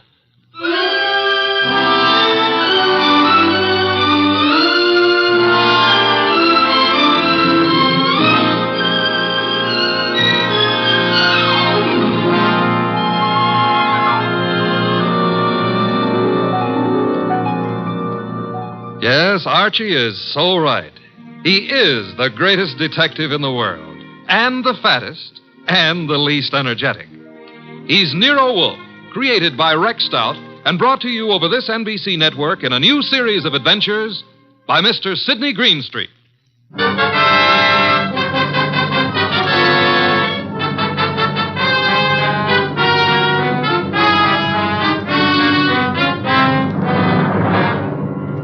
Tonight, it's the case of the Impolite corpse. It began on a certain night at 8:40 when Walter Channing, an advertising executive, was dictating in his office to his charming secretary, Brenda Barkley.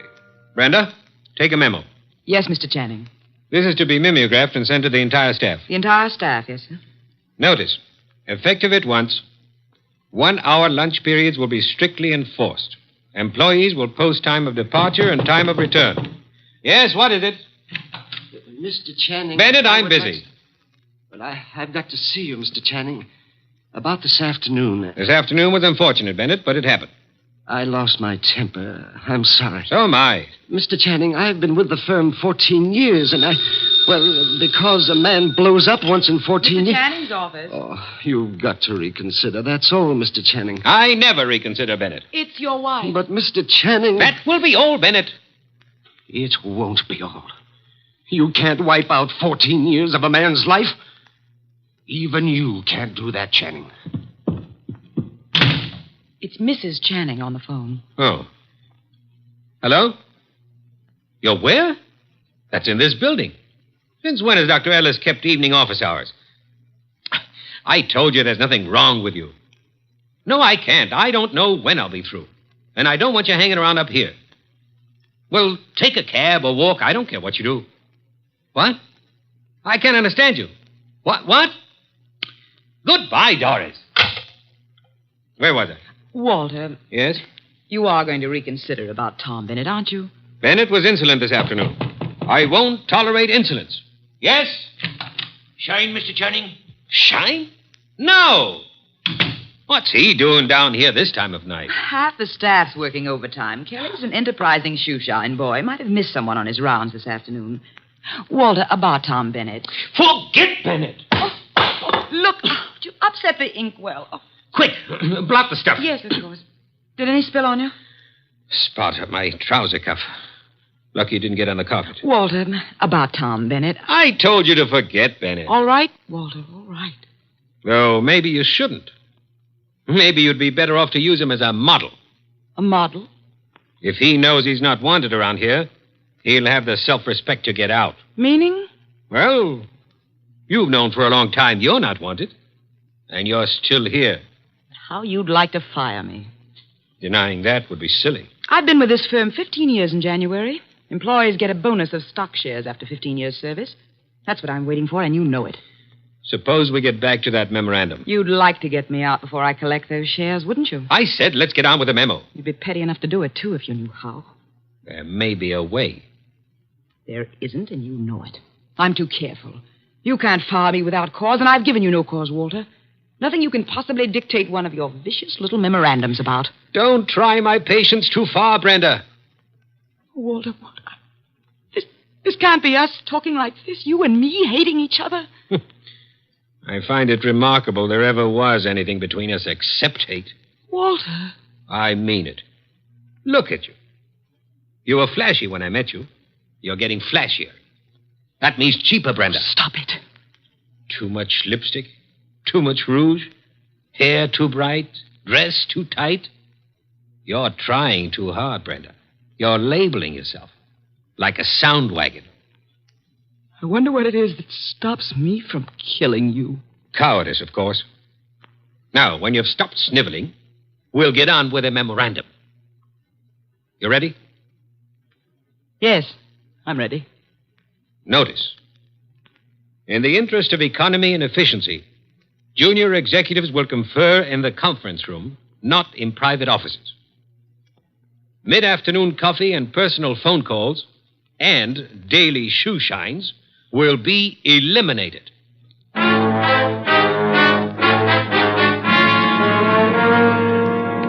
Your name is Barclay, Brenda Barclay. Very well, Miss Barclay. What can I do for you? Mr. Wolfe, I don't know how to begin. Well, maybe I can make this easier all around by briefing Mr. Wolfe on the Walter Channing case. Hey, that's funny. What? Violet eyes. I always thought they were something the poets made up. Archie. Huh? Oh, the Channing case, yes. One moment. Miss Barclay, look this way, please. To me, an eye is functional object found in mammals, birds, fish, potatoes, and horticulture. Thank you. Go on, Archie. Walter Channing was the boy wonder of advertising. At 33, executive vice president of Winslow, Hart, and Straightmeyer. Just 24 hours ago, they found him at his desk, shot through the heart. They? Who is they? A night porter and a shoe shine boy, is that right? Yes. He'd been dead about an hour. The bullet went through Channing, his desk chair, and lodged in the windowsill behind him. Police thought at first it was suicide. The gun? 38, found it on the floor, 10 feet away. No fingerprints, anyhow, no clear ones. Seldom are on a gun butt. You say suicide was suspected. Why? The gun was 10 feet from the body. It was the smudges. Smudges? Powder burns. According to the papers, he was sitting at his desk. There were no signs of a struggle. The gun was held against his chest and fired. But it wasn't suicide, Mr. Wolfe. Walter Channing would never have killed himself. The police have already decided that, finally, according to the evening papers. And I presume you, Miss Barclay, are a suspect. No, not yet. But you expect to be. That's why you came to me. When the police talked to her, Her? Doris, his wife. I've been Walter Channing's secretary for 8 years. At one time, we thought we were in love. Mrs. Channing was aware of this? Yes. Oh, it was a long time ago. It was over. It was finished a long time ago, but she never believed that. Neither did Alan. Alan who? Alan Mealick, head of the media department at the agency. We were going to be married when Walter and I... Well, Decided you were in love. Miss Barclay, who finally decided you were not? You or Mr. Channing? He did. I see. Mr. Mealick believes you did not share this change of heart. Yes. Oh, he's such a fool. I dare say you fear Mrs. Channing or Mr. Mealick or both will reveal this ill-fated romance. You know what the papers will make of it, what the police will try to make of it. Miss Barclay, did you kill Channing? No. Oh, no, I swear I didn't. Oh, Mr. Wolfe, I didn't. Please, for heaven's sake, no tears. Archie, put her in a cab. Yes, sir. Then come up to the plant room. There are some things I'll want you to execute for me. Yes, sir. Women. Bah! Yes, Mr. Goodwin, I'm Abe Jackson, a night porter. He was working late that night. Mr. Channing, his secretary, Mr. Bennett, Mr. Mealick, and his secretary. About 10:30, I met the shoe shine, Kelly, on Mr. Channing's floor. There was a light burning in Channing's plate.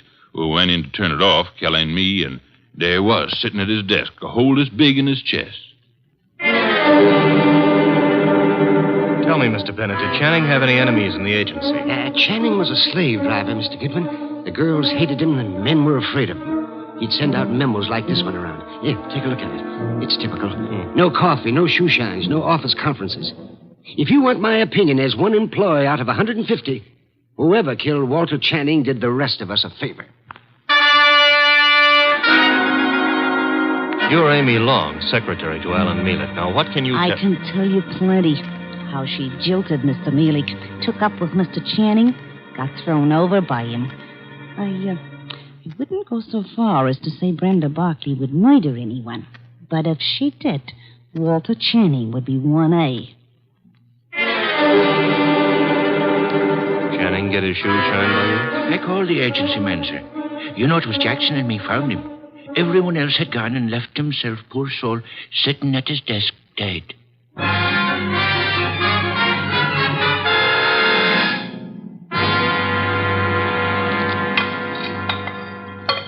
This specimen of an enormous straight orchid. Beautiful, isn't it, Mrs. Channing? Mr. Mealick? I could never quite like orchids. They have no smell, you know. It's pretty all right, but tulips are more in my line, Mr. Wolfe. Tulips, Mr. Mealick? I had a stand of emperors this spring. Emperors, come in, Archie. Emperors, Mr. Mealick? That's the name of a tulip, Mr. Wolfe. A peasant flower. I've heard of it, of course. Archie, Mrs. Channing, Mr. Mealick, my assistant, Mr. Goodwin. Mr. Goodwin? I didn't know you had company. Mr. Wolfe asked us here to explain why Brenda Barkley is worried. And you have both agreed to respect her position. Brenda ought to know I'd never tell the police anything to get her into trouble. Phooey. Sir? He said phooey, Mr. Mealick, meaning he doubts what you say and does not admit your right to say it. Archie, Mr. Mealick, you say you had never intentionally informed on Miss Barkley. Certainly not. The tongue slips, sir. We would expect you to guard your... What? Do you think what I started to say. You asked us here because Brenda Barkley is your client. I despise Miss Barkley. Everyone knows that, and why. But I wouldn't stoop to implicating her in murder. You believe her innocent, then, Mrs. Channing? I believe she lacks the gumption to pull a trigger. Poison I wouldn't put past her at all. Mr. Mealick, would you be kind enough to see me home? Of course, Mrs. Channing. Good day, Mr. Wolfe. Good day. And Mr. Goodwin. You have, I suppose, an exhaustive report from me, Archie? 7 pages of notes. Save them and get me a bottle of beer. You're in a rosy mood. What happened? I said I would like a bottle of beer. No, you wouldn't. Archie, you better... Don't puff up about it. Those vest buttons won't stand the strain. I can't get you a bottle of beer. Why not? You ordered me to hold you to 4 a day. I rescind the order. You also ordered me not to let you rescind the order. What's the matter with you, anyhow? I have had to entertain 2 very dull people too long. Both those dull people are prime suspects. Mrs. Channing is a woman scorned. Mealick lost his girl to the guy who was killed. I can't blame her for throwing him over. Archie, the man grows tulips. What? Tulips. Well, give me a report. I checked the agency, everybody who was working down there the night of the murder. Also, I dropped in on Inspector Kramer at homicide. Also, I visited the morgue. Why the morgue? Because if I hadn't, you'd have said, why not the morgue? Go on. I drew a blank there. Kramer let me look at the clothes Channing was wearing. There was an ink stain on the left trouser cuff. An ink stain? And a hole through his shirt front with plenty of powder smudge like the paper said. He was shot with a .38 at point-blank range, sitting down. An impolite corpse. What? Discourteous. He didn't rise to meet his murderer. That is most significant, Archie. I know. I've got a theory about this case. No theories, facts, if you please. But look, Channing owned a .38. That's a fact. It's disappeared. That's another fact. The murder gun was a .38 with the numbers filed off, and it could be Channing's own gun. Thereby proving what, Archie? That his wife had access to it. Your theory involves Mrs. Channing, then? And Mealick. She decides her husband is less trouble to her, dead than alive. A regrettable tendency of wives. Have you noticed? And she sells Mealick on the idea. Now, that wouldn't be hard. They figure to make it look like suicide, but Mealick loses his head and runs, drops the gun on his way out, and... Oh, you don't buy it. Enough of theories. The facts, Archie. Out of your notebook. 1. 9 people were on the scene that night, working late for one reason or another. Mrs. Channing tells me she was visiting a doctor's office in the same building, by the way. 2, every one of those people hated Channing. 3, here's a sample of why he wasn't popular. Memorandum. Dictated the night he was killed. The staff got it the next morning. A whip cracker, Mr. Channing. Fact 4, the ink stain on his trouser cuff was partly rubbed out. With what? Cleaner of some kind. I didn't get the brand. Fact 5, there's a spot on the carpet near Channing's chair. Spot of what? Ink? Blood? Looks like ink. It looks like ink. Well, I didn't analyze it on the spur of the moment. My chemical set isn't working so good, boss. Phooey. Archie, I want 2 things. Yes, sir. Get over to headquarters. The police have Channing's trousers. Suggest to Inspector Kramer that he have the stain analyzed. Suggest also that the spot on the carpet be analyzed at the same time. Be around him when the information arrives. This is Be Kind to the Police Week? Phooey. I never have sought to beat the police on matters of fact, only on interpretation, deduction. Get going. Oh, and Archie. Yes? When you return, I should discourse upon the sanctity of deskhood. The sanctity of what hood? Deskhood. Now be off with you, and please remember you're tracking a murderer. Don't stub your toe.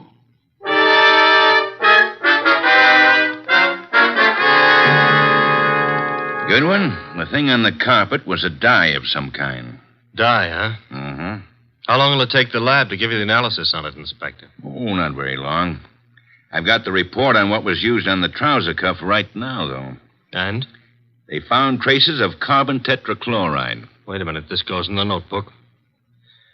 Okay, carbon tetrachloride. And something else. Goodwin, what's Wolfe after? Interpretations was what he said, Inspector. You object? No. Maybe I'll get an interpretation, too. The something else was perchlorethylene. Perchloreth... Why, Inspector, such language.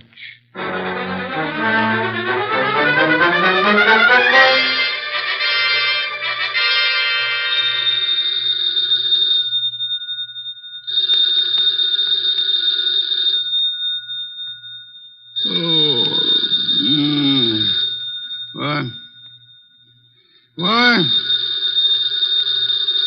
Archie. The phone. Oh, not back yet. Hello? Mr. Wolfe? Yes? This is Brenda Barkley. Oh, Mr. Wolfe. What is it, Miss Barkley? You've got to come to Mr. Channing's office right away, Mr. Wolfe. Mr. Goodwin has been to your office. Everything I need to know. You've got to come, Mr. Wolfe. Nonsense. I don't go out. My digestion disapproves of it. I disapprove of it. But, Mr. Goodwin, he's in danger. What's that? Terrible danger. He needs you here at once. Archie, in danger? Let me talk to him. Please come. Hurry. What's happened? Hello. Sparkly. Fritz, get out of the car. Bring me my wool muffler and worsted vest. See if you can find my galoshes. Confound it, I've got to go out.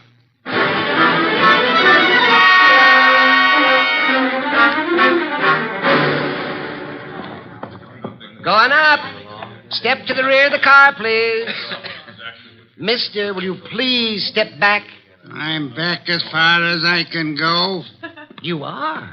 Elevators, contraptions for little men. Come, take me up, young man. Hold it. Hold that car. I'm late for a date with a blonde. 16th floor, buddy. Evening, Mr. Goodwin. Good evening. I was told you were in danger. Danger? Mr. Wolfe, what are you doing out down here? Sparkley's idea. About me being in danger? Obviously, she was lying. I suspected at the time. But I fell in with her suggestion. I'm anxious to end the case. My presence here is needed. Don't understand why she'd do such a thing. And why is your presence needed? 16th floor. It's a matter of, perspective. Brenda's got a very nice perspective. She'll be around here someplace. The agency's got this whole floor. Her office? Down this corridor, next to Channing's. Well, Kramer came through on those reports from the lab. That smudge on the carpet wasn't ink. It was a dye. Powdered aniline. Brenda. Oh, Mr. Wolfe, thank heavens you're here. Hey, I'm here, too. The police, they questioned me again this afternoon. I'm so frightened, Mr. Wolfe. You've got to find the murderer before they... Baby, take it easy. Well, oh, hello, Archie. Hello. What's the idea of trying to pull a fast one on Mr. Wolfe? Well, I just had to see him. Please understand. Is this Channing's office? Yes. You told him I was in danger. Ah, at last. The place to sit down. Well, I had to tell him something to get him down here. He's not happy. You comfortable there, sir? Miss Barkley, come here. Mr. Wolfe, I can explain. I thought if you were here, where it happened, I mean, if you could see for yourself, then you'd Young woman, there are many things I'd like to say to you. Oh, now, wait a minute. She was scared, boss. However, I am too short of breath to do them justice. Archie. Yes? Round up everyone concerned with this case. Right now? Including Mrs. Channing. Get them in here. Yes, sir. You help him, Miss Barkley, and close that window. Yes, Mr. Wolfe. Fresh air. I've had enough today, thanks to you, to last me a lifetime. If after all that exposure, I live a lifetime.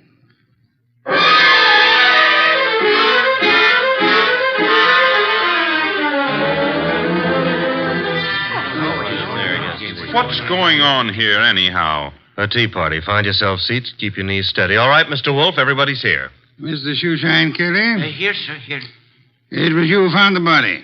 Him and me, Mr. Wolfe. I'm Abe Jackson, the night man. You gentlemen can help us if you will. Oh, to be sure, Mr. Wolfe. I'd like to know the exact position of the body when you found it. Well, he was sitting up. That's it, sir. Sitting up straight as you please. You'll oblige me if you'll demonstrate. Sit in the chair, please. His chair, sir? If you please. Abe, you. Yeah. Oh, no, not me. Not on your life.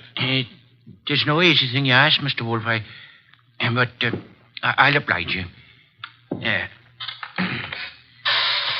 So, it was like this, I'd say. You agree, Mr. Jackson? A little more to the right, maybe. Yeah, that's the way it was. Archie. Yes, sir? Help me with a brief recapitulation. Well, so far as we know, Channing made no outcry. Therefore, he could not have been startled by the appearance of the killer. There were powder burns on the body. Therefore, the gun was against Channing when it was fired. His own hand couldn't have held it closer. Nobody heard the shot, probably because this office is soundproofed. The gun that killed him was lying on the floor 10 feet from the desk. In the direction of flight through that door. Go on, Archie. The killer was almost certainly well known to Channing, or Channing wouldn't have let him come that close without a struggle or an alarm. Also, the killer had access to this office. Another proof that he's not a stranger. One more point, if I may, Archie. The killer, he or she, is present here now. Here in the room. Quiet, everyone. We come now to the point I mentioned to you last night, Archie. The point I call the sanctity of deskhood. Sanctity of what?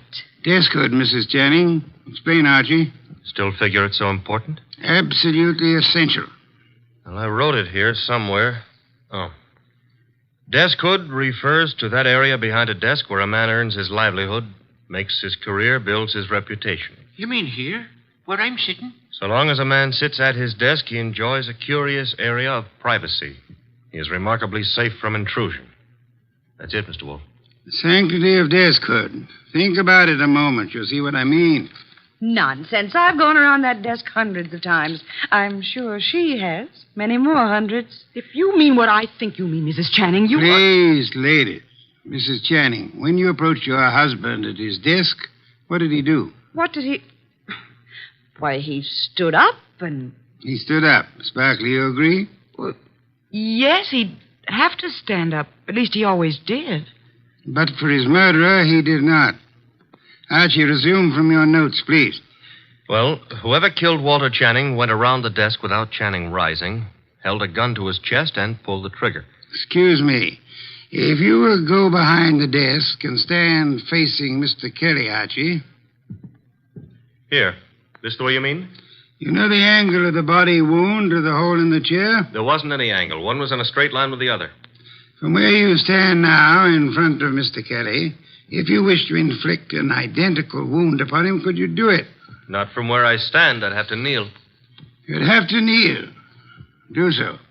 Note, please, the murder tableau. Oh, you know what? I mean, that's what we... The question now, who could kneel before Channing, get close enough to kill him from that position without alarming him in the least? Kelly. The shoeshine man. Hey, wait a minute now. Shut up, you, and sit there. His motive is crystal clear. The memorandum. Memorandum. You have a copy, Archie? In my notebook. Ah, yes. Miss Barclay, read the part which could explain Mr. Kelly's action. No, Why, now the you don't memo do was that. all over the office. Kelly must have seen it. Oh, wait a minute now. Notice effective at once. Yes, here it is. In the interest of economy, daily shoe shines will be eliminated. That'd cut off Kelly's bread and butter. Kelly, I can't believe it. Nor can I. What? It's obvious Kelly murdered Walter Channing. Mr. Wolfe, now listen, I did nothing But of the kind. the obvious can be too obvious. Meaning what exactly? Archie, Yes, sir? brief these people on the ink-stained trousers. Channing spilled ink on his trouser cuff the night he was murdered. Somebody tried to clean the spot off. With what? According to the police analysis, carbon tetrachloride and perchloroethylene showed up. Both non-inflammable ingredients used in many commercial cleaners. Exactly what are you getting at, Mr. Wolfe? One moment, Mrs. Channing. Mr. Goodwin also has an analysis of the spot on the carpet behind the desk. Archie? A powder form of dye, aniline dye. Used in what, perhaps? Well, the lab suggested a shoe dressing. I got no powder dye. I swear I ain't, Mr. Wolfe. I'm sure you haven't, Mr. Kelly. You'll find this particular type of dressing is used on women's shoes, suede shoes, usually. I don't understand. Wait a minute. Yes, Archie? If a woman... Now, suppose a woman knelt in front of Channing to clean that ink spot off his trouser cuff. That smudge could have rubbed off the tip of her shoe onto the carpet. Exactly. I believe you'll find a typewriter cleaner contains tetrachloride and perchloroethylene. Something else just occurred to me. That memo was sent around the morning after Channing was killed. I never thought of that. True, Archie. And for only one purpose, to point suspicion at Kelly. But when the police didn't take the hint... Go on, Archie. What then? Somebody else was brought down here who would. Comes around to 3 questions, doesn't it? Who knew about the memo? Who had access to Channing's file where he kept his gun? And who made sure Nero Wolfe would see the evidence against Kelly? 3 questions, Archie, with one answer that spells the name of the murderess. Our own client, Brenda Barclay.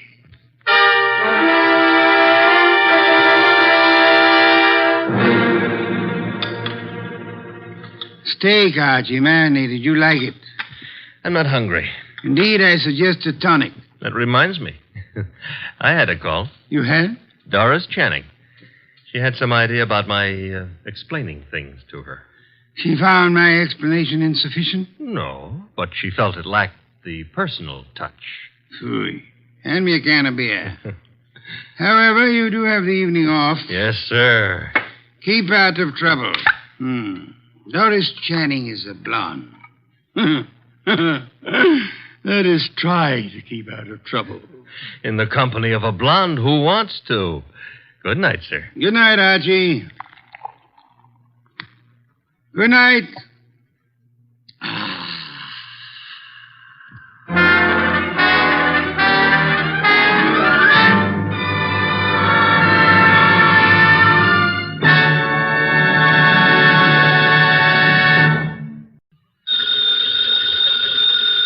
Ladies and gentlemen, that phone bell means adventure. Hello? Hello? The young man answering the phone is Archie Goodwin. The mountain of a man engaged in deep thought in the oversized armchair is Nero Wolfe. Mr. Wolfe, we've got a case. I'm not sure whether somebody's going to kill a rabbit or a rabbit is going to kill somebody, but either way, it's going to be murder.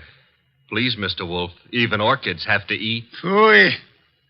Yes, sir, Mr. Wolfe will take the case. As a matter of fact, he's working on it right now. Money, work. Bah. Greatest detective in the world. Only trouble is, he is.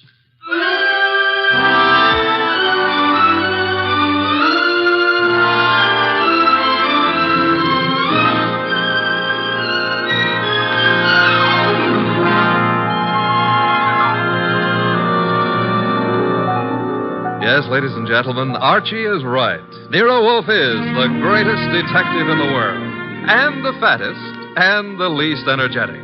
Nero Wolfe, created by Rex Stout, and brought to you over this NBC network in a new series of adventures by Mr. Sidney Greenstreet.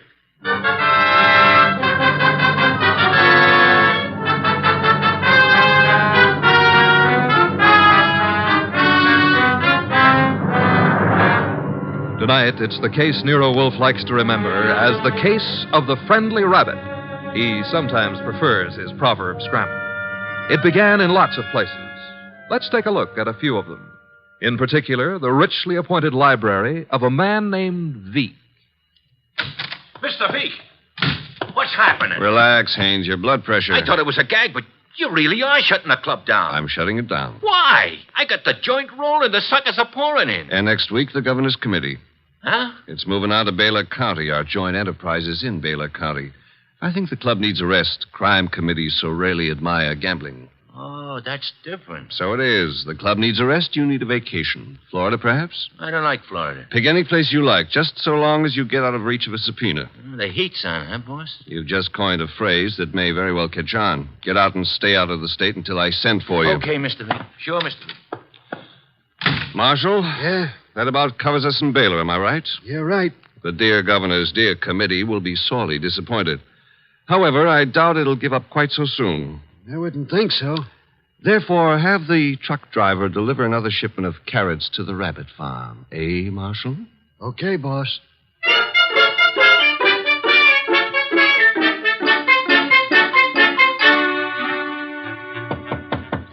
Come in, Williams. Good afternoon, Governor. Good afternoon. Williams, I'm disturbed. The crime committee, sir? It was doing well, very well. And then I know, sir. there's a leak. Someone is passing on confidential information. Who? That's the problem. Who? Started 3 weeks ago. A three-man committee, Wilson, McCarthy, Tolliver. One of them, Williams? I'd stake my life, sir, no. Then who? You've forgotten Collier, committee secretary. You have reason to suspect him? No, nothing that means anything. Except... You do suspect him? Well, he's been watched, telephone calls checked, mail. I have no reason to suspect him. Except that one thing bothers me. What's that? He has a small farm in Greendale County. He rarely went near the place in all the time he's been up here at the Capitol. But that suddenly changed. 3 weeks ago? Yes, sir. He's been staying at the farm for 3 weeks. Is there anything unusual about that farm? Nothing unusual. Except Jimmy Collier has gone in for raising rabbits.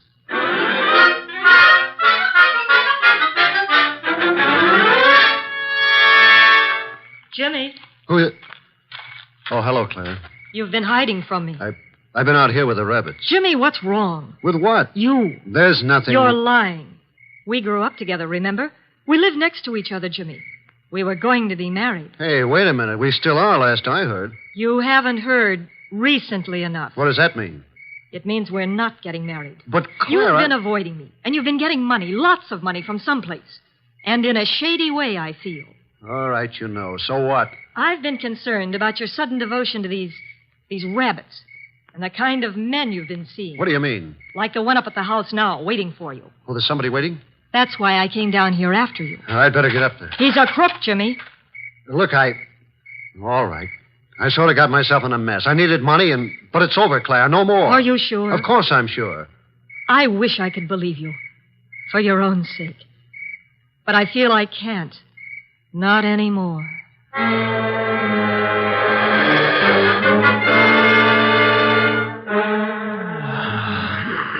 Archie. Yes, Mr. Wolfe. Either stop breathing so heavily or... Take the evening off? Stop breathing.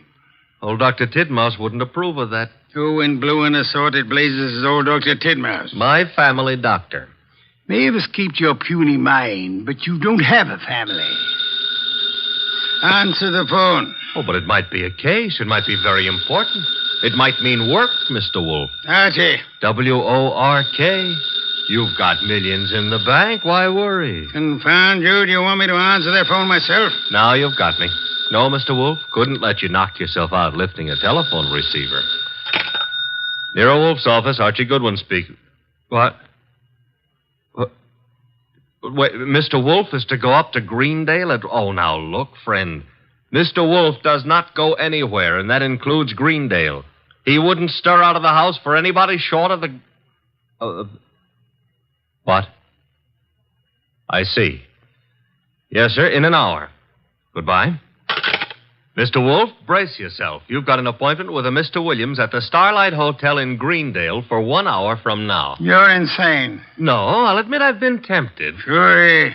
Were it not for the fact that often the native hue of resolution is sicklied o'er with a pale cast of thought. Quoting Hamlet will get you no place. I would fire you. And then who would drive you to the Starlight Hotel in Greendale? I'm not going to Greendale. Nevertheless, in an hour you will be there. And who, may I inquire, says so? The governor of the state.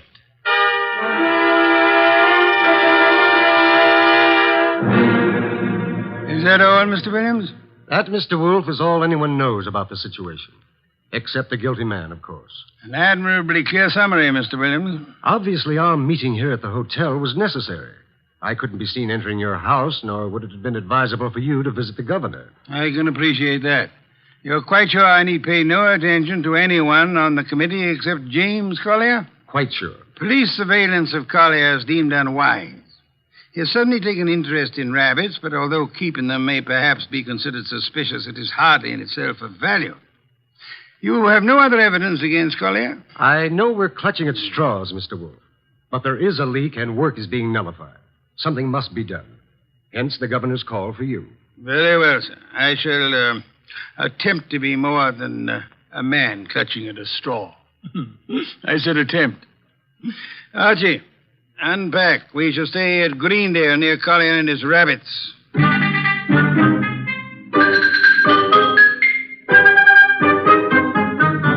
Mr. Wolfe? Mr. Wolfe? Oh, naturally, I know that shutting your eyes and pushing your lips in and out indicates you're thinking feverishly, but there's nothing for you to think about. Three. Oh, I accept your correction. What are you thinking about? Hotel beds. They're notoriously flimsy. Oh, you gave up on the case so soon. Fiddlesticks. I already know exactly what role the rabbits play in our problem. Therefore... We're going to drive out to Collier's farm? You are. While you test the hotel beds. Fine. It'll be necessary for you to spend the night at Collier's place. You'll drive out there and pretend you've lost a cylinder or something. Oh, a lost cylinder. Oh, fine. Confound you, Archie. You can invent something plausible as a pretext, and if you are properly charming, Mr. Collier will, I hope, invite you to stay the night. And during the night I sleep, happily breathing the fresh country air. Trust not. Okay, Mr. Wolfe, I accept the assignment. I will learn all I can from Mr. Collier's rabbits. Incidentally, remember the play Harvey? I do? Why? Harvey was an invisible rabbit, a figment of a man's imagination. I hope this rabbit venture is more tangible, Mr. Wolfe. It is, Mr. Goodwin. Will you desist and depart? Okay. Oh, if anyone calls, just say I've gone out to Greendale to cross-examine a rabbit. Archie, I think you're going to be quite surprised. Yes.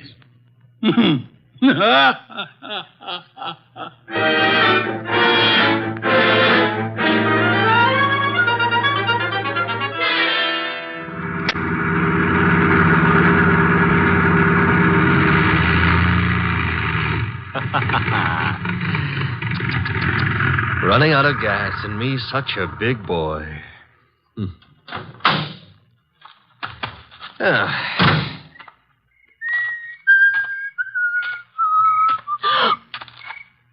Hello.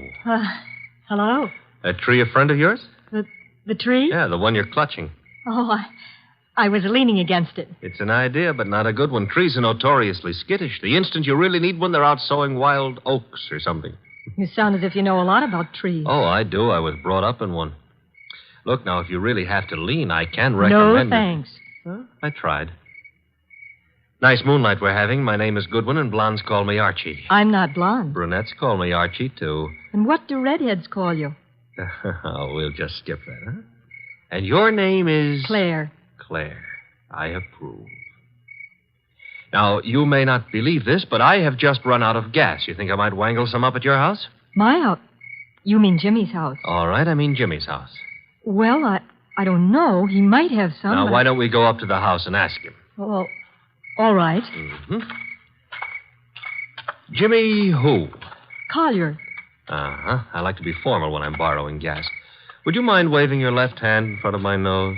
Waving, Mike? Yes, just try it. Don't worry. I won't bite it. All right.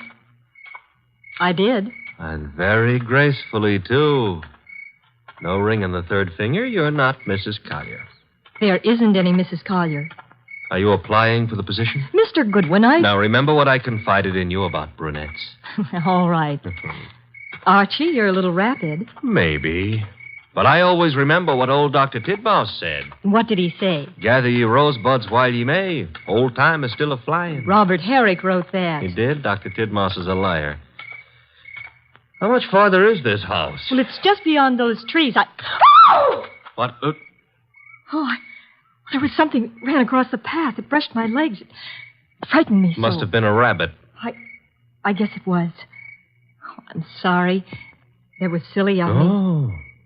Don't worry about it. Also, you will have noticed how much more satisfactory I am than a tree. For clutching at moments of stress, I mean. Archie. Mm-hmm. But you'd better let go now. And we'll get on to the house. See, I don't need a haircut, and you're not the right type for Delilah anyway. You mean something by that. Something nasty. Well, that depends. What I meant is you've already signaled whoever you're supposed to signal. Nothing frightened you back there. Why? That scream had a lot of carrying power. Oh, that's the house, huh? Looks peaceful enough. Archie, Who were you supposed to warn if anyone came up the path to the house? Well, no one. Something did frighten me. Honey, I've been lied to by experts, and you're not one. Oh.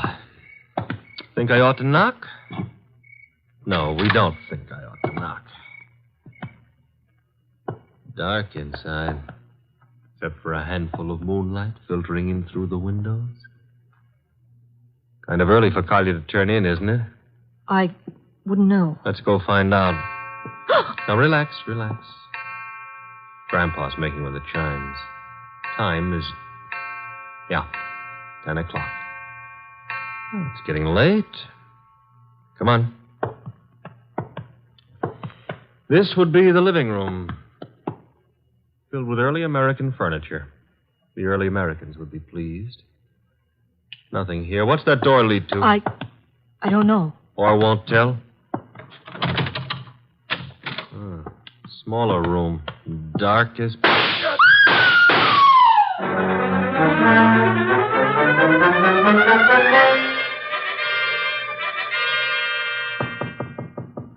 Come in.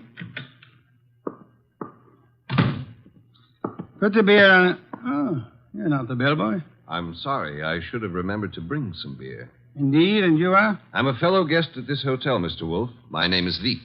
Veek, yes. A criminal of moderate intelligence and immoderate pretensions. We won't quarrel, Mr. Wolfe. I've something to offer you. You and your boy Goodwin didn't drive up to Greendale for the exercise. I dislike exercise. Shortens life. James Collier lives nearby. The governor's committee on crime is unhappy. There's been a leakage of information. It hasn't helped them in their work. But it has helped you.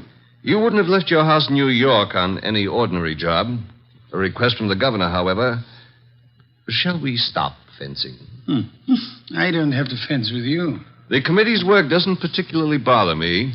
I've already made my arrangements for retiring from active business, shall I say. However, I don't want you messing around in the meantime. Indeed. In your effort to discover how the committee's information leaked out, you might also discover a number of things about me that I prefer to remain undiscovered. No one has employed me to do anything about you, sir? Not directly, but indirectly you might have to. I want to insure myself against any such possibility. I want to make a deal with you.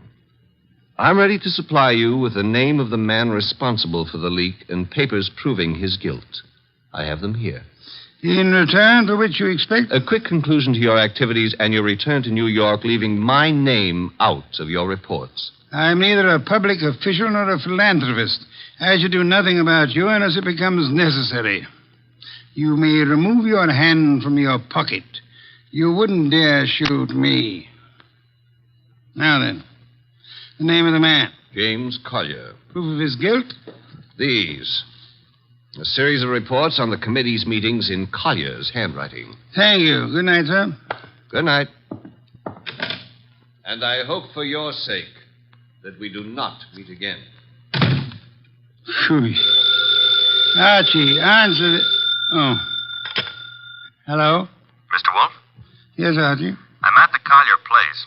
Since it takes only 10 minutes to get there, may I congratulate you on your speed? I've been at the Collier place for nearly an hour. Doing what? Oh, meeting Claire for one thing, discussing rosebuds. Your delay has been explained. Good night. And for another, I was being around when someone got murdered. Ah, you laid hands on the murderer? No, the room was dark. By the time I got Claire untangled from me and started looking for somebody with a gun, he'd left. I see. And the dead man, of course, is James Collier. No, sorry. Found it had to be. Who was he? Total stranger. Archie. I'm not being difficult. There was no identification on him. Strange. A description. Early 30s, height maybe 5'10", weight around 175 pounds. Blonde hair, blue eyes, a very natty dresser. Suit custom tailored with a built-in shoulder holster. Don Juan shirts. Manicured but very dirty fingernails. And he... Uh-oh. Company. The police? Mm-hmm. Very well, you tell them whatever you think proper, without mentioning the governor's committee, of course. You'll then bid them farewell and come to the hotel. Can't I say goodbye to Claire, too? You cannot. Confound you, Archie. Do you think I want to wait up all night?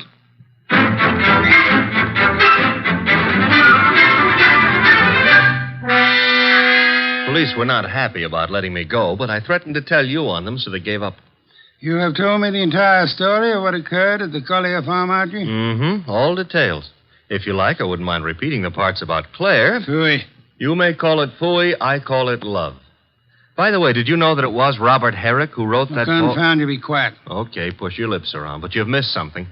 I have? Mm-hmm. The burning question of the day. Night, rather. Which is? Where is James Collier? Ah. Stop buying. The cops want him on suspicion of murder.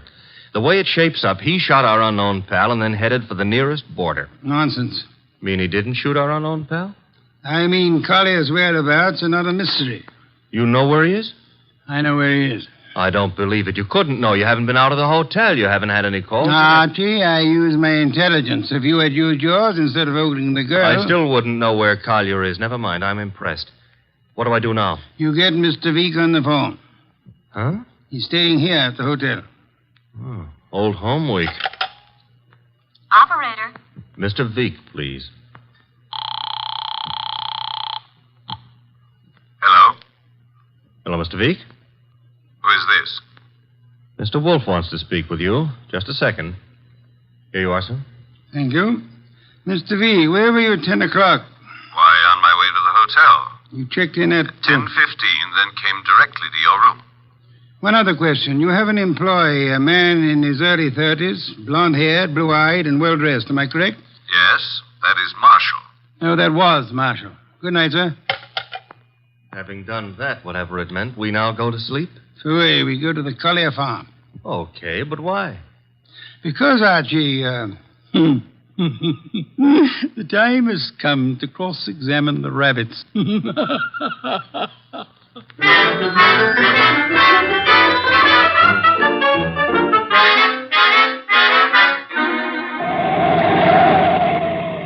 Confound you, Archie. You're not driving a truck. Be careful. Truck drivers are careful. Also, they're courteous. Indeed. Furthermore, they will always stop to help a motorist in time of trouble.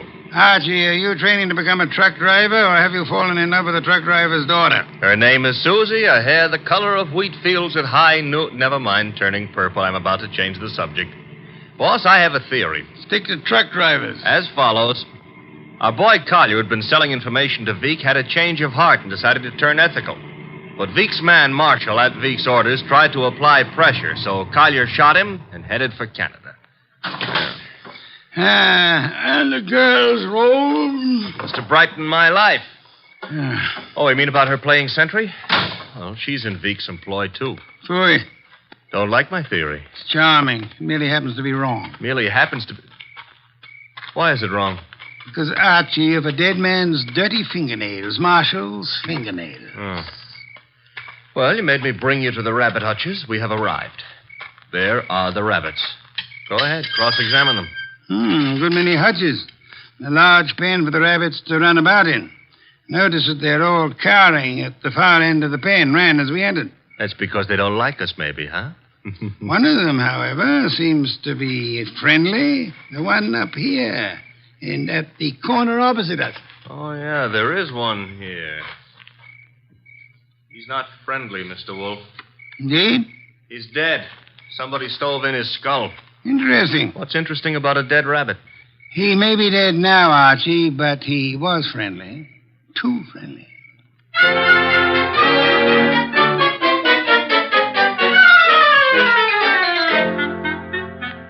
Claire, this is Mr. Wolfe. Mr. Wolfe, this is Claire. Claire, I'm Archie. Chair, Archie.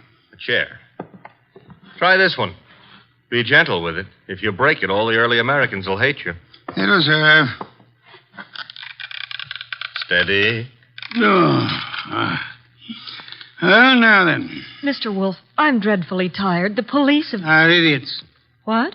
For example, do they know that you were posted as sentry outside this house in order to warn James Collier of any intrusion? Well, they don't... I wasn't. Do they know that James Collier and the dead man Marshall were quarreling? No. Do they know that James Collier had armed himself in preparation for this meeting with the gunman? That isn't true. It is true. I don't have to say anything. You've already said more than enough with your actions, my dear. What do you mean? According to Archie's report, and Archie is always meticulously accurate, when you and he opened the door of the room in which the murder took place, you screamed at the shots. Well, of course. Any girl would scream with... Then you clung to Archie with sufficient force and for sufficient length of time to prevent him from chasing the murderer. Why? Because you had seen and recognized the murderer as the man you loved. It was too dark to see anything. True. Therefore, you didn't have to see the man. You thought you already knew who the killer had to be. That's a lie. You're shielding James Collier, aren't you? I'll never admit any of it. Never. May not be necessary. Archie. Yes, Mr. Wolfe? Get hold of that policeman outside and remember what happened to one particular rabbit. Well, look around for freshly dug earth.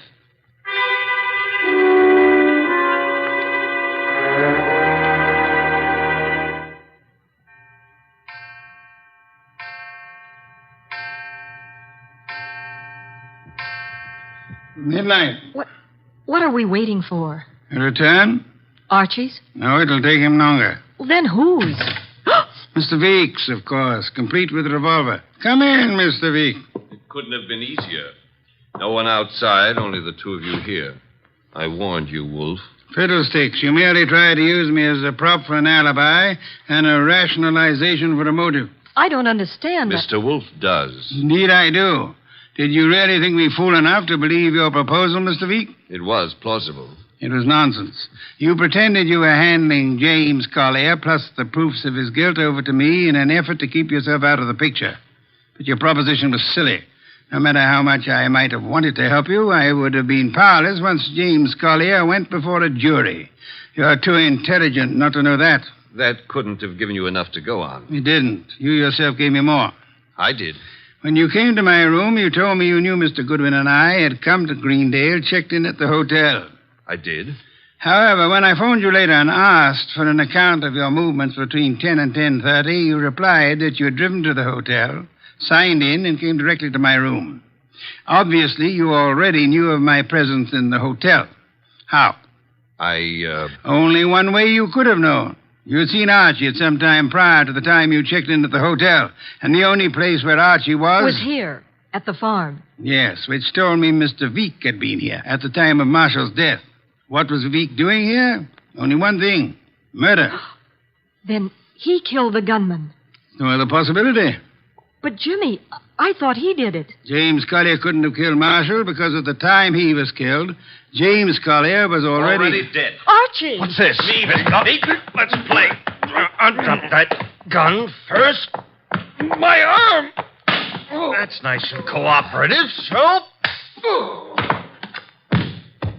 You'll be quiet for a while.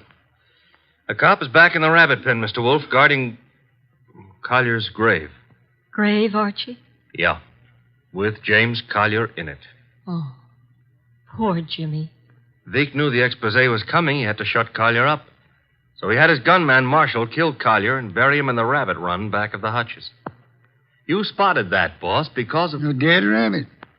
The others scurried away from the man who bore James Collier's body to that lonely spot.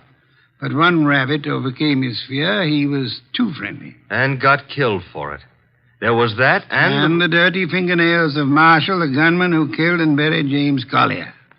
Your description indicated extreme neatness. The dirty fingernails were a wrong note. Yeah, indicated he'd been digging. So we know now, don't we? Vic killed his own trigger man to frame a dead man for it. Collier would be thought guilty. He'd be hunted among the living. And all the while... Oh, I'm sorry, Claire. It's all right, Archie. I didn't love Jimmy. That was all washed up. Mr. Wolfe, I understand everything, except why did Jimmy suddenly start staying at the farm with the rabbits? He knew he'd be watched. He couldn't risk conveying his information by telephone or the mails.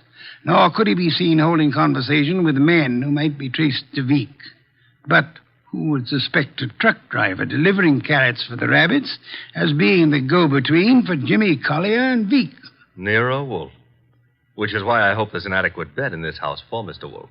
I'm sure I'll be able to find one. Splendid, Archie. You will have the police remove Mr. Vic, and then... And then maybe Claire would like to go gathering rosebuds, huh? By moonlight? I would like to. Phew. I shall go up to bed now. I've seen the moonlight more times than I care to remember. However, while you and Miss Claire stroll through the moonlight, Archie... Yeah? You might remember that rosebuds have thorns.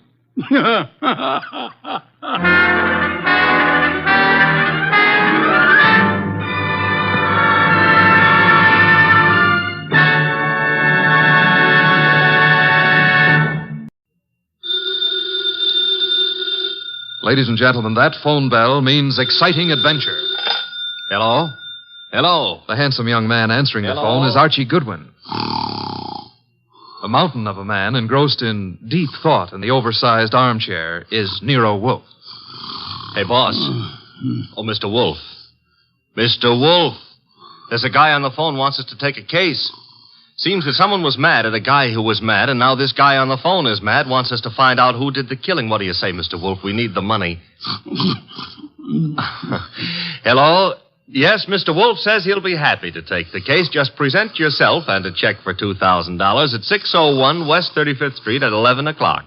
Mr. Wolfe can't wait till you get here. He's dying to go to work. Goodbye. Greatest detective in the world. The only trouble is, he is.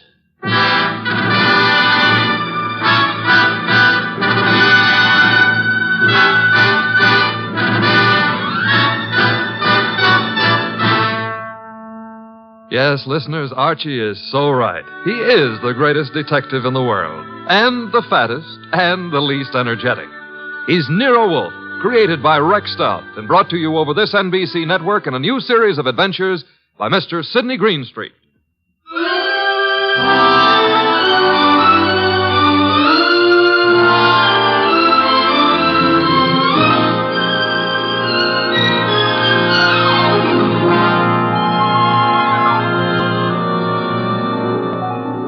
Tonight, it's The Case of the Beautiful Archer. That's a good title. And it was a good case, too. It began in the consulting room of Dr. Raynard Townley of the Townley Sanitarium, skipping a jump north of Nyack, New York, when a very lovely young lovely glared across the desk at the good doctor. Shall we pretend you don't know who I am, Dr. Townley? How could we possibly do that, my dear Diana Lawrence? 23 years old, daughter of one of our better-known sculptors, Michael Lawrence. You were born in Johannesburg, educated in London and Paris, and live at present 100 yards from here in your father's cottage on Berry Hill Lane. How's that? It's intended to be staggering, isn't it? You take no cream or sugar in your coffee, were winner of the Women's National Archery Tournament for 1947, and have an exceedingly high temper. Let's stop the nonsense. You have an inpatient here named Willard Garth. Well, Willard Garth happens to be my fiancé. Yes, he has mentioned the fact during his analysis. And, well, has he by any chance mentioned his reasons for suddenly refusing to see me during the past 5 weeks? He didn't have to, Miss Lawrence. Well, what do you mean? I mean that I recommended he give you up as a bad job. What? Well, I suppose you had some purpose in saying what you did. Of course. I'm the boy's doctor. You think you're in love with Willard Garth, I know, but actually, You're infatuated with the Garth millions. You take a lot on yourself, don't you, Doctor? I consider it important to relieve Willard of all painful external pressure. You've done well for Willard, Dr. Townley, relieving him of me. I think so. Now, let's see you relieve yourself of me. You, purchased the gun for this occasion, Miss Lawrence? Yes.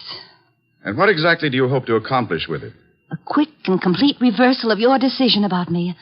I'm not as easy to handle as Willard is, you see. And if you intend to ruin my life, then I intend to end yours, here and now.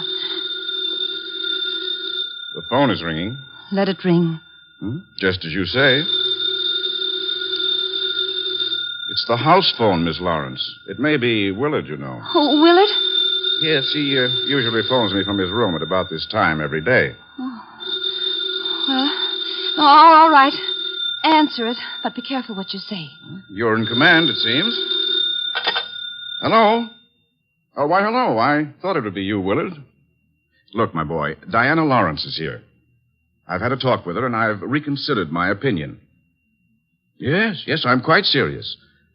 If you're at all sensible, you'll see her regularly and plan on a marriage as soon as you're discharged. Yes. Oh, you do? Very well. I'll see if she'll talk to you. Miss Lawrence. Yes? Do you want to speak with him? Give me the phone. Of course. Here you are, and I'll take this gun. There we are. Now, stand away, Miss Lawrence. But Willard's on the phone. Willard is not on the phone. No one was on the phone. The ring came from the push-button bell under my desk here. Oh. Sometimes I find it convenient to interrupt my consultations with a phone call. Oh, you smug, deceitful, self-sufficient... Murder is a vexatious business. You'll be grateful to me one day. All right. Give me my gun and let me go. The gun, I'm afraid, stays with me. Here in this Majolica cabinet.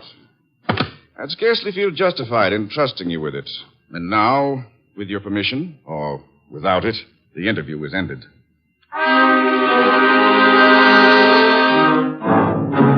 Later that day, the phone in the Lawrence house on Berry Hill Lane began to jingle. And this time it was no phony.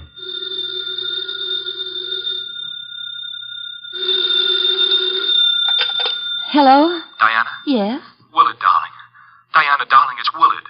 Imagine. Has the doctor let you use the telephone just as if you were a great big adult? Oh, I've got to see you, sweetheart, and I didn't call you to argue. Love, beauty, understanding, that's what matters. Isn't it? Isn't it? Do I hear the overtones of a change of heart? Oh, Diana, what's happened wasn't my fault. He poisoned me against you. Then why don't you walk out of that amateur nut house and stand up like a man? I probably shall, Diana. Now, please listen to me. He's letting me have the limousine tonight from 8 until 12. I want us to go for a ride and talk until everything is clear. Clear as a bell, my baby. Don't tell me he's trusting you to drive. Oh, no. No, one of the handymen here will chauffeur us. Oh, say you'll come, Diana. Will you? Say it. Say yes. Say you will. Well, yes, Willard. I'll be glad to. Oh, 8 o'clock, then? 8. Oh, bless you. Bless you, my angel.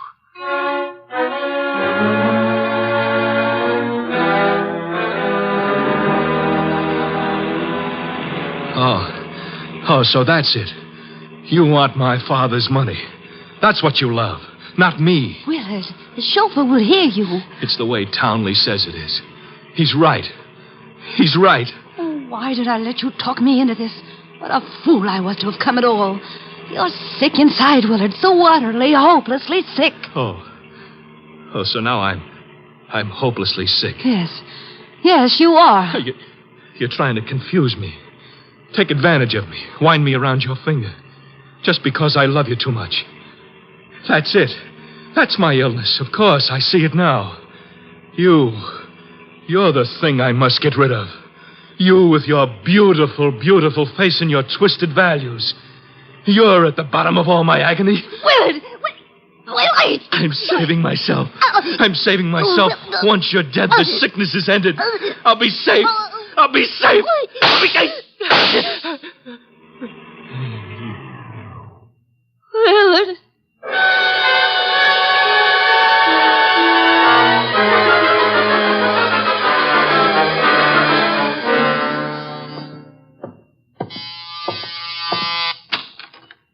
Dr. Townley? Yes. Come in. Mr. Wolfe's been expecting you. Come in, Dr. Townley. Come in. Have a chair. Thank you, Mr. Wolfe. I'm so happy you've agreed to take this case. Have a glass of beer. Oh, no. Never at this time of morning, thank you. Well, Doctor, the newspapers check with what you told me. The girl and young Garth went out for a ride in your limousine last night. The car was driven by one of your handymen. That's right. Haynes, his name is. And they never came back. Young Garth was found dead in the car with 2 bullets in him. The girl was gone, and also Haynes, the handyman chauffeur, huh? Correct, sir. Have you any idea where he could be? No, sir. And the young lady, tell me about her. She's Diana Lawrence, daughter of Michael Lawrence. The sculptor? The sculptor. She lives with him in a small cottage near my sanatorium on Berry Hill Lane. An extremely aggressive and self-centered female with more than a slight flair for violence. Your description might easily lead me to suspect her of this murder, sir. Well, I'm aware of that. And I don't think you'll be far off the mark. As I told you on the phone, she tried to murder me yesterday morning. The police have made no headway in locating her? No, the homicide division has contacted her father, but he's remained quite noncommittal. He simply says that he's sure she's incapable of killing a fly and that he hasn't laid eyes on her since 8 o'clock last night. Highly suspicious behavior. She was unquestionably in the car with young Garth when he was murdered. She wasn't alone in the car with him. You're referring to Haynes? Yes, but he can't be found either, remember? It appears that he failed to list his address on his job application. But somehow, Mr. Wolfe, I'm quite sure he'll show up this afternoon. Somehow, Dr. Townley, if I were you, I wouldn't be quite so sure. We must begin by facing the initial problem of locating our suspects. Archie? Yes, sir? Get out the car and drive up to the house on Berry Hill Lane. And then? There you will ask Mr. Michael Lawrence to be sensible enough to cooperate with us in finding his daughter. And if the answer is no? I recommend, Archie, that you flatly refuse to take it.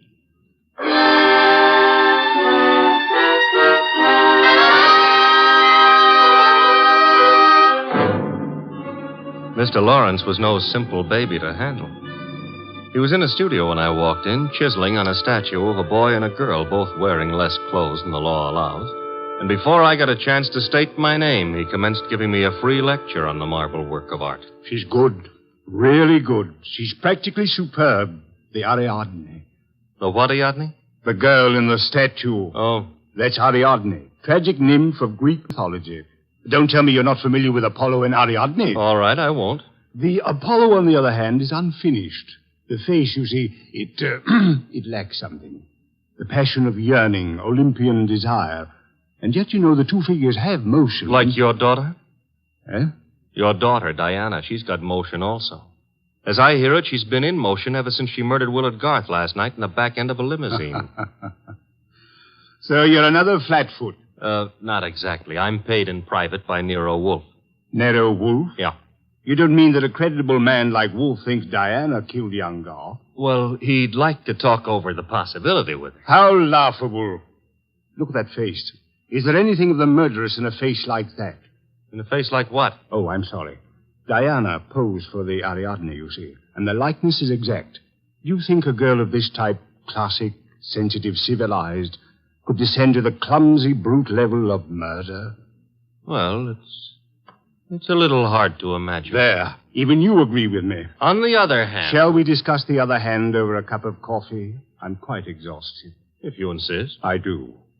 Sit down and inhale the atmosphere of culture at its source. There's a pot warming on the stove. Pot of what? Coffee or culture? Well, wait and see what he means. Could never ignore a phone call. Who knows? Might be something important. Yes? This is Diana, Father. Oh, yes, Diana. It's all over the papers. Yes, I know. Well, I don't think they'll find me where I am, and I'm staying here until things quiet down a little. Where are you, honey? What did you say? I said, where are you? You said honey. Daddy, you never call me honey. I know it's because I'm excited. Where are you, sweetheart? Well, you mustn't let anybody find well. Not a soul in the world. Where are you? Well, you know where Tynepike turns off to the left beyond Bardsville? Yes? Well, I'm... Call me later, Angel. But, Father, Oh, get that motorman's number. You will live, my friend, but not long if you don't control your curiosity. You hit me. With that mallet you hit me. What was the big idea? Do you really have to ask that question? Weren't you trying to trick my daughter into disclosing her whereabouts? The police are pretty interested in her whereabouts. Then let them find her. But you can't be surprised, my friend, if I choose to protect Diana's interests.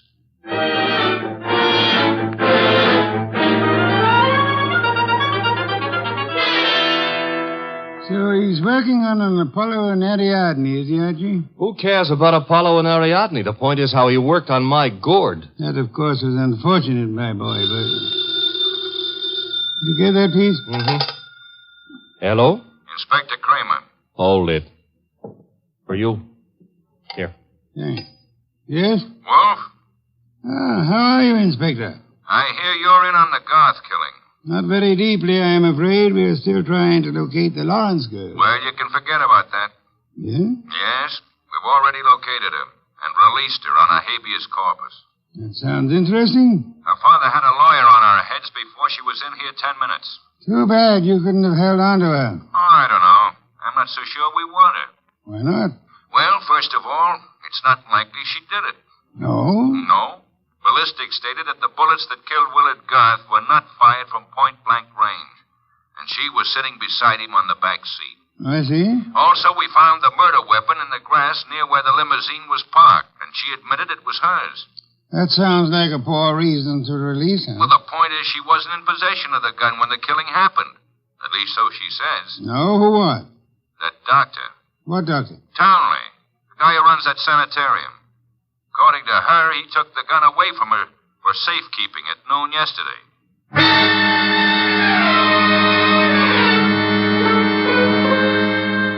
There was a little more talk between them, something about fresh cigar ashes that were found in the dashboard ashtray of the limousine. After that, the boss hung up and exerted himself enough to put a call through to the Townley Sanatorium. I'm afraid the doctor is very busy just now. So am I, and my business happens to be highly important. Well, I'll say you called, Mr. Wolfe, and I'll ask him to contact you just as soon as he has a free moment. Do you happen to have a free moment, miss? Why, yes, sir. Could you spend it by telling me if that handyman, Mr. Haynes, has been located? Why, yes, as a matter of fact, he has. One of the staff just found out where he lives, Mr. Wolfe. Well? He has a little cottage at 206 Dockside Road. That's out near Sheepshead Bay. Thank you. Archie. I'm going someplace, I suppose? You are? You're going to Sheepshead Bay.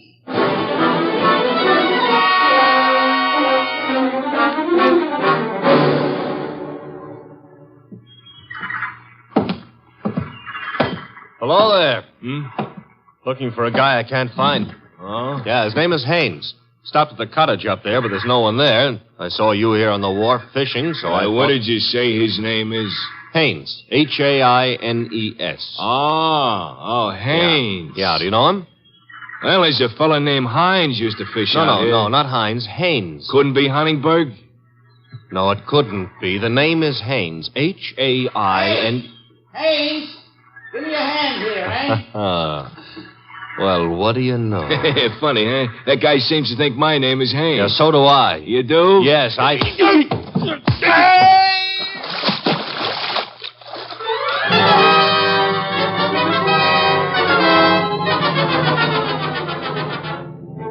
I got back to our house soaked to the skin and minus Haynes, and just in time to see the boss in the exhausting process of walking across the room to answer the phone. Hello? This is Dr. Townley. You called me. So I did. About the murder? More specifically, about the statement from Diana Lawrence that you removed a firearm from her possession yesterday morning. That's quite correct. It's here in my Majonica cabinet. Is it? Of course it is. I suggest you check. Just a moment. Mr. Wolfe. Yeah? I'd like to see you at once. The gun, I suppose, has vanished. What? How did you know? Because it is at ballistics, Doctor. It turned out to be the gun that killed Willard Garth. I see. Do you? Yes. I understand everything now. It's all so crystal clear. Just how crystal clear? I'm quite certain, Mr. Wolfe, that I can put my finger on the killer. And I think it'd be well if you came here immediately. No, I'm afraid it's impossible, sir. There's an important operation scheduled, and I simply cannot leave. What do you suggest? Well, is it outside the realm of possibility that you come here? Is it, Mr. Wolfe? Hello, Mr. Wolfe? Mr. Wolfe?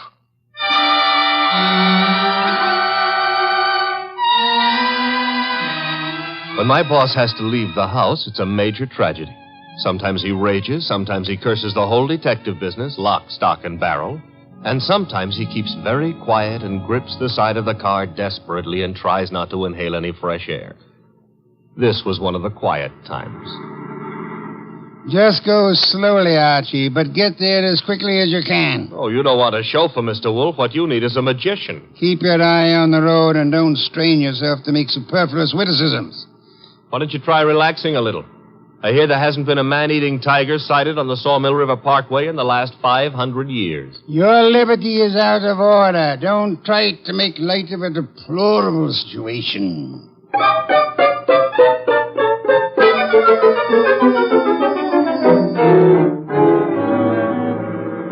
Here's the sanatorium. And there's Dr. Townley coming to meet us. It's terribly nice of you to have come, Mr. Wolfe. I've heard about your aversion to traveling, and I appreciate your going to the trouble. Don't mention it. Oh, Archie, help me out with my other arm. There we are. Now, calm down. You're all in one piece. I think you'll find the trip highly profitable, Mr. Wolfe. You'll consider it time very well. Hey, what's the matter? What is it? What happened? He's been shot. It's hardly likely. There wasn't a sound. This kind of shot doesn't make a sound, boss. What do you mean? Better take a look for yourself. There's an arrow in his back, and he's dead.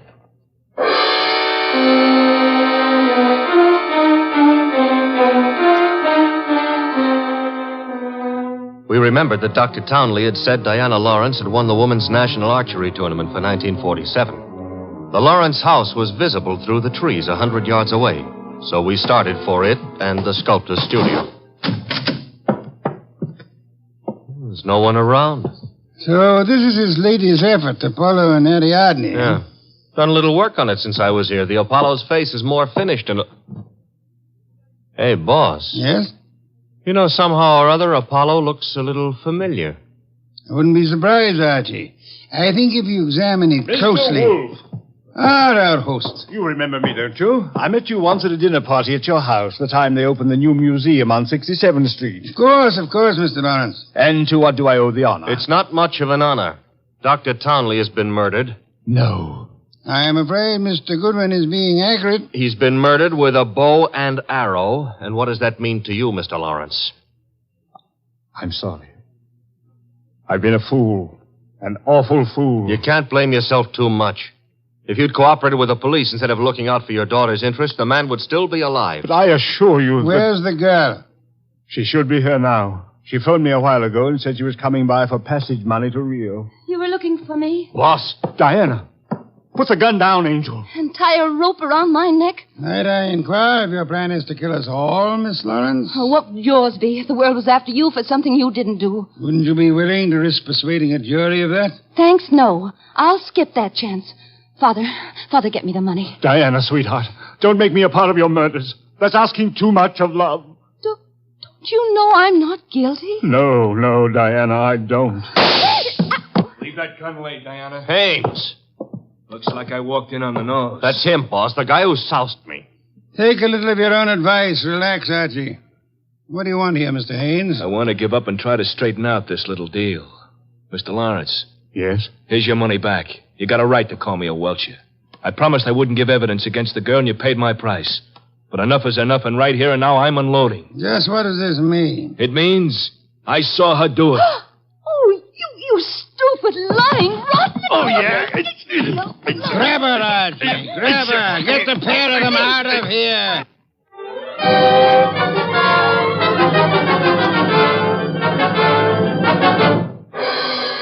What can I say to myself now? What can I do?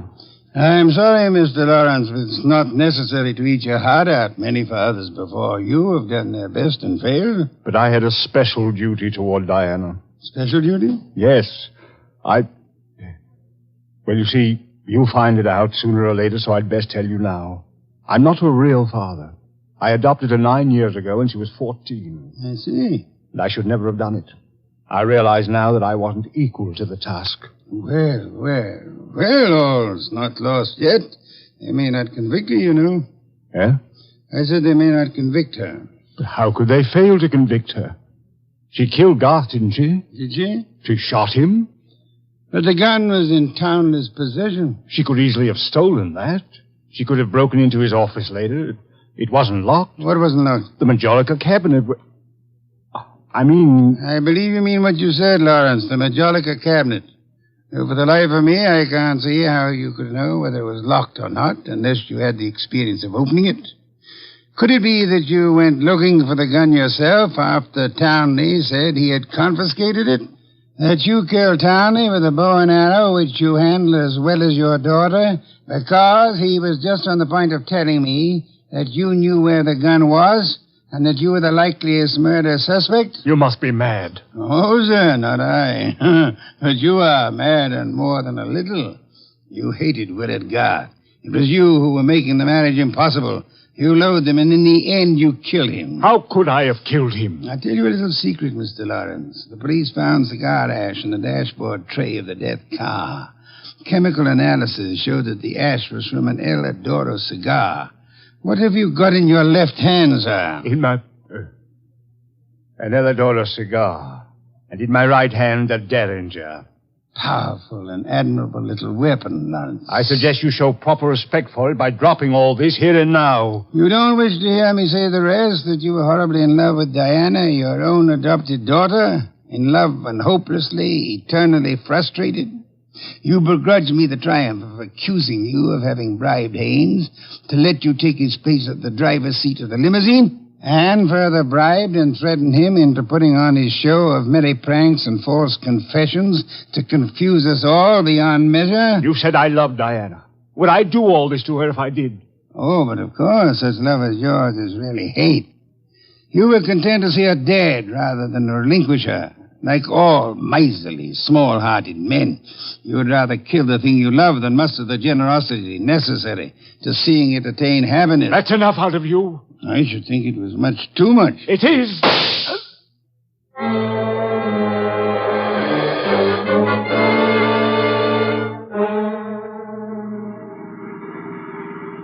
Archie, my boy, I'm grateful to you, both for coming back into the house when you did and for being such a good shot. Hope you remember that next time you feel like insulting me. Mm-hmm. Tell me, what's with that cigar ash routine? Who told you the ashes in the limousine were from an El Adoro, boss? I never heard anything about that. As a matter of fact, neither did I.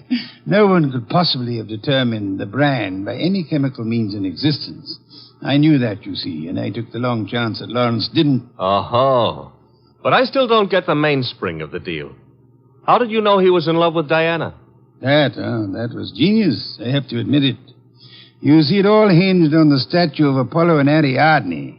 According to the Greek myth, Apollo fell deeply in love with the nymph, but because they were of different worlds, he was condemned to pursue her always and never to catch her.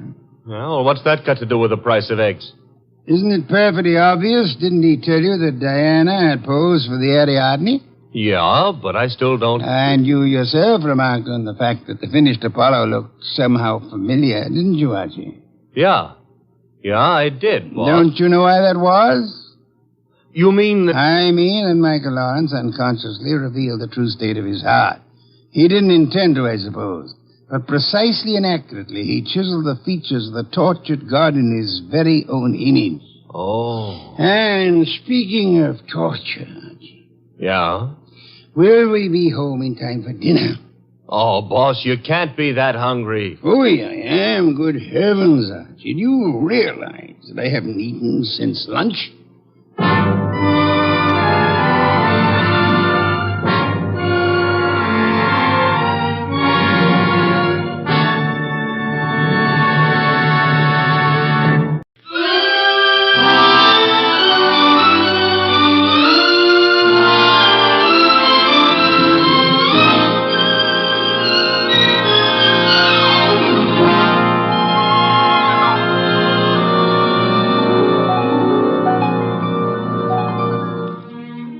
Nero Wolfe had just come downstairs, having tended to his precious orchids. He was, as usual, seated in the library, which served as the office.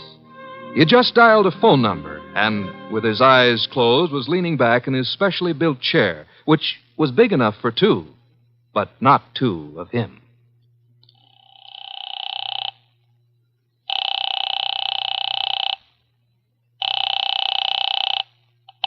Halsbrecher's Market, domestic and imported delicacies. Mr. Halsbrecher, this is Nero Wolfe. Oh, yeah, Mr. Wolfe. I was just about to ring you. Well, I have need of 2 pounds of duck liver. I do not, of course, refer to the commercialized Strasbourg pate. Well, I appreciate the order, Mr. Wolfe, but... Next, my cook Fritz informs me that we require 3 fine fat geese. Look, Mr. Wolfe, there's a little matter of an unpaid You bill. might add 12 cases of beer, a bushel of Vermont apples, green for stuffing, and a gallon of Marquesa Patricia Roman oil. Mr. Wolfe. In addition, Fritz has listed 6 dozen eggs, 4 braces of Sussex woodcock, and a few pounds of Westphalian ham. You have all that? Well, I can get it, Mr. Wolfe, but my bookkeeper... Thanks very much, Mr. Halsbrecher. That will be all. Now... Now then, Archie. Yes, boss? You seem to be worried. Oh, I am. This means, naturally, that I'm supposed to handle Halsbrecher's delivery boy when and if he shows. I had thought of leaving that simple matter to you. And what about the simple matter of the money? Money? I hate to bring up a vulgar subject, but where is it coming from? Oh, of course. You're right, Archie. I should have said... Said what? Charge it. Boss, look, you don't realize I know, but we're into that truffle broker for $500 bucks and change. All right. Then give him a check. Okay, I will give him a check. And I hope they'll let you keep the orchids in your cell. You're a wit, Archie. Mm-hmm. You know, I'm on the bank's mailing list. We got a notice this morning. You don't mean... Oh, but I do. Again? Yeah, you just can't take money out of an account, boss. Sometimes you gotta put some in.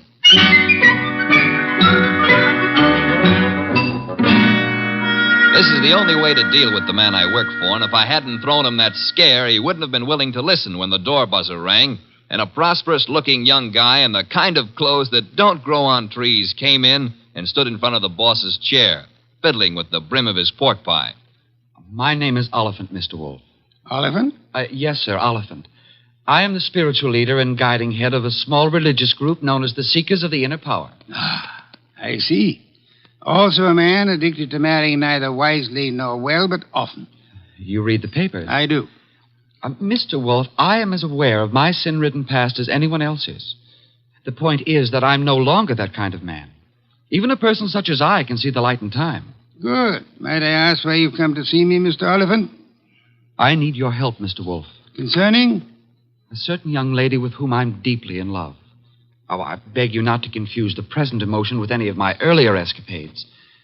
What I feel for Miss Dana is the pure and righteous glow of an upright seeker of the inner power. I promise to look on you as thoroughly redeemed, Mr. Oliphant. Proceed. Oh, by the way, do I recognize the name of your young lady as a Park Avenue socialite, an amateur swimming champion? Yes. But she's sweet, wonderful, beautiful.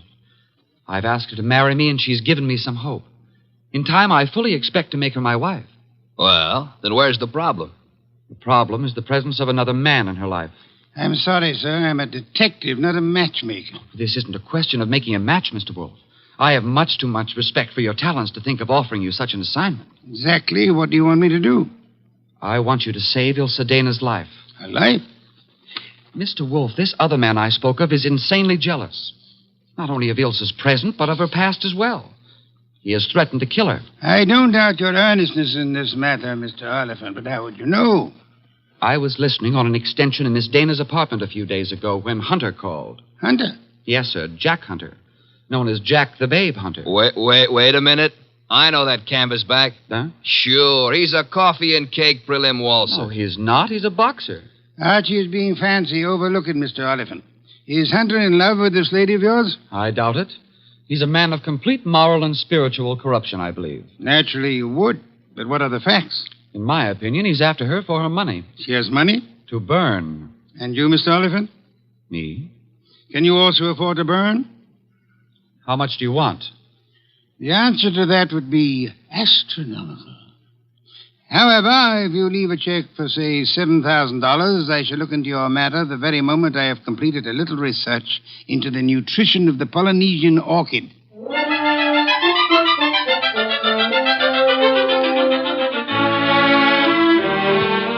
Oliphant's check gave our bank account a slight blood transfusion. I think it was the boss's plan to spend a week or two in the plant rooms before he got busy on the case. And he'd have done it, too, if that phone call hadn't come in about a little after 9, just after Wolfe had polished off one of Fritz's dinners and was settling back with a stein of beer in his hand. Don't disturb yourself, Archie. I'll get it. Now, well, look out you don't strain yourself, boss. You got to straighten out an elbow to reach that receiver. You have an unfortunate flair for mixing humor with impertinence, my friend. Hello, Nero Wolfe speaking. This is Ilsa Dana, Mr. Wolfe. How do you do, Miss Dana? We were discussing you only this morning. So I've heard.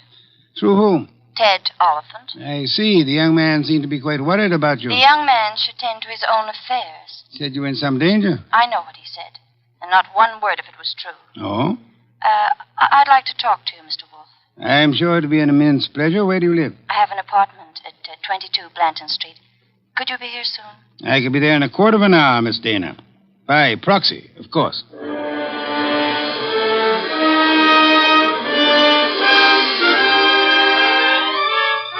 The proxy, naturally, was yours truly.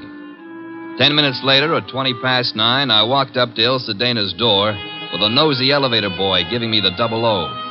The reason for his interest was that her door was open and the room inside was empty except for a little twisted pile of pale pink satin, which at close range turned out to be a woman. Which woman turned out to be Ilsa Dana. And Ilsa Dana was dead. She used to be pretty. She isn't now. Yeah, strangulation doesn't help any girl's looks, son. Make anything of it? Well, the position of her body and the bloodstains on her pointed fingernails tells me that she put up a tough struggle before somebody succeeded in smothering with a pillow from the sofa over there. Yeah, that figures. When did it happen, I wonder? Yeah, the last 15 minutes, I'd guess. Say, who's been up in the elevator this evening? Nobody for her. Well, somebody came up. Well, who says not? They could have used the stairs, you know. Yeah. How well do you know Miss Dana? I know exactly zero about Miss Dana. How could you ride her up and down every day and know nothing about her? It's a rule of the house to keep your mouth shut. The rule also goes when being questioned by a cop. A cop? Who's a cop? Oh, I guess you're a cello player from the Philharmonic. Look, I happen to work for a guy named Nero Wolfe. Oh. Heard of him? Maybe. Well, if your memory comes alive, son, I might see my way clear to spend a few dollars with you. Understand? I'll keep you in mind. Going down, mister?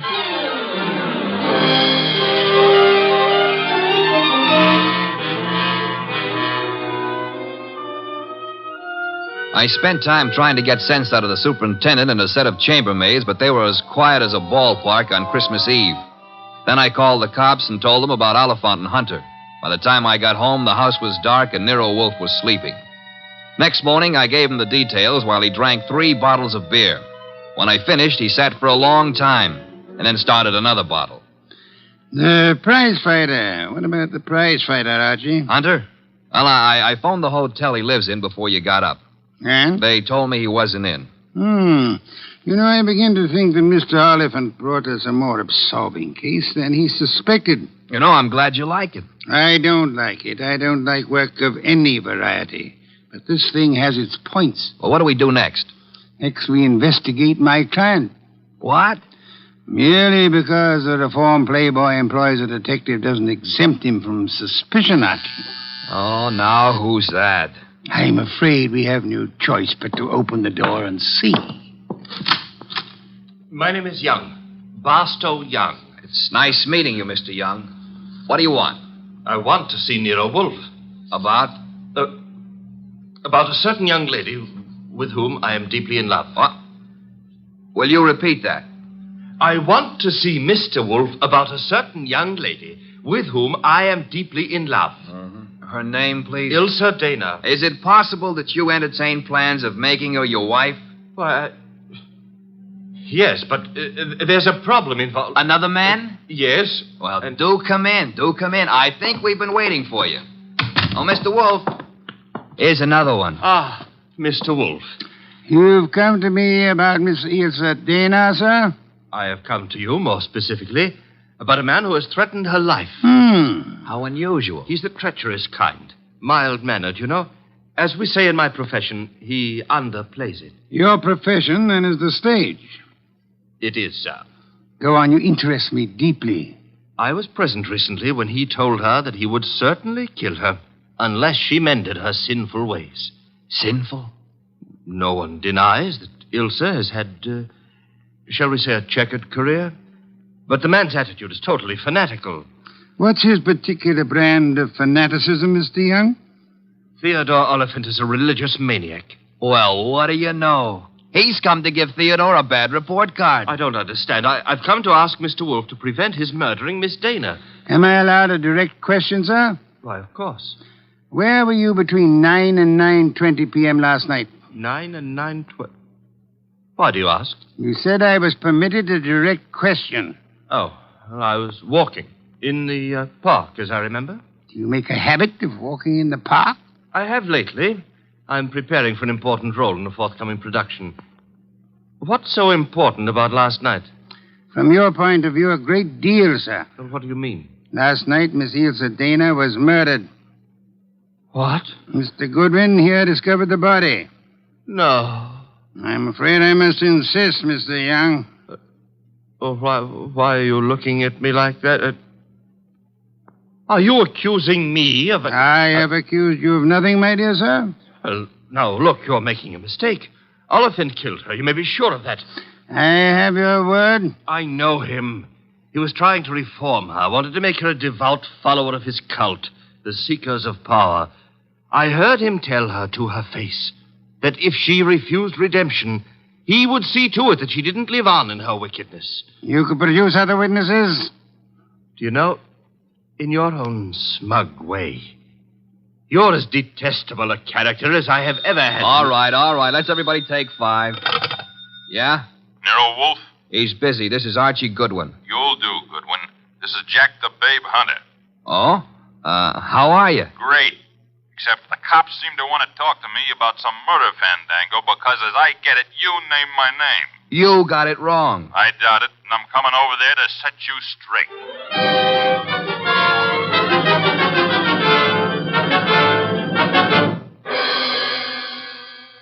Why'd you ring me in on this mess, Wolf?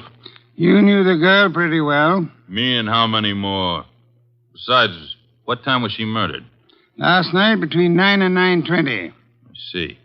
So if you would inform the police where you were at the time, that should be that. Yeah. By the way, Mr. Hunter, where were you at the time? I don't see your badge, Wolf. I was only wondering. I haven't been near the Dana woman for over a month. But if you're really interested, I'll give you the name of the killer. Please do not keep us in suspense, Mr. Hunter. A couple of years back, Ilse financed a guy in a big and lousy Shakespearean play that closed like a clam and nothing flat. Go on. It was money down the drain. The guy's got nerve. And he was in love with her, and he figured she'd do anything for him. So he comes back to her to finance him again. This time in Hamlet, no less. I see. I don't have to tell you what a flop that would be. You needn't tell me the actor's name either. You know? Mr. Barstow Young just left here. Yeah? Well, he's your man, Wolf. He got so sore when she told him she wouldn't toss any more moolah into his broken-down career, he went off his rocker and tore it down. Your reason for thinking so? I met him on the street one day, and he started beefing to me with blood in his eyes. It's all I could do not to punch him. The results might have been less fatal if you'd followed your instincts, sir. I couldn't. Guy's built like a broomstick. He's weak as a cat. Hit him once, he'd crack like dry plaster. I see. What's on your mind? This man you're accusing of Miss Dana's murder, Mr. Hunter, he was very much in love with her. She was thinking about marrying him, he said. He said? Yes, he did. I heard him, too. He was talking through his skull cap. Ilse wasn't going to marry anybody. No? No, she couldn't. Why couldn't she? Well, but she just couldn't, that's all. So long.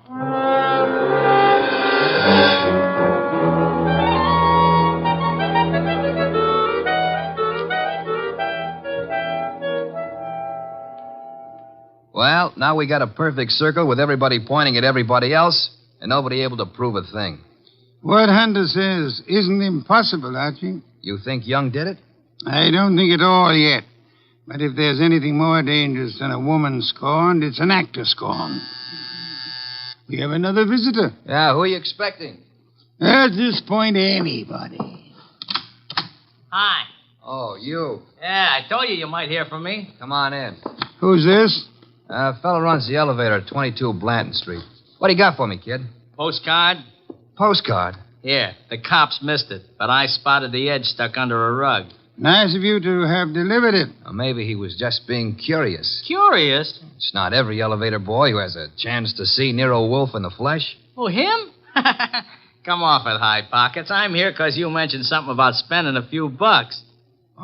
I wouldn't cross the street to see the best gumshoe that ever breathed. Look, gumshoes don't breathe, and how would you like a sock? Archie, pay him and let him go. Yeah, pay me and let me go. Sure, Mr. Wolfe. Here you are. Thanks. Don't mention it. Anytime, pal. Anytime. How do you like that fresh little punk? Archie, the lad has done us nobly. Yeah? Typewritten card addressed to Miss Ilse Dana. Well, what's it say? Rather peculiar message. Have you prayed tonight? It's signed with a single letter O. Have you prayed tonight? Yes. Signed O? Exactly. Weird, isn't it? Well, what's weird about it? What could be plainer? Have you prayed tonight? Now, I ask you, who is the man in this deal who's interested in praying? All of us, I hope, are God-fearing. All right. But I ask you again, what does O stand for? It could stand for O'Brien, Obituary, Omaha. What about Oliphant? Oliphant, too. Look, what's with this indifference? The case is cracking and you slough it off. You remember what Young said? Oliphant threatened to kill her because she wouldn't join that cockeyed movement of his. Don't exhaust yourself, Archie. We have a hard night ahead. Yes, but I don't understand. But I don't mean to stifle your imagination, my friend. But if you'd reserve your deductions for a little while, you could lend me some much-needed assistance. What do you want? I want you to become a burglar. A burglar? I want you to hurry over to the dead woman's apartment on Blanton Street and ransack it. For what? How do I know? We need help. Anything may help us. Go through the place with a fine tooth comb.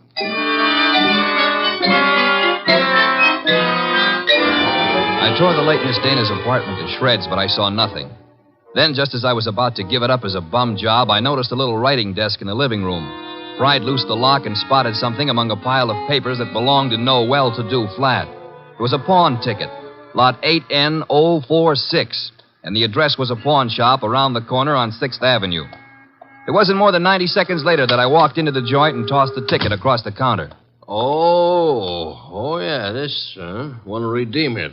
And fast, huh, Pops? Yeah, it's nothing that's worth much, mister. No? No. Oh, what is it? This? Small steel filing box. Oh. Anything in it? I don't know. Come to me locked, never been able to get it open.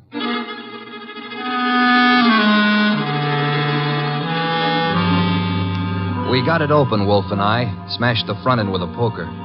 There were some odds and ends inside, old earrings, some thumbtacks, a cigarette lighter, just trash. Then the boss stuck his fingers in and pulled out a plum. This is it? What do you mean, this is it? You fail to recognize this classic document? Huh? A marriage license, Archie. A marriage license. Yeah, well, whose marriage license? The wording is self-explanatory. Listen. This is to certify, etc., thus licensing on this 3rd day of May, 1946, the marriage of Miss Ilse Dana to Mr. Johann Jaeger.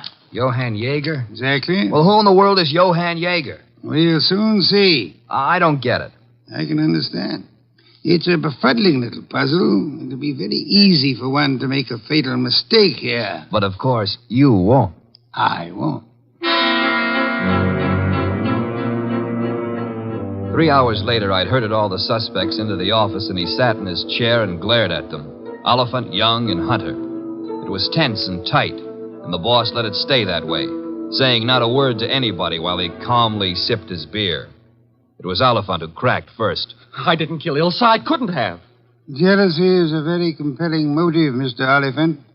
And you came to me, remember, complaining that there was another man in Ilse Dana's life? Whatever I complained about, and jealous as I was, I didn't kill her as the sacred power is my holy judge. Being unacquainted with your sacred power, I'll have to ask you for a better authority. Sacred power. Oh, it simply wouldn't have been possible for me to have done it. Why not? Yeah, why not? Because I was at Mickey's Night Owl Club last night from 7 until 4 a.m. Contemplating the sacred power, no doubt.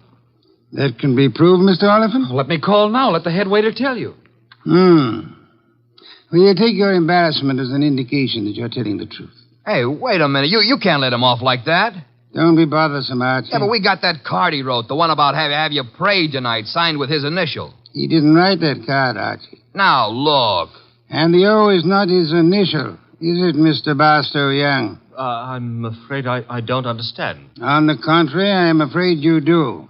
But for the record, I'll explain. Oh, Archie. Yes, boss? Hand Mr. Young that large red volume off the shelf behind Mr. Hunter's head. This one? That one, thank you. Now then, Mr. Young, you will favor me by opening the volume to page 1133. But why? Open it, sir. Good. You will now count 6 lines down from the top and read what you see. Have you prayed tonight? Thank you, Mr. Young. What the devil is going on? Mr. Young has just given us a reading from a tragedy. The line, have you prayed tonight, is spoken by the hero to the heroine just before he murders her. The name of the heroine is Desdemona. And the hero, as I'm sure you all know, is Othello. Othello?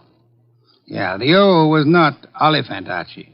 Othello, I think, was a Shakespearean play which Miss Dana financed for our Mr. Young. And knowing she would recognize the quotation as well as the threat behind it, he sent it to her to warn her that he meant to murder her. You won't have the unmitigated gall to deny that, will you, Mr. Young? No. No, I don't deny it. Do I call the police? But I didn't kill her. The fact that I sent the card doesn't mean I killed her. Well, it'll do for my money. But not for mine, Archie. What? Mr. Young couldn't have killed Miss Dana. Why not? Because he lacks the strength to strangle such a healthy young woman, a champion athlete. Wide awake and full of fight. He's rather a frail person, as we know, and smothering Miss Dana with that pillow was no easy task. She struggled. Therefore, she clawed the wrists of the murderer. I'm sure that if you examine Mr. Young's wrists, you will find no scratches or scars. Here, let me see that. Go ahead. Well, Archie? Yeah, you're right. Nothing. I was sure there wouldn't be. The person who actually killed Miss Dana was a powerful physical specimen. Yeah? Yes, Mr. Hunter. In all probability, a professional athlete. A muscular man in good condition. You pointing at me? Seems quite likely, doesn't it? You're out of your head. Am I? Yeah. Ilse Dana war Ehefrau. Nicht wahr? Jawohl. I mean... You said yeah, Mr. Hunter. And you meant yeah, yes. I asked you in German if Ilse Dana was your wife, and you, in the heat of emotion, answered me yes in your mother tongue. Look, what's going on here? Allow me to present Mr. Johann Jaeger, Archie. Him? I've known it since we first saw that marriage license. You see, Jack Hunter is the English translation of our friend's real name back in Germany, where he comes from, Mr. Johann Jaeger. Oh, what do you know? So you proved nothing. Yeah, I was married to Ilse. That's why I said she couldn't marry anybody else. But I didn't kill her. She was my wife. I loved her. Oliphant told us you were insanely jealous of her. What if he did? You know better. Do we? Sure you do. Ilse told you herself over the phone that every word Oliphant said was a lie. Interesting. What is? How you could possibly know what Ilse Dana told me over the phone. I haven't mentioned it to you or anybody else. Oh, well, you see... I see most clearly, Mr. Jaeger, that you must have been in the apartment with her listening on the extension phone, or you couldn't possibly have that information. And it was only a few minutes after that telephone call that Ilse Dana was smothered to death. And I see it's about time I said good night. Wait a minute, Jaeger. Wait a minute. Good work, Archie. I advise you to sit still, Mr. Johann Jaeger Hunter. I was right. I told you he threatened to kill her. But why? I've only guessed at the story. Reconstructed it, so to say. But I think you and Mr. Young ought to be congratulated. On what, sir? On not having won your fair lady. You've always thought of her as a sweet, demure society girl. But actually, she was a vicious person, as bad as the man who killed her, if not worse. She tortured him cruelly for 4 long years. How can you say that about her? How can you doubt it, Mr. Oliphant? There must have been a great many men in her life. We know at least 2 definitely, you and Mr. Young. But she was in love with me. She was in love with me. I'm sorry to shatter your illusions, but she was not in love with either of you. She was using you for her purpose. What was her purpose? Tormenting the man she married. That was her preoccupation day and night. She delighted in tyrannizing over him, as one might in breaking a bull or taming a wild mustang. Do I come near the truth, Hunter? Yes. Until I couldn't stand it any longer. May I ask then why you married her? Why? Because I couldn't help myself. I crawled for her. I married her on the terms that nobody should ever know I was her husband. She was too good for me, she told me that to my face over and over. That we belonged to different worlds. But I was crazy about her, so I took it. What I've taken you wouldn't believe. Oh, I'm sure I would, Mr. Hunter. I'm a very understanding man. The question is, will a jury believe you? And that we must begin to learn immediately. Archie. Yes, sir? Phone for Inspector Kramer.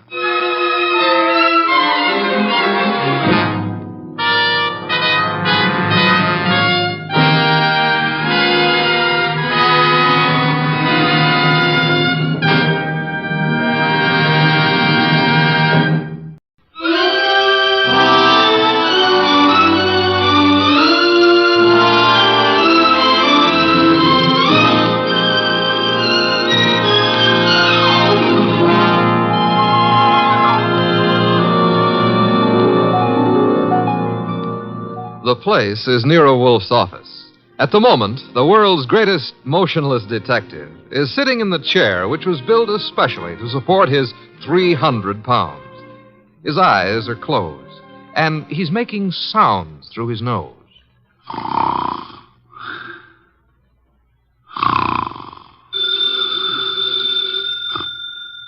Archie. Archie. Archie! Yes, Mr. Wolfe, what is it? The phone, if you please, Mr. Goodwin. Well, it's on your desk, only 8 3/4 inches from your left elbow. All you have to do is lean forward.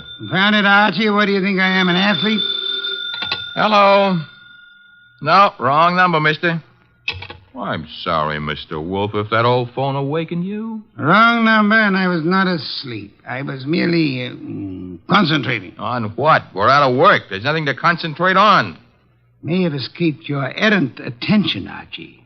But there are other subjects for thought besides murder. Mm-hmm. Sure, blondes. And blondes. You're right at that. Brunettes. Phooey. That's not a nice thing to say about any girl, even if she does happen to be a brunette. Archie. Yes, sir? Go away. You annoy me. Suppose I did. Who'd get your beer for you? Fritz. Tonight happens to be Fritz's night off. However, you can always get your beer for yourself. Don't be an idiot. There are exactly 23 steps between here and the kitchen. As you very well know, I abominate strenuous physical activity. 23 steps times 2 is 46. You could walk very slow. Nonsense. Now that you mention it, I happen to be mildly thirsty, Archie. Would you... Now that I mention it, you'd better let the beer go for tonight. Why? Our stock is running low. You being careless? I've been careful, because something else is also running low. What? Money? Fiddlesticks, there's plenty in the bank. Sure, but very little of it is yours. Mr. Wolfe, do you remember that batch of orchids you bought last week? Of course I do. Magnificent and very rare specimens. I got a magnificent bill for him this morning, too. It was large? It was large. Confound it, Archie. I shall have to do some work. You turned down half a dozen cases in the last few weeks. One of them may still require me. Most of them hired other detectives.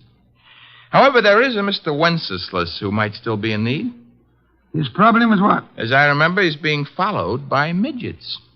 He wanted you to do something about it. Not that he minded the midgets so much. It was the elephants they were riding. The man needs a psychiatrist, not a detective.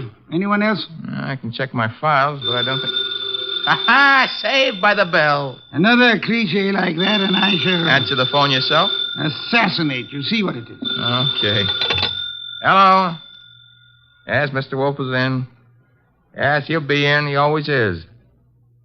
What? But... That was a Mr. Charles Porter. He was in a hurry. He's on his way over right now. Should be here in 10 minutes. Prospective client, I trust? $1,000 worth of prospective client. Splendid, Archie, my beer. Okay, but look, I'm not sure you're going to accept his offer. Indeed, what does he want me to do for his paltry fee? That's the point. If I heard him right, he wants you to do nothing.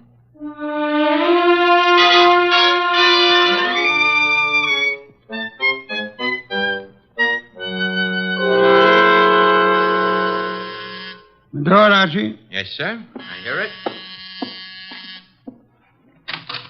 Mr. Porter? Naturally, I'm Charles Porter. Who else would I be? It's a large field. Never mind. Come on in. I'm Archie Goodwin. Where is Wolfe? Mr. Wolfe is in here. Mr. Wolfe, this is Mr. Porter. Good evening. Fat, aren't you? It's moderately noticeable. Archie, a chair for Mr. Porter. Don't bother. I'm too impatient to sit. When I've business to take care of, I take care of it quickly. Very well. Send him out of the room. Mr. Goodwin, nonsense. He's my assistant. He remains. I don't like it. Archie, show Mr. Porter out. Now, wait. There's no need to get temperamental. Perhaps I'm a little abrupt. Rude. I'm a worried man. And impatient. You're wasting time, Mr. Porter. I suppose I am. The reason I came to you... Young man, what are you doing with that notebook? Getting ready to make marks in it. But... Oh, never mind. Mr. Wolfe, you have a client named Dorothy Spencer. Have I? There's no need to be coy about it. I happen to know. Then you know. I want you to drop her. Drop her? Refuse to handle her case. Close the books on her. You know what I mean. Why should I? The girl has no money. I have. It doesn't answer my question. Perhaps this will. Appear to be a small package of dollar bills. It happens to be $1,000. Archie, will you? I will. It is $1,000. Thank you. Mr. Porter. Yes? You're paying me $1,000 in order that I refuse to act for Miss Spencer. Nothing more. That's right. What does she suspect you of? I said nothing about... Well, that is... You must know that as well as I do. Possibly, and nevertheless, what does she suspect you of? Being a blackmailer. Whereas your occupation really is? I'm a musician. Pianist. I'm appearing nightly at the Windsor Hotel. Archie, have you made out a receipt for Mr. Porter? Yep. Give it to him and show him to the door. Okay. Mr. Porter? Mr. Wolfe, I want your assurance that the entire affair is definitely finished. My association with Miss Spencer, you mean? You have my assurance that it is. You will forgive a classical illusion. The carver. Thank you. Good night. Mr. Wolfe, I have a secret about Mr. Porter. He smells. Some perfume or other. More important, his right coat cuff is more worn than his left cuff. And a carver happens to be a musical term meaning start again from the beginning. Oh? Porter thought it meant finished. Therefore, Mr. Porter is a liar. His ignorance of common musical term indicates that he's not a musician. The worn right coat cuff, that he is an office worker. That's kind of leaping to a deduction. But even if Porter's a liar, Mr. Wolfe, there is something else. He paid you $1,000 to drop a client named Dorothy Spencer. Mr. Wolfe, you never had a client with that name.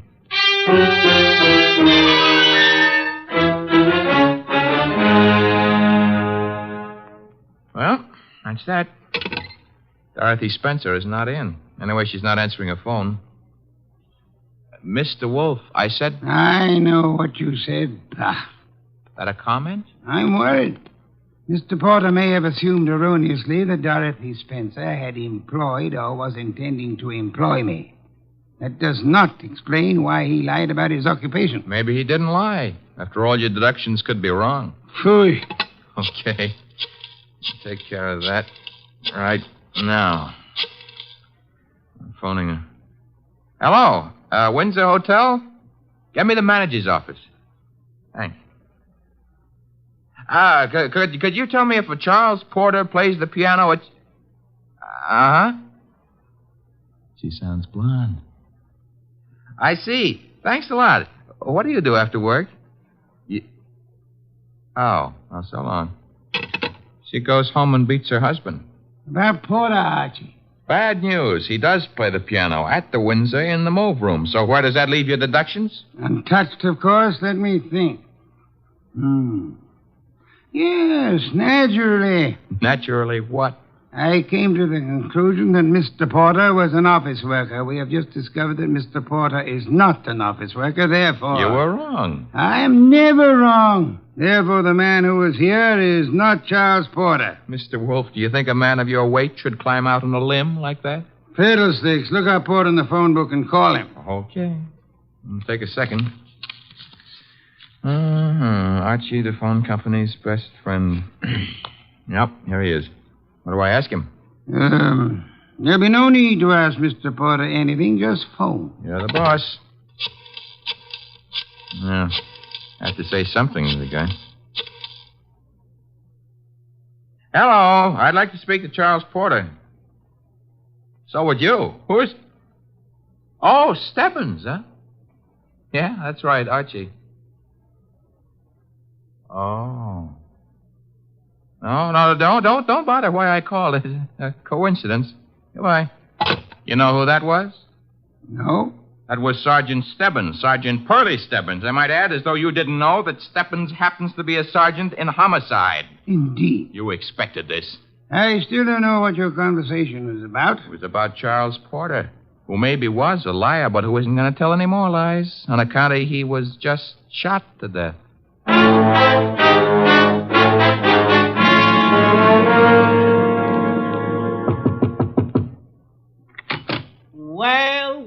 Well, if it ain't Archie Goodwin. Come in, Goodwin. Thank you, Sergeant Stebbins. I've been expecting you. Oh, that's sweet of you to say that, Pearlie.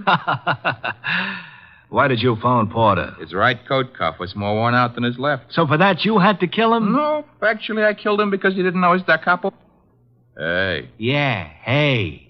He don't look good anymore, huh? Guys who stop bullets with their face never look good. Pearlie, you've been robbed. I did... That corpse is not Porter. Now, relax, Goodwin, relax. His fingerprints were on file and they check. His girlfriend says he's Porter. If he could get up and talk, he'd tell you he was Porter. And what makes you think he isn't? Well, because when he visited us earlier tonight, he looked different. Not much, but... You said girlfriend? Yes, I said girlfriend. She's in the next room mopping up. She kind of broke down when we brought her here. You brought her here? Now, don't tell me what her name is. Why shouldn't I? It's Spencer. Dorothy Spencer. Ooh, that's what I was afraid of. Sergeant, Oh. Ignore him. He comes with the woodwork. His name is Goodwin, Miss Spencer. Archie Goodwin. Find what you were looking for? What I was looking... Somebody's gone through this place like a minor league hurricane. You? What business is it of yours? Mine? None, maybe. On the other hand, Nero Wolfe might have other ideas. Matter of fact, I'm sure he'd have. Miss Spencer, why don't you go see him? The address is 601 West 35th Street. I don't see why. You want your boyfriend's murderer found, don't you? Now listen, Goodwin, the police are working on this. Sure, they'll see to it nobody harms a corpse. Goodbye, Miss Spencer. Don't forget that address, 601 West 35th Street. Believe it or not, you used to be a client of ours.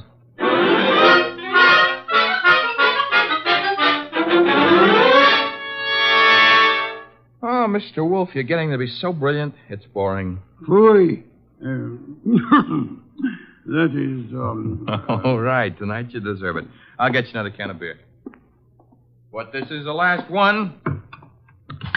Unless you promise to do some exercise, like maybe standing up and sitting down 5 minutes a day. Thank you.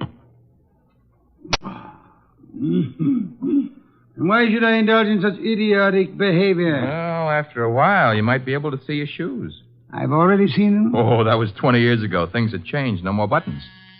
Hey, that must be Dorothy Spencer. She's undoubtedly young and beautiful. You deduced that from the way she pressed the buzzer? I deduced that from the gleam in your eye, Bah. Bah, all you want. I'm going to keep that gleam shining. Hello, Miss Spencer. Come in. Thank you. Mr. Wolfe. Is the large sitting-down gentleman behind the desk. This is Dorothy Spencer, Mr. Wolfe. You will forgive me not writing. It is due to a necessary conservation of energy rather than rudeness. Archie, a chair. Sure. Here you are, Miss Spencer. Thanks. Now then, Miss Spencer, have the police found anything but dust in Mr. Porter's closet? Why, no. You were engaged to Mr. Porter? I was. That ring you're wearing, he gave it you? Yes. May I see it? Well, all right. Here. Thank you. Expensive. Very expensive. You may have it back. Miss Spencer, why are you marrying Charles Porter? I loved him. Phooey. Mr. Porter, according to Archie's description, was twice your age with considerably less than half your attractiveness. Love may perhaps be blind, but it is not astigmatic. I don't know what you mean. What were you searching for under the nose of the police? Nothing. Nothing at all. How did your fiancé earn his money? He played the piano at the... Phooey. What he earned there in a year wouldn't begin to pay for the ring he gave you. Would you like to try again? I don't know how he made his money. I suggest that you do. I suggest that he earned money by the same method that he induced you to consider marrying him. Blackmail. Oh, but... Why was he blackmailing you? Old letters I'd written when I was too young to know any better. Your motives for murdering Porter would be twofold, then. Recovery of blackmail material and the avoidance of marriage to a man you dislike. I didn't kill Charles. No doorbell, Archie. Get Miss Spencer into the kitchen. Once. Must be the police. Yeah, let's go, Miss Spencer. Right through that door. And stay there until I call you. Front door, Archie. Mr. Wolfe, do I know Dorothy Spencer's here? You know nothing. A simple role for you to play. I haven't got time to resent that insult right now, but wait until the next time you drop a collar button. Well, bless my soul, if it isn't dear old Inspector Kramer. How is the homicide department? Where's Wolfe? Big surprise. He's sitting. Mr. Wolfe? Good evening, Inspector. Where's Dorothy Spencer? This is not the Bureau of Missing Persons. The district attorney would like to talk to her. I shall tell her so the next time we meet. Yeah, that could be right now. She's in this house. I don't see her. Mind if I look around for myself? You have a search warrant, of course. It so happens no, but... Archie, the inspector's leaving. Okay, I'm leaving. I suppose by the time I get back with a warrant, she'll be in Hoboken. Hoboken? Where's that? Look, Wolf, you can go too far. One of these days you won't be able to talk yourself out of it. Trail me to the door, Goodwin, to show what a good detective you are. Ooh, Inspector Kramer doesn't love us anymore. Unfortunate. Archie, take Miss Spencer to a respectable hotel. Register her under an assumed name. She is to stay there until notified otherwise. Luckily, the good inspector neglected to inform us that she was the leading suspect in a murder case. Hence, we're not accessories after the fact, and I don't want her arrested for murder as yet. Her beauty has won you over. You will then return here immediately. Okay. What are you going to be doing in the meanwhile? I, Archie, shall be thinking.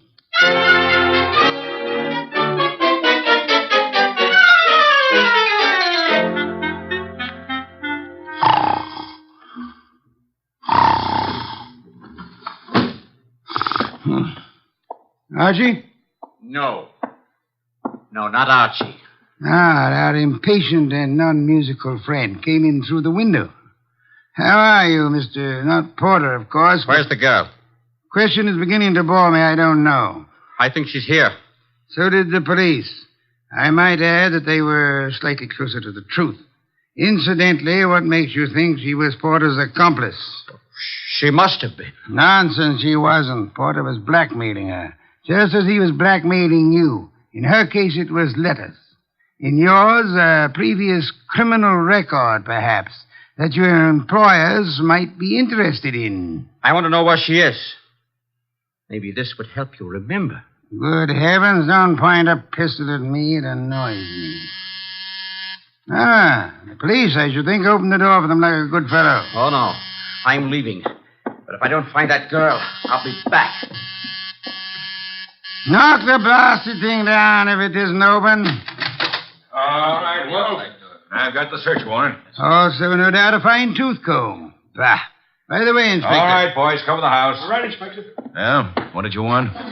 As your men go through the house, will you have one of them shut the back window? I've just had a burglar, and I suspect he left it open. Unless the matter is attended to, the house might be filled with fresh air. Yeah, what's the matter with that? Fresh air, deadly poison. It clogs the lungs. And may I point out that the warrant you're clutching in your hot little hand is not a lease on the house. Finish your search quickly, if you please, and then... why not try Hoboken?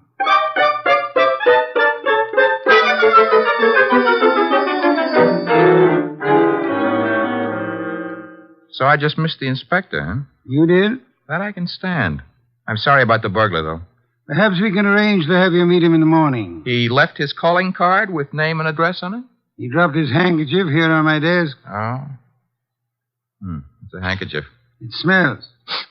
So it does. But, all of our unknown friends' clothes carry the odor. Therefore... Yeah? You will go out immediately to the nearest drugstore, buy a specimen of every cake of soap manufactured in this country.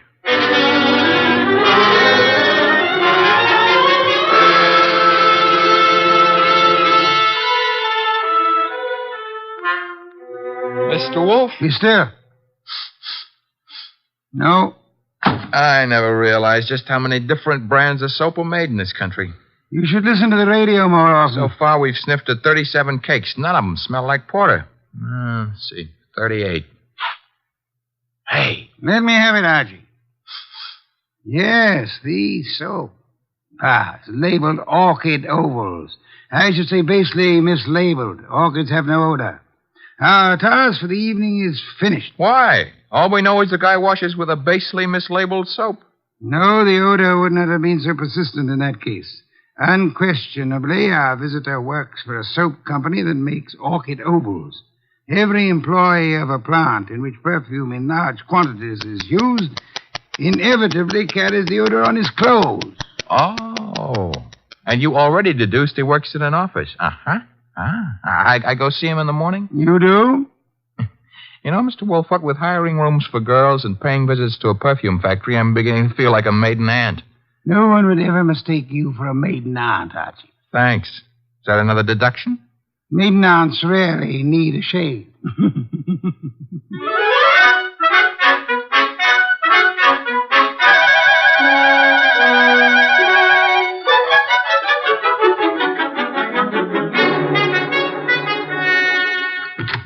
Orchid ovals, good morning. One moment, please. Oh, can I do anything for you, sir? Yeah. That is, let's postpone that question and slip in another one. I'm looking for one of your office people. In his 40s, 5'10", brown hair and eyes, speaks in a sharp, quick voice. He owes you money, too. Who owes me money? Mr. Wheeler, the man you were describing. He owes everybody money, in spite of the fact that he's office manager and makes lots and lots of money. How much does he owe you? Oh, not an awful lot. It won't break me if I don't get it. Is he in yet? Well, he was, but he went home. He was sort of sick. Sort of. He got a phone call from somebody and rushed out. Too bad. Well, I better scram. Well, you didn't answer my question yet. I'm off at 5. My name's Gwen. Goodbye.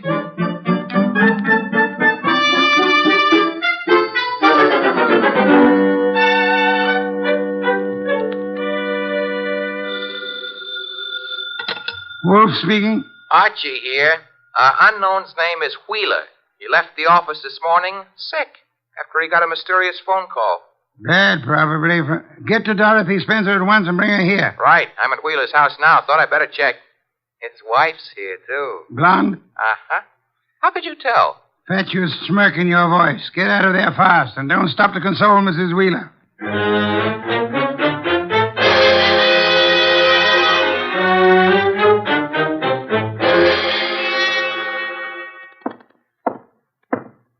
(908).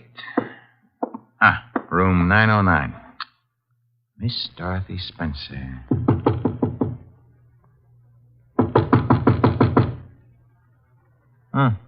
Nobody home. Shut that door behind you, Goodwin. Never mind pulling triggers. I'll shut it. Oh, Archie. I would prefer silence. Keep your hands high, Goodwin. It's unhealthy. All the blood had run into my head. Archie, he murdered Charles. He did. Tut, Mr. Wheeler. You really shouldn't have. It's against the law. Get into the bathroom, both of you. I already shaved. I phoned him. I thought maybe he had my letters. Porter couldn't keep his mouth shut about his other He victims. was going to force Dorothy to marry him. Did you find his material, Wheeler? Yes, in an office. He read it as a front. It's all burned. And why all the melodrama? You know about me, so does she. I can't trust anyone. Get into the bathroom, I said. Look, let's not lose our heads about this. Get moving, Goodwin. I like it here. All right, then. Here is where you'll get it. Hey, wait a minute. Something's wrong. I got shot and Wheeler fell down. I shot him, Goodwin. Stebbins. Dear Sergeant Stebbins. Oh, you little flat-footed angel. It's lucky for you my flat feet got staked out here in time. Just for that, I'll buy you a pair of arch supports for your next birthday. But I'm beginning not to believe this. You had it all figured out? Well, not exactly. Well, that is... Wolf sent you here. Well, he kind of phoned in and suggested one of us shoot down here and do some rescue work. That old devil. Hey, you're not kidding. What are you laughing about? Wolf wasn't sure whether you'd need rescuing from Wheeler or... Stop killing yourself with your own jokes. Or whether Miss Spencer would need rescuing from you.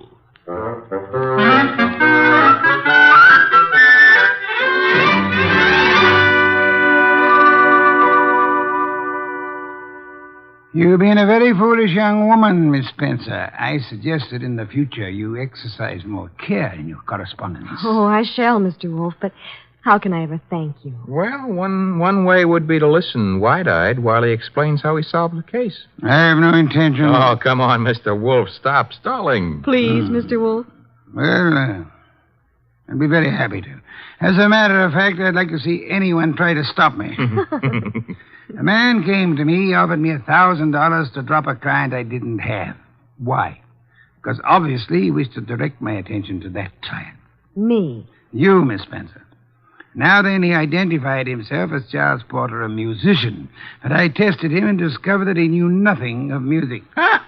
The da capo routine. Precisely. Therefore, he was an imposter. His purpose? Yeah? To indicate by no means subtly that enmity existed between Porter and Dorothy Spencer. Huh?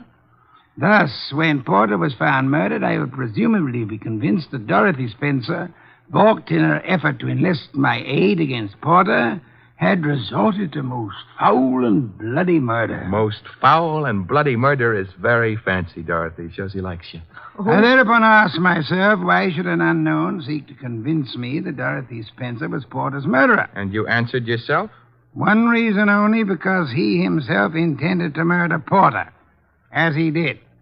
For which peccadillo he has, thanks to Sergeant Stebbins' accuracy with a revolver, already paid with his own life. Quodirat demonstrandum. Latin for that's what you wanted to know. I think you're wonderful, Mr. Wolfe, and I'm going to... Ah, be careful. Kiss you. Archie, Miss Spencer is a very dangerous young woman. Today I feel brave. Do you, Archie? Very brave. What are you doing tonight? Nothing. Let's do it together. Bah. Oh, is that Mr. Wolfe? I said bah. Would you very much mind conducting your romance elsewhere? I would not. And do so at once. I have a very important matter to attend to. Goodbye, Mr. Wolfe. Goodbye. Night, sir. Very important. Very important.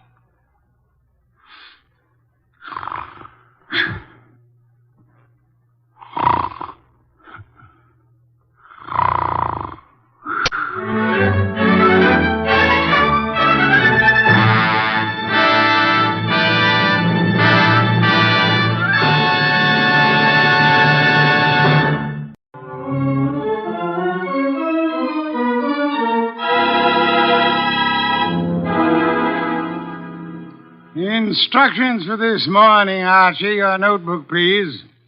First, Mr. Salinsbeck. Inform him that the Long Island peafowl he sent were most unsatisfactory. Peafowl's breast flesh is not sweet and tender unless it is well protected from all alarms, especially from the air, to prevent nervousness. Long Island is full of airplanes. Look, Mr. Wolfe, I shall want a dozen chickens that have been raised on blueberries. And a fresh-killed lamb for tomorrow. Mr. Wolfe, please listen. There's... Mr. Goodwin, be quiet, and then dinner on the following day becomes a problem. Mr. Wolfe, dinner any day is going to be a problem if we don't pay Sausenbach's bill. Then pay it. With what? The bank account's empty. Ridiculous. There were $4,000 yesterday. But you bought that shipment of orchid bulbs from Winold Gluckner. Mr. Wolfe, we need money. You've got to stop eating and drinking beer long enough to earn some... Shush. You're an alarmist. Will you, for the love of heaven, stop turning down clients and turn an honest dollar? I've got a couple of prospects right outside the door. Send them away. No, sir. Send them away. Tell them I've gone to Egypt. Nothing doing, sir. Confound you, Archie. Obey orders. Send them away. Miss Kent, Mr. Rodman, come in, please. Thank you. Confound you, Archie. You're mutinous. Yes, sir, and you're stuck with it. This is Miss Gloria Kent and Mr. Rodman. They arrived as advertised with a pressing problem. Good morning. You people are here by sufferance only. I shall speak to Mr. Goodwin about it later. Yes, indeed. I don't like pressing problems, Miss Kent. What are yours? My father. Indeed, I'm not a court of domestic relations, Miss Kent. What did your father do? Beat you? Withhold your earnings? Discourage your suitors? Mr. Goodwin should have informed you this office does not undertake cases involving marital or family problems. But that's not... If Mr. Goodwin had not been beguiled by your pretty face, he might have warned you and avoided this embarrassment to you and annoyance to me. Now. Take it easy. How many times have I told you don't know how to handle women? Then suppose you let Miss Kent handle me. Well, it's simply this, Mr. Wolfe. I had some money my mother left me. My father's just spent it without my permission. I want it back without a scandal. Thanks, Miss Kent. How much? How spent? $10,000. Father bought a treasure map. Indeed, from whom? A pair of swindlers named Cross and Halleck. They've driven him crazy, talking about fortune salvaged from the SS this and the SS that. He's got a map and old letters he studies. He's childish. Many fortunes have been recovered. Many more await on the sea bottom. How do you know your father has been duped? Well, I know. You do, Mr. Rodman. Yes. Cross and Halleck bought some old letters from me, written by my grandfather from Hawaii. They used them to manufacture the map and evidence.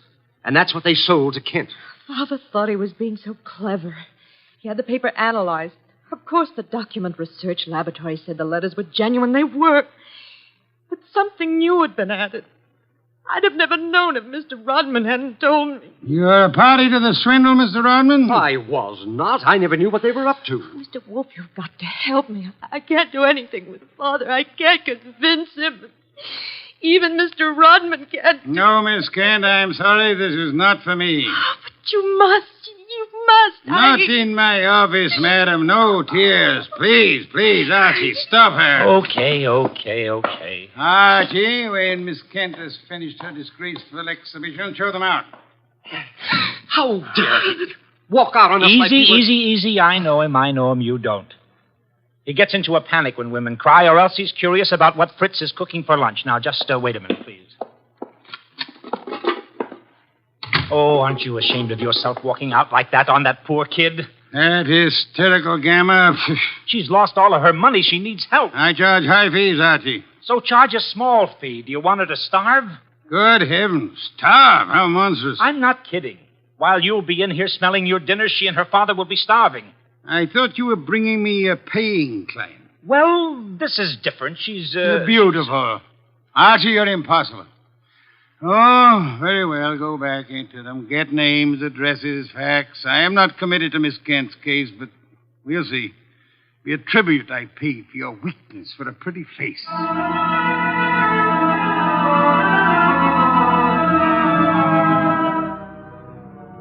Rodman and Gloria Kent were gone, however. So all I had were the few facts they'd given me before they met Wolfe.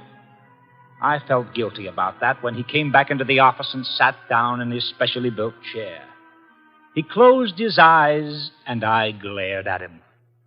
Well, how much of you is awake? Mr. Wolfe? Well, they disappeared. Did you tell me you were going to help this girl just to get her out of the office, or did you mean it? You're a gadfly. No, sir. You made a promise, and you're stuck with it. What did you get from Rodman? Name, address, occupation. He's a librarian, that's all. Very careless, Archie. You missed a significant point. Such as, How did Rodman discover the letters he sold were being altered by forgery and used for swindle? How did he locate the dupe, Mr. Kent? I guess you're right. I'll ask him next time. But what about now? Are you going to get Gloria's money back? I assume you call Miss Kent Gloria solely in order to annoy me. It does. Stop it. Get Cross and Halleck. On my way. You'll find them at the Hotel Bogart. Wrong, sir. According to my notes, their address is... Never mind their address. The Hotel Bogart is the headquarters for successful, confident tricksters. They celebrate their victories there while the money lasts. You will possibly find Cross and Halleck drinking whiskey or lunching, probably both.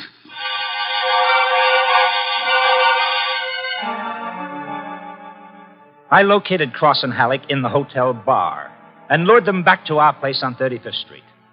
Wolfe was sitting behind his desk with his hands crossed on his impressive middle, at peace with his lunch and the world when I ushered them in. He sat bolt upright and scorched me with a look. Good afternoon, Mr. Wolfe. The tall one's name is Cross. The short one is Halleck. They want to help me invest my money. Gentlemen, Mr. Nero Wolfe. What? Who? Nero Wolfe. Hey, what is this? Confound you, Archie. How drunk are they? Not too drunk for business. Let's get out of here. Come on. Wait a Dirty minute. shill, duck, decoy. You want me to keep him here, Mr. Wolfe? Not by violence, Archie. Come back here, gentlemen. Unless you want 7 years in the state penitentiary. What? You got nothing on us, Wolf, nothing. I have the Kent case. The Kent? That's a laugh. We're sitting pretty. You are not, sir. You imagine you possess legal immunity. Mr. Kent believes you are grotesque balderdash and will not sue for fraud. Miss Kent cannot sue because she is reluctant to accuse her father of wrongfully obtaining her money. Ergo, you think you are invulnerable. Now, listen. But you forget me. I'm a detective with a fee to earn. A big fee. Quiet, Archie. I am determined to get that fee. Therefore, as Miss Kent's agent, I can and will bring action against you. I'm indifferent to her tears or her father's disgrace. I'm indifferent to anything outside of money. You will return the $10,000 to me at once, sir, or you will be in jail by morning. You mean that? I do, Mr. Cross. Alec, come here.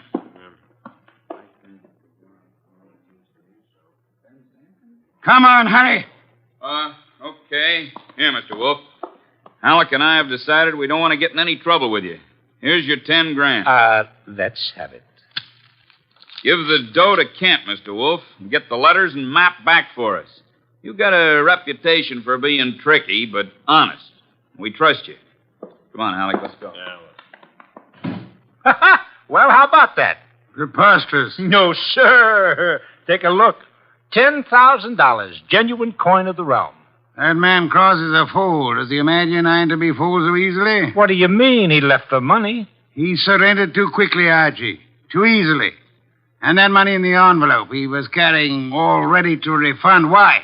Well, maybe he's got a better sucker. I heard him mention a Ben Sanford. Nonsense. Does he need Kent's forged letters and map to cheat this Ben Sanford? Couldn't he prepare another set? I guess you're right. Something's fishy. In any event, it's no concern of mine, thank heaven. Why not? I'm not committed to Miss Kent in any way. As a favor to you, I undertook to regain her money. I have done that. You may take it back to her and obtain the forged papers in return. But, Silence, Mr. Goodwin. Go to your red-haired charmer. Leave me in peace. I intend to spend this afternoon with my New World Atlas.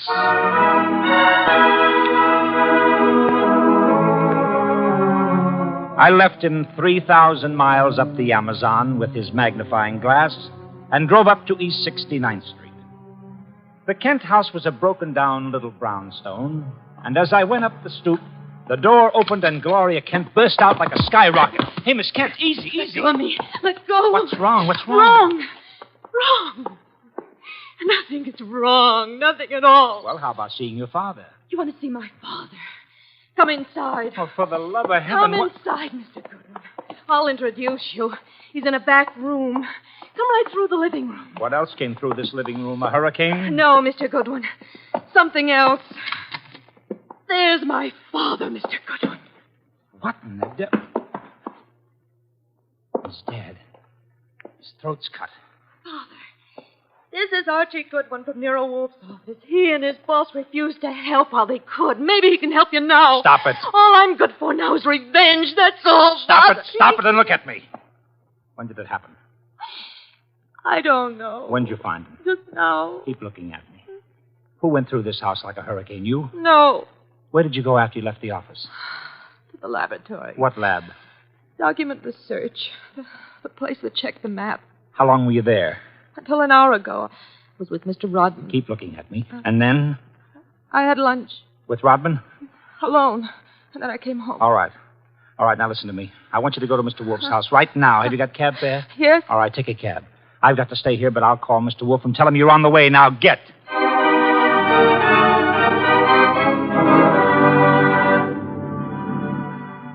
I called Wolfe, told him everything, and he instructed me to advise Inspector Kramer, who arrived with the homicide squad. I gave the inspector everything while the squad photographed and measured, print dusted and detected. At 3:30, Kramer took me back to the house on 35th Street for a fight with Wolfe. It's a great story, Wolf. Great. Kent buys a phony treasure map. Everybody knows it's phony except Kent. But Cross and Halleck try to buy it back, and Kent gets himself murdered. Did you find the map and letters in the house, Inspector? No, I didn't. The killer was after the map. The phony map? Certainly. Why? Well, if we knew that, we would know why Cross and Halleck so willingly paid back the money and why Kent was murdered. Maybe it's not phony.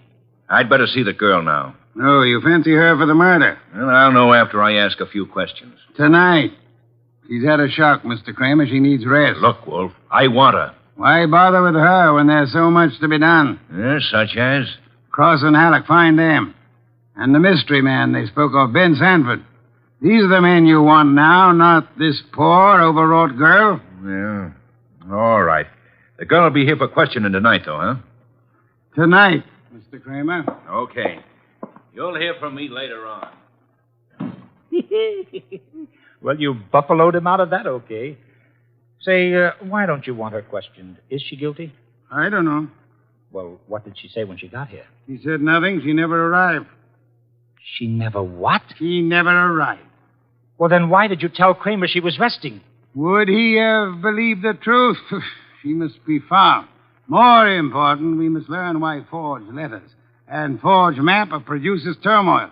Find the killer and you find the map. You said so. I said the reverse, which is an altogether different statement. Archie, I want a photograph of that map. Get it. Oh, sure. Any particular camera you want me to use? You'll find the photograph at 200 Vanderbilt Street. Are you kidding? The lab cannot check the authenticity of old papers without photographing them in ultraviolet light, infrared light, and so on. If this document research lab has examined those papers, they will have photographs. Get them.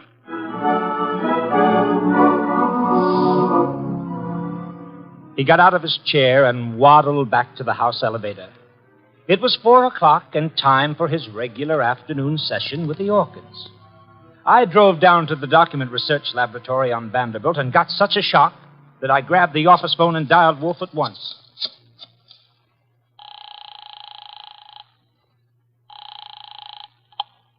Nero Wolfe. Mr. Wolfe, Archie here. What's the matter? You lost? No, sir, but I found something. Photographs? No, Mr. Wolfe, I don't think you'll ever see any photographs of the Kent map. I don't think any were taken. Indeed. But guess who runs the document research laboratory? No, don't guess. You probably know. A man named Ben Sanford, and he's sitting right here looking at me. Bring him home with you. Home? But it's 4 p.m. This is the sacred hour when you pray over your orchids. And Mr. Sanford can join the ceremony.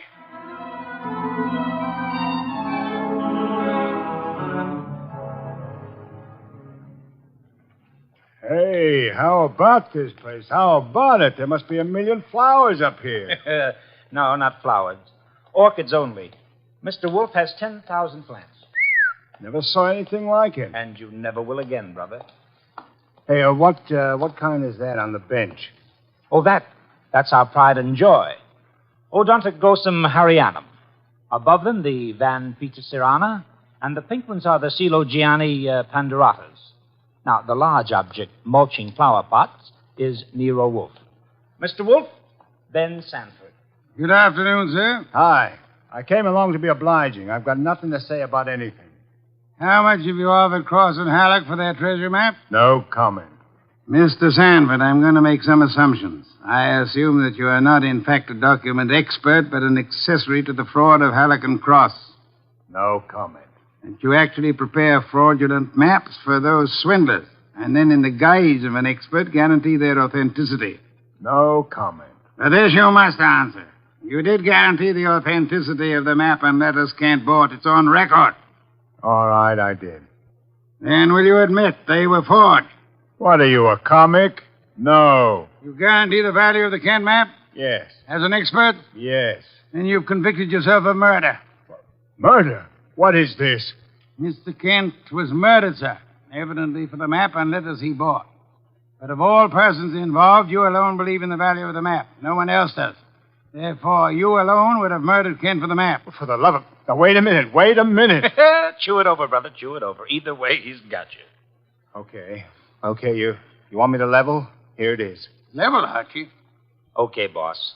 thief-type talk. It means tell the truth. It's like you say. The letters were bought from Rodman. I forged the map and evidence onto them. I guaranteed them to Kent. It's a swindle.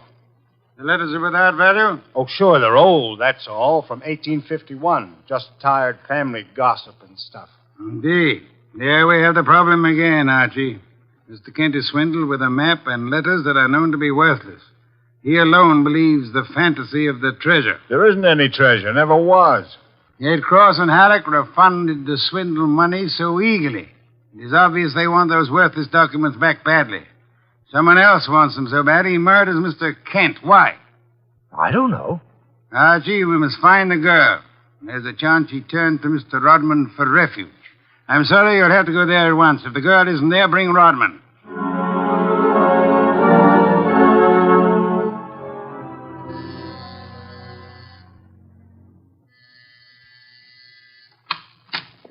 Yes? Hello, Rodman. Remember me? I'm Archie Goodwin from Nero Wolfe's office. Oh, yes, of course. I came to get Gloria Kent. There's been a change in plans. Tell her to come out, please. Gloria? Well, she's not here. Why should she be? Haven't you heard? Heard what? Well, I guess you'd better come down and see Wolfe. Mr. Goodwin, I'm afraid I can't. I'm rather busy. Look, Rodman, maybe you ought to know. Old man Kent was murdered. What? Yes, just after you and Gloria left us. Kent murdered? Well, this is awful, Mr. Goodwin. You want to see Mr. Wolfe now? Get your hat. Murder? Well, believe me, I never wanted this. I'm going to tell Nero Wolfe the whole mess. Every word of it. Okay, then. Come on, let's go. Yes, of course. Just a minute. I'll get my hat in the bedroom. Murdered? Kent? I never dreamed. Oh. Come on, Rodman. Come on, Rodman. Come on. What? I didn't hear you. Oh, Rodman. What the... Oh! Rodman. Oh, Rodman. Good Lord. What next? Come on. This is Nero Wolfe. Archie here. We've had a tough break. Yes? While I was waiting for Rodman at the front door, he went into the bedroom for his hat. The killer was there. How do you know? He cut Rodman's throat. Tell. The back window was open. It's a ground floor apartment. He was out and gone before I had a chance. Archie, where were your wits? Let me alone. I've had a man murdered 20 feet from me. You think I'm cheering? Mr. Kramer is here, and he has news for us, Archie. He could not locate Cross and Halleck in their apartment. They had not been home all day. The maid informed him that she was waiting for her weekly salary. Well, so what? She was most angry and peppery, Mr. Kramer informs me. Red pepper? Exactly. Okay, maybe I know what you mean. I'll try to deliver the goods this time. Goodbye.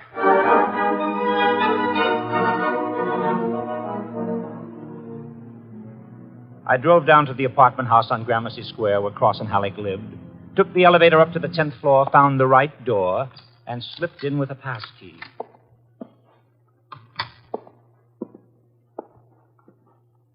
Come on out. Come out wherever you are. I know you're in here. You fooled Kramer pretending to be the maid, but you didn't fool Wolfe. You'd better... Gloria! Cut it out, you idiot. Lay off.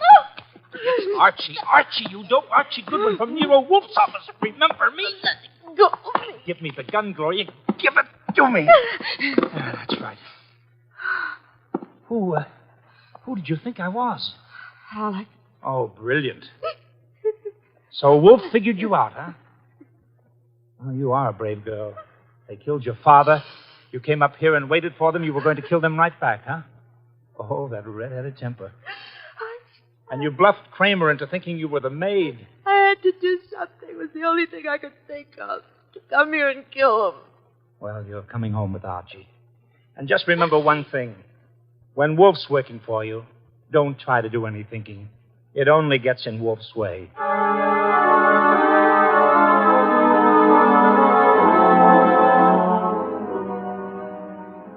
I got Gloria Kent back to the house at 7 o'clock.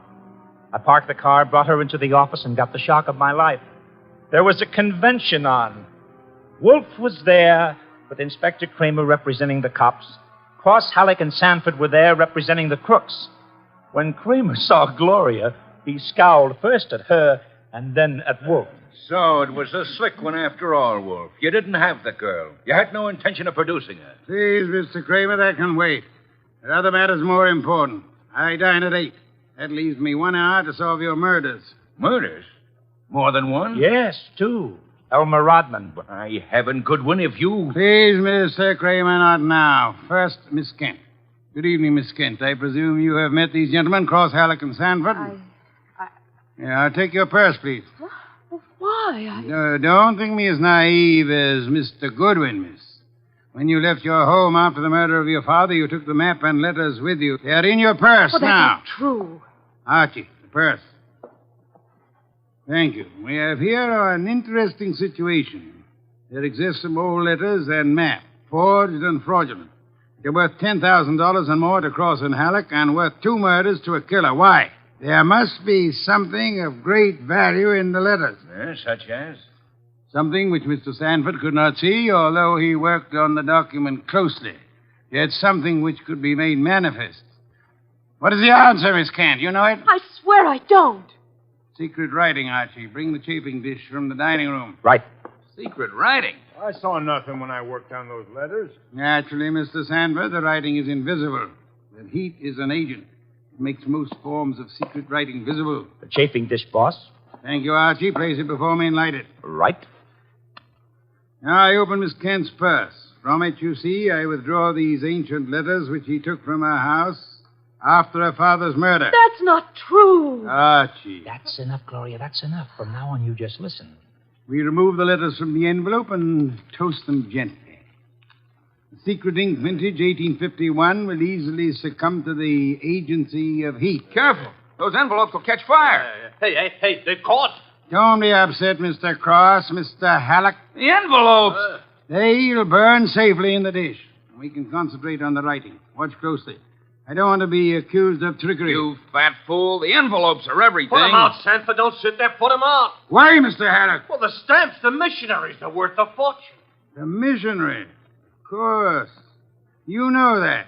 Mr. Cross knows. So does Mr. Sanford, right? Yeah. Cross Sanford knows, you old fool. Let me... Mr. Sanford is not alarmed. Why not, sir? I don't know what you're talking about. $50,000 or $100,000 is burning before your eyes, Mr. Sanford. Cross and Halleck are burning their fingers, putting out the flaming envelopes. And you sit there quite indifferently. Why? Well, You know the value of the missionary stamps on the letters you bought from Rodman. But you know these aren't the real letters. Isn't that it? Not the real letters? I told you I'm tough to crack, Wolf. You didn't fool me with those dummies. Dummies, how do you know? Mr. Cross didn't know. Mr. Halleck didn't know. How did you? Well, I'll tell you, sir. Only one man could know I was framing Miss Kent as a decoy. Only one man could know I prepared these dummy letters and pretended to take them from her purse. And that is the killer. The man who murdered her father and stole the map and letters this morning. You, sir, Mr. Sanford. Well, I'll be... Mr. Kramer, there's your killer. You'll find the missing map and letters on him or concealed in his home or office. You won't need the evidence anyway. Look at his face. He's self-confessed. Self-confessed like fun. He was booby-trapped.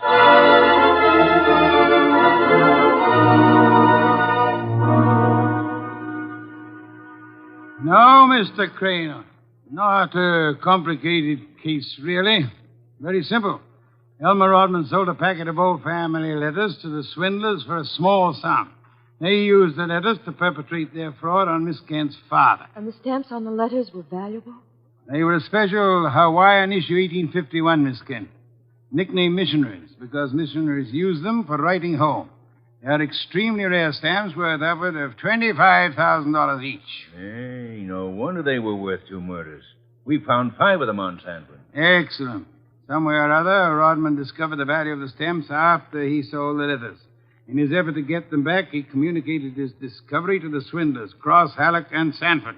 So that's why they refunded the money so fast. Precisely, in an effort to have the sale rescinded. Rodman sought out Kent and tried to convince him of the fraud. Alas, he would not listen to the truth, Mr. Kramer. Oh, I get it. And while the others were hassling around, Sanford tried to steal a march and quietly resorted to murder. There you have it.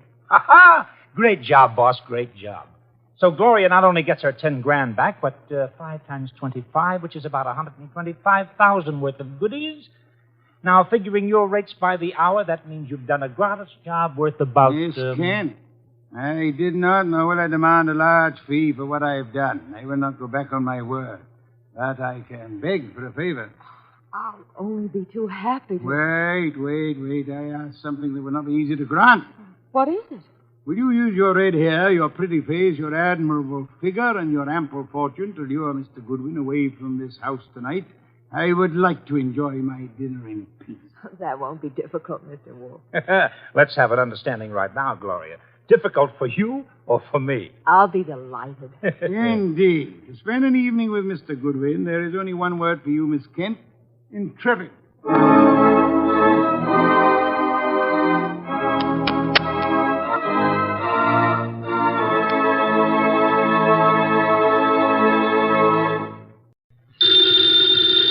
Ladies and gentlemen, the ringing of that phone bell brings you mystery, adventure. Nero Wolfe's office, Archie Goodwin speaking. If it's for me, I'm not here. What if it's a case? If it is, tell them no. I will not. Confound you, Archie. Do as I say. Hello? Hello, is this Mr. Wolfe's residence? Yes. Is this Mr. Wolfe? Yes, Mr. Wolfe speaking. Oh, I am in very much trouble. Could I see you, please, immediately? Well, now, yes. What kind of trouble?